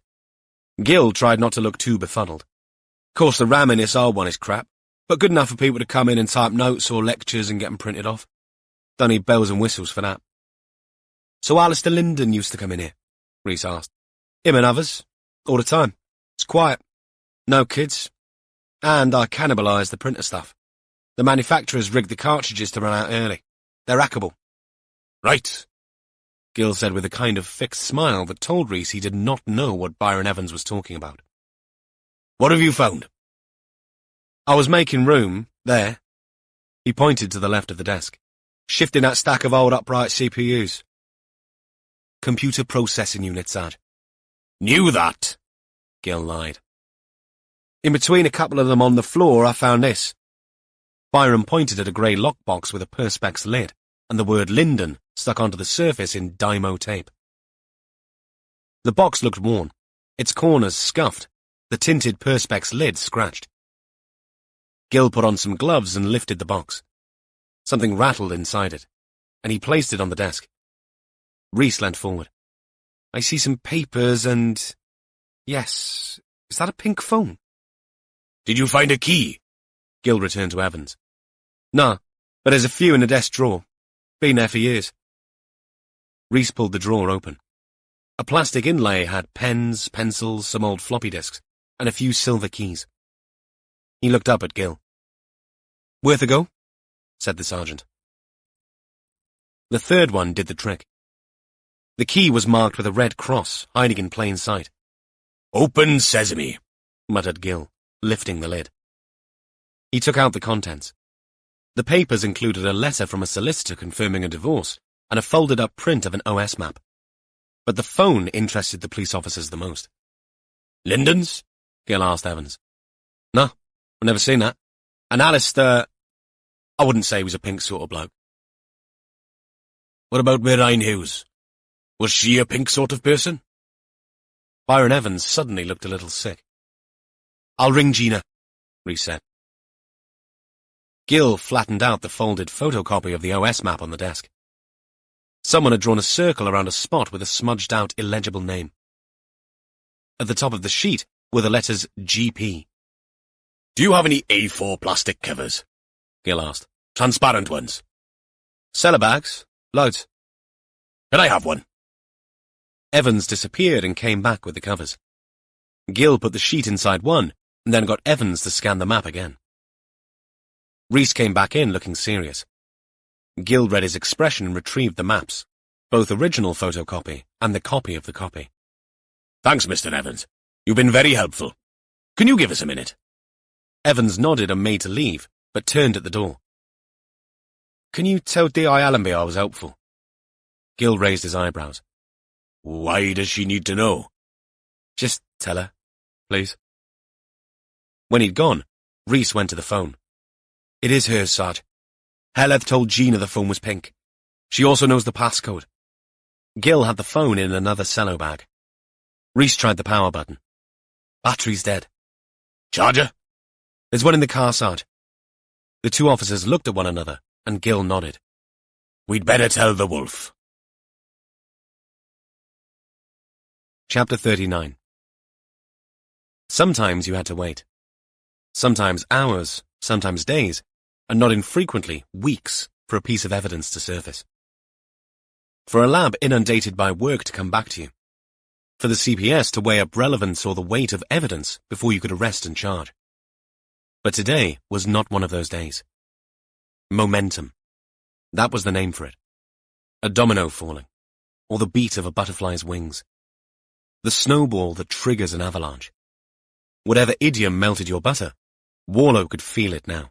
And it came, innocuously, by way of Rhys ringing him from Gil's car and telling him what Byron Evans had found hidden under that little lecturer's workstation in Coleg Ceredigion.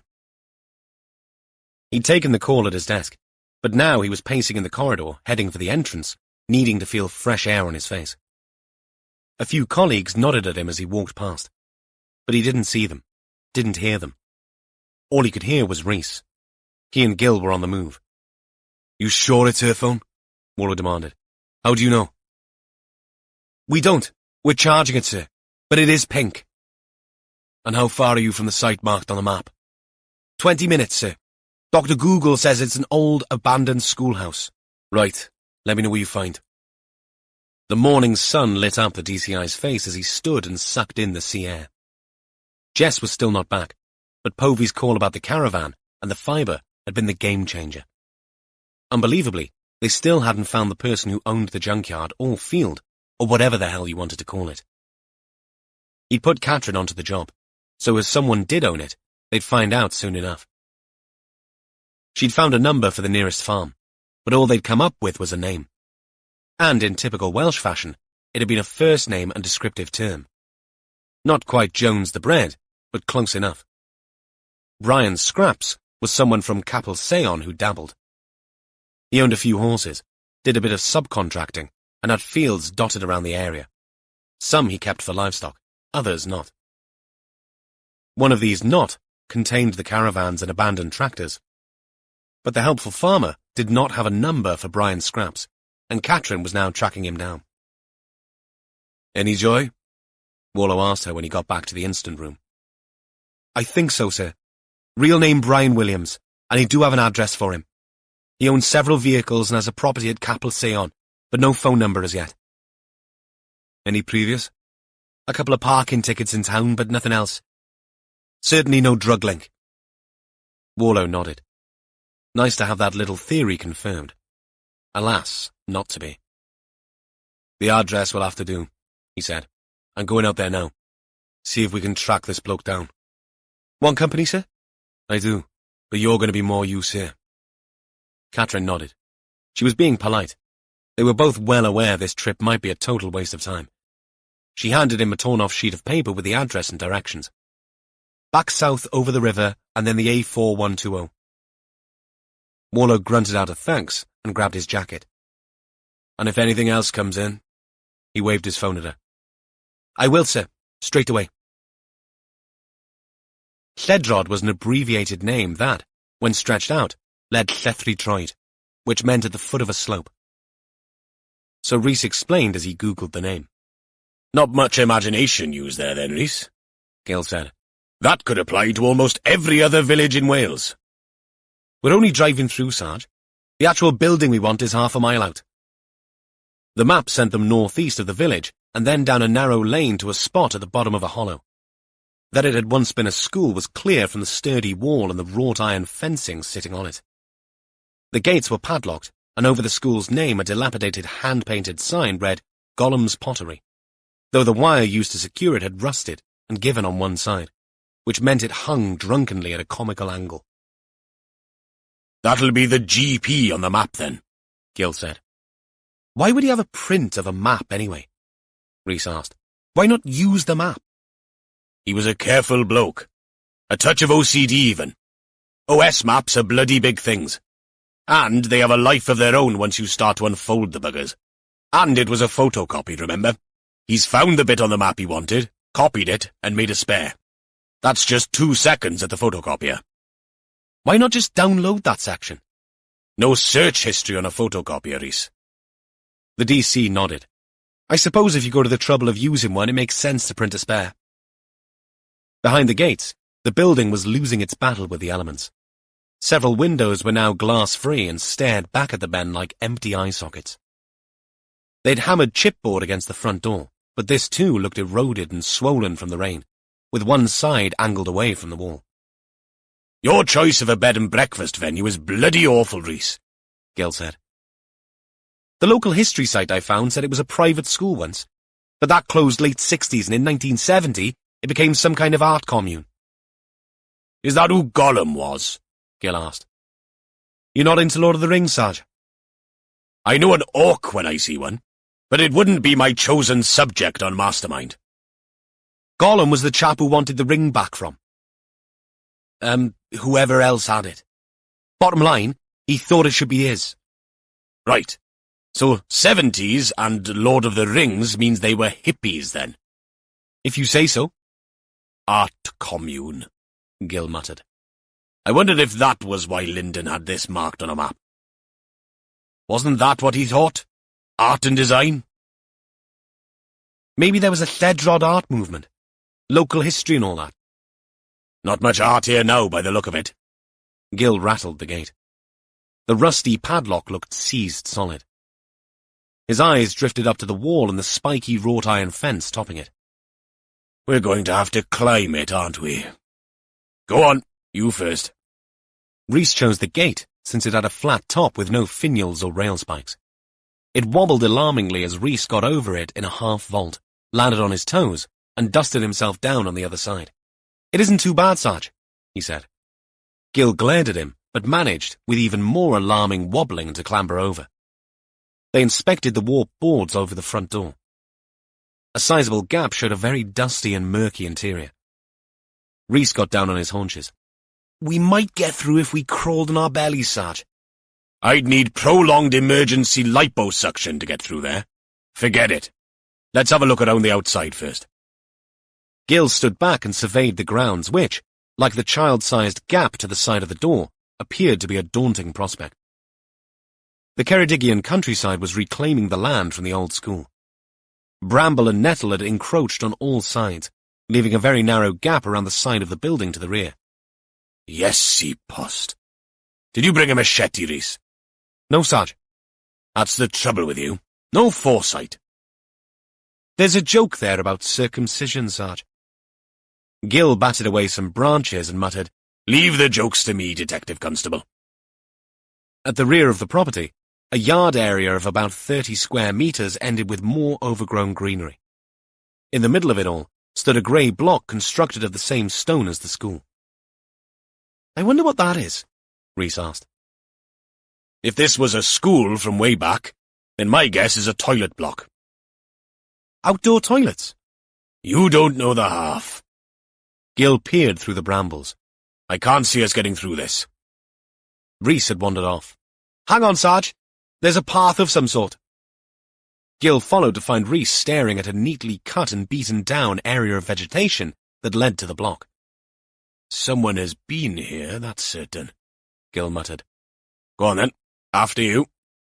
Rhys led the way, picking at the recalcitrant fronds of blackthorn branches that caught in his trousers and shirt. He'd shed his jacket because of the heat, and now, in the middle of all this greenery, instead of feeling cooler, it had warmed up considerably as the humidity rose. It's muggy, Sarge. Thunder on the way, I reckon. They picked their way through until they stood in front of the block in an area of concreted ground which formed a barrier against the overgrowth. The block sat at right angles to the school building, but there was no sign of a urinal. Instead, the doors of the cubicles were off, and a couple of the walls taken down to make 3 spaces instead of 6. In each space sat a curious construction of bricks arranged almost like a beehive above a rusting metal box with an open mouth.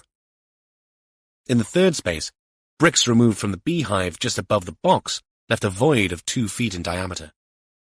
Beth Ifern? Gil said. Kilns, Sarge. I watched someone make something like this on YouTube. Kilns? For pottery? Gollum's pottery.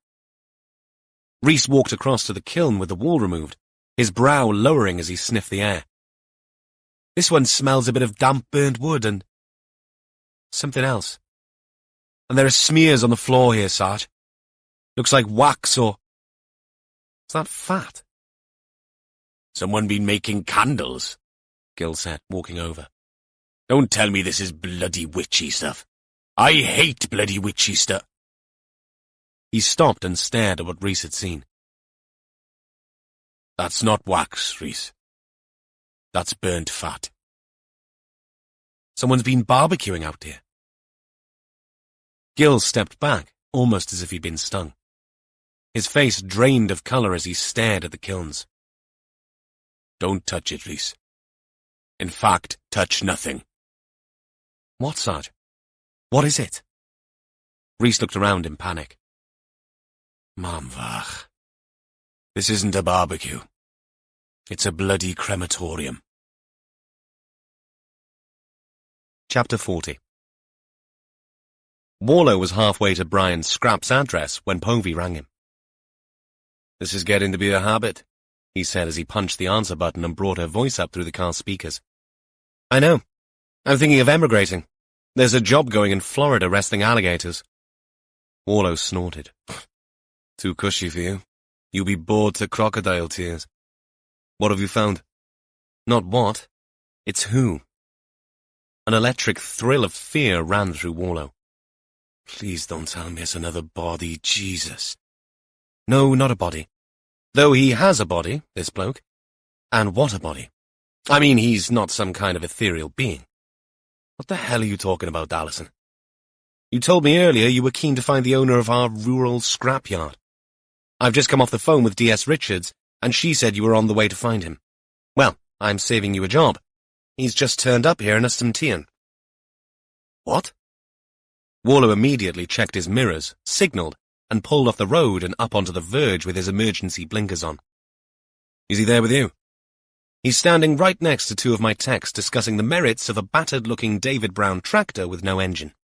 I'd like to say he's a fine figure of a man, but then I'd like to say that the moon is made of St. Arga blue. Both would be a lie. Can you put him on? Povey hesitated for a beat. That'll mean him putting his mouth near to my phone. Doesn't he have a phone of his own? He does, but it looks like he stole it from a museum. If it was a smartphone, it must have cheated on the test. I need to speak to him. Somewhere quiet. I'll take him to one of the vans. We'll probably need to fumigate it afterwards, but at least I'll be upwind of him. That bad? Let me put it this way.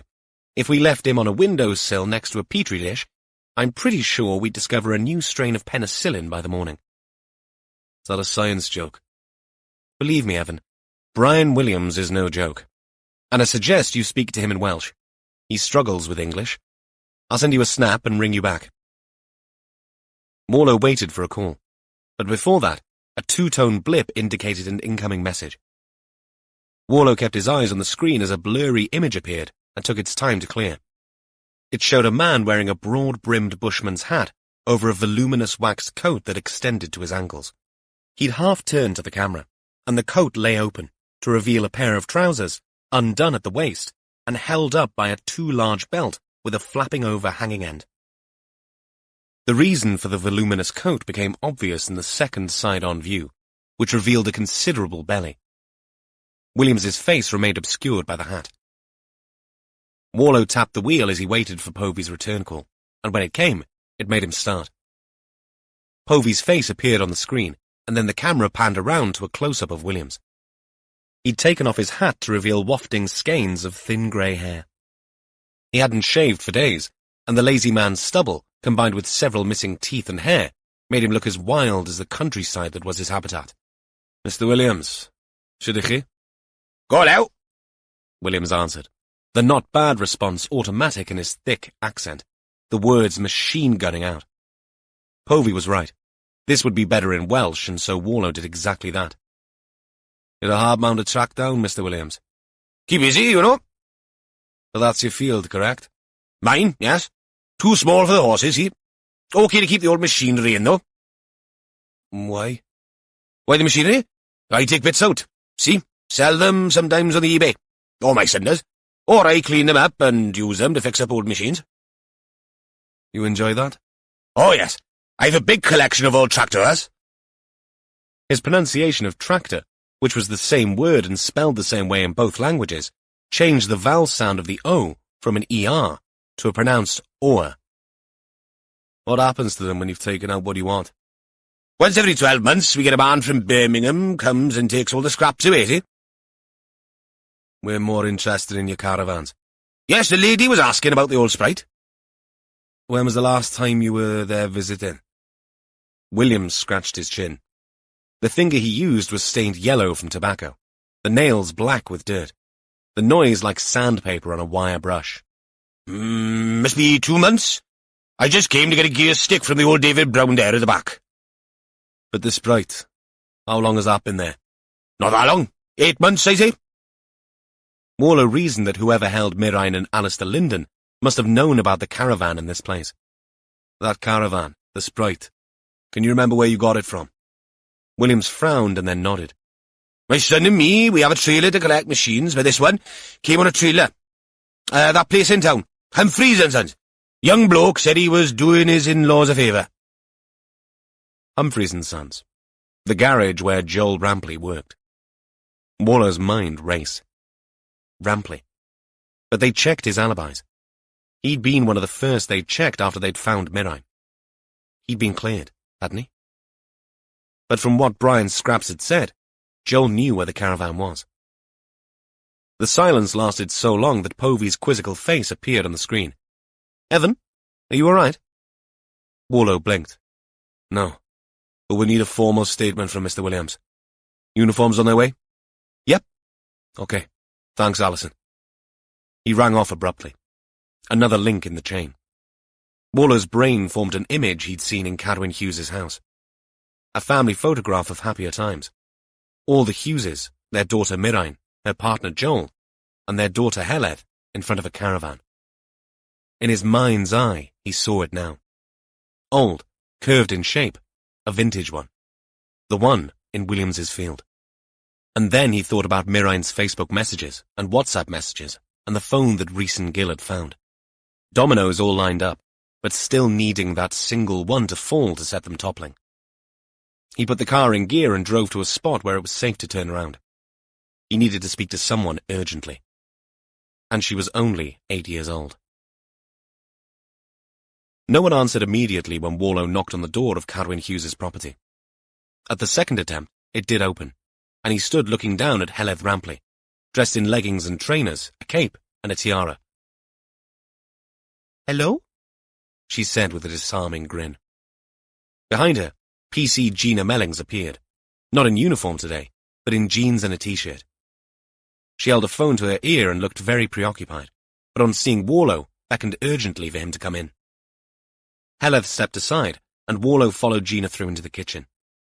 The back door was open. Cadwyn Hughes's well-kept garden looked green and welcoming in the September sunshine. A ball, a wand, and a Mary Poppins-style carpet bag lay on the lawn. "Would you like a glass of water?" Heleth asked in Welsh. "I would, thank you," Warlow answered. Heledd went back into the kitchen and Warlow heard a tap running. I'm on the phone with DC Harris and DS Jones, sir. He rang me 5 minutes ago. He's a bit shaken. I had no idea you were coming. Gina's voice was breathless, her expression of surprise devoid of apology. There was something else there, too. Something like horror. He's here now, yes. Gina said into the phone and handed it over. It's DS Jones, sir. Intrigued, Warlow took the phone and listened to Gil tell him what they'd found. The kilns, the burnt remains, the smell of scorched meat. I'd put money on this being a botched attempt at getting rid of Mirain's body. Gil's voice sounded raw. Warlow turned his face up to the sun and breathed in to slow his pounding heart. Povey needs to know. Rhys is on it, sir, Gil said. And you're sure that this isn't Byron Evans sending you up a long and winding garden bloody path? No, I am not sure. But he's an idiot if he did. There will be a ton of forensic evidence here. Warlow nodded to himself. Gil was right. He'd met killers who thought they'd distract the investigation with selective information. But no one would have known about the pottery if Gil hadn't found the map. It made no sense for Evans to implicate himself. None of this adds up, Warlow said. Hang on, sir. Rhys has something here. The muffled shuffling of a phone being handed over again reached Warlow's ears. Sir, it's Rhys. What have you got? It's Mirain's phone, sir. As I said, Heled's a smart kid. She knew the passcode. I've tried charging it and it's worked, sir. The WhatsApp confirms it's Mirain's. The DC's voice hardened. And there are messages dated after she died. Lyndon? Warlow rumbled out the question. I can't think of anyone else. Warlow whirled around to look at the kitchen again. At the photos of the happy families. Of the image of everyone in front of that caravan. Good work, Rhys. Outstanding work. Get over to Rampley's place of work and bring him in. You think he's involved, sir? No, but I'd rather I knew where he was. If Rhys was tempted to probe for further explanation, he had the sense not to. Heledd appeared at Warlow's side with a glass of water. He looked down. Rhys, I must go. Get to Rampley. Warlow took the water over to the table and sat down. Heledd, can I ask you something? The little girl nodded, eager to please, and walked across to sit next to Warlow. Gina tells me you remembered your mother's passcode for her phone. She nodded again, a toothless smile on her face. That's brilliant. Sometimes I have to write numbers down. You must have a good memory. Mom says I have a memory like an elephant. What about the other things? She had an iPad. Can you remember the passcode for that too? Heledd reeled off the numbers. 891216. That's her birthday back to front. And what about Facebook? Did she have a password for that too? Mirain 1216. Again, reeled off without hesitation. Did anyone else ask you for those passwords and the passcode, Heledd? She tilted her head and jutted her chin out. Only Alistair. After Mum went away, he said that he could find her phone if he had the passcode, and he could send Mum a message if he had her Facebook password. Warlow kept his expression calm. He'd had enough practice from talking to people who'd done heinous things. It didn't do to let your emotions show. Not that this little girl was guilty of anything except being blisteringly honest and guileless in the face of a monstrous manipulator. But Heledd, inches away from him, watched him for signs, and in the end, couldn't help herself as her eyes went bigger and her smile slid into a pout. Mum told me to keep them a secret, but Alistair said it would help find her. You did nothing wrong, sweetheart, Warlow said. But Heled's eyes filled with tears, and she sniffed. Gina came forward and knelt next to her. It's okay, Hells. It's okay. Dad Key said it was all right when I told him, but he didn't look all right. His face went hard, and I thought he was going to turn into a monster. Warlow caught Gina's eye, a signal for her to step in. Your Tad Key wouldn't turn into a monster, would he? No, but he asked me like he did. She pointed at Warlow. About Mum's phone. And when I said I told Alistair... Heleth sniffed again. He dropped his cup of tea and made a big mess on the floor. Warlow didn't feel anything physically click, but something did. They'd got it all wrong. They'd got everything totally bloody wrong. He realized his hand was gripping the edge of the table with such force it hurt. He kept his voice as even as he could, not to alarm the little girl, and asked, "Where is Carwyn?" Heleth turned her face to Gina's. It was the DC who answered. "He went to his allotment for a while. Said he had some things to do." Warlow stood up and drained his glass of water. "That was good. Can you get me another one, Heleth?" The little girl, keen to please, took the glass to the sink. Warlow leaned into Gina and whispered, "Lock the door when I'm gone. Front and back. Do not open it to anyone except me, understand? Where are the allotments?" "Somewhere south of the river." "Text me the location." Confusion crumpled Gina's brows. "What?" But Warlow shushed her with a finger over his mouth. He stood up. "Heleth, keep that glass for me, Cariad. I'll be back for in a few minutes, okay?" She turned, glass in hand, and nodded solemnly. By the time she placed it on the table, Warlow was out of the front door and running for his car. Chapter 41. It could not have been more than 4 and something miles, but the 10 minutes it took him to drive to the allotments was the longest he'd known in an age. The sat-nav took him an ordinary-looking street called, ironically, 5th Avenue. He drove past the poorly signed turn-off to a parking area that ran parallel to a cycle track and had to reverse before he could drive in. He counted 4 cars in the lot when he pulled up, including the Ford he'd seen parked outside Carwyn Hughes's property the first time he'd visited. A padlocked gate and a tall fence barred entry. Inside, a flotsam of small sheds and greenhouses stretched away. The hills to the east across the River Rheidol just visible through the trees lining the banks. Aberystwyth was not a big town, and Warlow realized that Boulevard de St. Bruic and the Castle Keep were within shouting distance. But that would not help him now.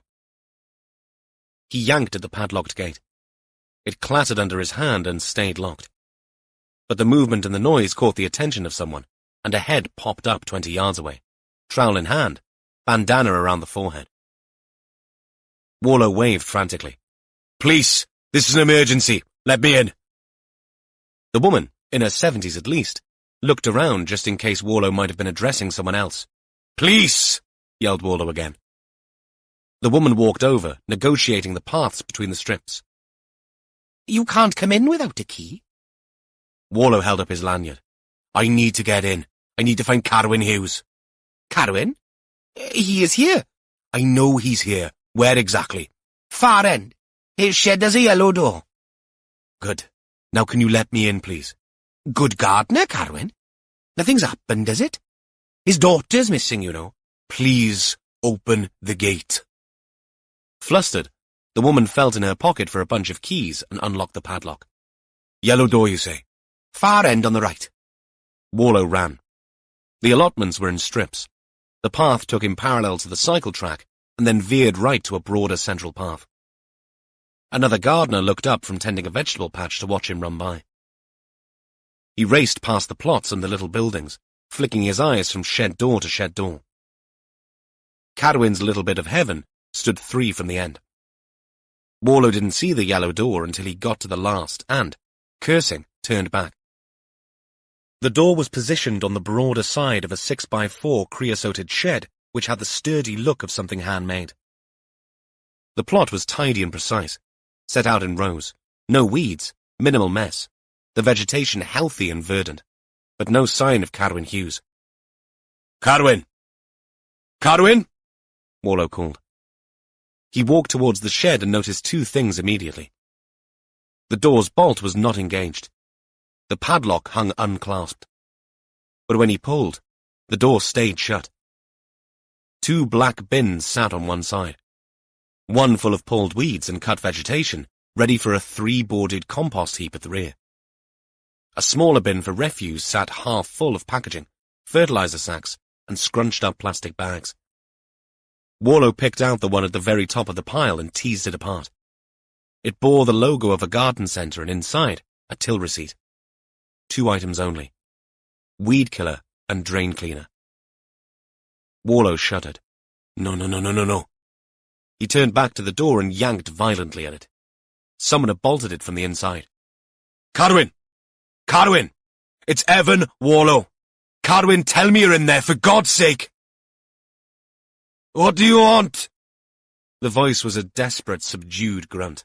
Open the door, Carwyn! Open the door, please! No! Bugger off! You can't help! Yes, I can. Listen to me. Whatever this is, think of your granddaughter.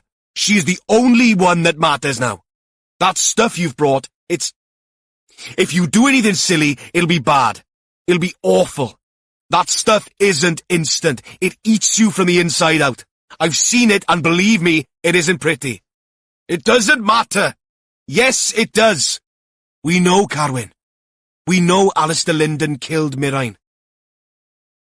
Warlow waited and listened. He could hear Carwyn Hughes breathing.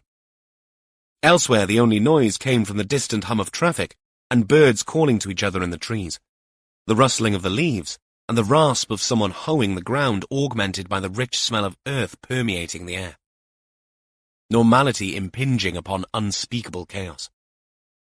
Once again, Warlow spoke in Welsh.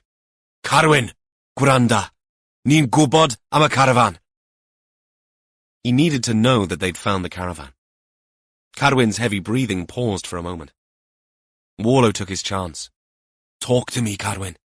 Please, just talk to me. Heledd told us you found out Alistair had asked her for Mirain's password. She's bright, that one. Such a lovely kid. A broken sob erupted from behind the door. I can't face her. I can't face her when she finds out. Carwyn, I know. Alistair killed Mirain. Whatever happened after that, I didn't kill him. I wanted to, but I didn't. But tell me, who is going to believe me? No one will believe me. I will. You're just saying that. A sob followed. Let me tell you what I know, please. Warlow kept his voice reasonable and even. It was a struggle. More ratcheted breathing from behind the door, but breathing nevertheless. Breathing was good. The weekend that Mirain went missing, she didn't go of her own accord, did she? Alistair had met the girl. He lied to that girl. He told her his partner had left him. He did that so she would sympathize with him. She is an innocent party to all of this. His next shiny new thing. But then Alistair took his chance. Mirain didn't go on one of her manic episodes. Though Linden made everyone believe she did, because she'd done it before. But he took her, and he killed her, and hid her body in the caravan. Am I right, Carwyn? Nothing. Carwyn? Tell me about the caravan. He spoke then. A low rumble through the door. I sold it for scrap, and Jewell borrowed a trailer to take it out to Ystumtien. But Mirain, she was mad about it. She wanted one last photo of the bloody caravan. To remember her mother and our holidays before her mother got ill. Mirain's illness made her do those wild things, but what can you do? During one of her odd periods when the medication wasn't working too well, she went back out to visit the bloody caravan and that bastard Alistair took her. That's how he knew where it was. Was it the text that gave him away? Another deep exhalation from Carwyn. I won't lie to you. I never liked him. He had that look on his face always. Like he knew something the rest didn't. Like he was better than us. But what could I do? Mirain. She fell for him. As a father and a grandfather, you have to shut up and put up. Heledd said they argued, but he was hands off with her. I kept an eye on that. I don't think he liked kids. Was it the texts, Carwyn? Wallow asked again. The Facebook messages. They were for Heleth. But I could tell something wasn't right. And the texts, they weren't like Mirain. Too short and something was off, that's all. And when Heleth told me Alistair had asked for the passwords, then I knew what he'd done. Those messages were nothing but burnt echoes of my girl. Did you take him to the caravan? Not to start with. First I brought him here. I said I needed some help to move some bags of topsoil. And I got some ketacetic from the stables. Ketamine? Maybe. I know it is ketacetic. That it worked. I hit him once with a spade, and then I injected him. And after that, he was quiet. When it was dark, I took him to the caravan, wheeled him out in a wheelbarrow to my car like the sack of shit he was. When he came to, I convinced him to tell me everything. Carwyn's voice had dropped to a quivering whisper. I made him tell me what he'd done to my little girl. How he'd strangled her and tried to burn her body, and how he dumped her in the woods like a bag of bloody rubbish when that didn't work. The words hissed out of his mouth like bitter spit. Waller remembered the broken fingers at post-mortem. Was it you who phoned in where to find her? I couldn't leave her there anymore. Out for the birds and the animals to pick at. I couldn't. He sobbed. What happened to Alistair, Carwyn? After I found Mirain in Black Covert, I was going to do terrible things to him. I was going to make him pay for what he'd done. But when I got to the caravan, he'd got out. I saw him run as I parked the car. He ran and I ran after him. It was pitch black. He ran through the trees and up the hill towards the Retvaur. But he must have fallen. I swear. I heard his scream and stumble and then a noise. A crack. I'll never forget that. He fell and hit his head, a terrible blow. He moaned only once and then there was nothing. I took a while to find him. He must have fallen full pelt because the rock had smashed the side of his head in. He had no pulse. He was dead by the time I got to him. Forensics and Tiernan would know if one blow had done the job. They could confirm or refute Carwyn's story. So you dragged him up to the shaft. I panicked. I didn't know what else to do. I walked the land dozens of times, checking the overhead cables to the farms. I knew what Retvaur was close by. I threw him in and covered him up with stones and dirt. Buried him. Which is more than he had done for my Mirain. He faltered again at the mention of her name, and this time, the slow sobs that followed lasted a good minute. Carwyn, listen to me. We found the stone that killed Alistair. From what you've told me, it all fits. No! Carwyn shouted. They'll say it was me that struck him. They'll say it was me that tortured him. Perhaps, Waller replied. And in truth, the decisions about all of this were not his to make. But you didn't kill him. And this was a man who had murdered your only daughter. It isn't an excuse for all that you did. But I bet there will be people on a jury who might wonder if they would not have done the same. There would be charges. False imprisonment, assault, even administering a noxious substance if the CPS felt it was in the public interest. But a good barrister would argue a strong case for extenuating circumstances if it came to trial.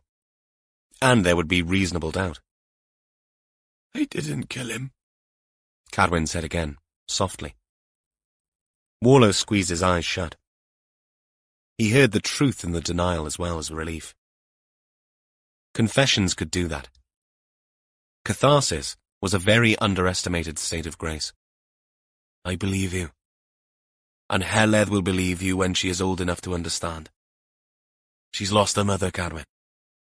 Don't let her lose her grandfather, too. Warlow leaned closer to the door.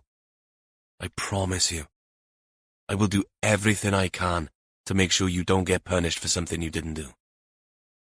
You may well go to jail, but it won't be for life.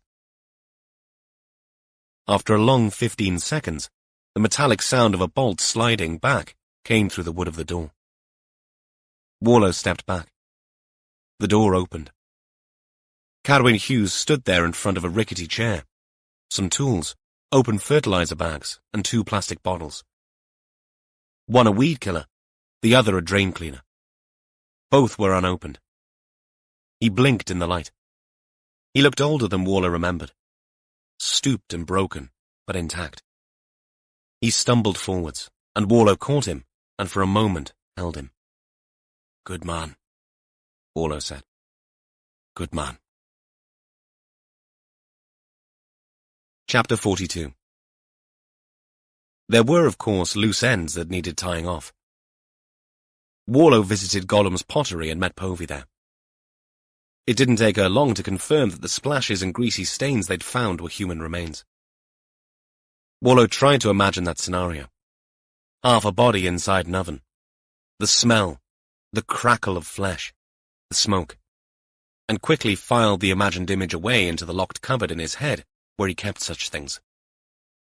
He'd learned never to take them out and study them unless he absolutely had to. The trouble was that the door tended to spring open at the most inopportune of times. That Lyndon's half-assed plan hadn't worked was obvious. Had he abandoned the idea?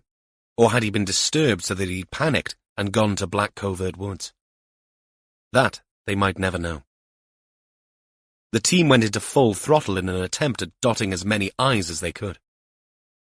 Lyndon's work in the creative arts brought him into contact with artists, and he would often visit art shops in the area. The Gollum's pottery link was there for everyone to see. It remained a bit of a movement, with some older ceramic artists proudly mentioning it in their bios. It wasn't beyond anyone's imagination to believe that Lyndon had visited the place to see where the roots of certain kind of art had begun in the area. As for motive, they had Lyndon's ex to thank for providing them with an opinion. He'd always be looking for the next best thing. In a room he'd talk to you but have one eye on finding someone more interesting, prettier, more influential. Are we saying he'd got fed up with Mirine and tossed her aside? Gil asked, a dull anger behind his eyes as they sat in the instrument room late that evening. The Rover's biscuit box open and almost empty. He wanted a new life, a new girlfriend, another bright and shiny thing, Jess said. Until the lustre faded, and he'd start looking again, no doubt. Ava Farley has no idea how lucky she is to be rid of him, Catherine said. No one argued with that one. There was some light relief. Someone had left a plastic bag for Rhys and a card signed only with a big X after the words, thank you. Everyone waited for Rhys to open the parcel, which he simply stared nervously at. Well, come on, Gil urged. Might be something edible. The bag had been rolled around its contents in a cylindrical shape. I doubt it. It doesn't weigh enough. Catherine hefted the bag. Gil sat up. Could be those pastel chocolates they make to look like coins. Still oddly hesitant, Rhys unwrapped the parcel. They weren't chocolates. Inside was a long black plastic cylinder with a ribbed handle at one end. Gil snorted. Ha ha! Thank God someone has a sense of humour. A plastic truncheon, Jess said. Nice. But Catherine had her arms folded and her eyes on Rhys, who had gone bright red. What's the matter with you? You look troubled. Do you know who this is from? He wouldn't tell them. Of course he wouldn't. Instead, he doubled down. One of my many admirers who wishes to remain anonymous but grateful. He threw the lightweight toy at Catherine, who caught it. But to be honest, I'm disappointed. I was open for the chocolates. As if, Catherine said, catching the toy and hitting herself gently on the head with it. The moment passed, and they settled back to tying loose ends. Rhys turning away and squeezing his eyes shut with a vast sigh of relief. Later in the car on the way home, Catherine revisited the topic. So, how are you going to explain the gift to Gina? What gift? The truncheon. Rhys shook his head. What's there to explain? It's a kid's toy. I'll give it to one of my nephews. He'll love that. He would too. I probably wouldn't even bring it up. It's silly. Are there some things that happen at work that you don't share with Gina then? Some things, yeah. Some of the truly awful things. I mean, she's in the business, but I don't know. I suppose I'm a filter. We all are, right? We deal with this stuff so that ordinary people don't have to. Not that Gina is ordinary, and neither is Craig. Rhys caught himself, surprised at his own insight. Are we still talking about the truncheon here? Sort of, Catherine said. You're right. It's not important. It's just embarrassing, right? I suppose. But let's say someone sent you a pair of toy handcuffs. Catherine raised her eyebrows and looked across at him. Something, a vague panic, fluttered over her expression. What did you say? Rhys frowned, surprised by her reaction. You know, some people have a weird sense of humour. And truncheons and handcuffs can have connotations. Catherine had her eyes in front, her mouth thin, nodding. Rhys blinked, his mind racing. Has someone sent you some handcuffs? Once, a long time ago. My guess is you didn't enjoy it much. No, I didn't. The mutual laughter that accompanied this was uncomfortable. The silence that followed even more so. Tell you what, let's talk about something else. Like what? Catherine asked. Like, does your pee go red when you eat beetroot? This time, the sergeant's laughter was deep and genuine. By the following weekend, much of the dust in the case had settled, and the team had said goodbye to Aberystwyth. On a bright Saturday morning, Gill opened the door of his house in Llandilo to find Evan Warlow standing there. They spoke in Welsh. Evan, this is a surprise. Come in. No, I'm not coming in, Gill. Not now, anyway. Gill frowned. Behind him, from somewhere in the house, came the noise of children shouting and faux screams. Gill looked around, pretending to be annoyed. The aliens have landed. It's like bloody Independence Day in there. Warlow nodded. I spoke to Anwen this morning. Oh? Gill's surprise was genuine. Warlow pointed to the jeep parked on the road, and the black Labrador staring out of the back window. Cardi and I are going up to Tarley Woods. I thought you'd like to come along. Oh, I've got the troops, though. They like dogs? They love dogs. But they can never eat the whole one. A classic. Gill grinned at the joke, but then frowned again. But you're miles out to your patch, eh? I had something I needed to do up this way, so I rang your house and the Lady Anwen answered. Yeah, you need to be careful about that. If you really want to speak to me, ring 3 times, stop, and then ring again. A secret code. Does that work? Not at all. A girl of no more than 5 appeared at Gill's knee. Tad Key, Maynard is calling me a bobhead. Probably not bobhead, but close. Tell her I will be in to throw her into the goldfish pond in a minute. The little girl, satisfied by the implied punishment, giggled and turned to run back in, only to stop after 3 strides and turn back. But you don't have a goldfish pond. I'm going to dig one. Mwahahaha! Delighted by this, the little girl went back to running, already announcing the punishment to her sister. Look, I remember our chat in Aberystwyth. I'm delighted that beturia is curable, Warlow said. By not eating beetroot. Exactly. But the other stuff, the ticker, the weight, that's a bugger. Gill nodded. I see. An intervention. Warlow shrugged. You're on your own in there. Anwen and your daughters have gone wedding outfit shopping. Or as I like to call it, throwing money into a deep pit while wearing a fascinator. Consider this a rescue mission, then. Tarley Woods, eh? Haven't been there for a long time. It's an uphill walk. And then a downhill walk. I've checked the weather. Come on, grab the girls. Why not? Though they might take a bit of persuading. Tell them there's a visit to Frank's ice cream parlour as a reward. I'm paying. Gil, eyebrows raised, nodded. You had me at I'm paying. 10 minutes. We'll follow you up. All right. I'll see you there. I'll bring the oxygen. Gil raised a hand and closed the door.